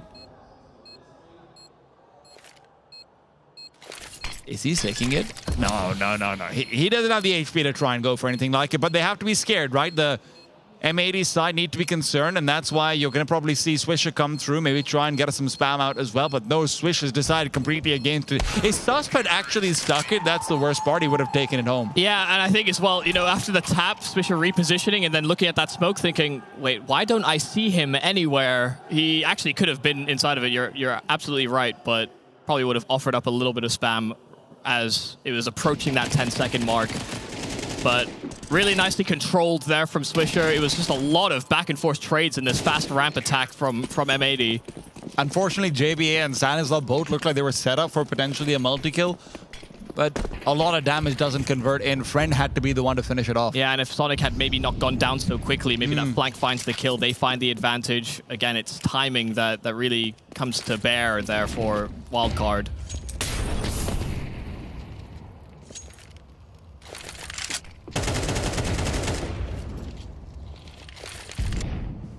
That said, you don't really want to be a maybe baby and whine about it. It's all about this one, and as they've reinvested forward, the MP9s and 5-7 swing out. There's that double, and beyond that, Stan will lose his life and that of his teammate, but not the advantage. Sonic's the one to contribute one more. That's what they needed. The bomb as well is down, and Rek is the really only player who can look to recover it. Sonic refaces. What a shot to Swisher's head. Gets paid back, and it's twice over. Wildcard even. Yeah, I mean, they go and commit to another force buy. They got it so close last time over. They know they could very quickly reset the M80 squad immediately, and you know, you should probably anticipate a force buy right back from the M80 squad, given that there's, I guess, their faster aggression that they're going for. The B bomb site has, I guess, been targeted in these. I mean, the pistol as well as the following force buy. They're able to squeeze together at least 3 Galils, so it's not like it doesn't have stopping power. But so far, I mean, a lot of these investment rounds from either side has just come down to good trades, good openers. We're not often getting to mid to late rounds through tactics. It's through a lot of violence. Isn't that just the best? Might not be the best for the players on the server. They would really like to have the scaffolding around them to climb up and build this foundation, but sometimes you just got to go in with a step ladder and a dream. And right now, speaking of ladders, Swisher boosted up, hoping to hunt down Susp over here, who's very loud and proud. He's brazen, and Friend is providing him backup elsewhere on the map. That's a missed shot, and it is critical. Sonic will have a lot to do, but he does have reinforcements coming. All of the troops are en route here for Wildcard, and so they're able to double swing out from the generators. Sonic will get his one, and even converts on a second with that extra presence. Able to alleviate that strain here on the B bomb site. Bomb spotted and dropped, but they don't know where Sin was last seen. He's made noise now. Sonic is just ready and waiting. Beautiful round from him, the big triple. Playing off of Stan's position as well very effectively, and despite the fact that they lose out that initial duel between the boost and the default buy, Susp's demise will not be capitalized on by M80. Yeah, wildly enough, you know, we think about teams and, you know, even the way that M80 are likely to play on their CT side. Lake is going to be that aggressive man, even on the defense as well, challenging in from short. Stanislaw is often the guy that does it for Wildcard, and he's had some great success on the 5-7s. Look at how aggressive Friend is also just getting ready to be. It's time to start farming.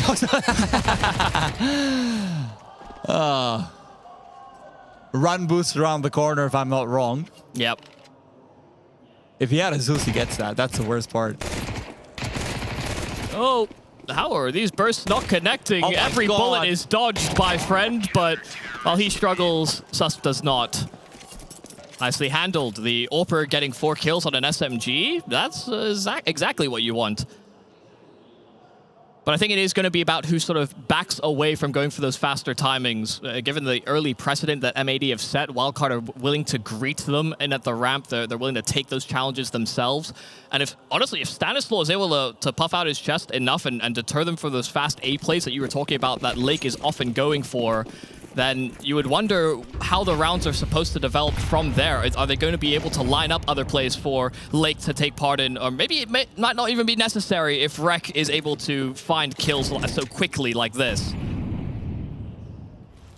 Stan also feels like he wants to get aggressive, but with the flash on the other side, it's certainly going to be countered upon immediately. Friend nading open the smoke, flashes are dodged, and he's going to be able to continue to maintain sight lines. But putting away the AWP, I know it's to deploy utility, but makes it really uncomfortable to rescope into that position.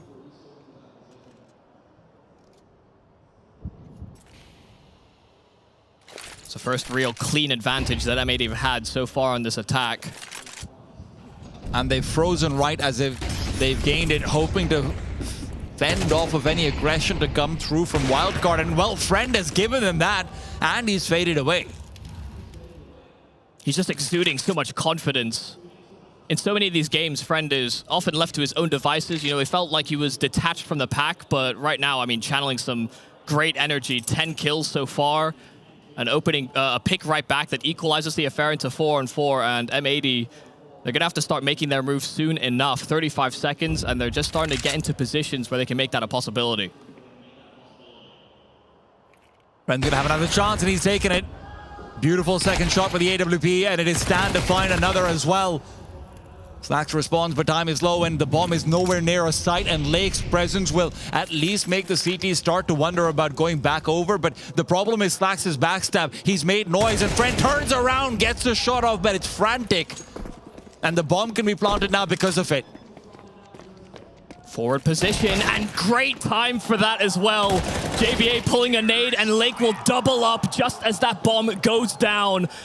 Fantastic driving of initiative, taking space away, but JBA just completely unbeknownst to him, Lake was in his face just as he pulled that HE. It's so much done by Friend, and you'd expect them to be able to take that round away, but that's the advantage of getting that initial 5 versus 4, right? It doesn't matter even if someone like Friends come through then with a quick multi-frag.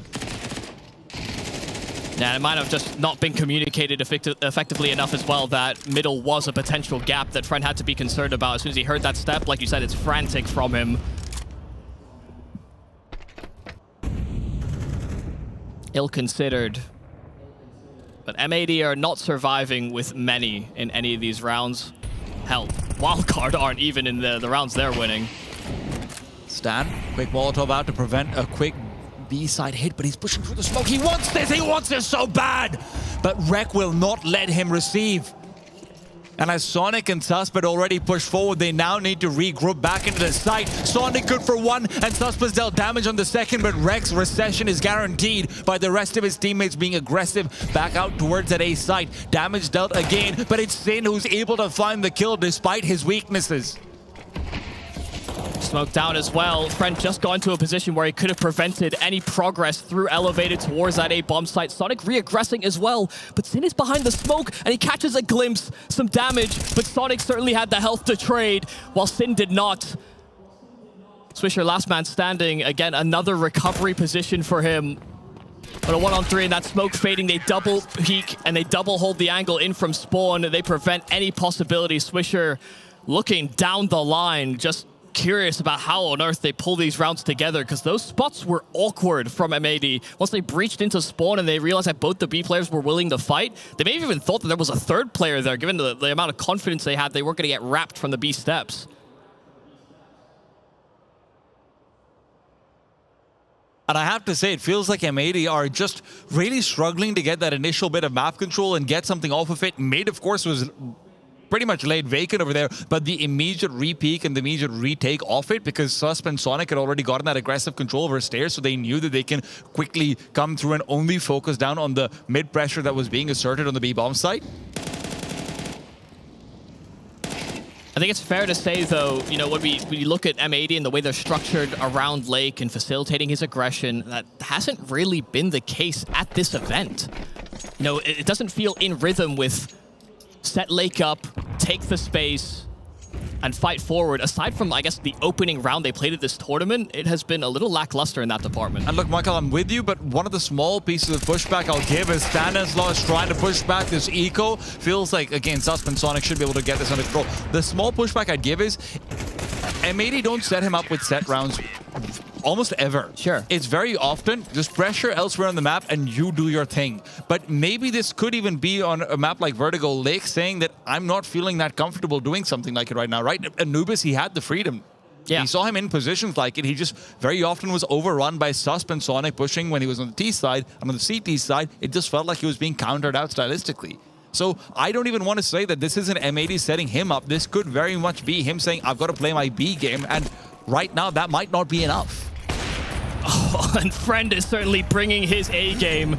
Another great pick on this AWP. This time it finds the advantage immediately here for the side of Wildcard. M80 trapped behind smokes. But where we ask for Lake to rear his head, he peers through a smoke and he catches Stan with a smoke. JPA, a nice double from the sandbags though. And so as soon as they think they have a glimpse of hope, suddenly it's just dropped. Rek as well reveals, but they still have two players here. Rek, do they anticipate JBA to still be in this position? A Molotov that will bloom at his feet, but JBA gets nothing for his troubles. 2-on-2 to play out. They've been very good at bringing things back to even, and that's the scary part. Despite Wildcard's advantages, they never really seem to be able to comfortably maintain them. Friend has been the one with a magic hand, but he's now looking to maybe even overreach, thinking about being the one to fight for information, but a flash overhead should not be blinding him. Friend's got the close range angle, but he can't get the shot. It's difficult, sure, but it was necessary regardless, and with Sus smoked off, he needs to get that extra verticality. Peeks out, catches that turned away, but Sin will shut it down. Despite the 2-on-4, M80 bring it back. That is actually crazy. You know, it comes down to the micro there as well. If Sus would have killed the far player first, he actually probably has a better chance of killing Rek just as he's clearing towards elevator. Sometimes the devil is in the details. A 1-on-2 that certainly looked doable given the timing that Sus hit, but you know, for the fast shooting that Friend has offered up, maybe it shouldn't have come to that 2-on-2. But I'm with you. You know, this idea that even when they're getting advantages there, it's hard to keep them clean. And the money is dried up here for Wildcard. If M80 win this round, the path to getting at least an equal scoreline is incredibly feasible. But at the same time, it feels like Wildcard can say the same for themselves, right? It's, if you win this round, well, I guess we can probably walk to 8. Don't need to be going full sprint mode on it, but incredibly crucial round this might be. We just have to see how both teams want to play it. Sonic has not actually reinforced the B bomb site. They were much more worried about it late mid play in this one. Susp is also playing very defensively. They want to stack into A. Smoke is incredibly deep inside of elevator, but 3 decide to play past it. Not exactly a lot of progress being made here by M80 in this feigned A aggression, but B has been left incredibly vacant. Right now, Wildcard have bit down on this idea, but that's because they've got at least the lingering presence of Friend on that AWP on B. And I mean, if this is Stan's call, it is fantastic. JBA is as well. Peeks out, quick double. The MP9 delivers, and M80 are left wondering, was that the solo man? Was he only looking for information? And there's a nasty surprise behind. It's more and more CTs. 25 seconds, Sus knows his position is crucial. And with Sin on the other side already taking damage, Sus makes up for the previous round. Swisher alone might have been impressive in these late round spots, but Wildcard are in full control. It's comfortable as they win with 4. And M80 chose this map, so they're in this position now where, you know, some things that they may have had planned or in the locker ahead of this potential third map in the series, it has not come to pass. Every single round is incredibly tenuous. Every time they're trying to fight in towards these positions, they're always traded. They're down numbers. Aside from like the opening 4 rounds where they maybe found vacant sites and they were able to burst successfully on the force buys, when they've been in gun rounds, I mean, right now Wildcard are simply holding all of the drive in this map. And right now M80 are holding the steering wheel, sure, but it's not connected to anything. Rek pushed away as he fails to find the punish on the AWP. Sonic nearby dissuades him from pursuing.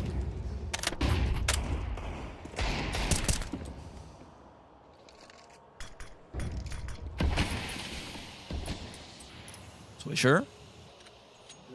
Elevation is going to be useful, but it could also lead to a false sense of security. Susp is moving fast. Susp is moving through. A flashbang would decimate them. But it doesn't look like they have it. None of them having any defensive utility beyond smokes to refresh, and Sus has to do it on his own.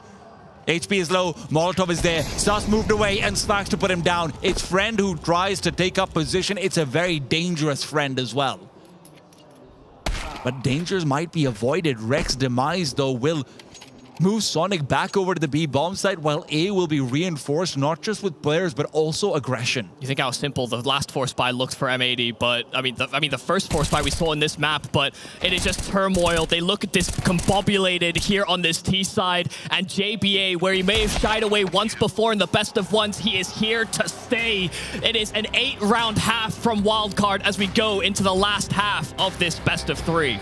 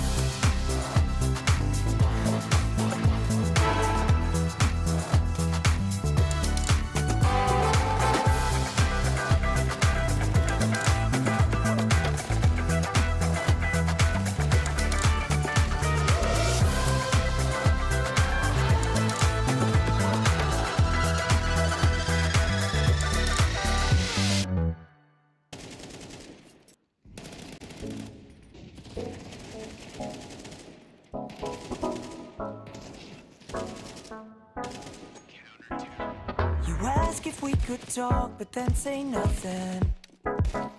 Maybe you just had too much to say. Cause when you call me up, you just want one thing. And maybe in the end you'll get your way. But I just wanna know, oh, oh, oh, oh, yeah, if we should take it slow, oh, oh, oh, oh, yeah.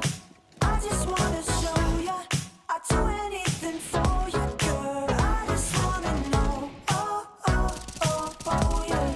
I just wanna know.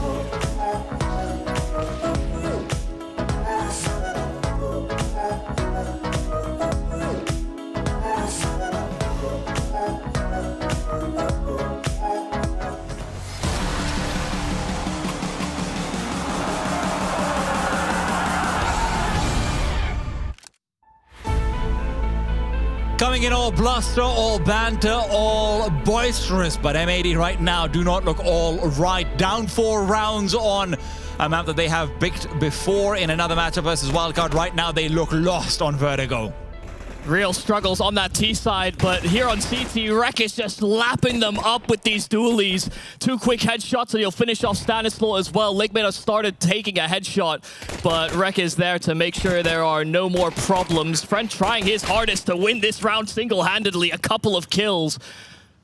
But they've got the plant on B, Sus playing forward, and Rek finally dispatched of. Lake on that low health becomes incredibly relevant. They've doubled up together, they're trying to guarantee the trade. They'll try and line up the double swing, and they'll take the high-low approach. One jumping across, and Slacks will finish off this round here for M80. It is not a clean sweep here for Wildcard. They have to reach some turbulence, but given the way the last pistol went and was met by a force buy, there's no guarantees of that sort of conversion round after. Look, at the same time, M80 just have to celebrate that win and see what they can do with it, right? They've been much more effective at converting on the rounds where they have big advantages in across the series. They've been much more effective at making sure the 4v2s become, maybe 3v0s or something like it overall. So if they're able to get some of that momentum back in their sails, you could see this working out for them, especially because Friend is no longer going to be opping on that CT side. And he was the one who was really just an absolute monster. Yeah, I mean, maybe not opping as heavily, but he's been playing damn good. So it may not matter what he has in his hands.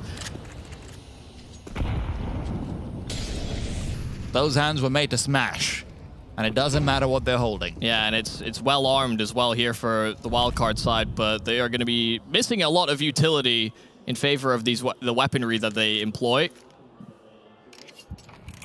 The 3 MAC-10s means that the 2 flashers might be really useful though, but there's a lot of players to move past. 4 on the A side, and M80 are hoping to dodge bullets right now. They haven't. Losing 2, losing 3, and Stan makes them lose 4. Swisher comes back into it. The late round surprise that M80 have had in store has never really been more than a cute little jack in the box. Never been able to actually win it out. But there's 1v3. He's got information of one, an inkling of the other.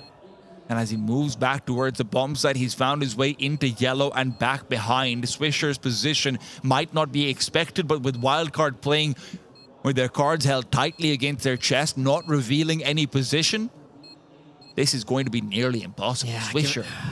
I mean, there's just no resistance. He doesn't have a kit either, so he really needs to find a kill very quickly. And you can see Sonic, just as soon as he hears any steps, just willing to peek immediately out from headshot. Great call there from Wildcard as well to play forward after that plant. Even if it wasn't going to be in a great position for them in the after, they just wanted to make it as uncomfortable as possible for Swisher. They may have come in as the local heroes, the direct invite here into ESL Challenger Atlanta, but it is the North American qualifier team in Wildcard that find themselves with all the advantages here on this map. A rivalry built within North America.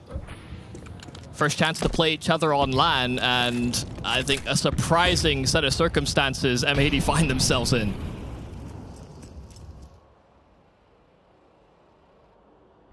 And right now, if Wildcard can just shut down this one round, it feels like they can really just taste victory. But they have struggled before. And so did M80 on their own T side, but a grenade to the body of Swisher is not how he wanted to start things off. Friend Mac 10 on the other side, hoping to capitalize on the earlier damage, and that's exactly what he does. Will be traded courtesy of a flashbang, but the destination has now changed to A, and the same can be said for the CT side as they rotate back over. Coming up short real quick, and Sin able to play that close range angle, but they lose a couple of players so rapidly, and Sup even journeying the smoke as well. Slacks, the last defender of B, is late to the party. And Wildcard continue to deter these forced by attempts here by M80. They will have to bend the knee in favor of a save. Wildcard already at double digits. And Wildcard could feasibly have been a team that people from the eastern side of the world, from the European hemisphere, would have thought that maybe these guys even go out last. Who knows? Of course they're not going to beat M80. Of course they're not going to be lighting up a candle to the team that went so deep in the ESL Pro League. But Wildcard are showing that American dream. And we had a lot of talk between Lake to JBA about going missing or being an onliner. Sonic was trying to dispel those, saying, why is he the one that's saying those words? Lake has had struggles in this series finding activation, whether that's multi-kills or just even these aggressive moves that he's become so known for. He wanted to model himself after Malbs, but is this just not the team that Malbs left? 11. One gun round. Realistically, it is one gun round separating Wildcard from taking down potentially what was earmarked as the region's finest. Behind Complexity. M80 beat Complexity at ESL Pro League.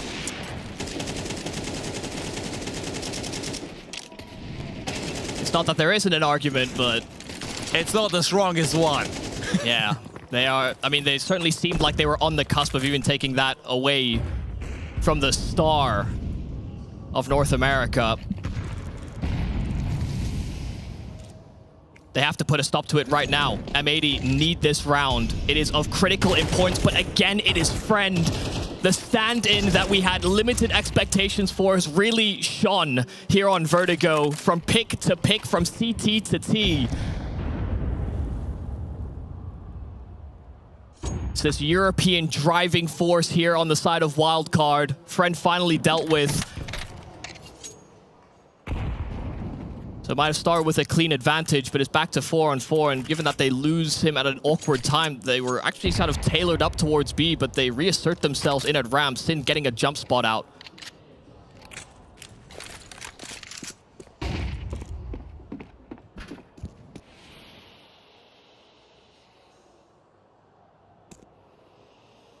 Susp wants to move through the smoke of ahead. JBA's found Swisher, and Susp is hoping that maybe that'll be turning away the default player. Even if it doesn't, Rek brought down low and brought down completely. Susp's got 1 HP, and that's all he wants as the rest of his teammates start to quickly hurry back to this B bomb site. Susp holds on, but not for long. Slacks will force him away from this mortal plane. 2-on-3. Slacks has a chance over here to be able to come through and deliver where Friend did as well, but Stanislaw shuts him down. Only Sin remains. The last gun round that M80 were going to have, and Sin wants to bring in more. But with Wildcard playing as safe as they are, Stanislaw and JBA on the other side, Sin might just be stopped before he even has a chance. Stanislaw elevates himself, and some would say he's been doing that with his team all series long. And as he finds Sin inside the smoke, continues to push him away. Sin is down. Wildcard at 12. And Stan will remind M80 that the only Great Lakes are Canadian. 7 rounds needed. 7 rounds straight from an M80 that really had their best buy. Just that round just gone by. A great util set just as they're starting to link up with Susp inside of that B bomb site. The smoke and the Molotov combo so incredibly disruptive. You saw Slacks did not want to hang around, didn't want to take massive gambles, but realized as well they kind of needed the space to come back in for that retake. A lot of hope lie on the shoulders of those 2 Germans on the side of M80. But can they actually pull things together? Lake, a great kill. They even journeyed the smoke. Sin does get one before Friend immediately flicks back. It's good damage and an advantage found off the rip.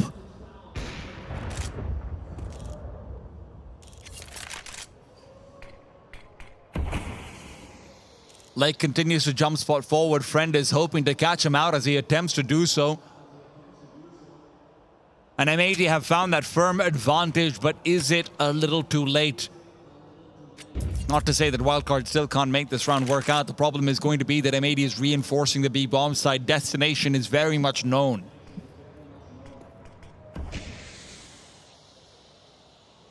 They've just got so much utility here on Wildcard. They have options. They can make this a full-on exec, even with the 3 players that remain.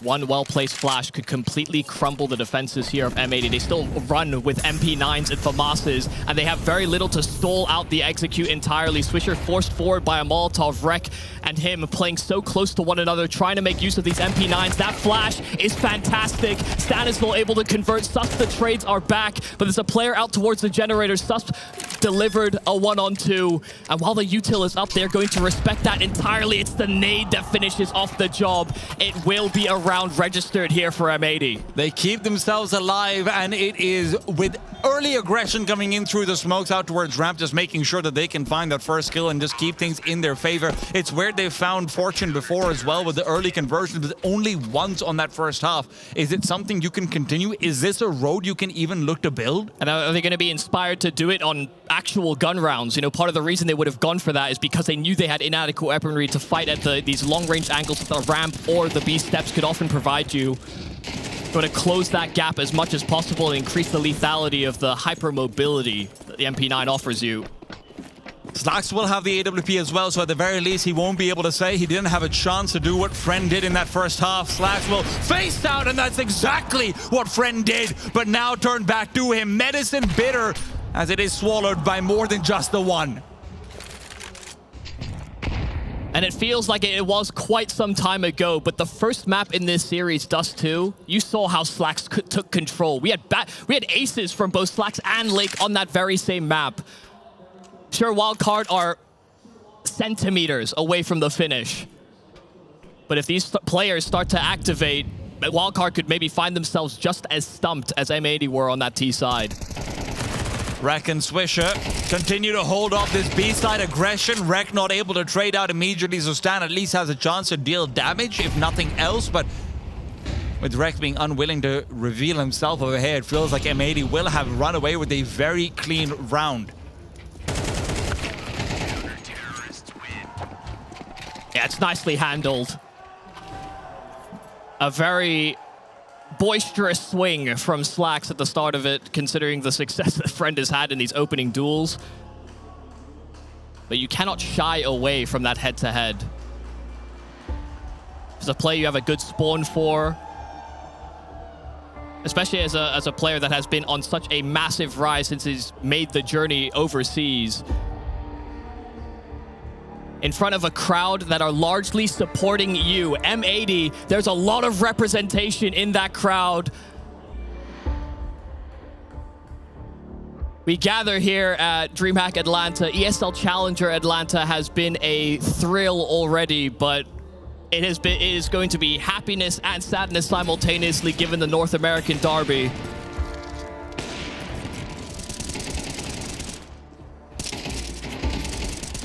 And although Wildcard are at the space where you can trip over and get a win, sometimes you can find yourself a bit too even-keeled in these situations. Sometimes you're just telling yourself, it's okay, guys, we just need one more round, it's fine. Just play normal, play normal, play normal. And in the pursuit of normalcy, you can lose out on even the biggest leads, but there's still a far stretch from that. This round should be a gimme. Some damage would be nice just for the confidence, just to reduce some of the confidence from M80, because that is building up right now. Yeah, prospects of this round weren't exactly high in the first place, but then they tanked a nade at the very start. Never helps. It's very well placed. None of these players have armor, so it chewing them up, bullets doing the rest of the job. But they'll bleed this round dry. It's time for them to set themselves up, reacquire focus. They know that there are chances for M80 to come back into this game, but there are also many chances for Wildcard to finish it.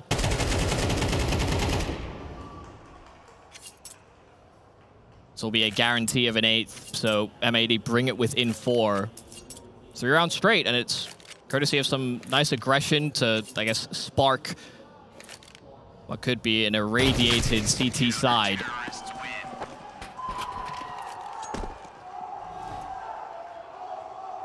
And the money is good, so despite the fact that you are down, at the very least, you'll never have to worry about, oh, if we just win around with one player alive, we won't have an AWP, we won't have this. You will have all the bells and whistles to try and make a melody together that gets you to a comeback, but can you actually get there? Still a couple more gun rounds to go past, but you can start to smell it in the air.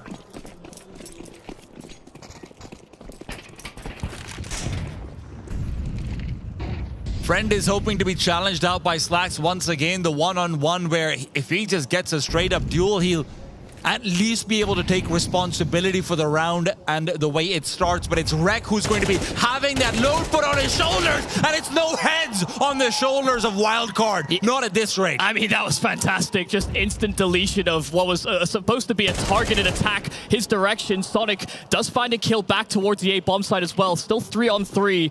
Bombs detached and not really actually with any of these players probing for more.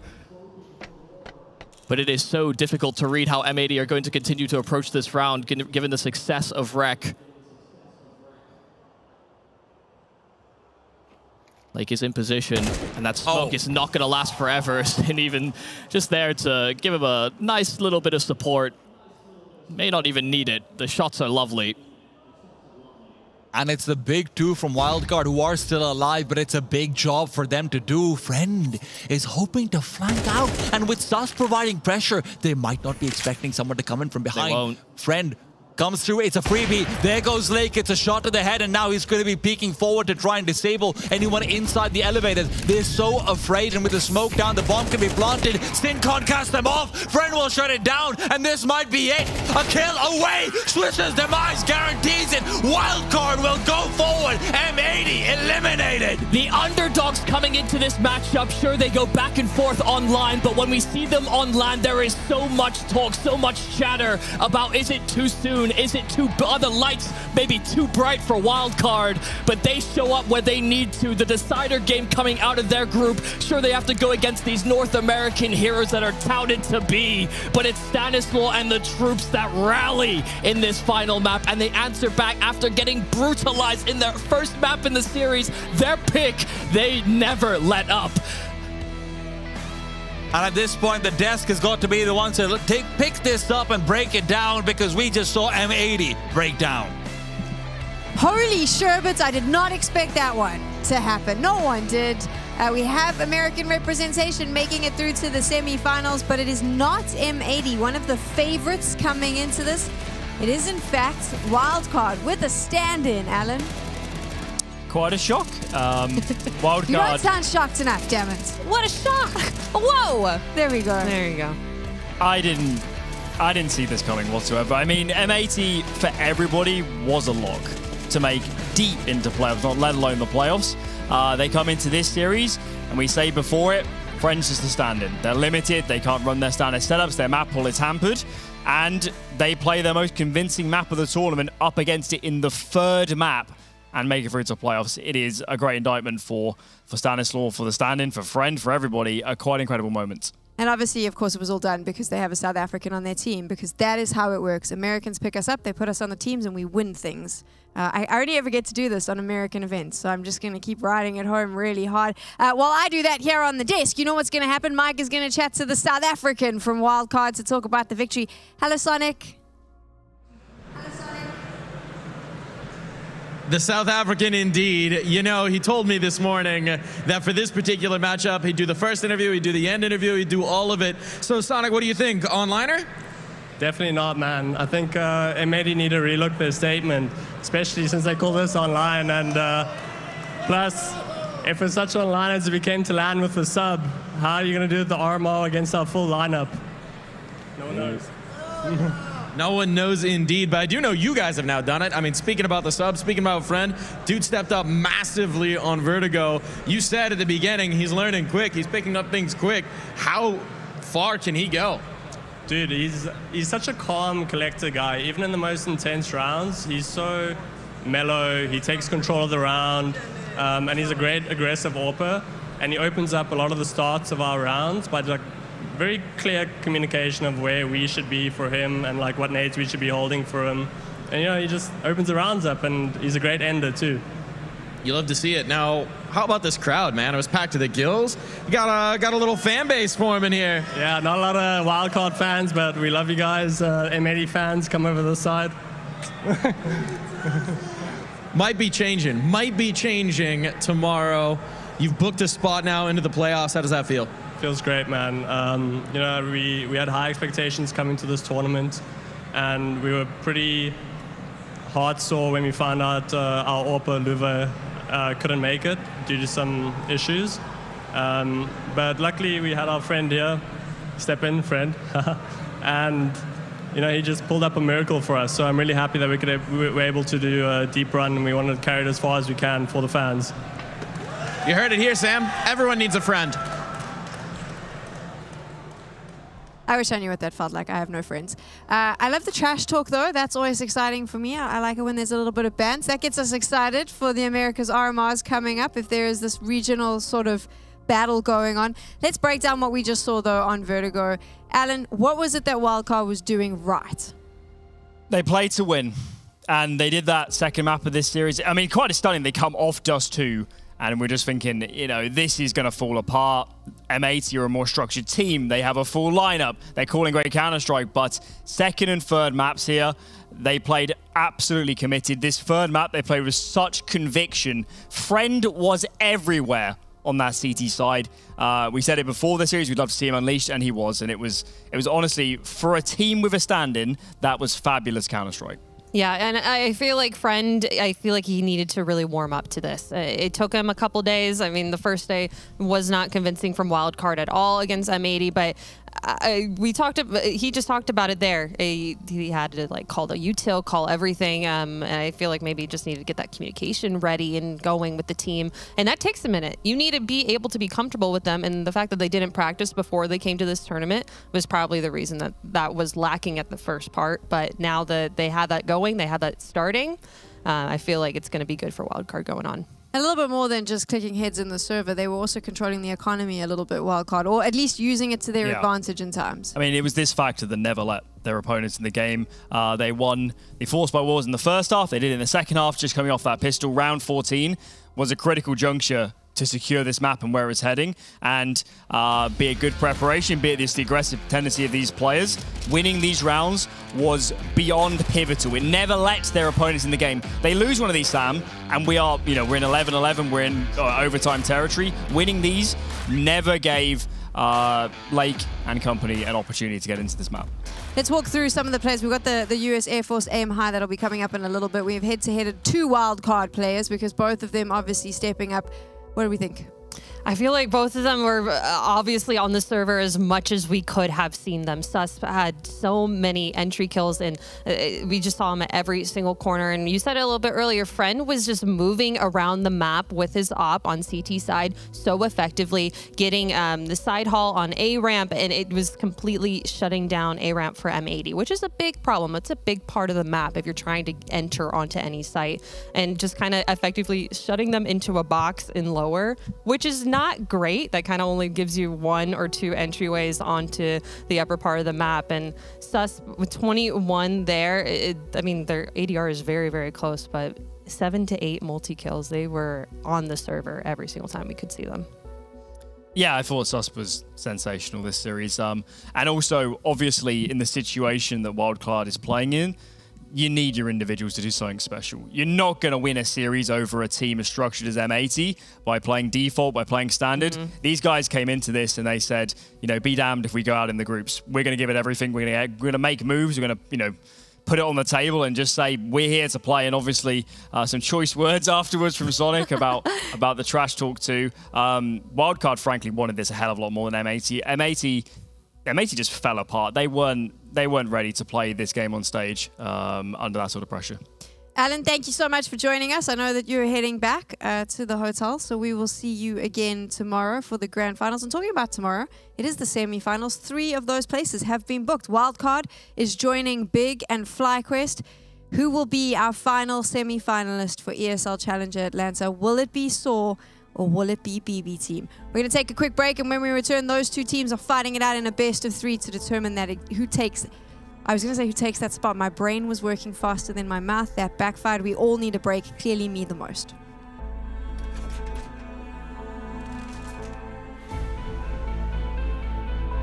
Short. Come short, come mid.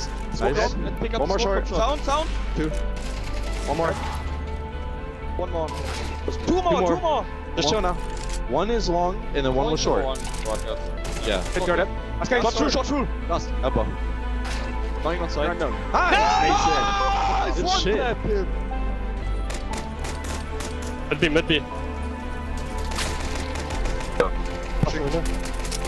Nice. Middle. Nice, Peter. Middle. We're outside. Good. Tons, maybe. Kind of close to the smoke. Holding tons. Come with me. Wait. No. Then car, Peter. I'm jiggling with them. Open look up. Open up. Nice! Nice, boys. Let's go. 2 outside pushing. T-spawn now. Check it through. Play door. One more out. Window. I'm popping your tons. Hold my window. Window left. 1 HP. Nice! Only one. I'm close, right? Yeah, I'm holding. Look here, guys. They're about to swing. Blind. Flashing full of temple. Pillar still picking. Coming. Pillar look. Pillar another pillar. Pillar last. I'm holding stay back. Ambulance. Coming through. Pillar dings. And nice! Flash. Expect side wall. Boom. The ramp. One more gap. Two more ramp, one dinged. What? Last 2 ramp. 1 HP. Good job. Left. Upgrade you some. Side. Great. Nice! Good job. They're gonna kill him. Wait him. Elevator, you saw one. Hopping elevator. Flashing elevator. You're muted, maybe. Muted some. That would be 1. I'm going to the gap now.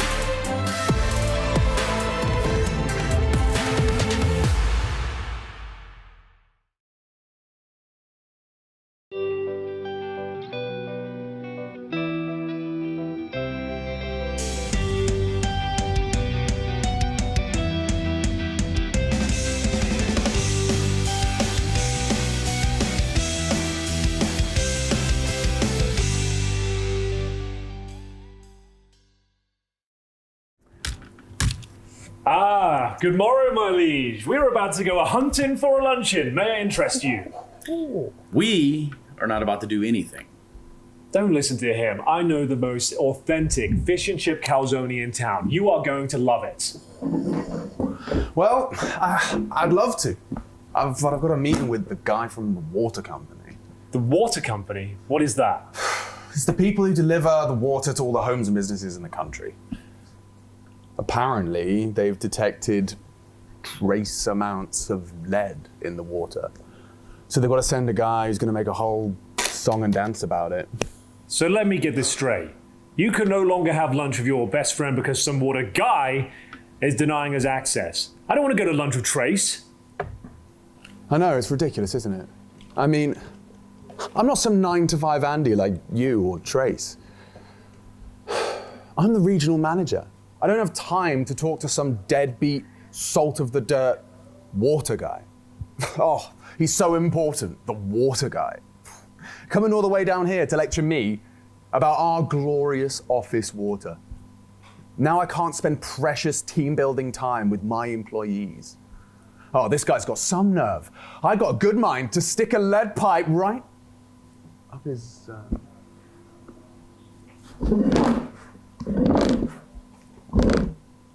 Hello there! I'm Alex. Sorry, one of my friends here was just telling us. He was just telling us about a friend of his whose name was Walter Guy. And he's a real annoying guy. One of these guys were just saying that?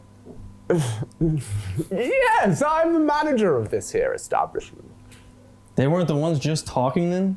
What do you mean? Dude, stop doing the voice. What voice? Why are you trying to deflect this and gaslight me?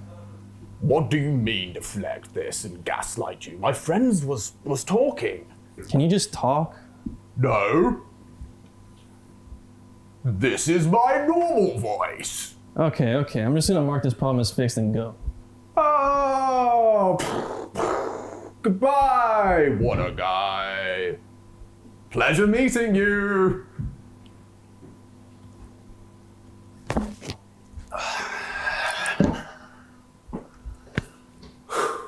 Wow. I know. Wow. I know. Wow, indeed.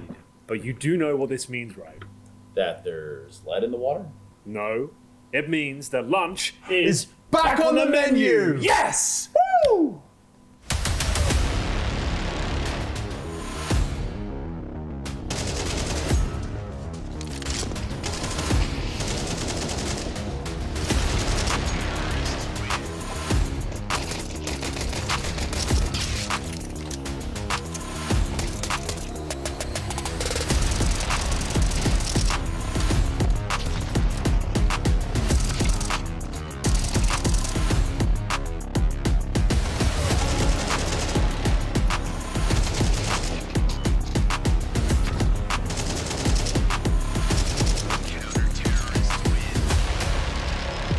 Flames could isolate any of these duels, and it doesn't matter when he's just managed to find Madness with one, and now Brokey in the clutch. He knows where he's coming from. Does he want to take the fight? It looks like he does.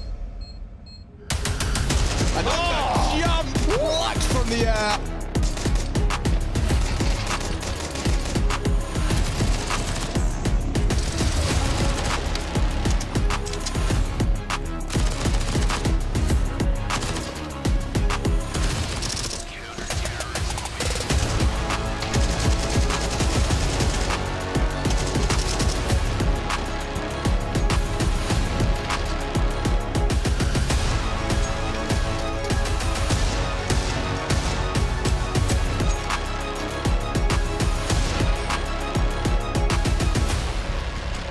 This is Snacks. This is not a CT.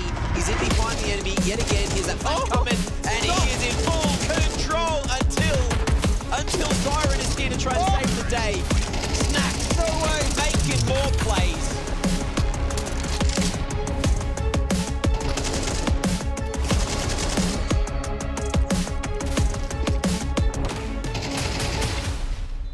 Volt in the clutch now, 1 versus 3, made 2. He's got a kit, he's got next to no util.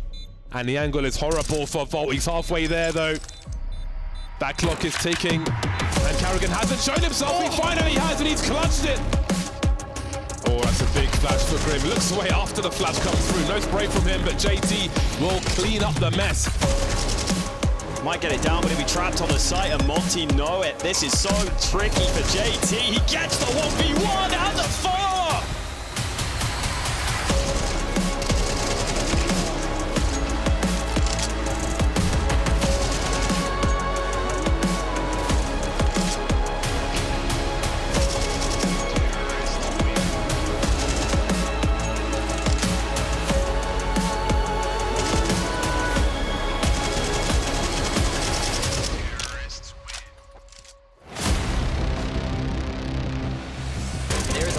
And there is a chance that Snacks is doing it. Bombs on the ground at CT. There ain't no time. Munchkin going for the kills as Snacksy boy jumps up over the top.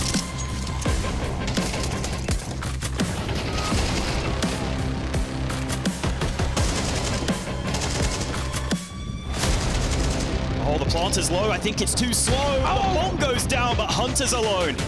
They don't know if Hunter's here or not. He could be in so many different places. The trigger discipline as well. They'll line them up, looking for the second and finding it. Masterful on the bomb site. Managed to transfer, great timing, bomb lost, and Grim is about to lose an AK to these CTs.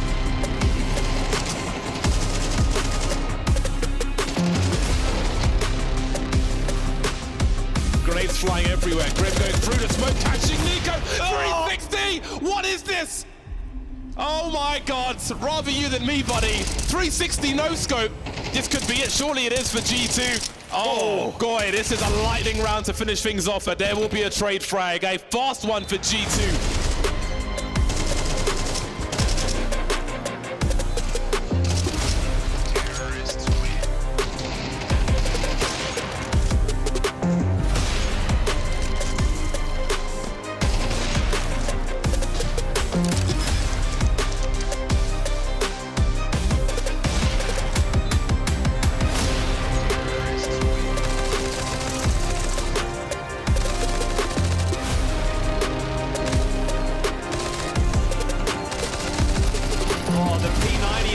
Disgusting, it's getting too much work done. A P90 ace to win the game.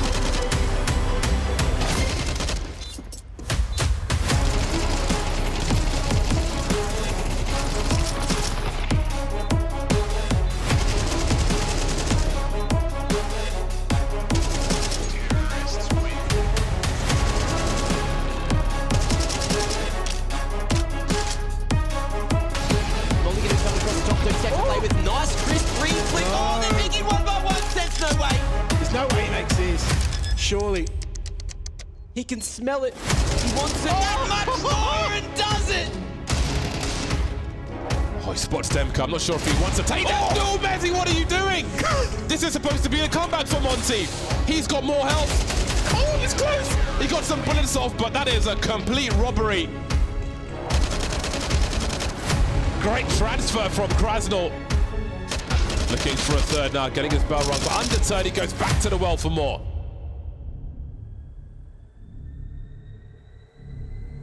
Could be the ace here for Krasnal. Baits out the AWP shot. Dexter desperate, but the flash comes in. Krasnal gets the ace while blind. 1v2 for Demka. He's been dangerous in this series. Oh boy, which one does he go for first? He is toying with them. Oh, this is so awkward. I can't believe it. Messi doesn't have a kit, but Demka's got the frags. This is crazy action. At least Ed's had that small victory, but they might find more. Diha! Oh, what a bloody round out of him! Now it's just Frozen who is going to have to recollect. Oh, Frozen! What on earth have you just done? Can he convert? Oh, up onto the balcony, a ballsy spot, and Frozen, what a round, that is insane.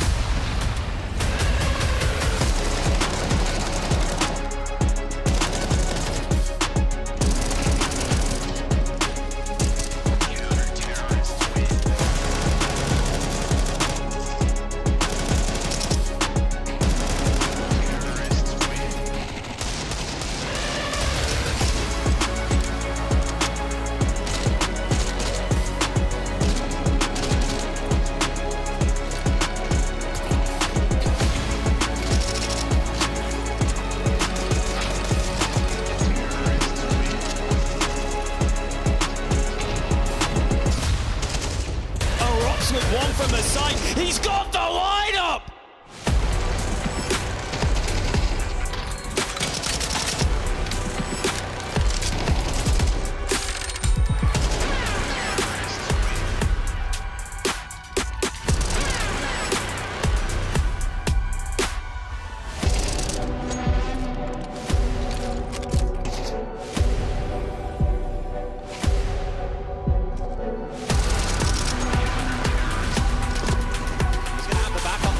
He's only good for one, and now it's on to Nafany.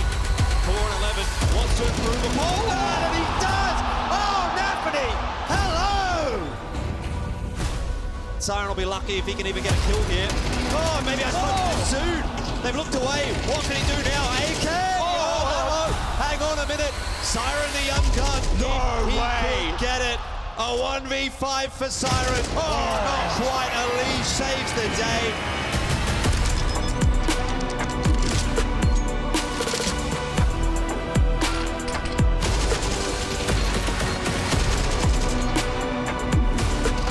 Us into a one-on-one. Madden last seen on that B-bomb site. Twist knows he's got the time. Oh, he just looked away! Twists! Catches him off guard. Madden will be mad about that one. Twists controls the spray, he brings the fight, he doesn't care, he just wants to take out Twists!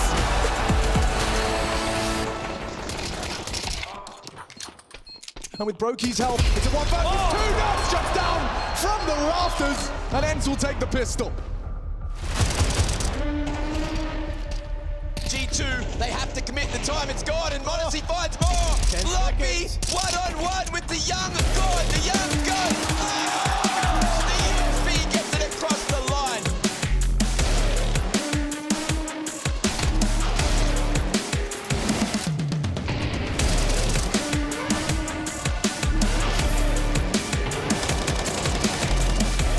Shut down from Twist. He's got another! Somebody! It has to be! Frozen can't do anything! It's all Twists! And that's his bomb site! Not happy with the way that first defense went for Twist. Can he possibly do more? Okay! He can! Twists! A masterclass!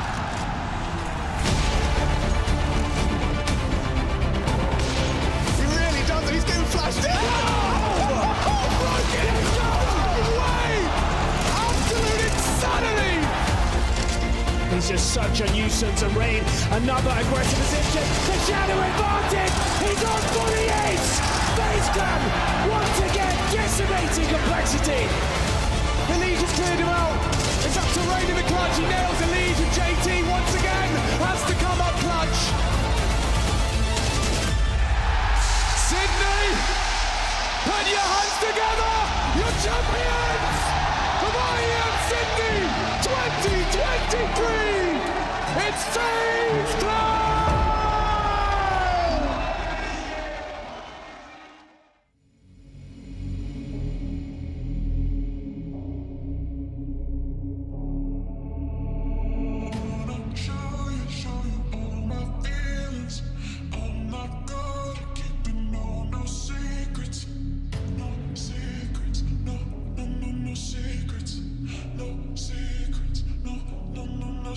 I know you still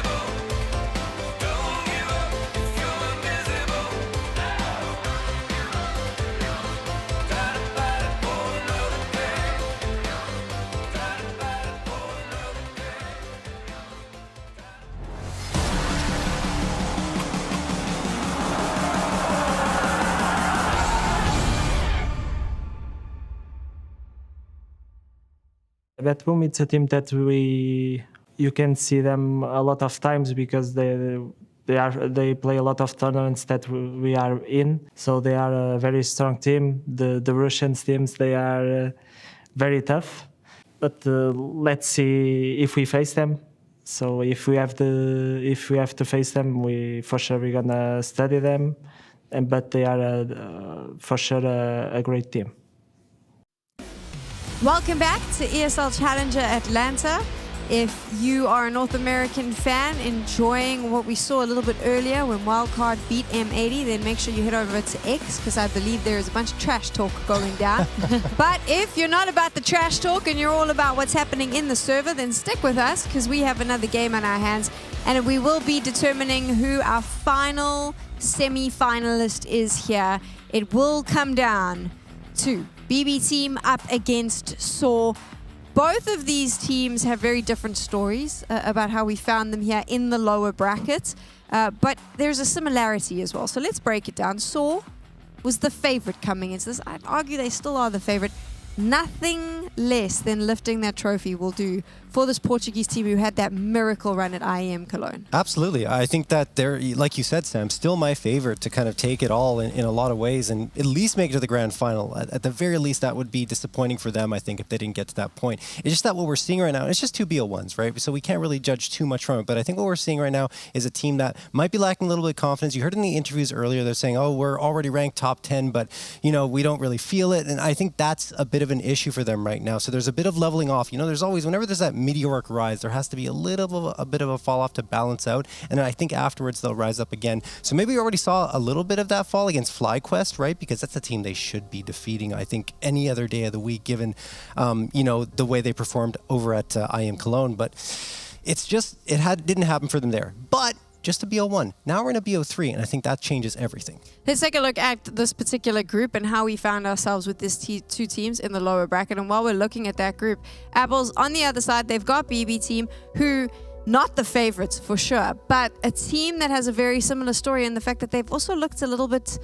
They've lacked the sparkle that we've been expecting from them, right? Yeah, they really have. I feel like we haven't really seen anything too special from them. We have a lot of really, really great players on them that have been in this industry for so long, but it didn't feel like everything was connecting in a way that felt awesome. Like, they were playing, they were winning. They got that great 2-0 win against Rooster, but it was against Rooster, the lower seed in the group, and it felt difficult at times for them. There were some points that it felt like Rooster could have taken a map from them, could have figured out a way to kind of win against BB Team, but they were able to come back on front, on top, but it just did not work out for Rooster in the end.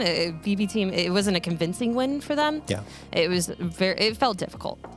I don't rate BB Team. I don't think that they've done anything to get me excited. I think we can talk forever about how on paper they should be good.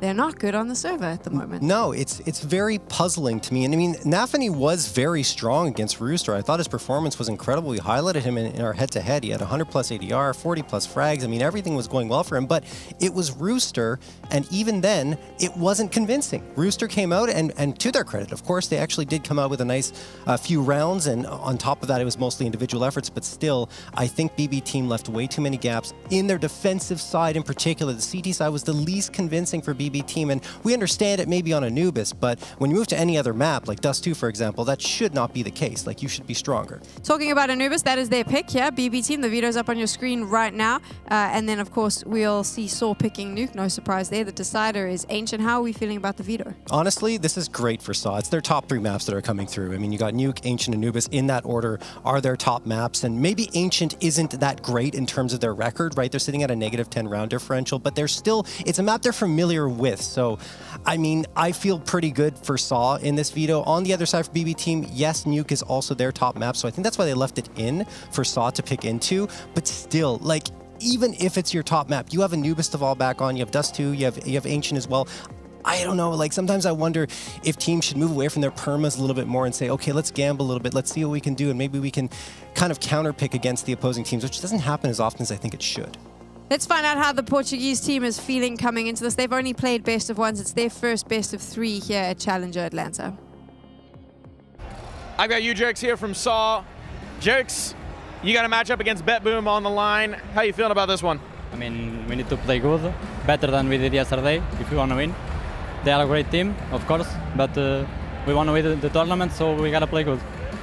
Now, speaking about that game yesterday, right? This is kind of a different tournament for you guys coming in as the favorites. FlyQuest playing above expectation. What do you think went wrong? I mean, they played good, but we kind of played bad in some situations that made the game bad for us. So we need to play good today in those situations. And I believe if we do that, it's gonna be a good game for us. What do you think the key is? Who's gonna pop off? Is it gonna be you? I mean, anyone can pop up, so I'm not gonna say a name. The whole team. Come on, just give it to me. You gonna pop off? The whole team. Humble King out here. What do you think, Sam? I think I'm going to ask Apples what she thinks about the loss to FlyQuest. Were you as surprised as everyone else that happened? Well, I was there. I was watching it, and I was very surprised because as much as I do love FlyQuest, I do feel like they have some limitations. And Saw coming in as the top seed, the favorite to this competition, I was expecting them to really not school FlyQuest, but like kind of put them into a situation that would have them go and take a lower bracket run. But FlyQuest kind of surprised us, and I think also surprised Saw a lot as well. We saw in the interviews before that game, Saw was like, yeah, we're going to try, we're going to do good, and I think we can beat FlyQuest, because FlyQuest is a sleeper pick. Most of the time it is, because they don't really pop off if they're not in their own country. But they've been showing it this time, and now I feel like Saw has a wake-up call that they have to take into this next game. I think FlyQuest had, speaking of wake-up calls, they had one recently. They're like, we can't keep playing so passive. We have to change our style. And I think that makes demo review less effective against FlyQuest because they came into this with an entirely different approach, going to get aggressive and getting into the face of their opponents, which they did very well up against Saw, right? They completely caught them off guard and Saw had zero response. Yeah. We're taking a look now at that Saw lineup, though, and this is the thing. This is a team that did the unthinkable at IEM Cologne. They're a team that have pushed their way into the top 10, and I would say that the very reason they've been able to do that is a lot in parts to the gents on your screen right now. Yeah, absolutely. Like, Story has been very solid for them on the AWP. I mean, you're seeing his stats on screen right now. 0.31 op kills per round is actually very good. And also, he's opening up rounds effectively, especially on CT side. And that's super important to have your opper doing that because it gives you quick 5v4 advantages, especially on maps like Dust 2 and Ancient as well, when you're talking about Red Room and trying to take that quick mid control. So, like, having an opper that's great at mid control like Story is helps a lot on all maps. I feel like they're going to, from how BB team has been playing earlier today, I feel like Saw is going to at least school them a little bit with just their mechanics, how they have played in the past. Maybe this event hasn't been great for them. A little bit of jet lag, I feel, for both of these teams, but Saw has the pieces in place. We've seen oppers are so important from all of these teams, and Story is no different, and it's going to be good for them. We've spoken a lot about Saw, so let's speak a bit about BB team. Before we do that, though, let's hear from them themselves. I've got Chiron here ahead of their matchup against Saw. Chiron, it looked a lot better today. Are you guys feeling like things have clicked overnight? I mean, it's most important to win against ourselves mentally. If we can handle all of the pressure on the event, I think we could show even better CS than we did today in the morning. Because we made kind of stupid mistakes in a couple of rounds. But if we don't make them and handle the pressure, as I said, we're going to play definitely a competitive and a better CS. Now, it does feel like this is a matchup where you might not have that same margin to make mistakes, right? Saw's been really good lately. Do you think that there's going to be some particular key in the server to this victory, somewhere where you guys have the edge? I don't know. Click head. And if we click head better than the enemy does, then we'll win. If they do better, then they win. That is the basics. I think that was in Sun Tzu or something like that. You gonna pop off individually today? I hope so. I'll try my best. He'll try his best, Sam. What about you? You gonna try your best? I'm going to try my best not to flame players from the interviews. I'm going to try my best not to flame players after the interviews. I'm going to try my best not to flame. Come on, man. Give us something. I am getting a little bit tired of the mental conversation that keeps coming up. Okay, I hear you. You've now told us day in and day out that you have that there's a mental issue in your team. Yeah. Tell me what you're going to fix about it or how you're going to fix it. It's concerning that they keep saying it, but it doesn't seem like they even have the answers. I mean, in a lot of ways, clicking heads and getting frags is somewhat the answer, having more confidence, right? I know that obviously wasn't the most insightful interview, right? But I think that Alan was alluding to it before. It's not really a psychological element that's the problem here. It's just that they're not playing good Counter-Strike as a unit. And I think they have to come together as a team, which hasn't really happened. I know in the interviews that we saw, before the event started that were being pre-recorded, they said, oh, we have good chemistry, things are going well comm-wise. I don't personally see it. Like, I haven't seen that come through yet at all for this team. So even against Rooster, like we saw, there were some breakdowns for them, and those breakdowns Saw will absolutely pounce all over you for. Yeah, it's been very scrappy Counter-Strike from BB. And going up against Saw is someone who, this team, they're really, really good at mechanical Counter-Strike that is just perfect good. I mean, that was their first best of one against Rooster. They just completely dismantled their opposition. And against the team that, in that interview, it just seemed like they don't really know exactly what was going to be happening in this server. Not like, oh, we have all these strats. No, we're going to go click heads. That doesn't give me much confidence for them. It does. I'm going to jump onto the other side of the fence here. Okay.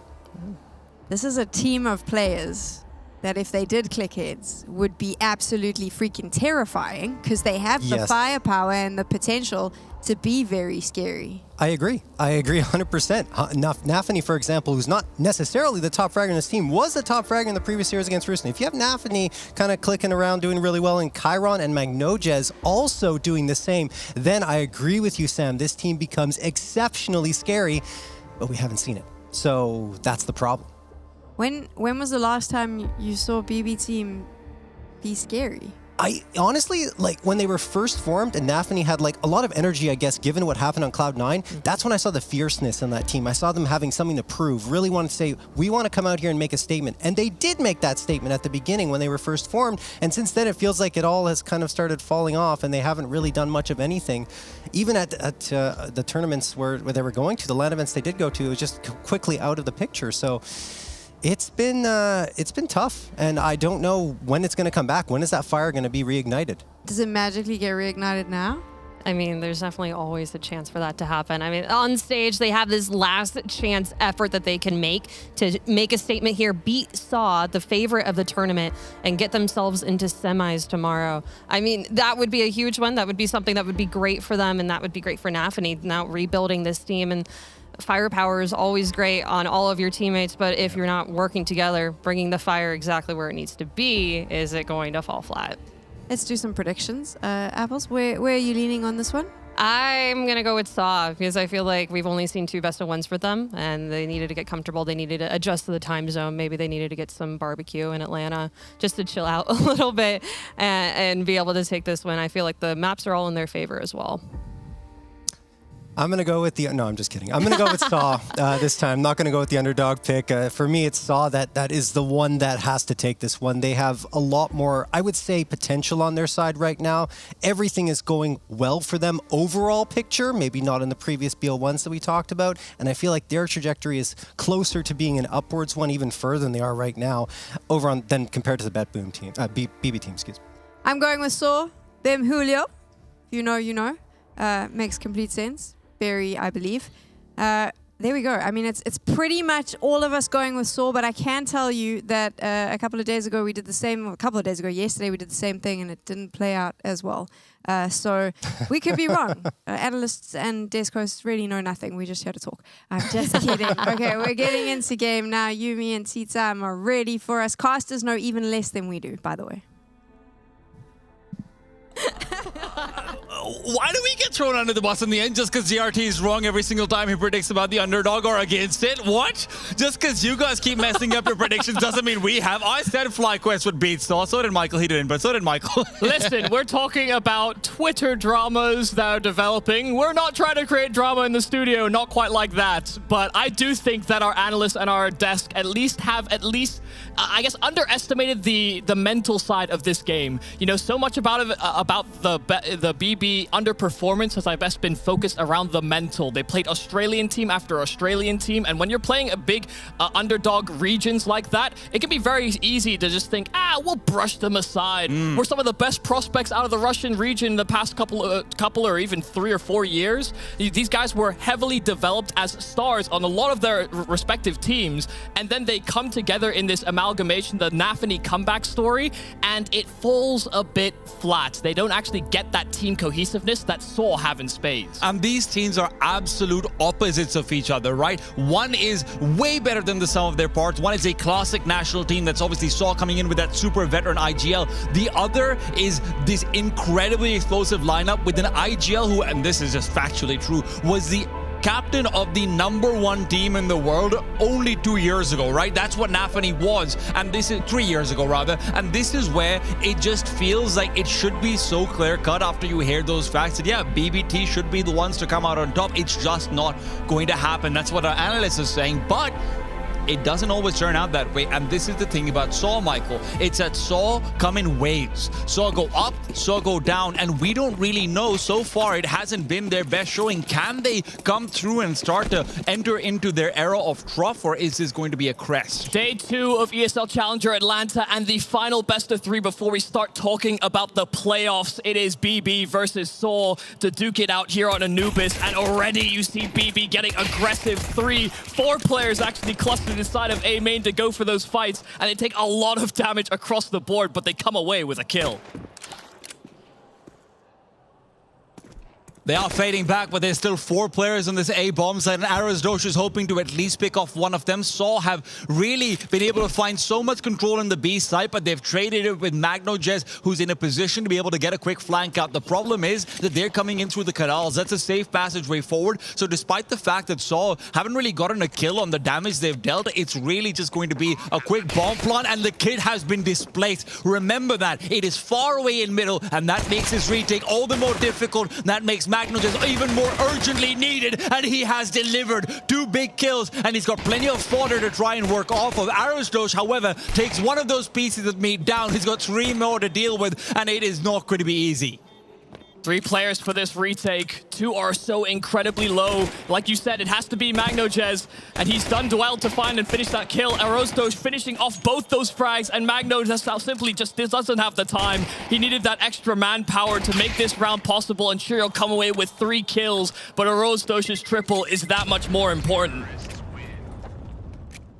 And look, it felt like an even exchange early on. You know, damage being dealt for the kill that's had. Sure, it's a 5-on-4, but you're pretty much okay with that if you're BBT. But then completely leaving the B-bomb site like that, and MagnoJez just thought he was setting up for a flank. They were so sure it's going to be an A-sided commitment, and then when the defuse kit is also caught off, it's just going from bad to worse. I think that's the problem, though, is that because they were all so low, it didn't make a conscious effort to go and re-get that kit, just in case that Glock was going to still be at those close-range angles. It wasn't going to be a favorable fight. It just really does cost them. And the Bombastic boys have decided to force buy into things as well. No surprises there with the players and personnel that they have. But picking up on that mentality story I was trying to paint for you, if you can't get your mental together, you know, maybe you underestimate the Australians, but you come into this matchup understanding that Saw are likely favorites for this entire event. There can be no struggles mentally.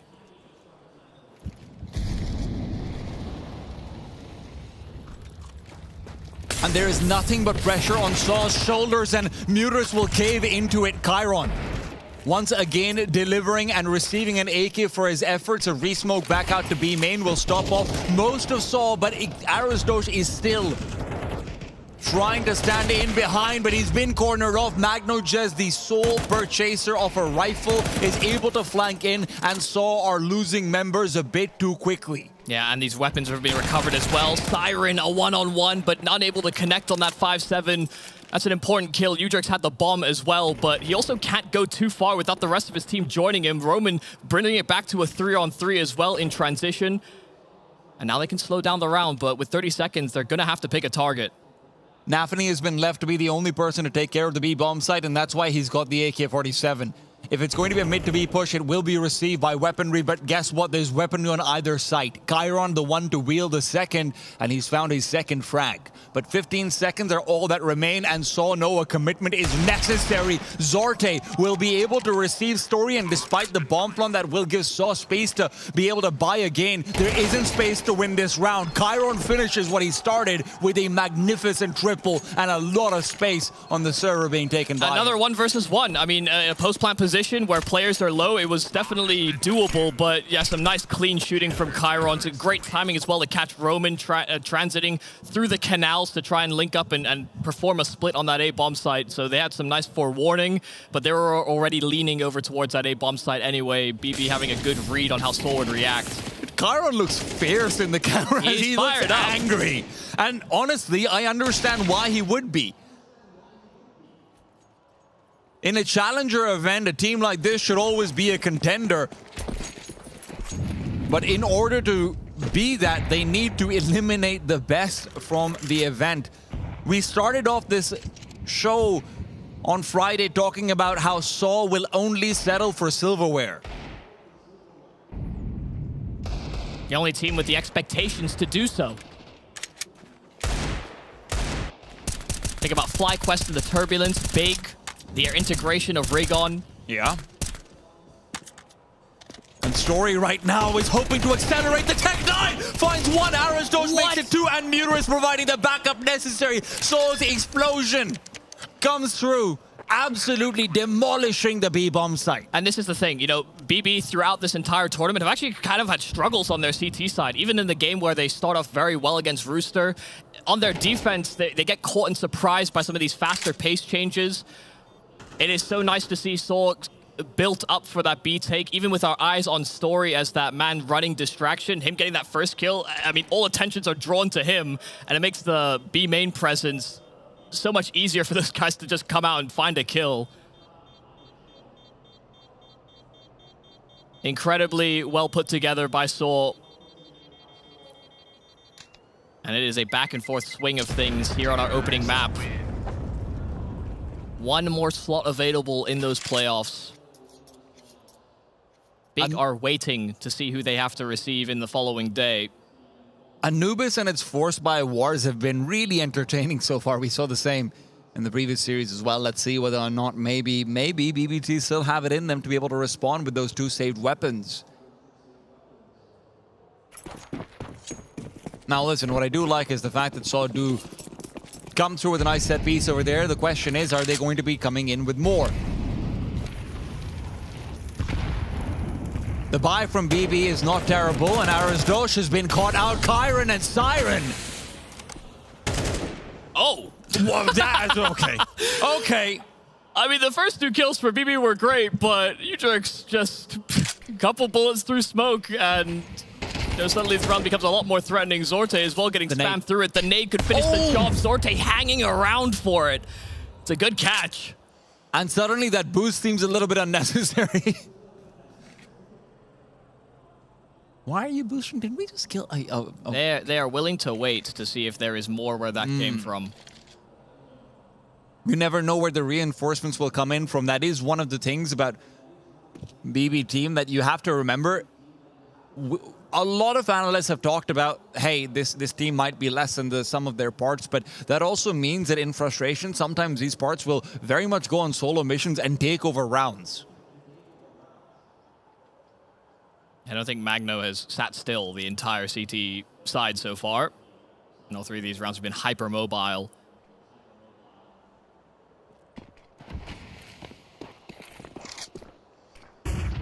Siren.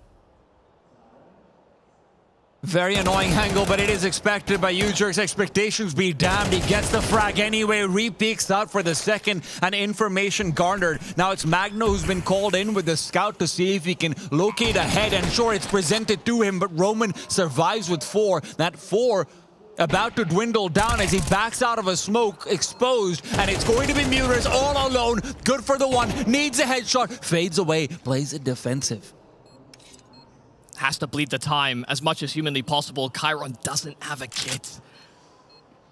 And with Muterus taking this deep position, yeah, this round is simply unwinnable. It is so well done here by Muterus, but with the smoke, things can definitely get interesting. He recovered the kit en route to the bomb site, so I lied through my teeth. I was not expecting there to be one so easily accessible there for Chiron, but it is well communicated by his teammates. The extra util down as well. Muterus tried to play around the fact that there maybe wasn't that kit in play. And that early scout shot just comes in and makes it so Muterus just never felt comfortable, felt like the fight would be taken before, but just a straight commitment, and right where we start to expect, hey, maybe Saw can run away with things, he really can't. This shot was just, it was something. Yeah, kind of an outrageous way to start clawing your way back into the round. I mean, they get 2 kills without actually seeing the players. But the fact of the matter is, it goes from a 5-on-3 to a 2-on-2. BBT are happy. They're happy to have taken it. Yeah, it's around that maybe they should have converted a little bit more simply. But these mid players put on notice slightly. And Saw are probably going to be coming right back in with another force buy of their own. You know, the bomb's been planted. Why not go for it? Especially when the last low buy situation just looked like there was nothing BB could really do to stop it. It's all AKs out for Saw. A lot of early utility deployed, and a faster play as well in through middle. With the humbling off of the mid control, Nafany trying to back away. U-Jerks even tanking a little bit of the damage via the Molotov. But they get access to middle so rapidly, the reaction has to be quick here from BB, because Saw aren't intent on slowing down. Timing missed. But Siren will not do it. Oh my god, what? Siren! Absolutely absurd. This is the man who carried a major for Spirit.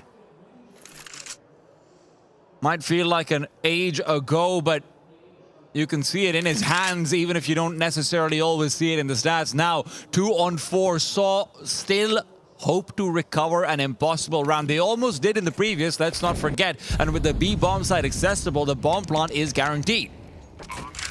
They just can't end up in so many of these man disadvantaged post plants. 2-on-4, where there's a lot of options for BB. They've got so much util. I mean, they've got so many attack angles too. But Chiron's going to be an isolated duel if they turn around and look for this one. You turn it into a 2 versus 3 very quickly. Roman is very wary of this, and the shadow spotted, but Chiron wins it. Arasdosh all alone, and very similar to the pistol round. It's an impossible situation, but he may have delivered once. It will not be twice. Yeah, and there wasn't a kit that they could pick up and recover, so they actually needed to find these kills quite rapidly. But allowing Chiron to activate on that flank, it is a damn close defuse. But BB are happy that they had the manpower to spread out and fan out, look for those remaining Soul members in the afterplant. I think there was even a possibility, if you're playing 16/9 on the side of Chiron, that he could have caught a glimpse of Roman just before he prepped for that duel. Roman did see I guess the flank coming, but yeah, Siren does so much for BB in that moment. He is on an island on that A bomb site. There were 3 on B, and he just gets a single-handed triple. Didn't even have like a flash or a smoke that could have made those fights awkward.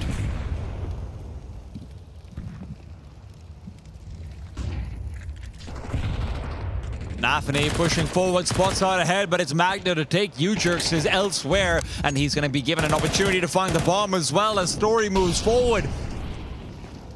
Control maintained. Magno pushed away, but it's Siren to meet his death, and Roman hoping to deliver to more than just the one. Nafany. Timing on that might be terrible. Roman still doing so much interference in towards middle. And just as Nafany cedes his space in A, Muterus is taking up that exact same territory. Backs are turned towards A main, and Magno, he's not quite heard the steps behind him. Muterus does find that kill a little labored, and still Story is this lurking presence inside of mid, but they need to get that bomb that's on Story's back. Chiron Getting ready, and he will spot out that bomb. He knows that there's more than one player over here, but he'll have to settle for the package, and indeed he does. 35 seconds, and the burning baddies have regained control of this round. Zorte, however, might not be expecting a player behind that smoke, and as he's turning away, it's Muterus who will be given a chance, but when will that chance come in? The smoke still feels like it's got time, and Zorte knows it. Muterus and Zorte both low HP, and Zorte is the one to find the kill. Only the sweetest of rice remains, but it's gone bad, and Kyron continues to look fierce, continues to be ferocious. Yeah, Kyron is absolutely fired up. You can tell with the way that he is playing and just being so active around the map. This man is not stopping. When there is chaos ensuing elsewhere, he is taking space, he is looking for flanking opportunities, and once again, that extra presence that he provides ends up being the linchpin on the round. It is just so good to see BB actually put together rounds like this as well. We're getting individual multi-kills as well start to rear its head. Something that has been just noticeably absent from a team with so many prospects of delivering in moments like that. And with the Force by Wars over, it feels like now you have a chance to come in for 5 and maybe even more beyond it, right? I mean, we haven't seen an AWP actually come out so far for Zorte. And look, as much as Kyron is definitely performing over here, I came into this event thinking in my head, Zorte might be the best player at this entire event, to be perfectly honest. Well, it certainly not looked like that's the case. He's not even the best player on his team, damn it. Yeah, well... Not right now, at least. It's the Ferrum brothers between Kyron and Siren. Also, I mean, you jerks That probably too. would like to have a conversation with you about that. Listen, if we're letting anyone get a word in, then everyone's going to want to have a chat about it, but you got to show it in the server. And currently, Saul struggling to do so. A little back and forth at the start. Nice shot from Story, and he's found a second kill with this dig, but as he switches to the M4, Siren able to lap up what remains of Saul on that low investment. Siren's also been real good on that A-bomb site, you got to say. Helps as well that the positions are being a little dynamic as well by the BB squad in previous officials, and I wonder whether the fact that things went a little pear-shaped at the start of their campaign here at ESL Challenger Atlanta, that they might have just said, okay, you know, Magno is actually the one that's primarily taking a lot of these fights in through middle. Nafany's been, again, another one of these space takers, and he provides some extra assistance where Siren definitely needs it. Magno Jez? They don't know. They have no idea. And this is going to be a slow setup. Look at where the Canals players are. You have a solid 5-6 seconds, but Magno's gone the wrong way. He won't make it in thinks time. It's going to be an A setup that he wants to flank into, but maybe the Canals players are going to be delayed. No, the commitment coming in, and Kyron has got the first head. Magno accelerating back to Dark, but Kyron's lost his life in the meanwhile. There isn't going to be more support. The rest of the CT is far away, but the bomb is not planted yet. It is on the floor, and Magno knows it as well. He wants to full commit, but Muterus finally shuts him down. It has to be Story to cover, but there's 3 players to cover off, and with the smoke having only so long left in it, they're thinking of pushing through. They find the first for free, and that might be giving up too much. Story now only has to wait, and Muterus rotates. No, he's only threatened it. Yeah, he made the steps, and you can see the immediate reaction, the pull away from the B-bomb site there from BB, just trying to limit options, but it does mean that Story has an uncontested sight line. And it's another 2 versus 4 that it feels like the busted Beavers might be letting through their fingers. Zorte and Siren are going to have to re-peek back into this crack angle from Story, and he's just not missing this round. Great cover fire, but now he's turned away! It doesn't matter! Story is here to write his own tale! A complete 180.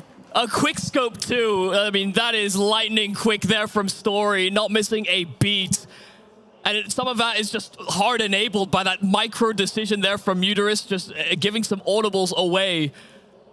Immediate recognition of the amount of presence there from BB Deep CT. Even with the flank that Magno tried to operate with, the double kill that he's allowed to get away with inside of Con from a deficit, saw answer. And that's a hell of a shot from the AWPer from Portugal.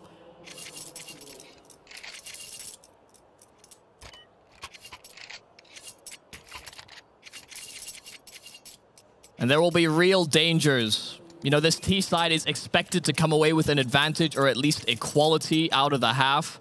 So have been trailing. They needed a round to spark it. Again, they end up in these positions where they have post-plant situations at a man deficit, or they have access to the bomb site and they're, you know, constantly fighting from behind. BB have had a lot of win conditions so far here on the CT effort. Okay. Maybe it's time Saw started expressing their own win conditions. This is bold, opening up the smoke, and Udrix will show him it's best not to be too bold of a boy. Nafany, however, he's got no choice, and he's not got any life right now either. 1 and 7, unfortunately, the fortunes of his compatriots haven't really been shared into his hands. Siren, cornered in, position revealed, and I'm sure that Saul would like to go hunting. I find it so curious as well, you know, when Magno was first coming onto the scene and when he got his opportunity on Bet Boom, a lot of people were calling and I guess directly drawing parallels between him and Donk. You know, they played together a fair amount. Their styles when they were coming up were fairly similar. But, you know, positionally, that's actually not what Magno does for this team. You know, Chiron is actually the one in the more contested sort of star positions for BB more consistently. Magno is that insurance policy that if our first star doesn't shine, we're expecting the second one to show up as well. And you can see when they found themselves at a deficit, he is that first guy that is willing to make a play, as ill-advised as it may have been.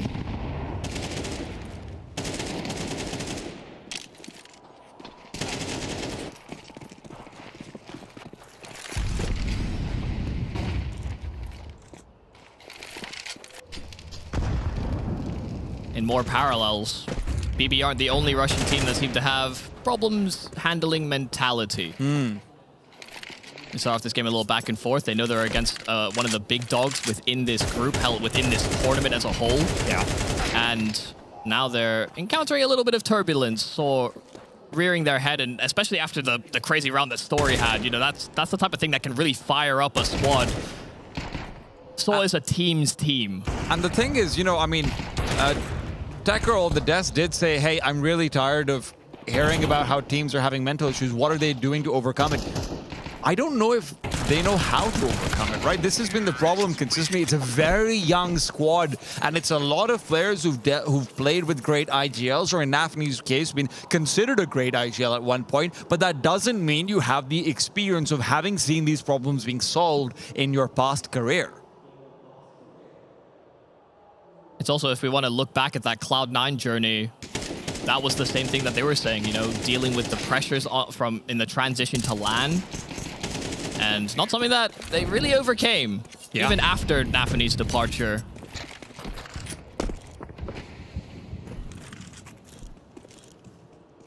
There are definitely challenges with having success online and just not being able to get the same success when you stare down your opponent person to person.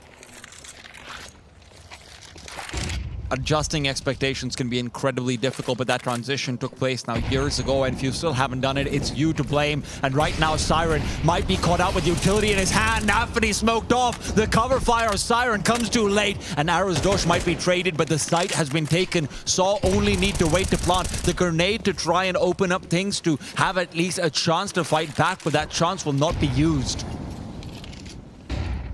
The engine is roaring. Saw are asking for more. They fake the plant initially, expecting the reaction from BB, but now they finally punch it in. 4-on-4, and there's Molotovs available here for BB, but they lose another player. Magno coming out through camera. Nafany using that Molotov to his advantage, but Roman journeys the smoke, and it's trades galore. It's Udrix that fights within the site and flanks out these players, Heaven. It is well done in the end there from Saw, even if it got a little static, a little stoic inside of that B bomb site, even with all these players waiting in the wings. Saw were ready to pounce as soon as BB went in for the retake. And it's just a picture-perfect execute coming through right there, right? Just the spacing that you're seeing, the fact that Arrow's Dosh has to be shot through the smoke. He's able to chase past a Siren who thinks that he has company.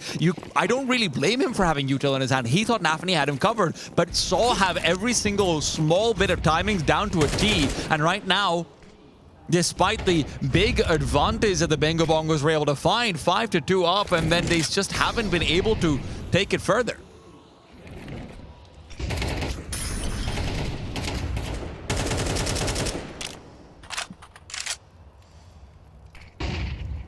Stopped in their tracks, but they will need to hoof it if you must.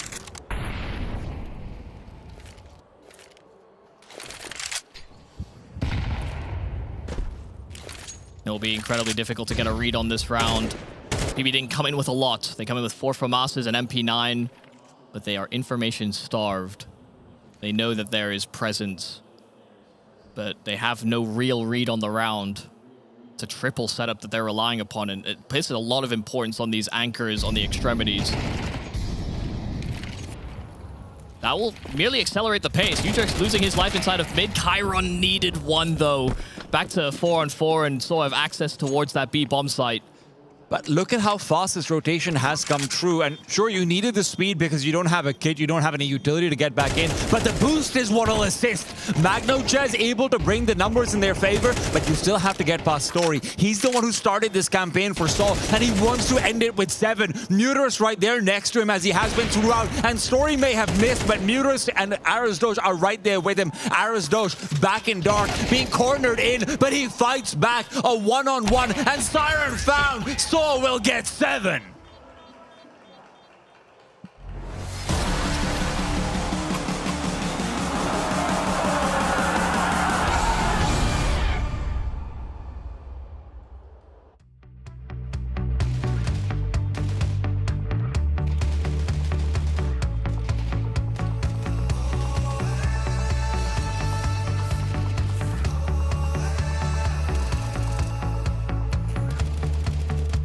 All the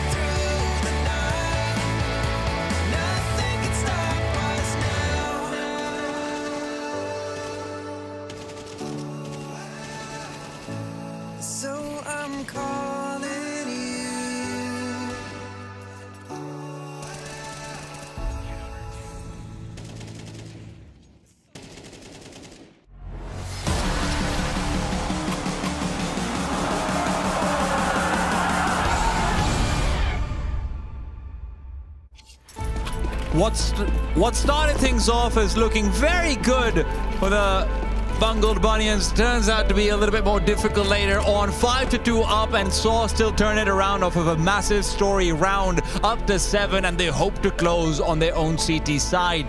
But with Kyron, who never failed to have a hot hand leading the charge over here with the Glock forward, it's a flash to worry about. Magno just caught out, but it's Roman and Ujox with the push forward who are able to get not just 1 but 3.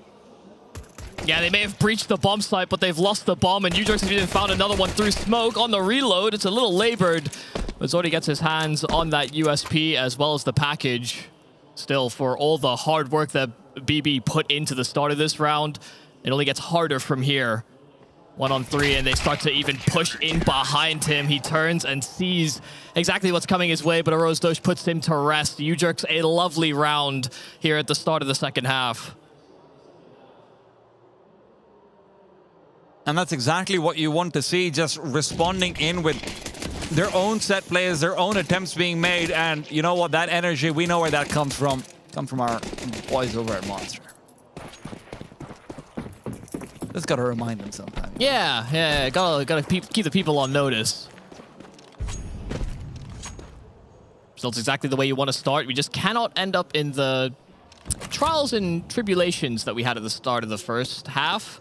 You know, there's a little back and forth, a lot of force buys. BB will not decide that route is for them. They find themselves trailing, and getting AKs out would be, well, it would be nice.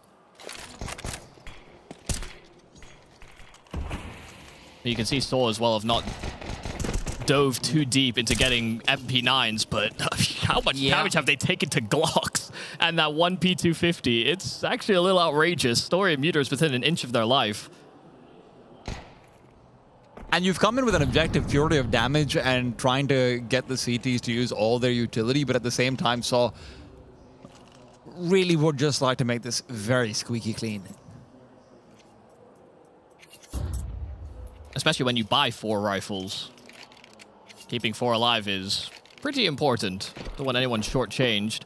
These pistols are making their presence known towards B. Ujox is starting to call the troops over, but he cannot actually stop them from getting into the site and actually allowing a plant. So, I mean, with Glocks and a couple of P250s, this is already job done. And Muris is low, but it doesn't matter. He's mowed them all down. Zorte is wondering where his team went, and he's found out. I think Magno's to blame for that one. He had the Zeus. He was trying to play up close and had Muterus peeked it a little closer to the corner. That's maybe a free kill there for Magno, but they just kind of weirdly lined up for Muterus in that instance. Rops, I think, taught people the Zeus was powerful, and then the range got nerfed, and people are still trying. Like, guys, if Rob stopped using it, maybe you should as well. You know, he's the one who brought it into existence. He should have been the one to take it out of it. Yeah, it feels like the SG inspiration, and then Nico picking it up after it got nerfed. And even Muterus is scratching his like, guys, you know why they're lined up like this? Well, whatever, I'll take it. They were staring at me, and none of them shot back. Is this what it feels like to be simple? It was, but I mean, all jokes aside, BB got more than what they really bargained for out of that round. And they have so much coming into the first gun round, but just a little slither of Nafany showing round that smoke. Muterus gets a clean kill. Nafany will be an important man to fixate on from that CT side into T. He is a guy that likes to take and show presence in through mid, and he is currently 3-13. And unfortunately, so far, he's been less of a presence and more of a present to Saw Muterus. Wow. That is insane. Just the sixth sense. It's a just-in-case spray, right? It's, sure. Hey, he might be there. This smoke has just faded. He could have actually climbed through to the window and been ready. Whatever, I might as well fire. And he picks up an AK for it, but it's not one that finds a kill. Magno at least responds, and the Bullet Bandits will look to steal away a course in through to middle. Given that rouse success from the in-game leader of Seoul, this would be a crazy round for BB to recover. Start off in that deficit. But with all of that seeded ground, BB are a little threatened by the flash that Arozdosh uses to buy some time. A smoke that is seen towards Temple. It's Story that has this one-on-one fight inside of A main. Siren comes in haphazardly, and Arozdosh is locking down the presence in from camera as well. Magno will try and hold on to this AWP. The round is gone. It's double digits for Saw, and it feels like your hopes might be slipping away as well. Just to remind everyone, right? This is the map pick coming out from BB Team, and you've got Saw countering out with Nuke immediately after a Nuke that they don't really lose on. Yeah, I mean, it is by far their most comfortable map, even with them maybe losing a little bit of confidence in it with some turbulent, I guess, results against teams that maybe they feel they should beat on that map. You know, against a BB that, I mean, expressed quite a bit of firepower in the start of this game, but have since slowed. They're not going to feel too threatened. They know that this Anubis has a lot of weight behind it for them. But where Chiron was once fiery, screaming between rounds, he kept on finding that impact. Now, the hard questions have to be asked about what do we do next? And unfortunately, it feels like Mr. Hyde has been put away and the timid Dr. Jekyll has been brought back into the server. If you're going to be all raging and roaring out in the beginning of the series, then you kind of want to have that energy even when you're down. But I guess there's just nothing to be happy about in the same way. And as someone that has really been interested about whether or not Nafni makes the redemption arc as an in-game leader when he was scapegoated from his previous team, in my eyes, there is a lot riding on him as this guy that actually, when he does have these struggling individual performances, he actually does have a lot more difficulty getting back into the game, I found. BB have had, I guess, a really surprisingly inconsistent path so far in Atlanta. But they need to get it together now. Round this saved AWP. It's in Zorte's hands, and he'll peek right into the AWP of Story, ready and rearing to go. Story has had a fantastic map already, and this is how he's going to be looking to continue the series on. I'm going to be a little bit scared, rather, for the Benign Bulls. Oh, God, he's just gone and picked up another one. And they saw the bomb. Roman, a little inquisitive, doing some damage to Chiron. Siren's already evacuated with that AWP, but still a minute left to play, and they will look to re-engage. But this is the problem. Saul know that there is reason for BB to reinvestigate, so the flash play lined up. Ujerk's close to the angle, but not actually committing to the swing. Even just continuing to delay again, it's very valuable, but Ujerks is just waiting for the flash on the other side. Doesn't want to swing too far forward. He knows the AWP is still in the hands of the T side, so Siren, who's going to be just guarding it off, is hoping the Tech-9s will come through with success. That success is limited, even if it is found initially. And finally, the AWP rings in with its first. Siren has still got 3 more to deal with, and with 20 seconds of flank and the bomb far away from him, there was never a world where he was going to take that AWP into the next. Yeah, I think even in the panic, just jumping, and so he's just a sitting duck for the final kill. Didn't have a lot to really hone in on there for BB outside of that AWP, and if Story's going to be in the right place, holding the right angle, especially on land, it's a difficult shot for any AWPer, really. A lot of chatting coming up from Barry, and obviously he's one of the big figures for this team that's really started to make them a little bit more of a consistent force, right? I mean, I talked about how Saw's always been a team reputed to come and go in waves. It feels like they've been a team that'll win an ESL Challenger League and then 2 seasons later not even be contention for top 4, but that's a story of the past.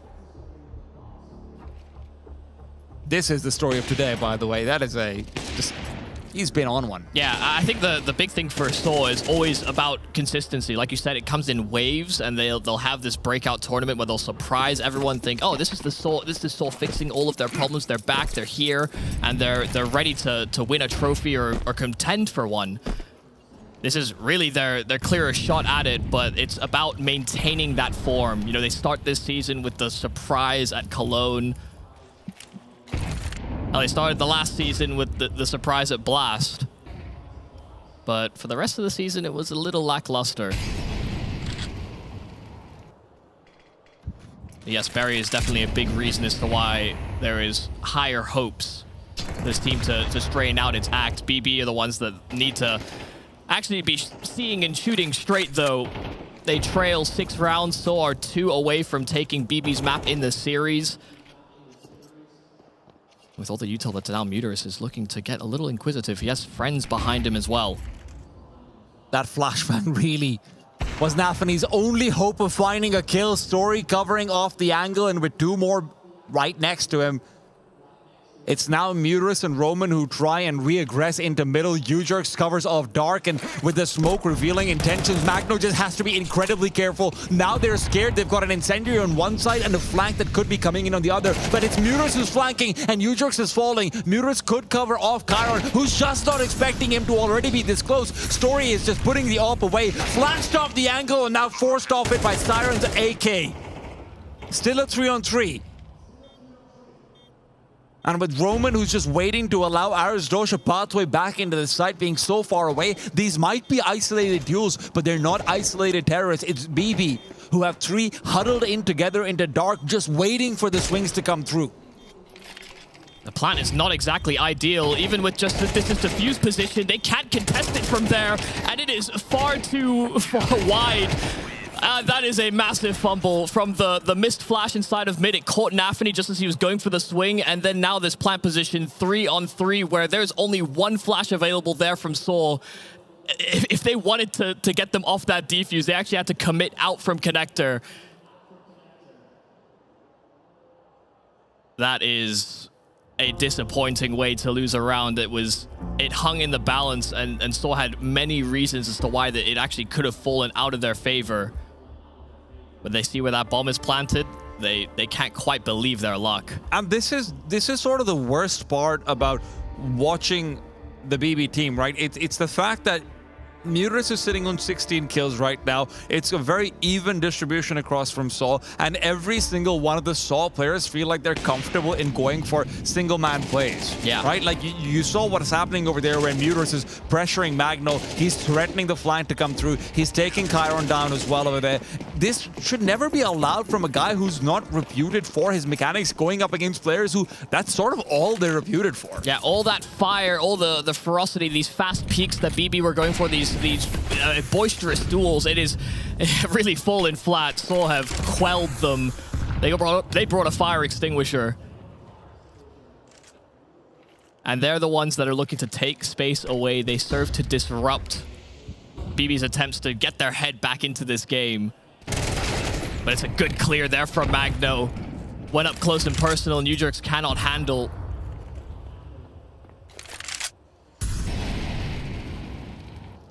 It's Story to recover the angle, and with not really maintained pressure into Canal, there's a world where he pushes forward and is able to get them as they turn back to check for a flank. Now, will that check ever come through is a separate question, but Arizdosh has at least cleared out close A, so he only has to deal with one angle, and he's dealt with it perfectly. A smoke deployed, a kill found, and recession confirmed. Arizdosh is able to get back behind the pillar, and now without flashes, it has to be dry peaks, and BB should be good at this, and Chiron shows us why, but Arizdosh is not able to trace out the right player. Zorte soaks up the damage in the smoke, but it's his teammate to trade, and it's an A site to be occupied. That is such an opportunity there from Arizdosh. I mean, he played his position perfectly.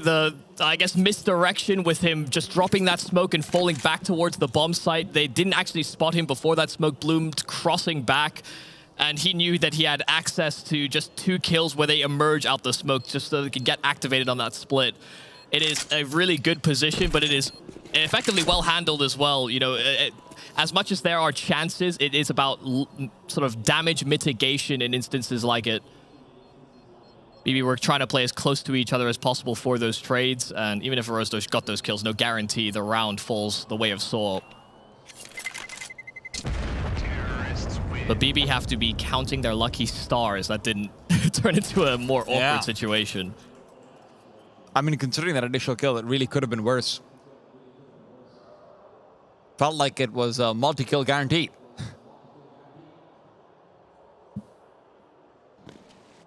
It's still a long way to go, but if at the very least you're able to continue to pressure out on Saul, maybe the nuke isn't going to be as immutable as what you might paint it to be, right? I mean, Saw themselves have been losing some confidence in it. Saw themselves up against Rooster as well. I didn't feel this, but they felt like they were making mistakes. And if they feel like they're making mistakes versus Rooster, I would certainly believe that they can do the same up against the Benevolent Bambis as well. I would definitely say every team makes mistakes. You know, everyone, in-game leaders as well are always going to be the most critical of every little minutia, especially when they have convincing results. They're thinking, why couldn't we have been more convincing? Like, why did they get the 4? How dare they? How dare they? You're a Southern Hemisphere team. You shouldn't be getting to 4 rounds against us unless you're from Brazil. Well, this is much faster play in from BB2 as well. Cert controlling through mid. Nafany has gotten this territory where he has struggled in some of the rounds gone by, but they have thoroughly scared off Mutarus.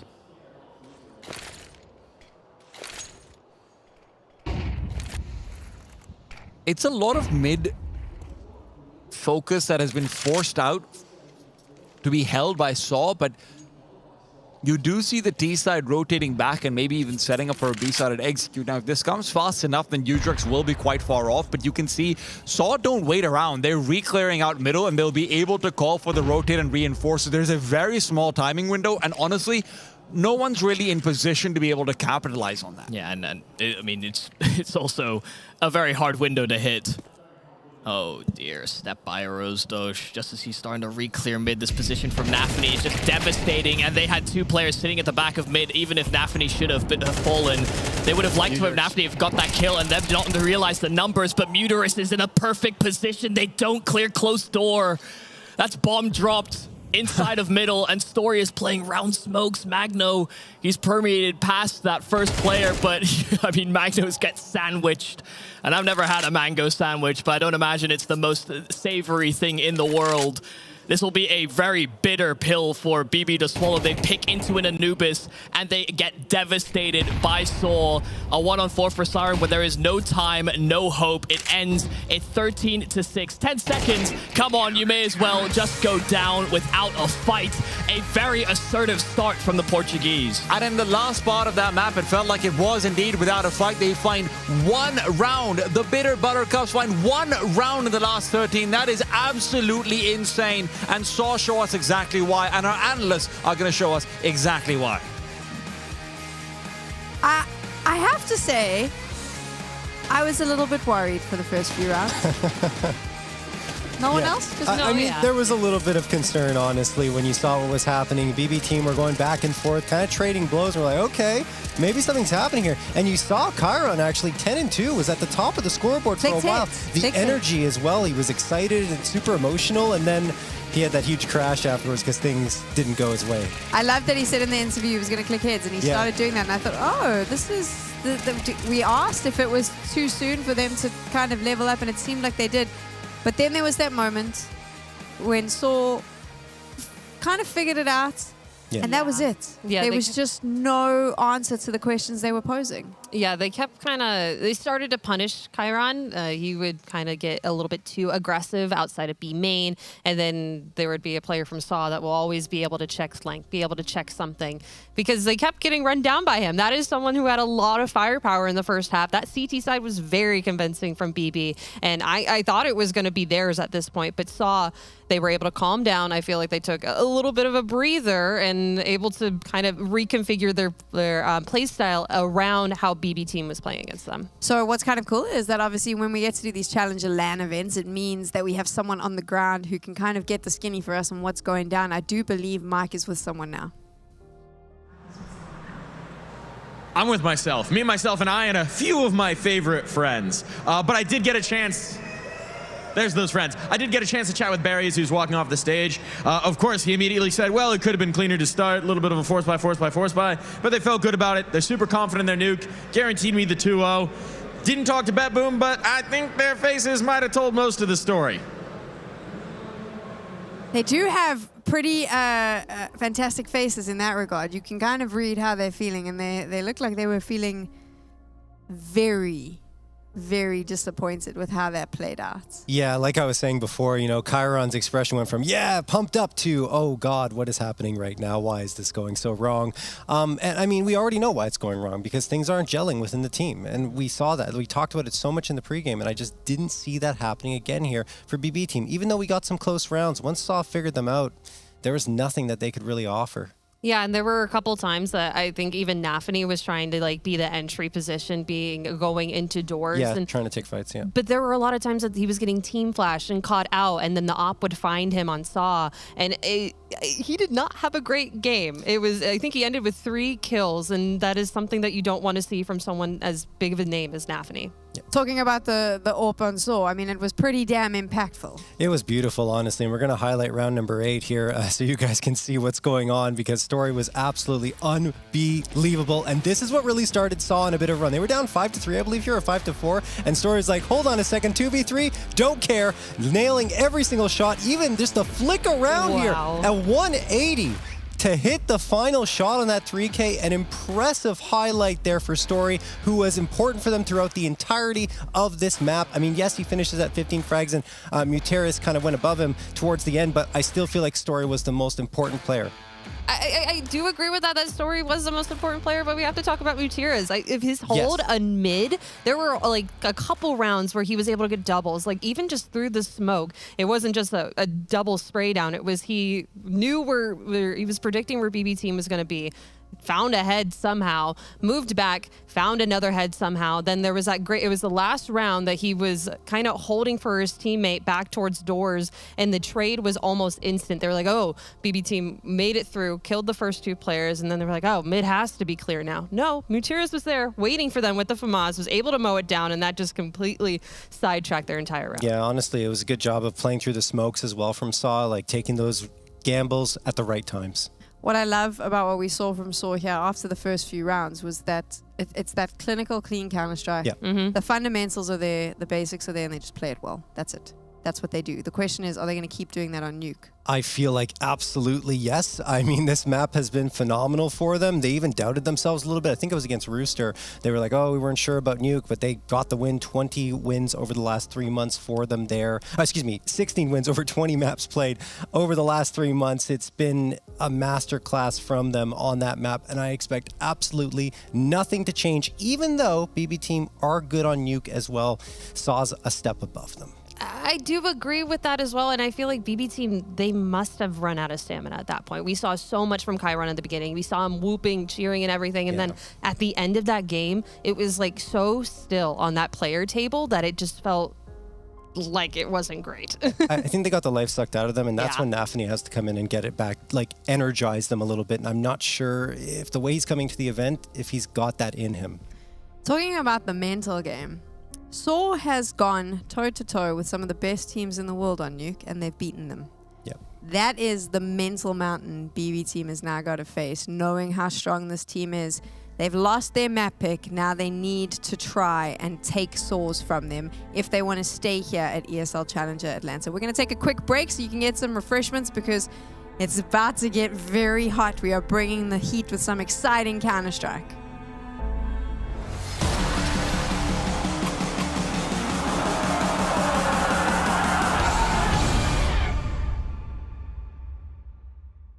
Think you've seen it all? With Faceit Watch's Point of View Selector, you can experience the game from any pro's perspective. Use the multi-view feature and customize the stream with up to 4 angles. Control what points you see while earning rewards. Drops are activated and lucky winners will receive Faceit points. And if you ever miss a match, VODs are now available. Get instant access to demos with multiple POVs and commentary. Watch it, control it, Faceit.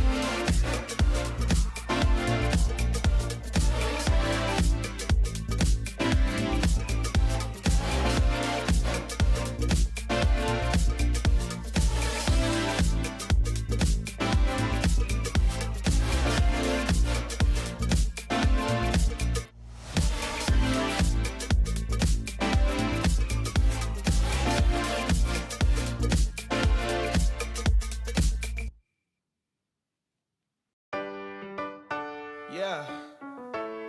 La la la la la la la.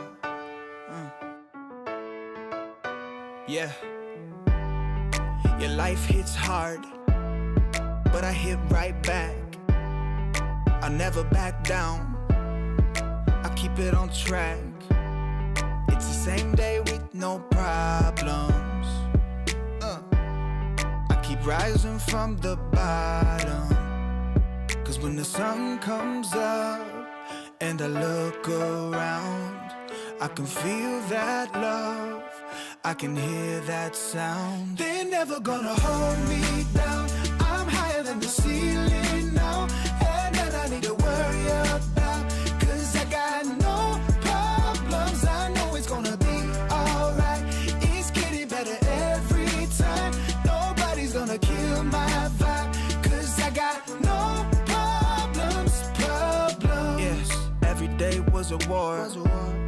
Yeah, it kinda took a while. When they tell me I should stay, I just jump with a smile. Yeah, it's hard until you notice.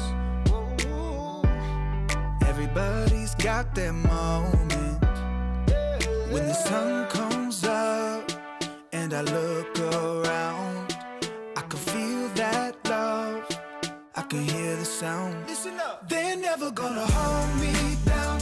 I'm higher than the ceiling now, and then I need to worry about, cause I got no problems. I know it's gonna be alright. It's getting better every time.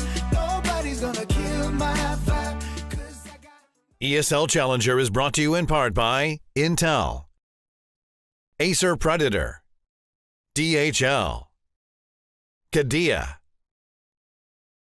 Monster Energy, the United States Air Force, 1xBet, and Logitech G. Quickly into New Quico as BB are down a map and so hoping to make them down and out of the tournament. New Jerks and Story start off strong, but maybe you can say that for all of Saw. Nafany at least is able to get a backstab, but it's not twice over, and that means it's a 2v3 for BB team to try and recover.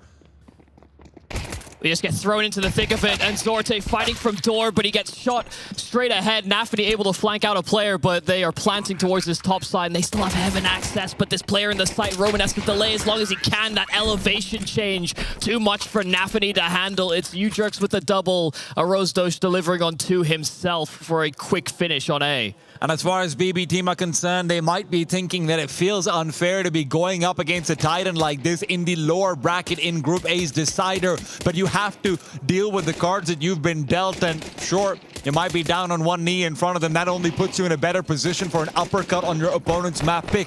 Do they have the strength in those arms to deliver it, though? Yeah, and you know, for them as well, coming into a nuke, they'll actually be pretty confident with their online results that they have on this map. But, I mean, clearly what has been working online has not been transferred well here in Atlanta.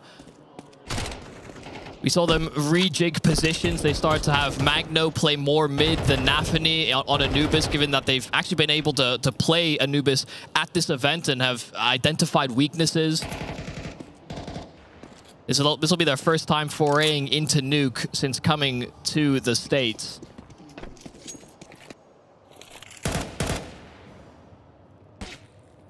They'll have to make on-the-fly adaptations if there are some to be made. So are being very patient about how they approach this anti-eco. There's USPs around the corner. There could be more than that. Magno with a D. And revealing his position, taking even more damage. He's already low, but still surviving on 15. In goes Muterus, and listen, he's a very critical part of Saw on this map in particular, it feels like, because obviously he's playing so many of these rotation positions, be it on T side or on CT side. It feels like a lot of their calling is predicated on him having a good game, and that's not necessarily true for all other maps, but sometimes when they're a little bit down and out, you look over towards their leader and he's not doing too well. Yeah, but, you know, at the same time, as much as you're maybe highlighting a way for BB to come back into this series, Muterus does actually very frequently have a good time when he's playing on this map. Looking a little bit sickly on the BB side, and I'm not just talking about what we see on the cameras, it's also on the server, right? You saw Kyron looking so damn good in the beginning of that previous map, and Anubis, he starts off 10-2, I think he ended on just 13 kills. And I think it was very astutely put by JRT on the desk, just the burnout that I think Kyron seemed to experience after all the highs of the early rounds into the disappointments afterwards. And if your energy was finished before, I don't know what you've got left of a head to fight with. Kyron, at the very least, has come through a renewed man. And that renewal will not continue through for a double frag, running out of bullets.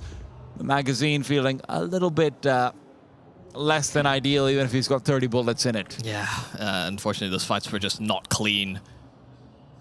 They have got rotates down towards that B bomb site, but it's maybe 1 or 2 too many. Because there's 3. Re-clearing is Nafany.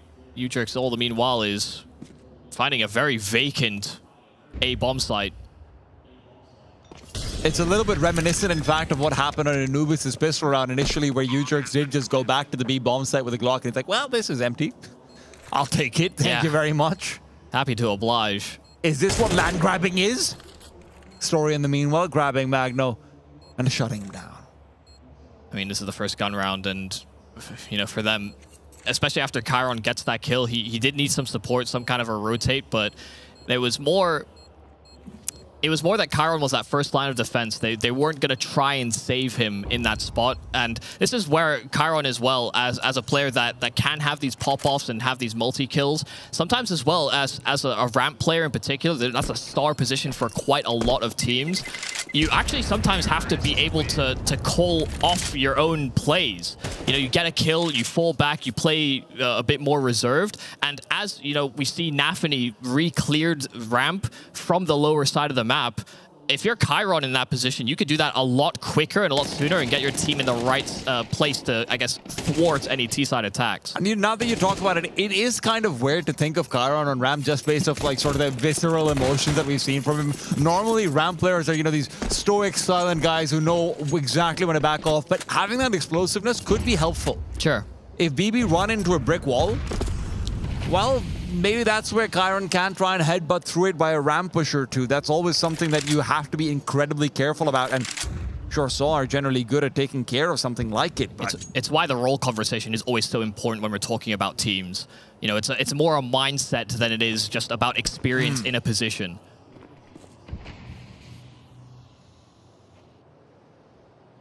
Like you said, that very outgoing attitude can be as much a boon as a weakness. It's a volatile spot. It's very results-based as well. Yep. And if you're one to quiet down quickly after having a few bad rounds, well, that's definitely not the place for you. Magno, however, really once again nice and loud. He's got himself a crossfire over here as well, but closing the doors doesn't really make it any easier. Quick flash overhead, but no one's speaking out. They're just waiting for the T side to come in, and Kyron delivers. Magno as well, adding the last necessary bullet to turn it back to a 4-on-2, and now just the one. Muteris will be able to at least pick up some steam and pick up some kills, even if this round will be very hard to recover. But in a 1-on-2, it's a single kill that separates him from a bomb plant.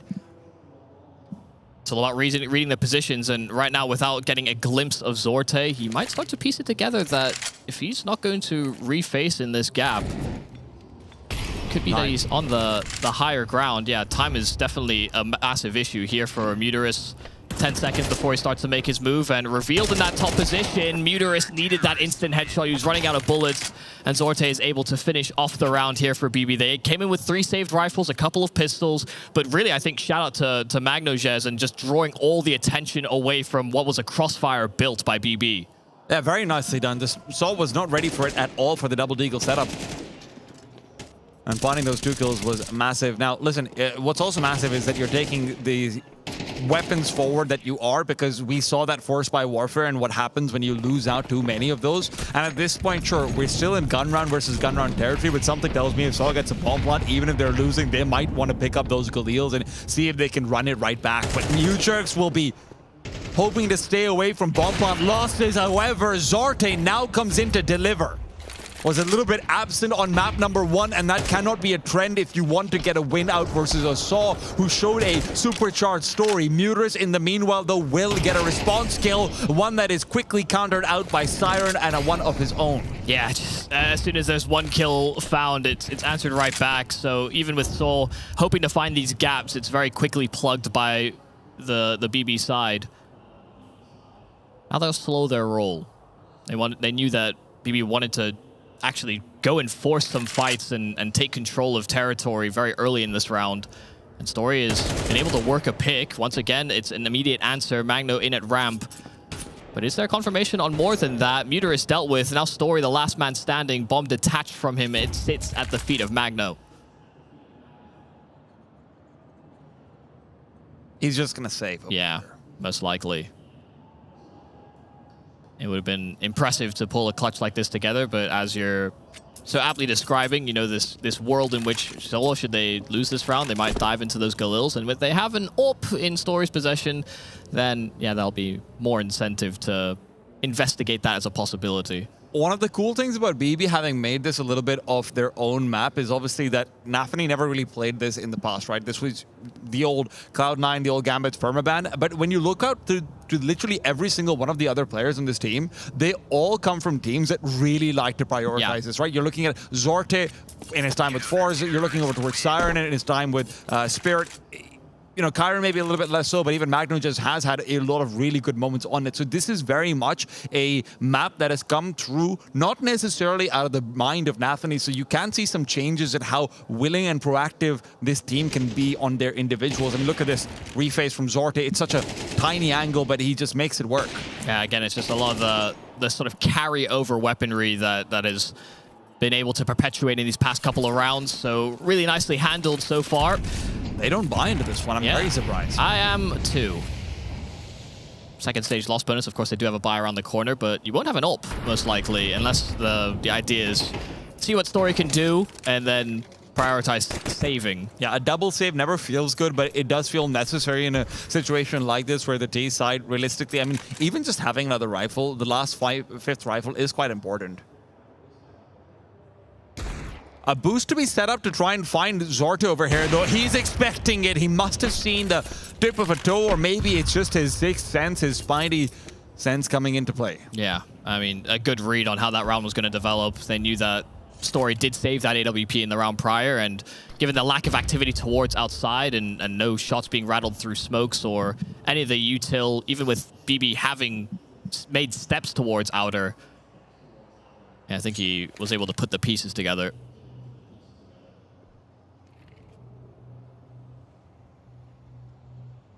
So yeah, it's likely going to be Roman saving that ult. Whereas they're trying to hone in on a kill, but it's not happened. And Roman's got... I don't think that's recoverable. Yeah, yeah, it's definitely not. So now I'm a little confused by that, but... I'm bewildered. Yeah, it'll be fine. There'll be 4 rifles, one maybe a little short-changed in Story, given that he did save that up the first time. But important that BB are able to stop that without any real issues. Oh, wow, he didn't even see anything before. Wow. Just expected it. You're right. Forecasting. Knew that there was the one op saved up, and that's one of the clearer plays you can go for. Zorte has a chance over here to shut down what looks like a very fast play, but a flash catching him full blind. Nafany's the one to cover. Siren up top will keep them at bay, but Zorte is still unrevealed. In goes Story! Roman through the smoke, just firing away, and only Chiron left, and it's not for long. Just an immediate pace change. So rapid in through door, even with that smoke that's down, they try and blow it open on the side of BB, and even though Nafany gets that first kill, they just get swarmed. After the first kill, I mean, Nafany just was not prepared for any more action. You see him turn, he's caught in the flash, and there's nowhere for him to run. There's a Molotov as well. It is uncomfortable. A nice triple in from one of the vets that Saul still hold on to. Okay, that's kind of ridiculous. Goodbye to that vet. Oh, the other one at least, I suppose. Magno is the trade, but unfortunately, with Siren tipping the scales, BB does still come out on top, and they can feel incredibly happy about that. Zorte is faded all the way back, and all in the meanwhile, Siren's doubled up. Oh my goodness, Udrix has still been able to fish for another kill. Zorte was actually considering the big garage, but while Udrix has struck success outside, it is elsewhere that Saul seems to be having problems. He's just not ready for another player to have already rotated back to CT. Chiron is there to end things, and end things he will. Yeah, you're starting to see that energy start to come back here for BB. Chiron throwing his fist around just in a little celebration. And what's reassuring right now is, and as weird as this might sound, there isn't that sort of bluster on their faces. They're not getting overhyped about this. They know the job is very much not done at this point, and they can't be getting overly excited. It's always been the criticism of North American teams of old, right? Not so much anymore when you've got players like Elige, players like Once Upon a Time Nitro and everything. Eco round from Saw. This one should be a gimme. But the bomb's actually down lower, so maybe you can just guarantee yourself a plot. Chiron reveals position, and with the flashbang blinding both him and his opponents, it's really just bought time for the bomb to go down. This is job done. Because Saw has really bad loss bonus. Oh, yeah. So, right, like that bomb plot's really important. I know a lot of people will be thinking, well, who cares at this part of the game? This is the only way, realistically, that they can have a fair buy.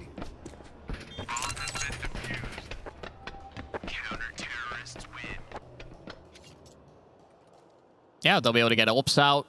Every bell and whistle that they could desire on this T side. Kind of similar to Anubis. Soul had a round where they seeded the side, and BetBoom only had, what, like 2 P250s and Glocks, and, you know, that is the primary objective when you don't come in with an investment. Sure, you're still trying to win. It's just the expectations are set so much lower that bomb plant first, see if you can win after.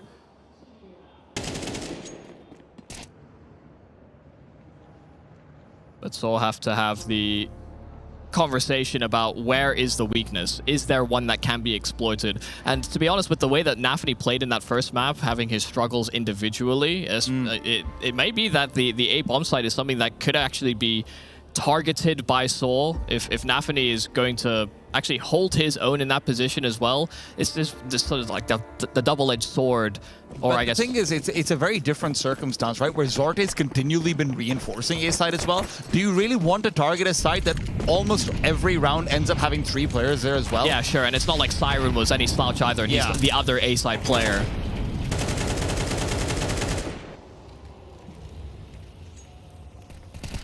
Nafany right now is really just wanting to contest, continue the spam. Make it so Saw can't sneak Roman down into the lower bomb site as they did in their eco, but as he repositions back up to Hut, he needs to be careful. The smoke is dissipated, and the second one is going to be doing the same very soon. That's what Saw is waiting for, and Nafany's now been spotted out. They started to creep in, but again, they're just not ready for Magno just inside Mini. This is the problem of hitting the A site. Siren's still alive at the back of it, and as Aristos turns the corner, he'll be able to change that fact, brings it back to a 2-on-2. But Chiron is getting ready to flank. Muter is watching out for it, but he doesn't have his crosshair at the right place. The sweetest of rights will continue to completely dominate that A site. Saw finding 4 there. And Zorte swung with a pistol. Yeah. He had the AWP inside of Heaven, and he was trying to get a foothold back on that bomb site, but Nafany got information on that last man, and Zorte had his pistol drawn. It was an ill fit for that duel. Would have thought he would have better chances on that AWP, but you know Zorte can hit shots like it.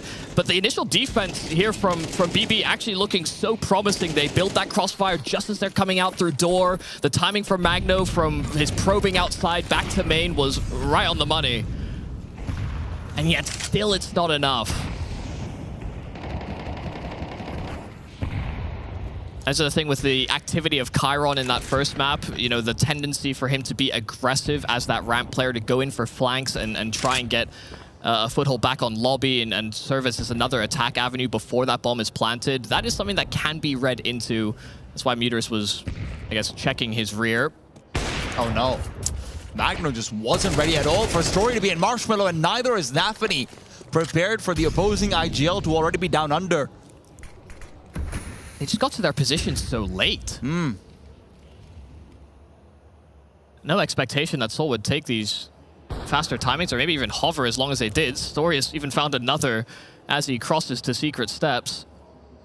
And Zorte getting aggressive over here is surprising, but Siren gives him reason to believe. A Molotov to his feet will displace him, but Aristos as well is out in the open where Zorte is waiting for him. And now with Zorte knowing where the bomb is, Story, who felt like he's done more than enough for this round, is now entirely reliant on Muterus to make a play. All he can do is serve distraction and deterrent.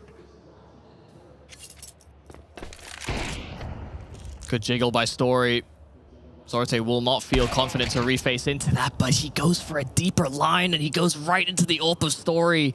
It's a triple for the Portuguese AWPer. Siren, he has done so well to get 2 and bring them back into that round, but they needed to hold on to that bomb control. They needed to hold on to lobby. It couldn't afford a 1-on-2. What have they been feeding Story? Yeah. Like, you look back to that Anubis round, which sort of started it all as well, and you look over here where it feels like Saw might have given up a 5-on-2. That's crazy. It was so very close. And I don't even blame Zorte, by the way, for trying to refeast out with a deeper angle. What else is he going to do? Just back off and not cover anything? You can still hold door without peeking the deep line. There are other ways to play it, but yeah, I mean, this is the thing. Zorte is not going to be fearful of another AWPer on the other side, even with how well Story played on that first map. You know, especially when again, this conversation about BetBoom and all the previous roads these players have taken in star positions. And what's kind of concerning to me right now is, unless it's a technical, there are no chins moving. Yeah. No one's talking on the BB side. And I don't want to see that. You have 5 rounds. I'm going to hope we just looked at the coach a little too late. Because if Nafany's chin isn't wagging, the coach's lips aren't moving, well, these fingers better be doing the talking pretty soon, and Chiron at least starts the conversation, but he's got the AK now to make it a little bit loud and proud. Zorte at his side, Chiron in the front. It's a 4-on-2, and Saul looked to recover with aggression from Muterus. He's able to respond in kind, but it's still a disadvantage as they head back to the lower bomb site, where Siren waits to contest. All these 2 Portuguese old heads are going to really bleed this round dry. They are going to weigh in on that inexperience on some of the BB side. Meteorist smoke down, he'll tap the bomb, just try and bait more and more players his direction, but he disregards the control room, and Roman is just too far detached. Well, had made no conscious effort to link up inside of ramp. You can see Nafany prepared for a slow drop. The 5-7 already shooting the feet, and Nafany will find it. 6-6 at the half. A successful attack there from Soul, but this is the last chance potentially for Nafany and BetBoom to come back. They need this map. We'll see in the second half.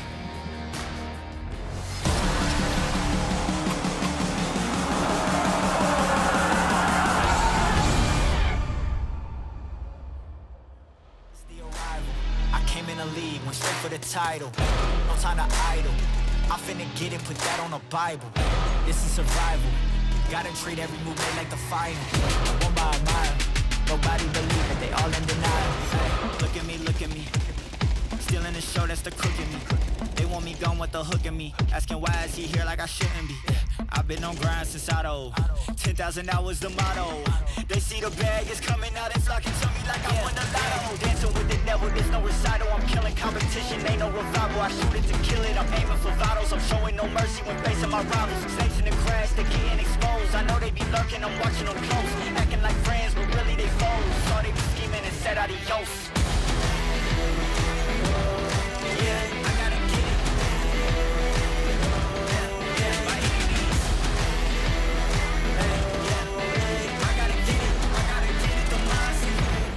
Get it, don't mindset. Ay, back with a vengeance, back on the grinds, back to the business. Ay, God is my witness, they watching my moves like shows they binging. Ay, best keep distance, all of my haters send best of wishes. I get to the bag with the quickness, no I don't need no assistance, no. Yeah, no playing it safe. I said let's get it, you say not today. What can I say? You ain't gon' go for it, get out the way. Got no time to waste. Can't be with me if you're not at my pace. You're not at my level, you're not in my race. One foot on the gas, I'm pushing the brakes. Dancing with the devil, there's no recital. I'm killing competition, ain't no revival. I shoot it to kill it, I'm aiming for vitals. I'm showing no mercy when facing my rivals. Snakes in the grass, they getting exposed. I know they be lurking, I'm watching them close. Acting like friends, but really they foes. Saw they be scheming and said adios. Yeah, I gotta get it.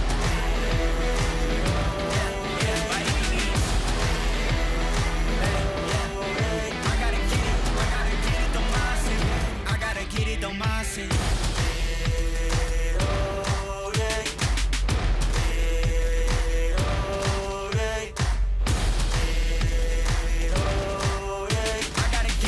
gotta get it, don't mindset.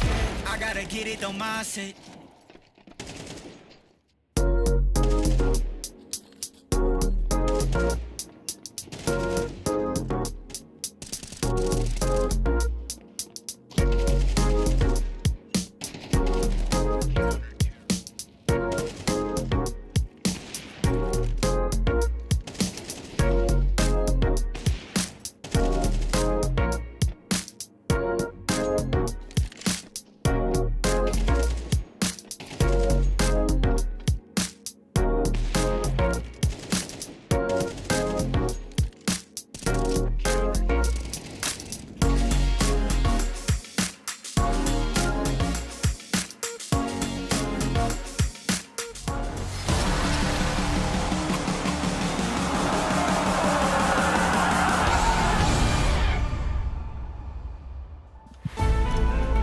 Forced by win to give BB team hope as they tie it at 6, but now they enter the difficult side, the T side of things, where they are going to be truly challenged. Can they rise to the occasion, or will they fall in the ashes of the group stage? Well, already starting very well here from Muterus towards outside. Magno dispatched of before the hit is even really set up by BB. Soul come in as favorites into this matchup. They've played, I think, a sounder game, but BB on that defense, to be honest, was creating some very quick crossfires. They had some nice rotates. It didn't always come together in the way that they had hoped, but there are chances available for them to still swing this the other way. This T-side pistol will be very important. Molotov now out, and they decide to dive those vents, but the bomb doesn't quite make it all the way. Chiron, the package carrier, does actually drop that bomb towards those vents, so it is recovered, and they permeate into this B bomb site. Siren's caught off by a falling Muterus. That is terrifying. And now in the 2 versus 5, you might have some consolation of the bomb plot, but Nafany has a chance to maybe get a double, maybe is gone. And it feels like there's only one IGL who showed up to party, and it is very much the Portuguese side. Zorta looking for a number to be added, looking for a little bit more money, because that's really all he could have hoped for. Saw will take the pistol. Yeah, I mean, he's the man that invests utility for BB on that attack. He's throwing all of it, and he's really hoping that his teammates can stall and buy some time so that he actually can serve as this lurking player. You don't want to end up in straight gunfights when you don't have armor. And, I mean, some really nice clean shooting on these opening attempts brought it to a 5-on-3 very quickly. But with that bomb plant, BB may be incentivized to commit to a force buy and really try and rock the Saw house. And they found a fair bit of success from these force buys, right? Let's not forget about that. Across this entire series. Sure. Resetting CT money afterwards, maybe that's even better than winning a pistol round, but all of that is copium unless it happens, right? They're coming in with what looks like an upper side hit being planned out. The Tech-9s are the weapons you want for it, but Aristosh is just waiting. He's not been flashed off at all. He's not been Molotoved either, and he's just getting aggressive in their faces, taking them apart one by one. Yeah, the molly missed. I mean, it did not spread towards the top of Hut quite like they'd hoped. It was sort of for a reverse Mustang position, but I mean, there's just that massive gap that Aristosh can capitalize on, and so he goes from SMG to now a Galil. And so all the rifles that BB brought forward in this round have been either seeded or irretrievable. This might be the most unsuccessful force buy we've had all tournament long. Maybe not. Well, a one-on-one to be had. You jerks. Not even him. It's not even him. Damn it. Yeah, I thought for sure that was a guaranteed Ujerk's frag, but an immediate shutdown, fast A-side attack that BB had planned. They want to make use of those Tech-9s. Those rifles are the ones that led the way. But just immediate recognition, I think, is what's key there from Aristosh, that he has that gap to play with, and it was completely disregarded. In a panic, sometimes a Molotov lands at your feet. You might just evacuate the whole position. I really don't like the Deagles and the Tech-9s being purchased into. I know these players are able to get the kills. I know all of that stuff, but you're also going to be down 6 to 9 most likely. The CTs are going to have money to buy because of how little damage, well, 0 damage that you dealt in the previous round. This feels like a luxury you can't really afford. Magno Jez will be taken down. Muris and, well, Muris, Story, and Roman, all of them getting simultaneous frags, and again, just the one kill from a lot invested. Sure, you have money to be able to buy in the next round regardless, especially if you're only going for AKs, but it just feels like the carryover would be nice too. Yeah, and you know, we see the damage that Story is able to reap when he has that AWP. We know Zorte can be that guy as well for BB, and so you don't want to kind of shortchange your AWPer in that way. Especially when we saw him getting pretty active early on the CT side and looking like, yeah, he is feeling a little bit more comfortable on this map, even if his numbers don't necessarily reflect it every time. And also not to take away that Zorte cannot be a great rifler as well.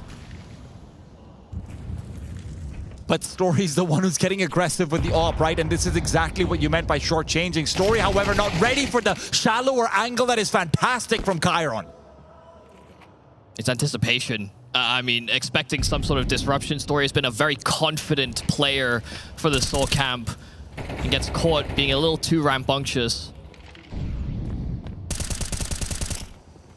See if there's anything that Saw can do to recover that advantage that BB find themselves with.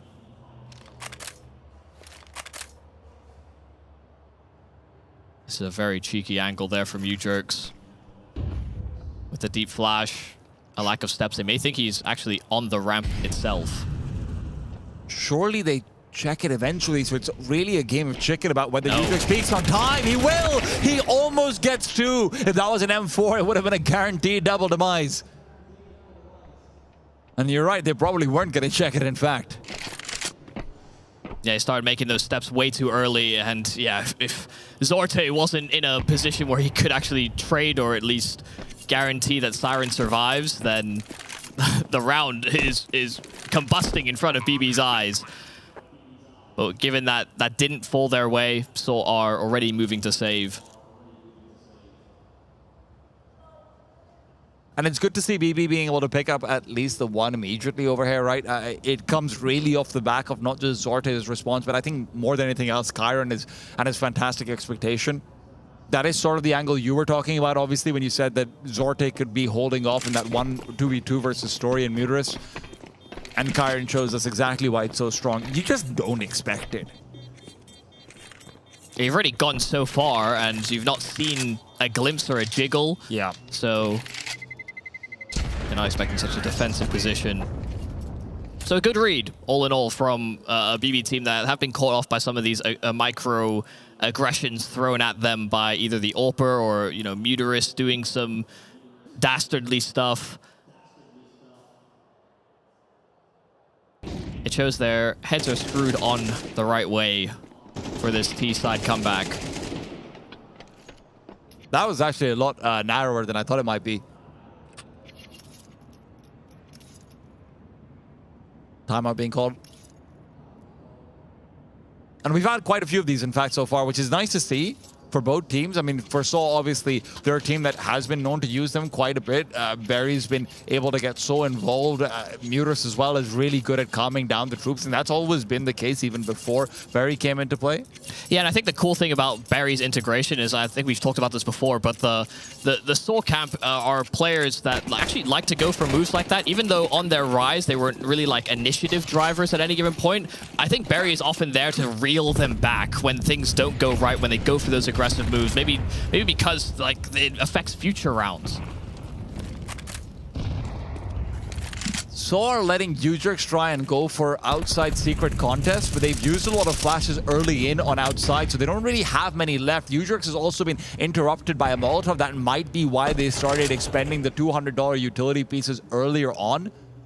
But now as the peak from Magnojez is able to force Ujrix to reveal positioning, his retreat will also have been audible. Yeah, and the good thing about what Magnojez has just done is that it doesn't actually confirm any numbers for Seoul. I mean, there could have been more than just the one man. You know, a single dry fight is maybe not how you expect BB to always play out these sort of situations, especially when they have the possibility to cross.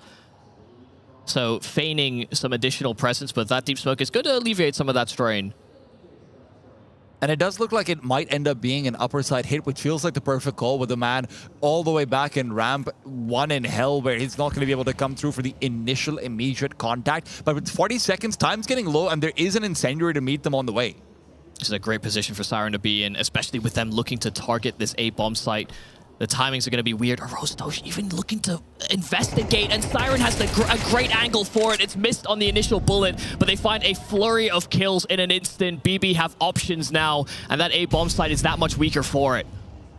It's interesting about how Saw decide on 3 different players all together on 3 different angles to aggress at once for information, despite the fact that it looked like they're reasonably comfortable. You know, they've got utility, they've got decent positioning, but maybe because BB hadn't used their flashes and they realized it. I mean, look at their inventories, right? You still got 5 left, and some of those might be picked up, but it would have been hard to actually defend an upper site push because of those flashes. It might just think that because we have these positions where we can round these corners just as BB are setting up for that execute, they can catch players off guard. You know, the 5 fingers of Seoul looking to strangle BB before they actually get that execute underway, but hell, I mean, hoping to maybe catch some with utility in the hands and things like that, right? But BB had their guns raised. All of them. It's like, surely one of them's going to have utility in their hands, right? With 3 people pushing. Yeah, look at the clock. Come on now. Ugh. Signs of life and signs of wallets being depleted. The Iron Fist, or would I rather not say the Kyron Fist? Yeah, I'd rather you not, actually. Damn. Okay, I was checking. Yeah, just... Thanks for the confirmation. Okay, yeah. This is what focus groups are for. Just gotta catch you on it. BB has a cat saw over here on their lower buy. There isn't an AWP for a Story, but even though there's M4s across the board, that lack of ult might be important. Roman, however, is a sneaky boy. He's tiptoed across, and while Muterus is playing a little bit more defensive out of necessity, Nafany and Magnojez might be put at risk. Nafany by positioning, Magno just by HP, and Nafany has been caught out. Muterus finishes off what Story started. And now things are getting a little bit confusing for BB. They don't know where to go. And with Siren caught out by his own teammate Spray, Kyron. Well, there's that Kyron fist coming through the wrong way. Yeah, I don't even know how that happened. I knew that one was going to come back. Yeah, I mean, they try and play close enough together they can trade, right? But just a little bit awkward, I guess, on a multitude of those angles on the A-bomb site. There's so many elevated positions, you know, top of the site itself, even harder to clear. And the problem is this was really the conversion you needed. Because you got this one, it's not just 9-9. Shaw's money is pretty much in the bin, and they're not on that 5-round loss bonus either. Yeah. This would have been a reset, really, for Saw and a chance for BB to even take the lead. Instead, you have Saw keeping 5 alive. That's the worst part. Yeah, so what chances you had of breaking their funds are now accompanied by a healthy buffer.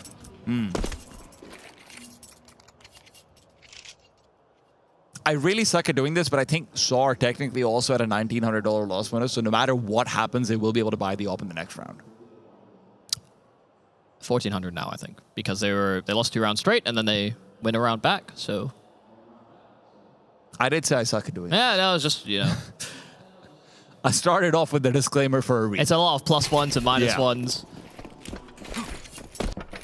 Well, BB are -2 to what Saw have brought to the table. 10 rounds attained here by the Portuguese on their map pick in the series. They are already a map to the good with the devastating start to this series on Anubis. BB have a little bit more fight in them, I think, coming into this map, but they need the kills with it. Magno does find his isolated duel towards lower, but there's U-Jerks to immediately rectify any lost space. Zorte really wishes he'd been able to find that frag as well. It would have made things so much easier. In the meanwhile, though, Nafany has done just that.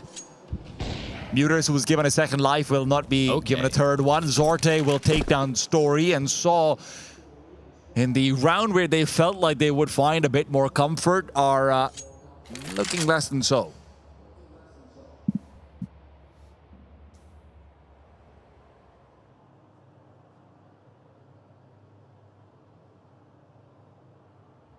The CTs would like to save here regardless of their buy in the next round, but Arazdosh would be very happy to find a kill and make this a bit more possible. And because BB is playing a lot more passively, U-Jerk spotting out players on outside, repositioning back to A, Arazdosh's 1 kill could actually make a difference. Nafany is going to be up next. He won't be checked for, though, and that should guarantee the round win. Yeah, U-Jerk's making a lot of steps as well in his re-navigation of this A-bomb site, so... Nafany knows where he is headed and knows that he's also missed the window. Good thing that Chiron gets the kill, because Zorte being on that 4 health, it was not looking good if somehow he got away with more kills. If Chiron dies there, yeah, they just lose the round. It actually could have been really, really bad. But really bad has been pushed away, and again, unfortunately, it's not a reset, so we'll have the money to be able to purchase up again over here. But BB are making this incredibly close, right? They are really still keeping themselves in the game off the back of some great picks being found in these mid-rounds.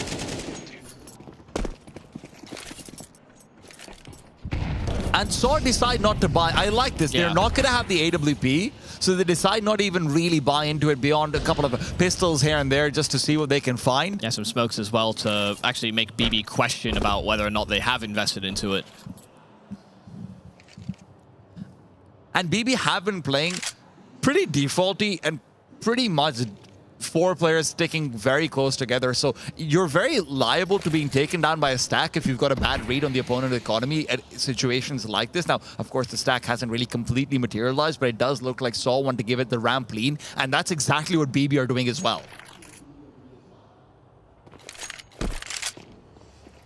Kyron might think this is cleared out, but with U-Jerks dodging the flash, the deagle shot misses, and Nafany is still focused in on the second player that he knows was going to be there. Muterus is just not being given a chance, and when he is, he loses it. Very nicely spaced out from the BB boys as they find an advantage, but Romans found an AK. Yeah, they don't have any problems as well dealing with Arazdosh. Remember, with this AK can be a problem, but easy, Magno. Very confident in tracking him down. We find ourselves tied 10-10. And sure, there's a buy around the corner here for Seoul, but this is a chance for BB to express a lead. The Seoul map that we looked at earlier on in the tournament, we're thinking, Rooster, why on earth are you allowing Seoul to play this map? Yeah. And while it is picked in this series, some extra confidence maybe under the belt of Seoul that they may have fixed some of their problems. They find themselves within an inch of losing even their map. They do not want to trade map picks. We had that earlier on in our series, and you end up in, I guess, more, not necessarily unfamiliar waters. Both these teams play a lot of Counter-Strike, but not quite your strongest ground. And the worst part of this for Seoul is that BB team, as they equalize, it feels like this is the only round that really matters for the fate of the game. Yes, you'll have a chance to fight back down at 10-12 if you're going for an equal in the next, but fighting for overtime is never fun. Yeah, and they'll be able to sweep together another bye if they should lose this round, but their loss bonus would also be in the bin, right? So there's a little worry, I think, trickling down the necks of both teams. Roman inside the smoke, and Arazosh has done the same without any barriers between him and Siren. I don't know what the plan is there. I mean, you're in a smoke, Magno starts spraying through it, and it's not as if he's hyper-focused on one angle. He's almost like carpeting through that smoke, and it makes the job easier there for Roman. Maybe it's just trying to play distraction for Siren to push forward, but right? This is, I mean, considering you note they've been playing a lot of very defaulty kind of rounds. This is the first time we see BB actually try and go for a very quick opening pick, maybe to change that pace, and it has really quickly disintegrated. I hate saying this, but if they don't find a kill soon, I would honestly like to see a save. Yeah, no, I don't disagree with that. It may not be the most exciting path, but now that Chiron has found a kill, the round is suddenly a little bit more in flux. You don't want to repeat that one, Muterus. Trust me on that. Zorte is lethal. And you're back to a 3-on-3. And guess what? That lower bomb side is suddenly occupied both by a CT and a T-side player. While that dance of death occurs underneath, though, up above is still a couple's party. Who blinks first? The problem is the clock. And with Zorte rounding the corner, knowing Roman should be nearby, is able to bait out Roman's position, but the Molotov forces him into Nafany's crosshair. Nafany doubles up, and BB find 11 from a 3-on-5. They lose not a single man.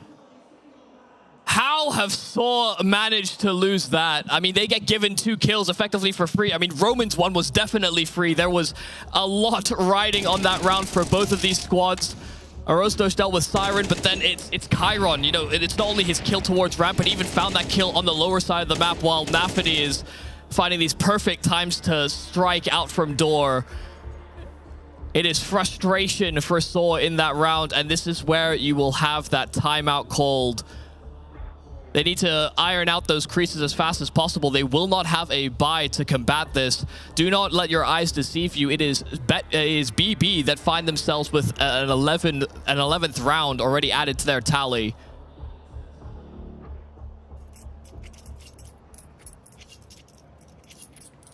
So Please don't buy 5/7 and Eagles, my God. BB are not a team that are not susceptible to losing to these types of buys, but yeah, you might shortchange yourself in the most important round of the game for yourselves. But they need to get value out of this. If it's not kills and winning the round, then it has to be weapons carried over. Yeah. And you're not positioned to do that, right? You're not positioned with a let's trade off of each other in a way where 2 of us stay alive and run away. And to be fair to them, I'm not sure how healthy the buy would have been in the next round regardless, so maybe this is the best way to get to rifles. But that's a mathematical equation I do not have the variables for. BB in the meanwhile do recede, and Arizos spotted and dropped. That's a very cautious approach here from BB.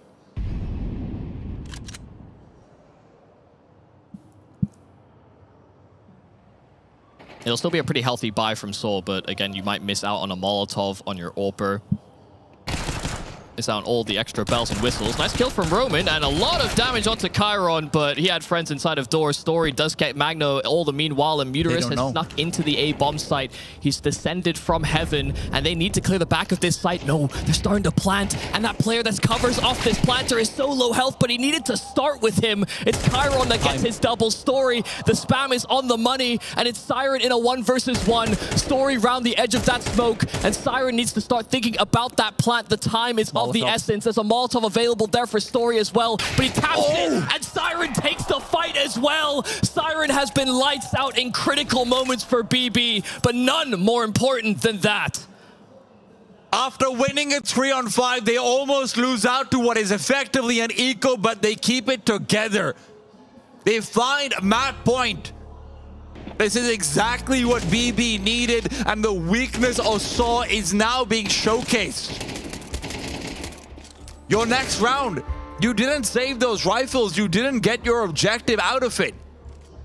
And Roman is just wishing, he is just looking back and hoping that, oh man, if only I'd been able to finish off some of those kills and some of the damage I dealt, but can you really blame him? Hell, I mean, Muterus had the same opportunity. Exactly. I mean, he won't obviously know which player is the low health one, but you know, the player that doesn't have his gun at the ready is more likely. That's the one you want to shoot anyway. And he's also the player that is most susceptible to not having his gun drawn by the time you deal with his teammate. But it's a snap decision, and this buy is enforced. Story will not have Molotovs or flashes, but he has that AWP in his possession. Muterus playing close towards the smoke outside, but the spam from Magno is right on the money. And that's one of the first times we've actually seen Muterus go for a play like it, but it's still expected. It's still something that BB know. He is the guy who likes to try and make things happen when Saw are down and out. And well, they're not going to be out of it if they lose this map, but they are really going to have their chances dwindling. Zorte's boost will find him. No opponents to contend with. Roman lies in wait. He'll be the first man to make contact, and contact does not come with kills. A flash to delay, but both sides still vulnerable, and U-Jerks makes the lower one less so. But look at this, Arazdosh. Will the position be revealed? The legs are certainly spotted, and an incendiary at the feet of Chiron, but he's moved past. He's behind Arazdosh. A dink at the very least guarantees more damage, and Chiron will fall. Story comes in with another one. They're not done with this one yet. The bomb attempting to be planted, and there's no one to interrupt. But with Roman flanking, this has to be a kill, and he's found it. It's the in-game leader. Nafany trying to play into the heads of Saw, and he's going for a crazy play. He gives up the sight. Saw will not anticipate such an outrageous move, but he has cut all sound. He is a ghost. No kits. And they are chasing absolutely nothing. Nafany sees that first. He sees him on the defuse, but he didn't realize the Story is right beneath him. Story goes out and doesn't even see Nafany himself. It's the in-game leader that pulls through, and now you start to see the light shine in the eyes of BB. They realize that this is now a series that is on entirely. A full best of 3 still to play. And it all now lies on Ancient, a map that our desk outlined that Saw have also had shaky ground on at times. It is not going to get easier from here. It is only going to continue to be struggles, but still, there's a chance for them to ring it together. I gotta ask the desk, will they take that chance? I'm not sure about that, but what we will do is we'll go right back to the beginning of this. I mean, we've spoken so much about what Saw has done on Nuke. We've spoken so much about the level of opposition that they've been able to beat. It was their map to lose, and they lost it. There was so many little mistakes that they were having along the way that I think kind of led to the situation we're in now, which is the fact that they've allowed BB Team to even out the series. Yeah, I feel like a lot of the things they were saying at the end of the last Nuke map, where they're like, oh, we haven't felt that good here, they started to come through as we were watching this match unfold, in particular towards the end on their CT side. I mean, they just weren't aware. One, when Story was trying to go for that 1v1 clutch on the eco, you really felt like he should have had that, and then he peeks too soon around the corner with a Molotov incense, so not even ready to take a fight, just a Molotov out, even though he didn't hear the bomb being planted. I'm sure it wasn't even baited out. So that was very, very strange in terms of the decision there. And he gets shot before the bomb is even down to dirt. Very, very odd stuff from Saw. So we do know that Mike has had a chance to chat to the coaches. He's on the stage right now in Atlanta. Tell us, what did they have to say after that? I'll tell you, they were much happier in the BB camp. Caught some quick words from the other B, Barry. He said that, just a couple late round situations getting away from them. They'll have to look at it, but he's still very confident in the preparation going into Ancient. Still very confident that they've got all the maps locked in. So, Saw remaining confident, but some rays of sunshine there in the BB camp, Sam. Definitely some rays of sunshine. BB team looked revitalized. Yeah, I feel like their energy levels kind of exploded, especially when they got on their T side. On CT, I feel like they were taking fights that weren't needed. They were really not isolating 1v1s. They were trying to click heads, just like they were saying in the pre-interview. They're like, oh, let's just try and kill. But once they got to their T side, it felt like they started playing together as a team a lot more and letting Nafany kind of do some really wacky plays as well. What did you think, though? I mean, let's go right back to the beginning if you have to break this down. Where was it going right for BB team? Honestly, just the fact that they stayed in it, right, in that first half of action, and we're going back and forth between just getting some nice round victories and finding the momentum during the force buy period. So you felt like they were staying in it back and forth. Eventually, Saw did get that momentum and carried it forward for a lead into that second half, but I think there was enough juice there for BB team to build off of as they went to the second half. So in that first half, though, you do have a specific round that you want to highlight. Walk us through what we're looking at and why you feel it's an important one to double check. Yeah, so for me, this is where I felt like Saw were going to take things over, right? There was a tough moment for them, and they just charge in, and you get a beautiful 3K from Roman coming through, and they just like the Tech 9 and the AK from Roman as well. Story supporting with the Tech, just beautiful blitz onto the A site and taking control of it, getting that bomb plant, winning the round, and after that, it's just BB team right on back, and they managed to get things rolling for them once more. So I thought that would be a difference maker of a round, but it ended up just falling flat afterwards because BB team continued to put the pressure on. Do you think BB team can keep going, though, with the momentum that we've seen? Because it felt very up and down during the course of Nuke, right? Yeah, it definitely was. And I think that Saw was, like Barry was saying, like struggling with some decision-making in the late round, especially in the post-plants. Those last two rounds were just, unfortunately for them, not the greatest decision-making, not the greatest comms, too, because you lose a player. And Story's on the site. He's out of view from, I believe it was Nafany at the last man standing. But he doesn't even like say, where did you get shot from? Where did you get killed? He just goes straight to the bomb, beelines for it, doesn't look around to try and find the fight. Just weird stuff happening, like I was saying for Saw, and that's where I think things went wrong for them, just those little details in their CT side, which is usually quite strong. I feel like both teams, though, are kind of questionable up in the air. I feel like they both have the same struggles and difficulties and also strengths on their CT and T side. But Ancient, going into Ancient, I feel like it's more on Saw's side because they have a little bit more on their laurels. They're a little bit more top rated. BB, they feel very up and down with their mental, with their aiming ability, and just their outmaneuvering ability. And Nafany, this is the first time that I think we've really seen him, and it was this map. And is it too late, honestly? I don't know. I mean, personally, I think that there's still very much hope here for BB team to come through and take this series. Do I think they should? I don't know. I don't know what the answer is to that. And will they be able to beat anyone in the playoffs? I have my doubts, but right here, right now, in this moment, they've got some momentum going into map number 3 and a chance to get the upset victory. Was there another example of a time where you felt like one of these teams was kind of showcasing what they could, the level that they could potentially reach? I would say, if you're talking about rounds, Sam, round 21 was a really good example, honestly, where you had two players trying to run into the A site immediately, and then they get shut down by Saw, but then there was this recovery afterwards, a fantastic response. Nafany, in particular, gets a 2K going down in towards, I believe it was the B site, if I'm not mistaken. But no, actually, excuse me, towards A.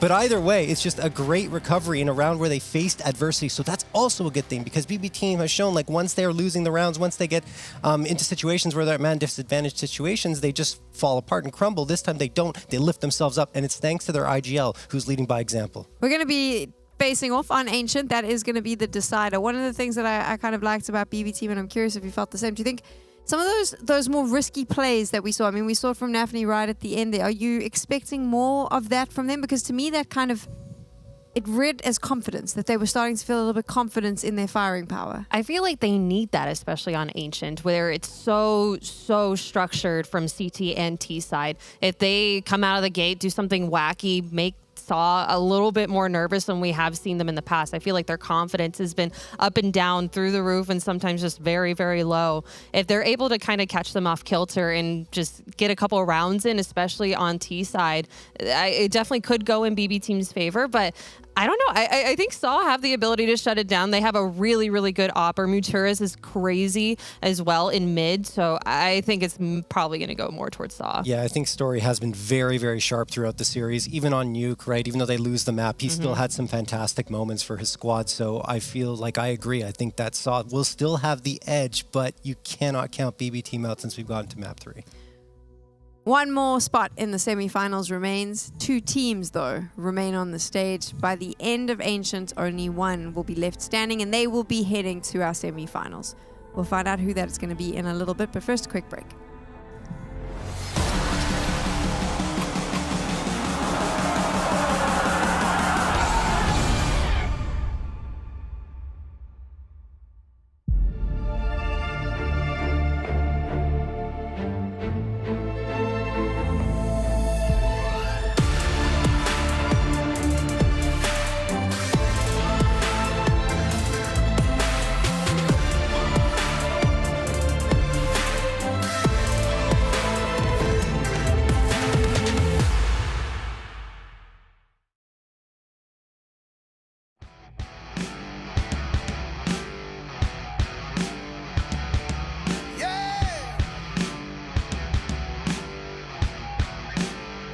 Now tell me, how's I supposed to know she's a devil and you take her bait? Just when I'm good to go, that's when she's gonna make you wait. That's fine, I'll take it slow. That's when she's gonna make you chase. Burn by her fire and all I know is she's a devil I can never control. Take pity on me. That woman's gonna steal my soul. Take pity on me. Just when I've had enough, she'll find a way to pull you back. She's got that magic stuff. She's deadly as a heart attack. She'll always call my bluff.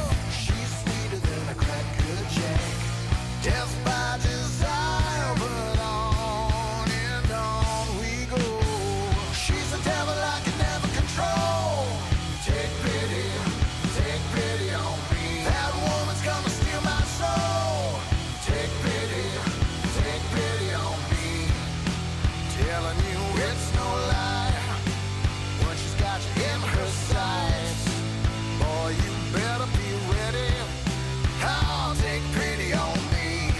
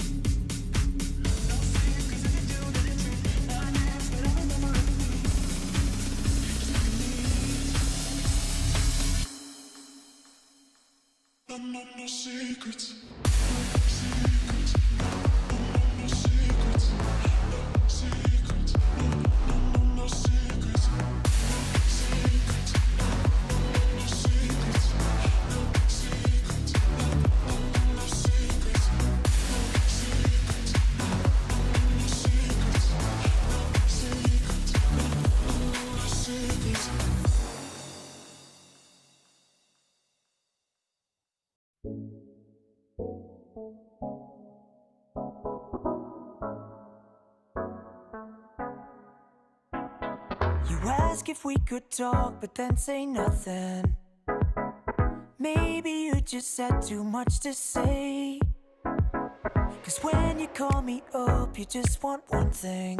And maybe in the end you'll get your way. But I just wanna know, oh, oh, oh, oh, yeah, if we should take it slow, oh, oh, oh, oh, yeah. I just wanna show ya I'd do anything for you, girl. I just wanna know, oh, oh, oh, oh, yeah. I just wanna know.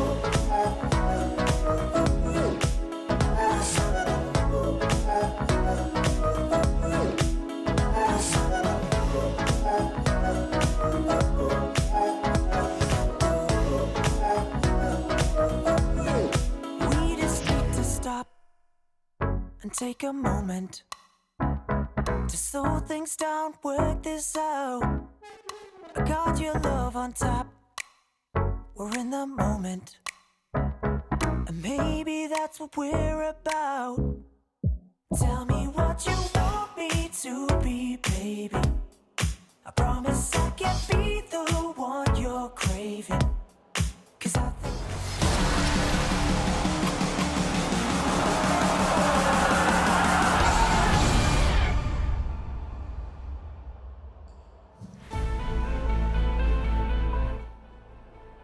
it's pretty hard to be really consistent.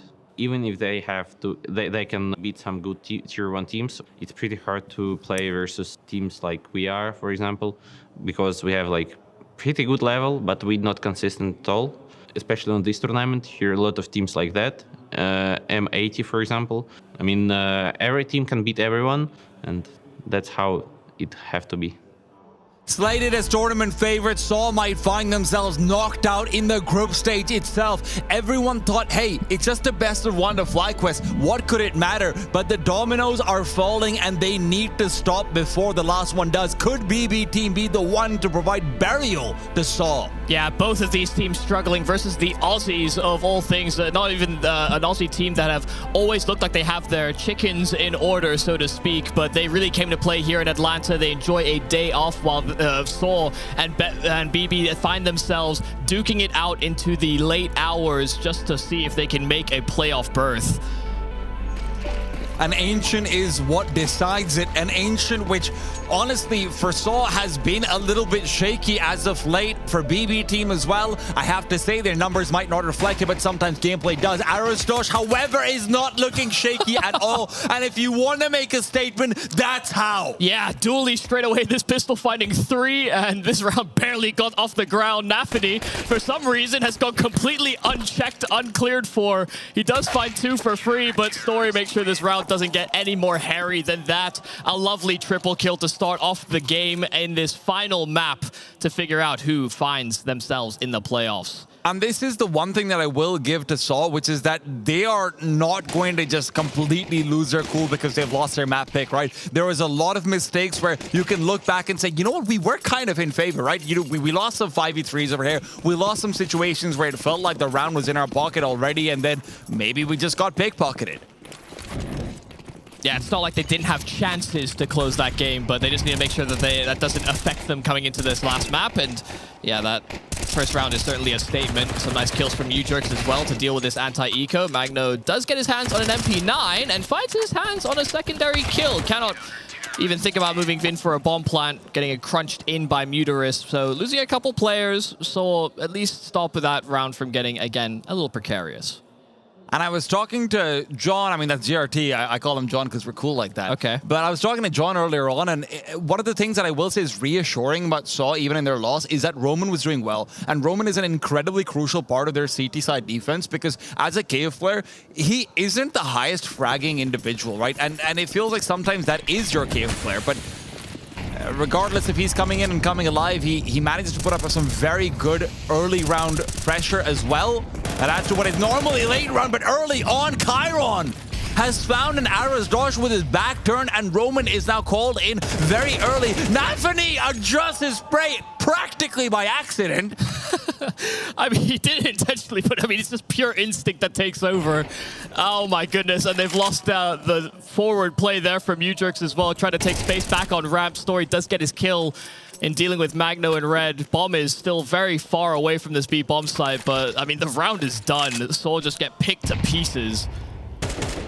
That seemed like miscommunication. Muterus was there to accompany Arosdosh inside of that mid-control, and just as he started to fall back, Arosdosh is still scaling, so he can't actually clear both ahead of him and behind simultaneously.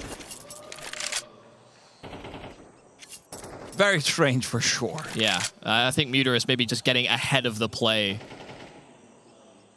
It's also the fact that while Muterus is backing off, he isn't watching it. Yes, yeah. Right, like you can scale back, but still be...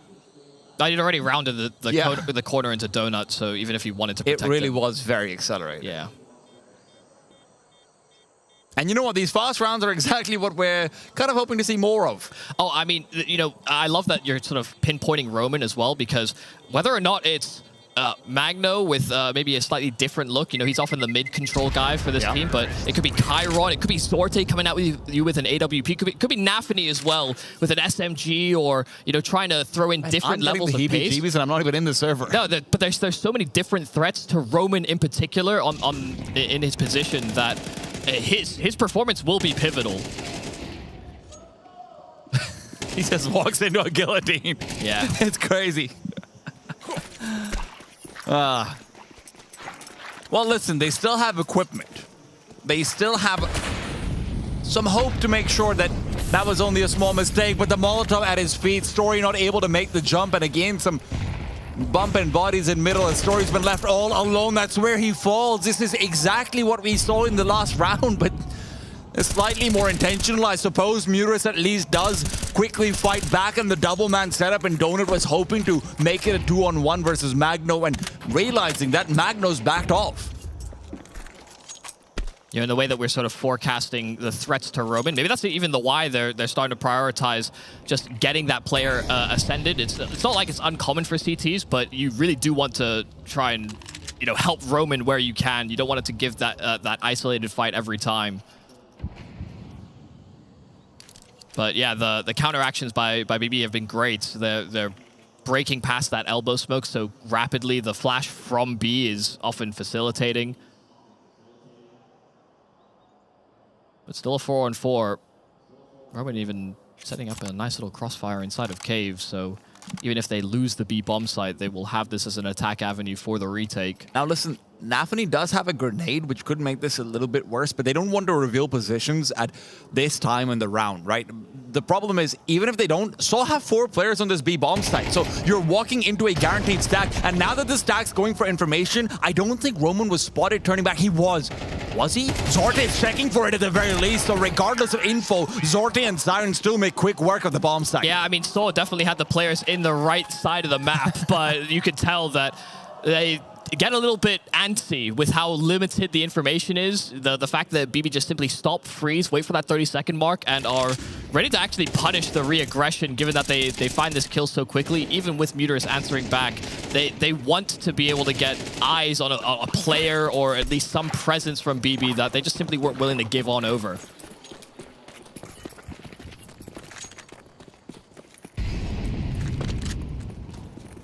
They are all singing the same tune here on BB. No one is overstretching. And it's rounds like that that are also honestly really demoralizing, where you've got 4 players on the correct bomb site where you feel like you've made all the right calls, but you just get shot down. And those are exactly the kind of rounds which you're always at risk against players like the ones that BB team have. Yeah. And, you know, it's why when we came into this event, it really did feel like an event where anyone could beat anyone.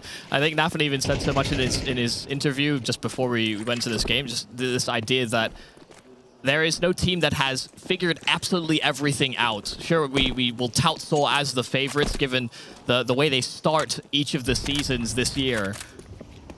But clearly some growing pains. And one of the things I like about BB is that so far they've actually gone for a pretty accelerated rate of play in Ancient. Okay. Yours had a few of those, hasn't he? He just taps him and then walks away. But BB at ESL Pro League, what we saw out of them was a much lower pace of play where players were second-guessing themselves a lot.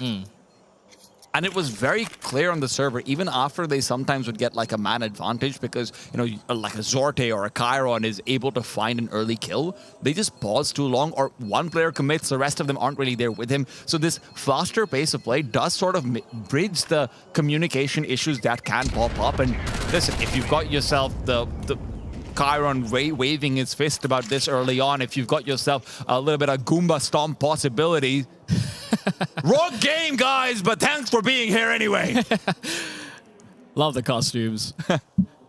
But no, I don't disagree. You know, there's also, I love this anecdote that I have about Adam9130, used to be an in-game leader for the UK scene, but also had a lot of players that like to go for crazy plays and were stars on their own respective UK teams.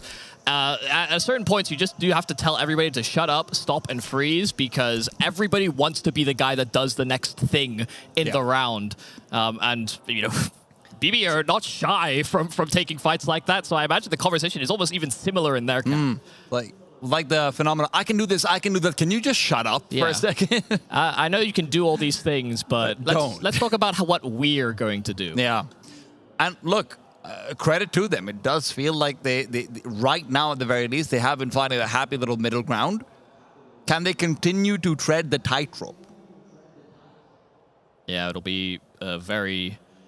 I mean, it has been a pretty taxing series for both these teams, both losing their own respective maps and both ceding, I mean, big advantages while they were in those losing efforts. No, they should have won rounds that they didn't.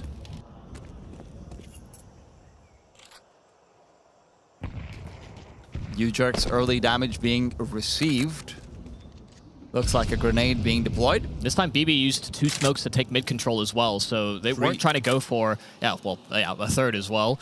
But the idea that they had gone for these faster, accelerated, quick flash plays, they know that Seoul are likely to make an adaptation, and Seoul are respecting the fact that BB can take that mid control. But Mutters does have a gap around this red smoke, and actually, oh my goodness, Chiron turned at the right time. Just as Mutters went for the swing, he was oddly very prepared for that duel. On one end, I'd like to think that that's programmed. On the other end, they did also miss a red smoke before they deployed the right one, right? So I don't really know which side I fall on that.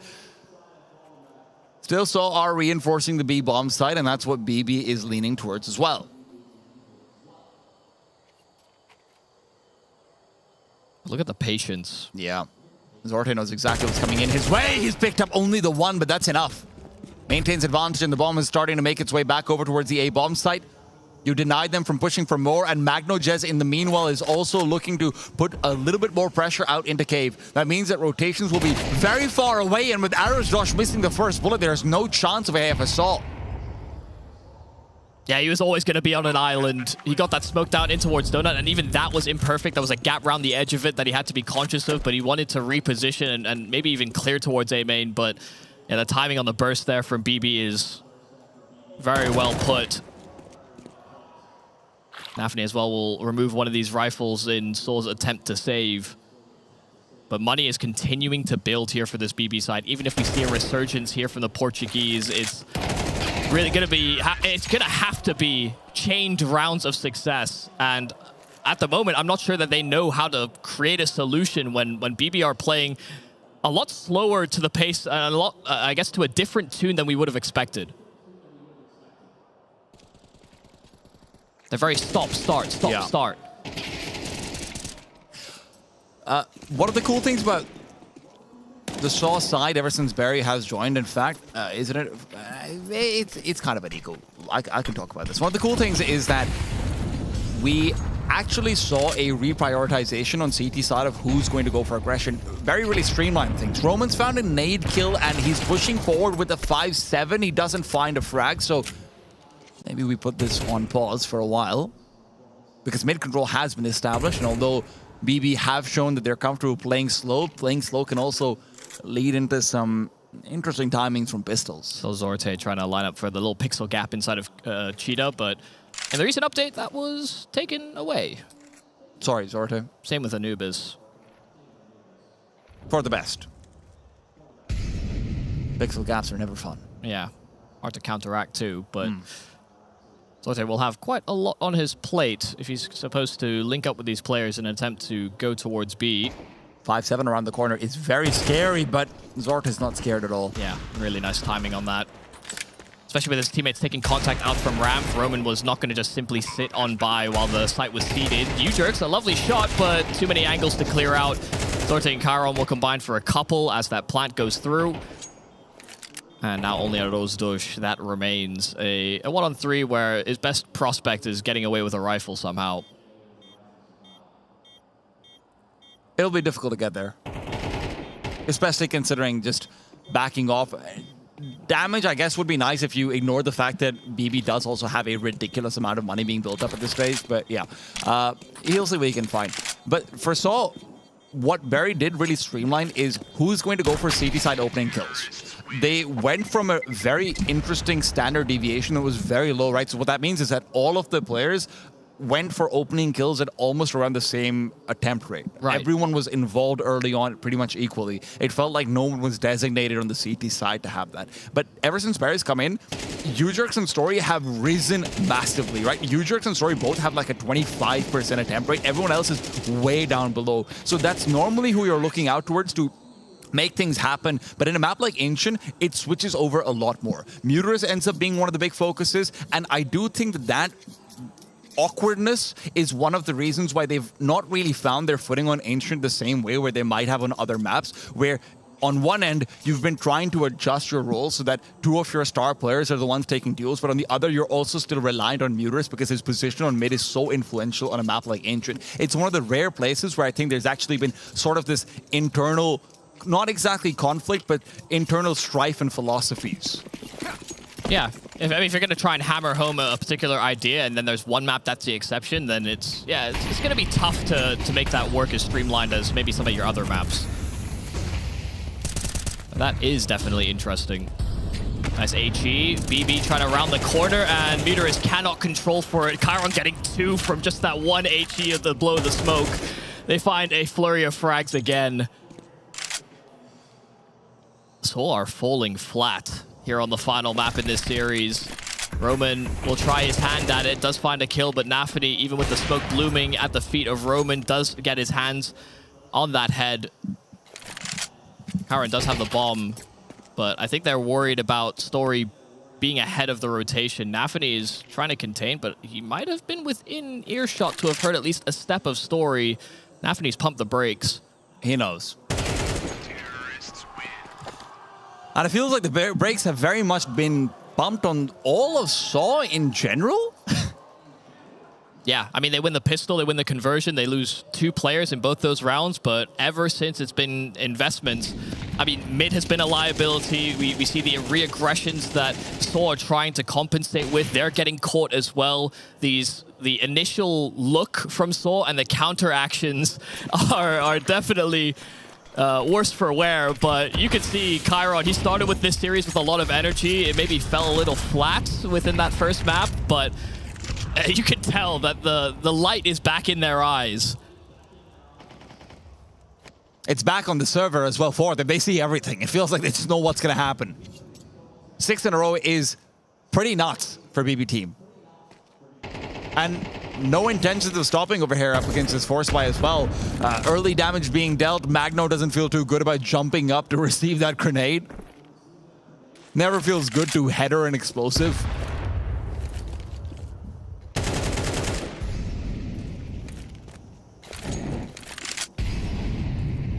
And for Saw, the problem is that to actually do something about this really slow-paced style that BB are going for, either you find an early kill, or you play so passively that retaking areas of the map is your only option. And both of those seem really hard right now. Yeah, and BB, it's not as if they're unwilling to go for dry fights, and when you're holding those angles, it can sometimes work to your favor, especially with the way that lights end up working in your favor on the CT side.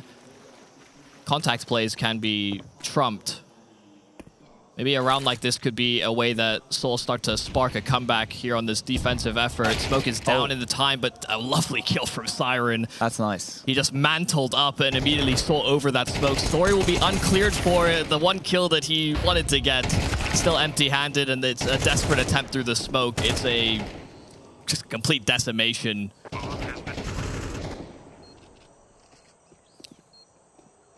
Uterus. This is not a time for fragging. This is a time for thinking about what the hell am I going to do to bring this back. It's the next round, which all of Saw's hopes and expectations honestly rely on this round. It's fine if you're able to climb back to 5. It's okay for a CT side on Ancient. But if BB get 8, if BB are able to threaten for 9... Yeah, you would be extremely nervous. And this is the thing, you know, when we put into context this game, this is Seoul's first best of 3 here in ESL Challenger Atlanta. Of course, they went through the upper side of the bracket. It's best of 1s to make it all the way through. They fall to FlyQuest. But BB, this is their second best of 3 today. You know, if we were going to talk about losing energy or tuckering out, BB were maybe the ones with more reasons for that to have happened. BB have also found the infinite money bug of Counter-Strike very clearly. Yeah, they've got so much cash. This round is, like you said, critically important. And Saw have elected to go for the retake strategy instead of early aggression. You can see that, but the utility you have to try and commit to it is limited at best. But it's at what times do you give that control away, and what times do you investigate? Because, I mean, they've been getting caught in those investigations. A good spam from Udrix to have found a kill. He does at least get away with his life. He's another player that can be a nuisance on B. The elevation from Magno, that's not even your main AWPer. A fantastic peep and peek right into Donut, and Chiron will even take the space. But he's been smoked off as well. Even if they know he's there, it's not like they're considering him a factor. They know where Udrix is as well. He was spotted, so Chiron's able to adjust. Fantastic comms from BB right now coming through, and Muris and Roman look like they're really only going to have the choice of saving. They got a blind entry pretty much, but maybe it's not the save that's on the menu. They found the hidden dish, and it is trying to go for it, but always a danger to try the chef special. Can he actually execute on it? Neuters with the AWP will be able to cover off Nafany, but there's a clear path of retreat and an even clear... Oh no! That's massive! That could be the difference maker over here. They haven't been able to recover the kit that they bought coming into this, but I think it was in Donut. Yeah, it's probably on their way, but even with the Molotov mishap, the round is just too far gone. They're a little slow going in through Donut, and Nafany just delaying inside of the site, even though he was offering up a duel, was certainly a problem. And sure, they'll kill Nafany on the exit, but again, money is no issue here for BB. This is kind of crazy. Because, like, honestly, I really like the setup this time after they get the first kill. I'll be honest, I've got extra and I didn't even see Magno coming in. I was so tunnel vision into the idea of Cairo peeking down from underneath, because that has been the consistent play that they've been going for. But it's all about when you give away position, when you rotate, how safe do you truly play it? Because I think BB is well clocked in on that round that, oh, they're not going to give us fights. Let's look for them. And even with them losing Zorte for free through the wall, they were more than happy to oblige. Just a quick reroute. And like you said, the comms were very clear. You know, Muterus got a kill through red, but they just smoked it off. It's not like he's going to jump straight through that. The last thing you want to do is seed over an advantage just as BB are starting to make their move.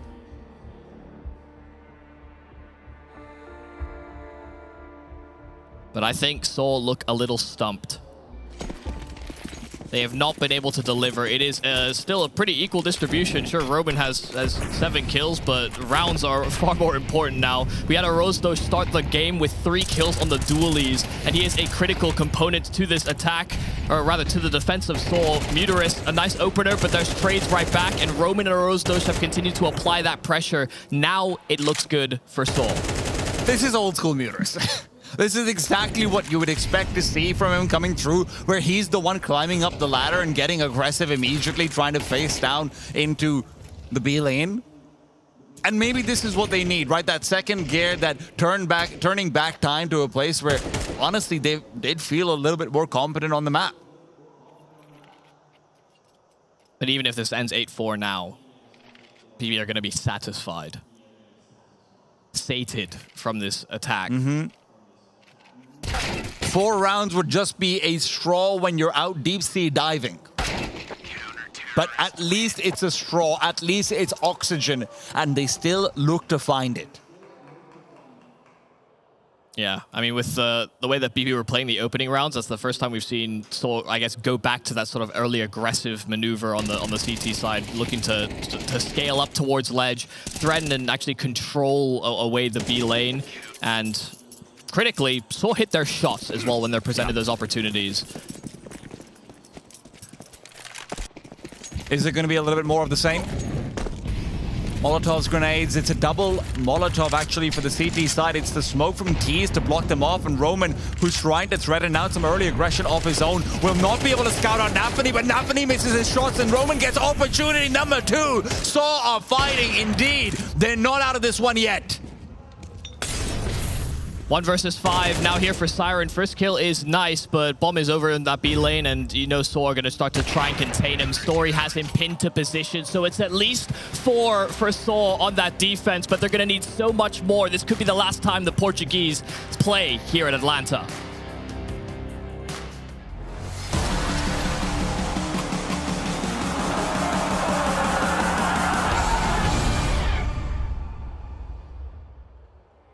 Keep your picture in my room, 'cause it gets me in the mood. You're still a frame free in my head. You got me so confused. My mind is full of you. Still want you in my room. Don't wanna get rid of you. On my mind, but I am not too late. You got me so confused. My head is full of you.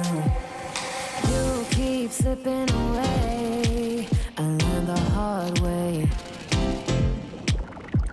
But something's gotta stay. Don't let it go to waste. Do you remember all of the long nights, warm in my bed, night for the sunrise? That's what you said. You held me so tight each time again. I'll keep your picture in my room. Don't wanna get rid of you. On my mind when I am up too late. You got me so confused. My head is full of you. Don't win silly games. Don't leave me hanging on. Keep me hanging. Said it once, I'll say it again. Your love is what I want. Do you remember all of the long nights, warm in my bed, not for the sunrise? That's what you said, and you have me so tight each time again. In my room, I'll keep you safe. Don't stay away too long, pulling back and forth. Still got me paralyzed. Got what you came for. One thing that I've kept. I'll keep your picture in my room, 'cause it gets me in the mood. You're still a free free in my head. You got me so confused. My mind is full of you. Still want you in my room.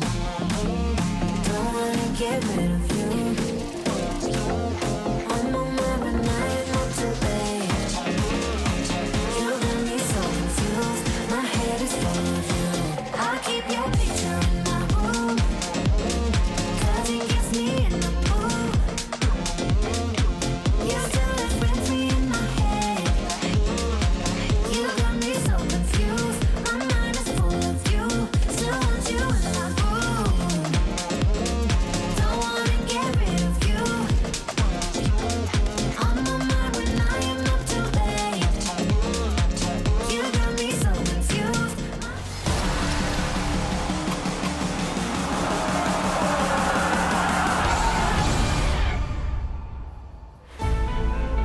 Saul remind us that 2 slices of bread do not make a sandwich. They start off with 2, they end with 2, but it's a whole lot of nothing in between. BB looking good and they look to close, but this pistol round is going to be critical in order to give them that extra sense of security. I mean, look at the way that BB are starting this round. It is all B. They have a hard read on how Thor are setting up, but Roman gets that first, Kyron the double kill, and it's Thor that does a respond in kind. They breach into this B bomb site. They still have a mid lurk to consider, but Kyron is stopping the B side assault. Arosdosh doesn't commit to the plan, and so this flank from Muterus, it is just going to be far too late. He has to do it all. They're still not considering him to have come over this way. Now Nafany goes back and checks for it. He gets the head immediately. That's kind of strange from Saul when Muterus has found that much space. The fact that they aren't really waiting for him to pair up with them, but maybe just hoping that it's only one player inside Cheetah, not expecting all 3 of them to be there. I mean, there were 4 players ready and rearing to go. They sent 1 player towards long. They just wanted that fight. They had a hard read on the Soul Pistol. BB doing their homework ahead of time. Kyron clearly elated. Oh my god, the nods don't stop! Yeah, they're feeling the groove now. I've never seen this many of Kyron's teeth until now. But you saw as well, as soon as it came to a 1-on-3, we see the cam of Muterus, and he's probably just thinking, where did it all go wrong? How did they read that so perfectly? It's times like that when as an IGL especially, it's like, I'm not having a good day right now. Yeah, they called ahead of me. Not a good feeling to be had. Again, might I remind everyone at home, Saul was not just a favorite, they were the favorite for this entire event. Yeah, and it also means like when we were on that nuke as well, you know, if you were going to do homework about Saul on any map, it was probably going to be that one.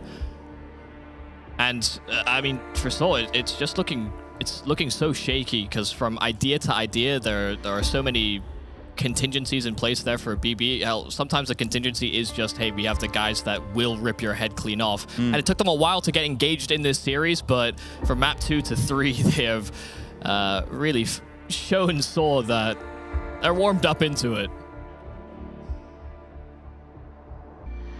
And the Ancient Shivers are not going to stop. You're going to be down 4-10 over here. That seems pretty insurmountable. Yeah, it becomes this question about whether or not it's even worth considering going for a force buy when the deficit is already the way that it is. But so we're going to keep to their true form, wait for weapons. It is Glocks across the board. Arosdosh and Roman do make some investments. Kind of hoping that the Arosdosh Deagle finds something, but empty-handed. It's long distance by Siren. The SMGs close the gap. And Roman decimated by a grenade. Not a single frag found from the limited investment there from Salt. But they look to turn the tide now that they're on guns. But BB already at double digits. They need 3 more to close out this map as this series and find themselves in the playoffs.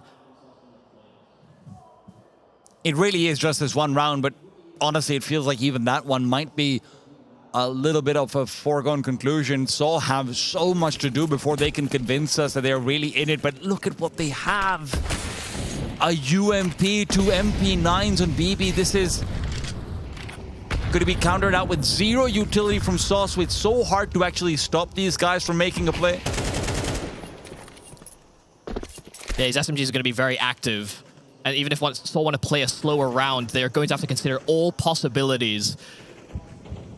You can see Siren probing towards that A side, but timings could get weird. Muterus rounding the corner. It's a lot of damage done to him, but he does handle Siren's aggression.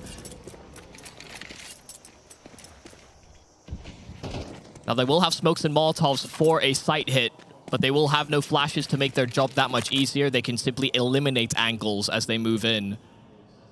And they move towards the man with the hot hand on BB. We had the interview before about whether or not he'd pop off, and he has been.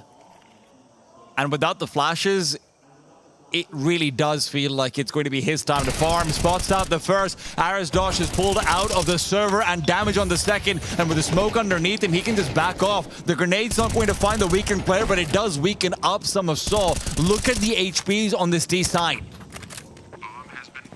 Kyron continues to push forward.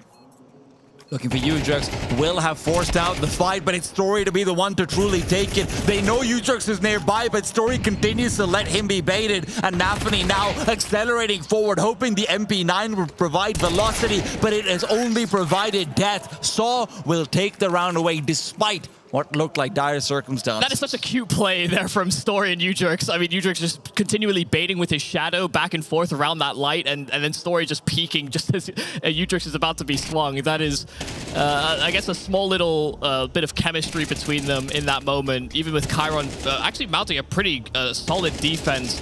Just finding that kill, like you said, all that extra damage as well, given that their SMG still in play. That round could have gone very ugly for Saw. But I think Chiron was maybe expecting a little bit more of a fleet-footed approach by the rest of BB.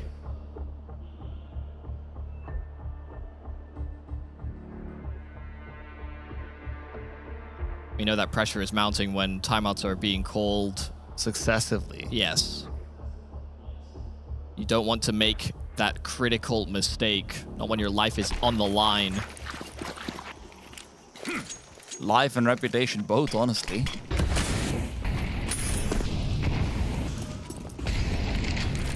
Three to reinforce B, and Story will have located first contest, but not be able to really truly do so. Zorta is taking a lot of damage, but Nafany and Zorta is found too. In fact, this B-side stack has really just done more than its job. Saw fall apart before they even have a chance to set up. As soon as that AWP is out, I mean, Zorta is here to play.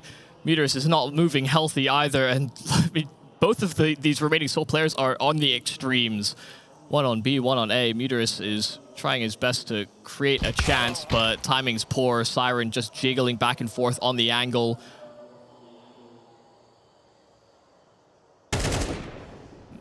And this is not looking too good here for Rosdosh. Spotted. They go for the double swing, and Chiron will even move in for the crunch. An 11th found, and it is looking dire now. Saw, they've sustained a lot of damage. They didn't even really get their gears engaged for this hit. They just get picked apart by the AWP. Oh, man. Don't you just hate it when Zorta does that? Just about the worst thing that could have happened. When it rains, it really does pour right now, and so are flooded. Running through the incendiary is Roman, a nade to try and chase past, but Roman's been traded immediately. That opening pick doesn't give them an advantage for more than a second.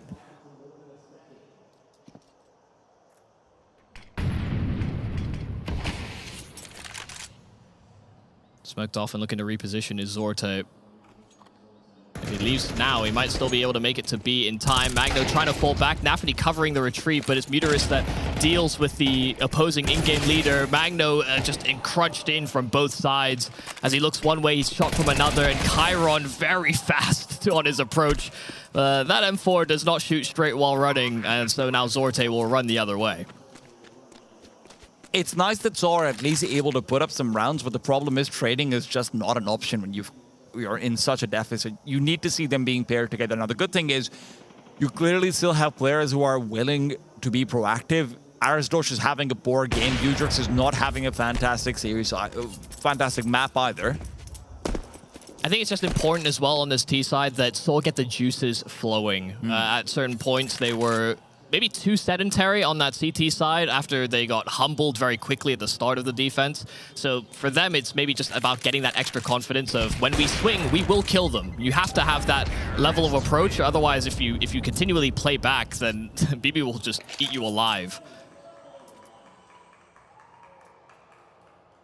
Just getting the heart rate in order. Don't know if you have a road long enough to get the cardio in necessary to do that, though. It's not like there's any reason for BB to cool down. It's a road with a lot of potholes. Yeah.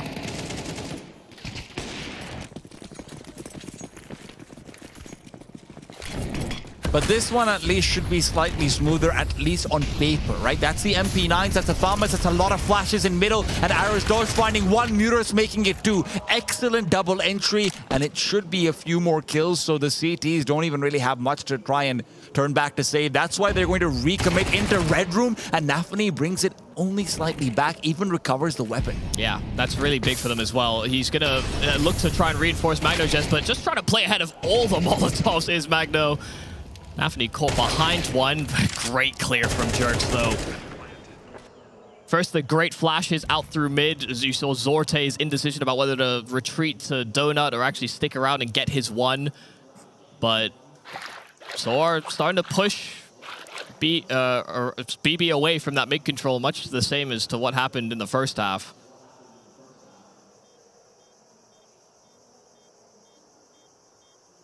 Yeah, saving an MP9 doesn't feel great. It's what he's got. Maybe it can be converted into an AK in the next round. Let's see. I think regardless of how you feel Seoul have performed at this tournament, it is always good to see that there is no despair crossing their faces. They maybe have a blank stare or two, but they're not getting wrapped up in their feelings. There's always words to be had, for sure. Yeah, they're a team that talk it out. I mean, especially when, you know, you think about their comeuppance as a Portuguese core of younger players that superseded the old core of the best organization within the Portuguese region.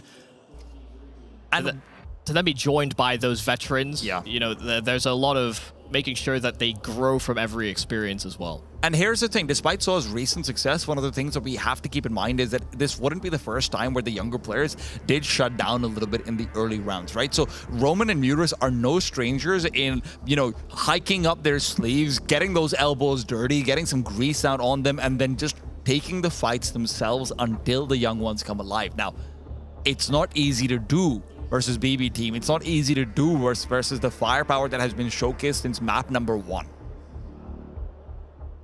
Anubis might not have looked amazing from BB, but that's not to say that they didn't have flashes of individual brilliance even on that. And it's not to say that BB can simply sit on their laurels as well, given the lead that they got their hands on. If Seoul start to really focus in and get these rounds together, then before they know it, this map could go a lot longer than BB may have forecasted. Okay, Muterus is just checking just in case. Seoul's been very fortunate about some kills through the smoke. That one maybe a little bit more expected. Yeah, well, BB like to play around smokes, don't they? So just maybe hyper conscious of those possibilities.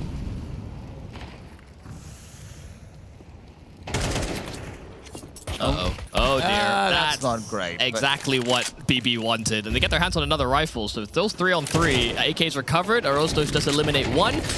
And the Molotov pushes Zorte right back into Cheetah, so they know his position over here as well. Nafani, though, if he finds this one-on-one, it could work for him, but Arisdosh continues to be Mr. Insurance Plan himself. He's going to call you up, and regardless of whether you want to talk to him or not, he's going to sell you some insurance.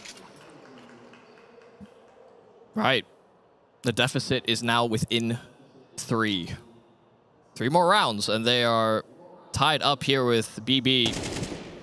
CT side issues for both these teams, and maybe it's too early to say it's issues for BB, but definitely liking the assertiveness of Seoul. It's a good change for sure. Is it going to continue, or do they want to add another dimension? That's also the other thing you always are kind of overthinking in your head. What is the point at which we change? Is it after a loss, or is it preemptive? U-Jerk's early damage doesn't make him feel too happy about this round already.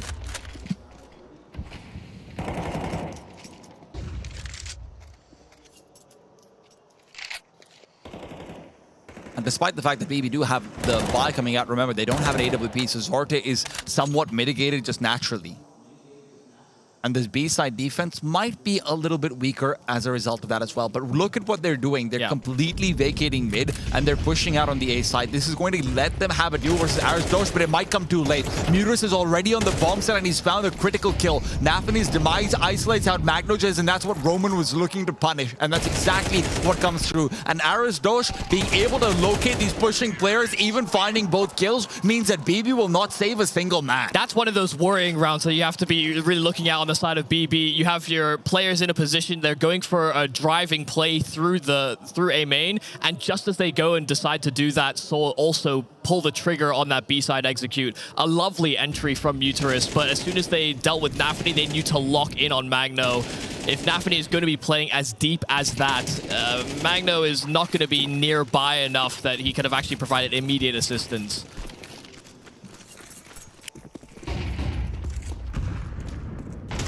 Oh dear, it's a collision course, an absolute collision course to these pistols. Story does answer back, but Siren has crossed that gap and has that 5-7 in play. It's close range angles, but Arose, Dosh, and Story keep a handle on things. Thank God. That was very much a not like this moment, but Saw keep their cool and keep their members alive. Story will shut things down with 3, and although they might be anti-ecos, honestly, they were really necessary. But that's a round to be forgotten, and this might be a round to remember. Yeah, there's a bye coming now for BB. A final stand before having to concede an 11th. They get themselves close. Zorte has an op this time now as well, so you are fully equipped. There are going to be no excuses over here. And Saw know that as well. This is their biggest hurdle in the comeback. They are so close. They've made themselves relevant, but relevance will not matter if you falter here. It's a really good molly there from Roman as well. Will keep Magno back. Again, they've got so many active players here on BB. If you are able to contain them into their spots, suddenly these executes become a lot more threatening. That's what Saw have been trying to build into these late rounds with. Magno heard those jump spots from Roman, and he really wants to try and aggress forward. Is there a setup to let him do that? Zorte doesn't have a flashbang, so going out, you're going to have to push through a smoke, and that's a deep smoke, so at the very least it gives you lurk potential, but you don't have any mid presence over here. That's what Story's watching out for. There's also a lack of, just these lack of smokes doesn't mean you have to play a little bit more off angles or play together, maybe set up for flash plays.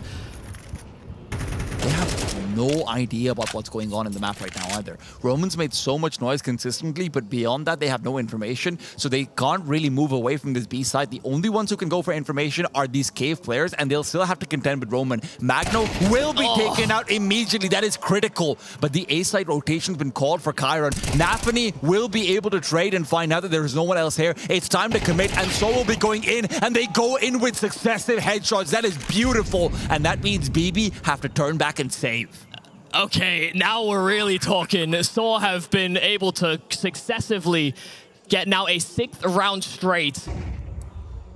An 11-5 scoreline, and we're thinking BB may have just done it. They may have broken Saw, but they rebuild at the right moments. They get their hands on weapons. They are assertive. They take fights. They are willing to take individual duels against a BB team that have been winning a lot of those head-to-heads. And in the attempt to save, BB will lose one of their members. Zorte, the last that will attempt to survive, but Muterus is hot on his heels. And that may have been a step too far. They will be very satisfied if this ult comes out of Zorte's hands. A nice no-scope there from Zorte, but he was out of bullets.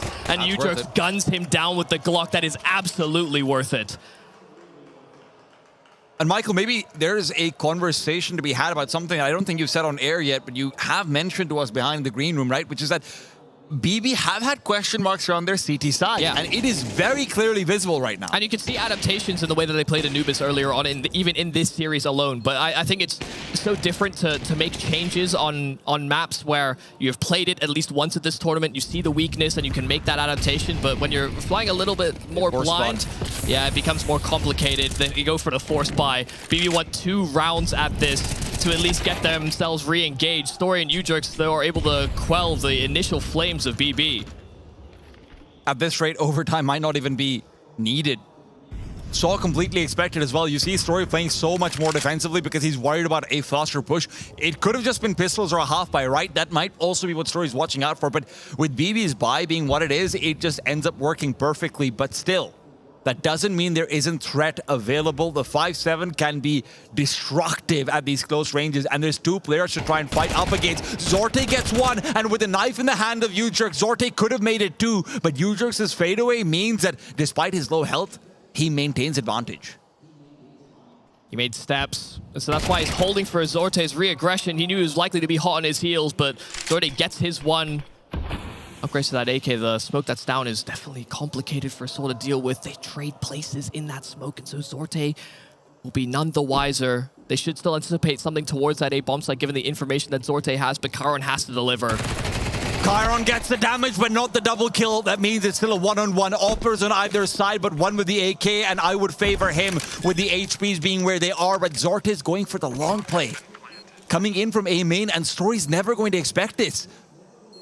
Zorte doesn't have a kit though, so he doesn't really have the advantage of time, and Story's thinking about it. Story's thinking about it, but he's missed his shot, and as he missed his shots, repositioning to the backside, and again, that lack of the kit will be everything, but Story will not miss twice. It's 12, and somehow Sol will be the first to get the match point. I cannot believe Story read that. I mean, so many different positions Zorte could have been in. Last seen inside of Cave, and he could have simply retreated through B, gone through spawn, but he fought for A main control. And man, the timing could not have been better. Sure, he might have missed that first, but he got exactly what he wanted. Holy. He's in their heads.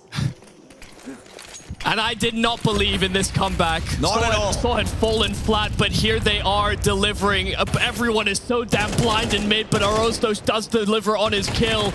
There's Magno to strike in from Cave, so it's not as though that kill is untraded, but the momentum, everything that Sol has been putting together here on this T side, any given ground, BB will be terrified.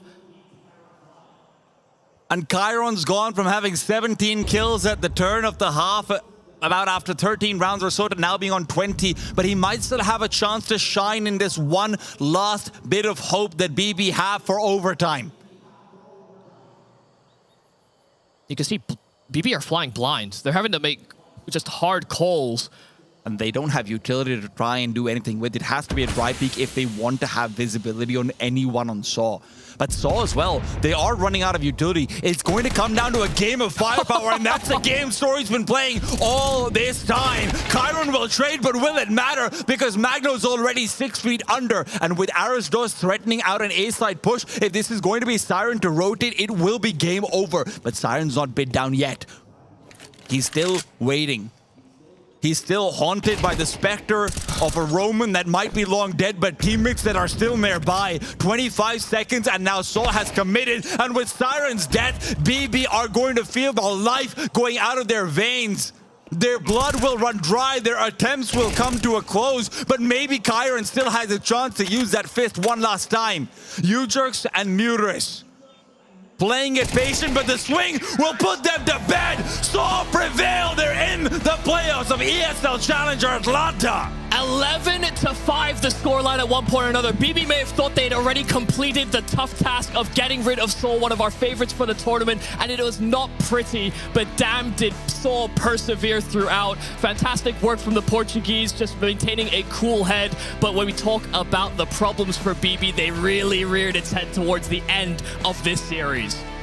And it's that cooldown. It's that quick little cold combustion. They completely get ripped apart, and Saw prevail. They show that veterancy, and we've got our own veterans to break it down over here. Did he just call us old? I am not old. Oh my gosh. Anyway.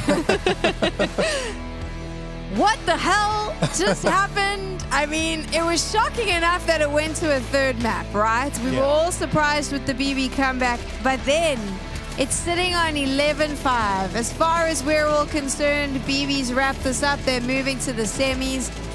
what the hell happened, because they weren't the semi-finalists. Saw is. Oh, absolutely, yeah. And first things first, Tea Time was absolutely wrong. I'm always right on my predictions, and he can't get anything right, it seems, on his side, because Saw came out with an impressive comeback, even though it looked like everything was going completely wrong. At the end, 8 rounds in a row. They were just powering through these rounds on pure momentum, and they were taking control of mid so very effectively. Great crunches coming through, and BB Team just didn't know what to do. I mean, their CT side fell completely flat, I think, after an opening couple of rounds, and after that, it was just all Saw all the way. Even when it felt close, it just felt like Saw had that little bit more to give.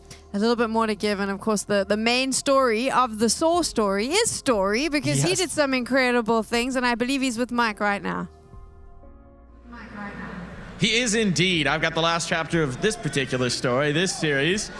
Man, I mean, you got fans in the audience right now. Talk about a comeback, 8 rounds in a row to close out on Ancient. What propelled you guys forward? I think we did our best, and I don't know, it was a really hard game. They played super well, and they deserved the comeback on Nuke, and we deserved on Ancient. It feels like you in particular have been in fine form, right? You've been on fire with that all. Do you feel like you've just become that level of player where everybody in the server needs to be aware of you? Yeah, I mean, when I'm having really good games, I think I'm a really good hopper, but I need to be more consistent, and I'm working towards that. And yeah, like I think when I'm really OP on the game is when I'm reading everything and I'm communicating a lot and hitting my shots, of course, and helping my team. Now, it may not have been the path you envisioned, but you've made it into the final day. You've made it into the playoffs. Now that you're here, tell me, you gonna take that trophy next to us? Yeah, I mean, it's our goal, so tomorrow we are here to play our best again, and if we play our best, I think we can take it home. If they play their best, they can take it home, Sam. What do you think? I think that is factually correct. I love the fortitude that Saw shows time and time again, and we saw it here. When the comeback happens, it's incredible with what we see and how they're able to play. Yeah, I feel like we saw BetBoom getting upset about it too. Kyron taking a lot of aggressive peaks, aggressive movements, and Nafany had a couple rounds that he surprised us as well, but they just kept getting very aggressive when it wasn't needed, and that CT side just fell apart for them. And when you have a lot happening, a lot getting thrown at you, especially when you are a CT, there's not much that you have to really pay attention to other than where your teammates are and where your spacing is. And I feel like Saw just kind of kept them, a lot of question marks were happening. Yeah, I would even say like they were not aggressive enough at the right times on their CT side, right? Because on Ancient, you have to get into the faces of your opponents, especially towards mid. And even though they were coming out, it just felt like the moments they chose were the worst times because Saw was coming through. And one in particular, I think it was Zorte coming out from Cheetah. He goes out to the left and then they slip out to the right through the smoke. So it's just like, yeah, maybe you should have come out, but just a touch sooner to try and get this engagement because it was actually looking quite favorable for him. And yeah, it's just one example of many. Let's take a look now at your US Air Force Aim High. 2 players that I think were the difference makers for both their teams. Kyron did that interview in the pregame where he said, we're just going to click heads. He did click a lot of heads. At some point, I was like, this guy is planning on carrying this whole team all the way to the semis. He got a lot of energy, honestly. And I mean, yes, we did see a bit of a lull after that first map when things kind of fell silent on his side, but he continued to try and pump up his team, get excited when those big plays were coming through. And I think he carried them through map number 2 just with that. And even on map number 3 here, everything was going so well for him. You see the stats. I mean, those are incredible numbers coming through with 92.2 ADR as well. But he was impressive for a squad. I think Story is just that much better on the other side, right? I mean, yes, he has less frags, but I think his impact in terms of the op frags, in terms of the plays he make, in particular, that 1v1, I think it was to get the 12th round victory, where he misses the first shot, but the movement and everything to get back behind cover and reposition for the follow-up was beautiful, and then he nails it to give his team the advantage. And I feel like Story, while Kyron, we did see him click a lot of heads. He was the one that was getting really, really aggressive, especially on CT side. It wasn't consistent enough, and he wasn't able to hit his shots as consistent enough. But we saw Story doing that. He was able to get that aggression. I feel like he had a lot more, and not game sense, but it felt like the creativity was falling more on the side of Saw and not on BB Team, and that's just where they fell flat. Today was all about finding out who would be going through to the semi-finals of ESL Challenger Atlanta. We now have our 4 semi-finalists. Before we go through how they got there and how they made their way into the playoffs, it might be a good idea to celebrate what we got to see today. So we have some incredible plays that you've got to watch. Maybe you missed some of them. We're going to recap. Here they are. Our plays of the day. Let's get it started. What are we talking about at the first time? Yeah, number 5 is Chelios from Rooster. He got a 3K in the round, but the more impressive part was the 1v2 clutch that you're going to see right here. I mean, just spamming through the smoke, beautiful shots, finding both headshots, and then at the end, is able to clutch it out, of course, in beautiful fashion. Honestly, this was really well done from Chelios. Next up, we have ASAP, a 1v3 clutch on Dust 2. And we didn't see much from Rooster, but I did feel like when they were playing on Dust 2, they were giving a lot more aggression, especially towards BB Team. And this was a great showing from him. Yeah, back to Rooster again for number 3 on Anubis again on that A site. And this time, it's just a great clutch coming through from Slimy. Headshot to open it up for himself. It's just playing this so marvelously, right? Just pacing himself well, making sure that he's setting himself up for 3 1v1s, and then this brilliant piece of maneuvering. Spots the player out first, guesses right where they're going to peek, and gets the frag. And number 2, what is an ESL Challenger event without a Lake highlight? This is his ace on Dust 2, unfortunately out of the tournament, but able to reposition onto the B and just use those flash bangs from his teammate perfectly. And still on M80, or unfortunately out of the tournament, but they had some nice highlight reel plays with the aces. We're going to go to number 1 with Slacks on Dust 2. And you see him just hitting these shots for the ace with the op in the end. I mean, absolutely brilliant stuff coming through from him to wrap up our top 5. Those are our top 5 for today. Just a small taste of all the action we got to see. And now let's find out how far along we are in the tournament. We're going to take a look at our 2 groups because we're moving into the playoffs. Group A, this is where we're sitting our 2 semi-finalists, FlyQuest and Saw. I would have been pretty surprised if Saw wasn't in the mix. I am pretty surprised that FlyQuest is there. I feel like they showed a lot, but it was also only 2 maps from them. It was only the first one against BB Team where they did defeat them 13-3, you can see there, and they have already defeated Saw once again, but they could do it again. Now we take a look at our other 2 semi-finalists who will be joining FlyQuest and Saw. It is, of course, Big and Wildcard, not the North American team many were expecting. But I'm presuming we're still happy, right? Yeah, definitely. Honestly, like my picks for 3 of the top 4 teams to make it through did get through. The only one that didn't was M80, and Wildcard was my dark horse. So it's okay. I got everything right as far as I'm concerned. No, honestly, Wildcard are looking very, very strong. M80, that matchup, I expected it to be close, but Wildcard pulling off is something else, especially with the stand-in. 2 semifinals tomorrow. You got FlyQuest up against Wildcard, and you're going to have Big up against Saw. That is what is to play for. By the end of tomorrow, we will have our champion for ESL Challenger Atlanta. So we're going to finish up. Make sure that you can get some good rest, and you're ready for all the Counter-Strike action tomorrow. Thank you so much for watching. We'll see you then.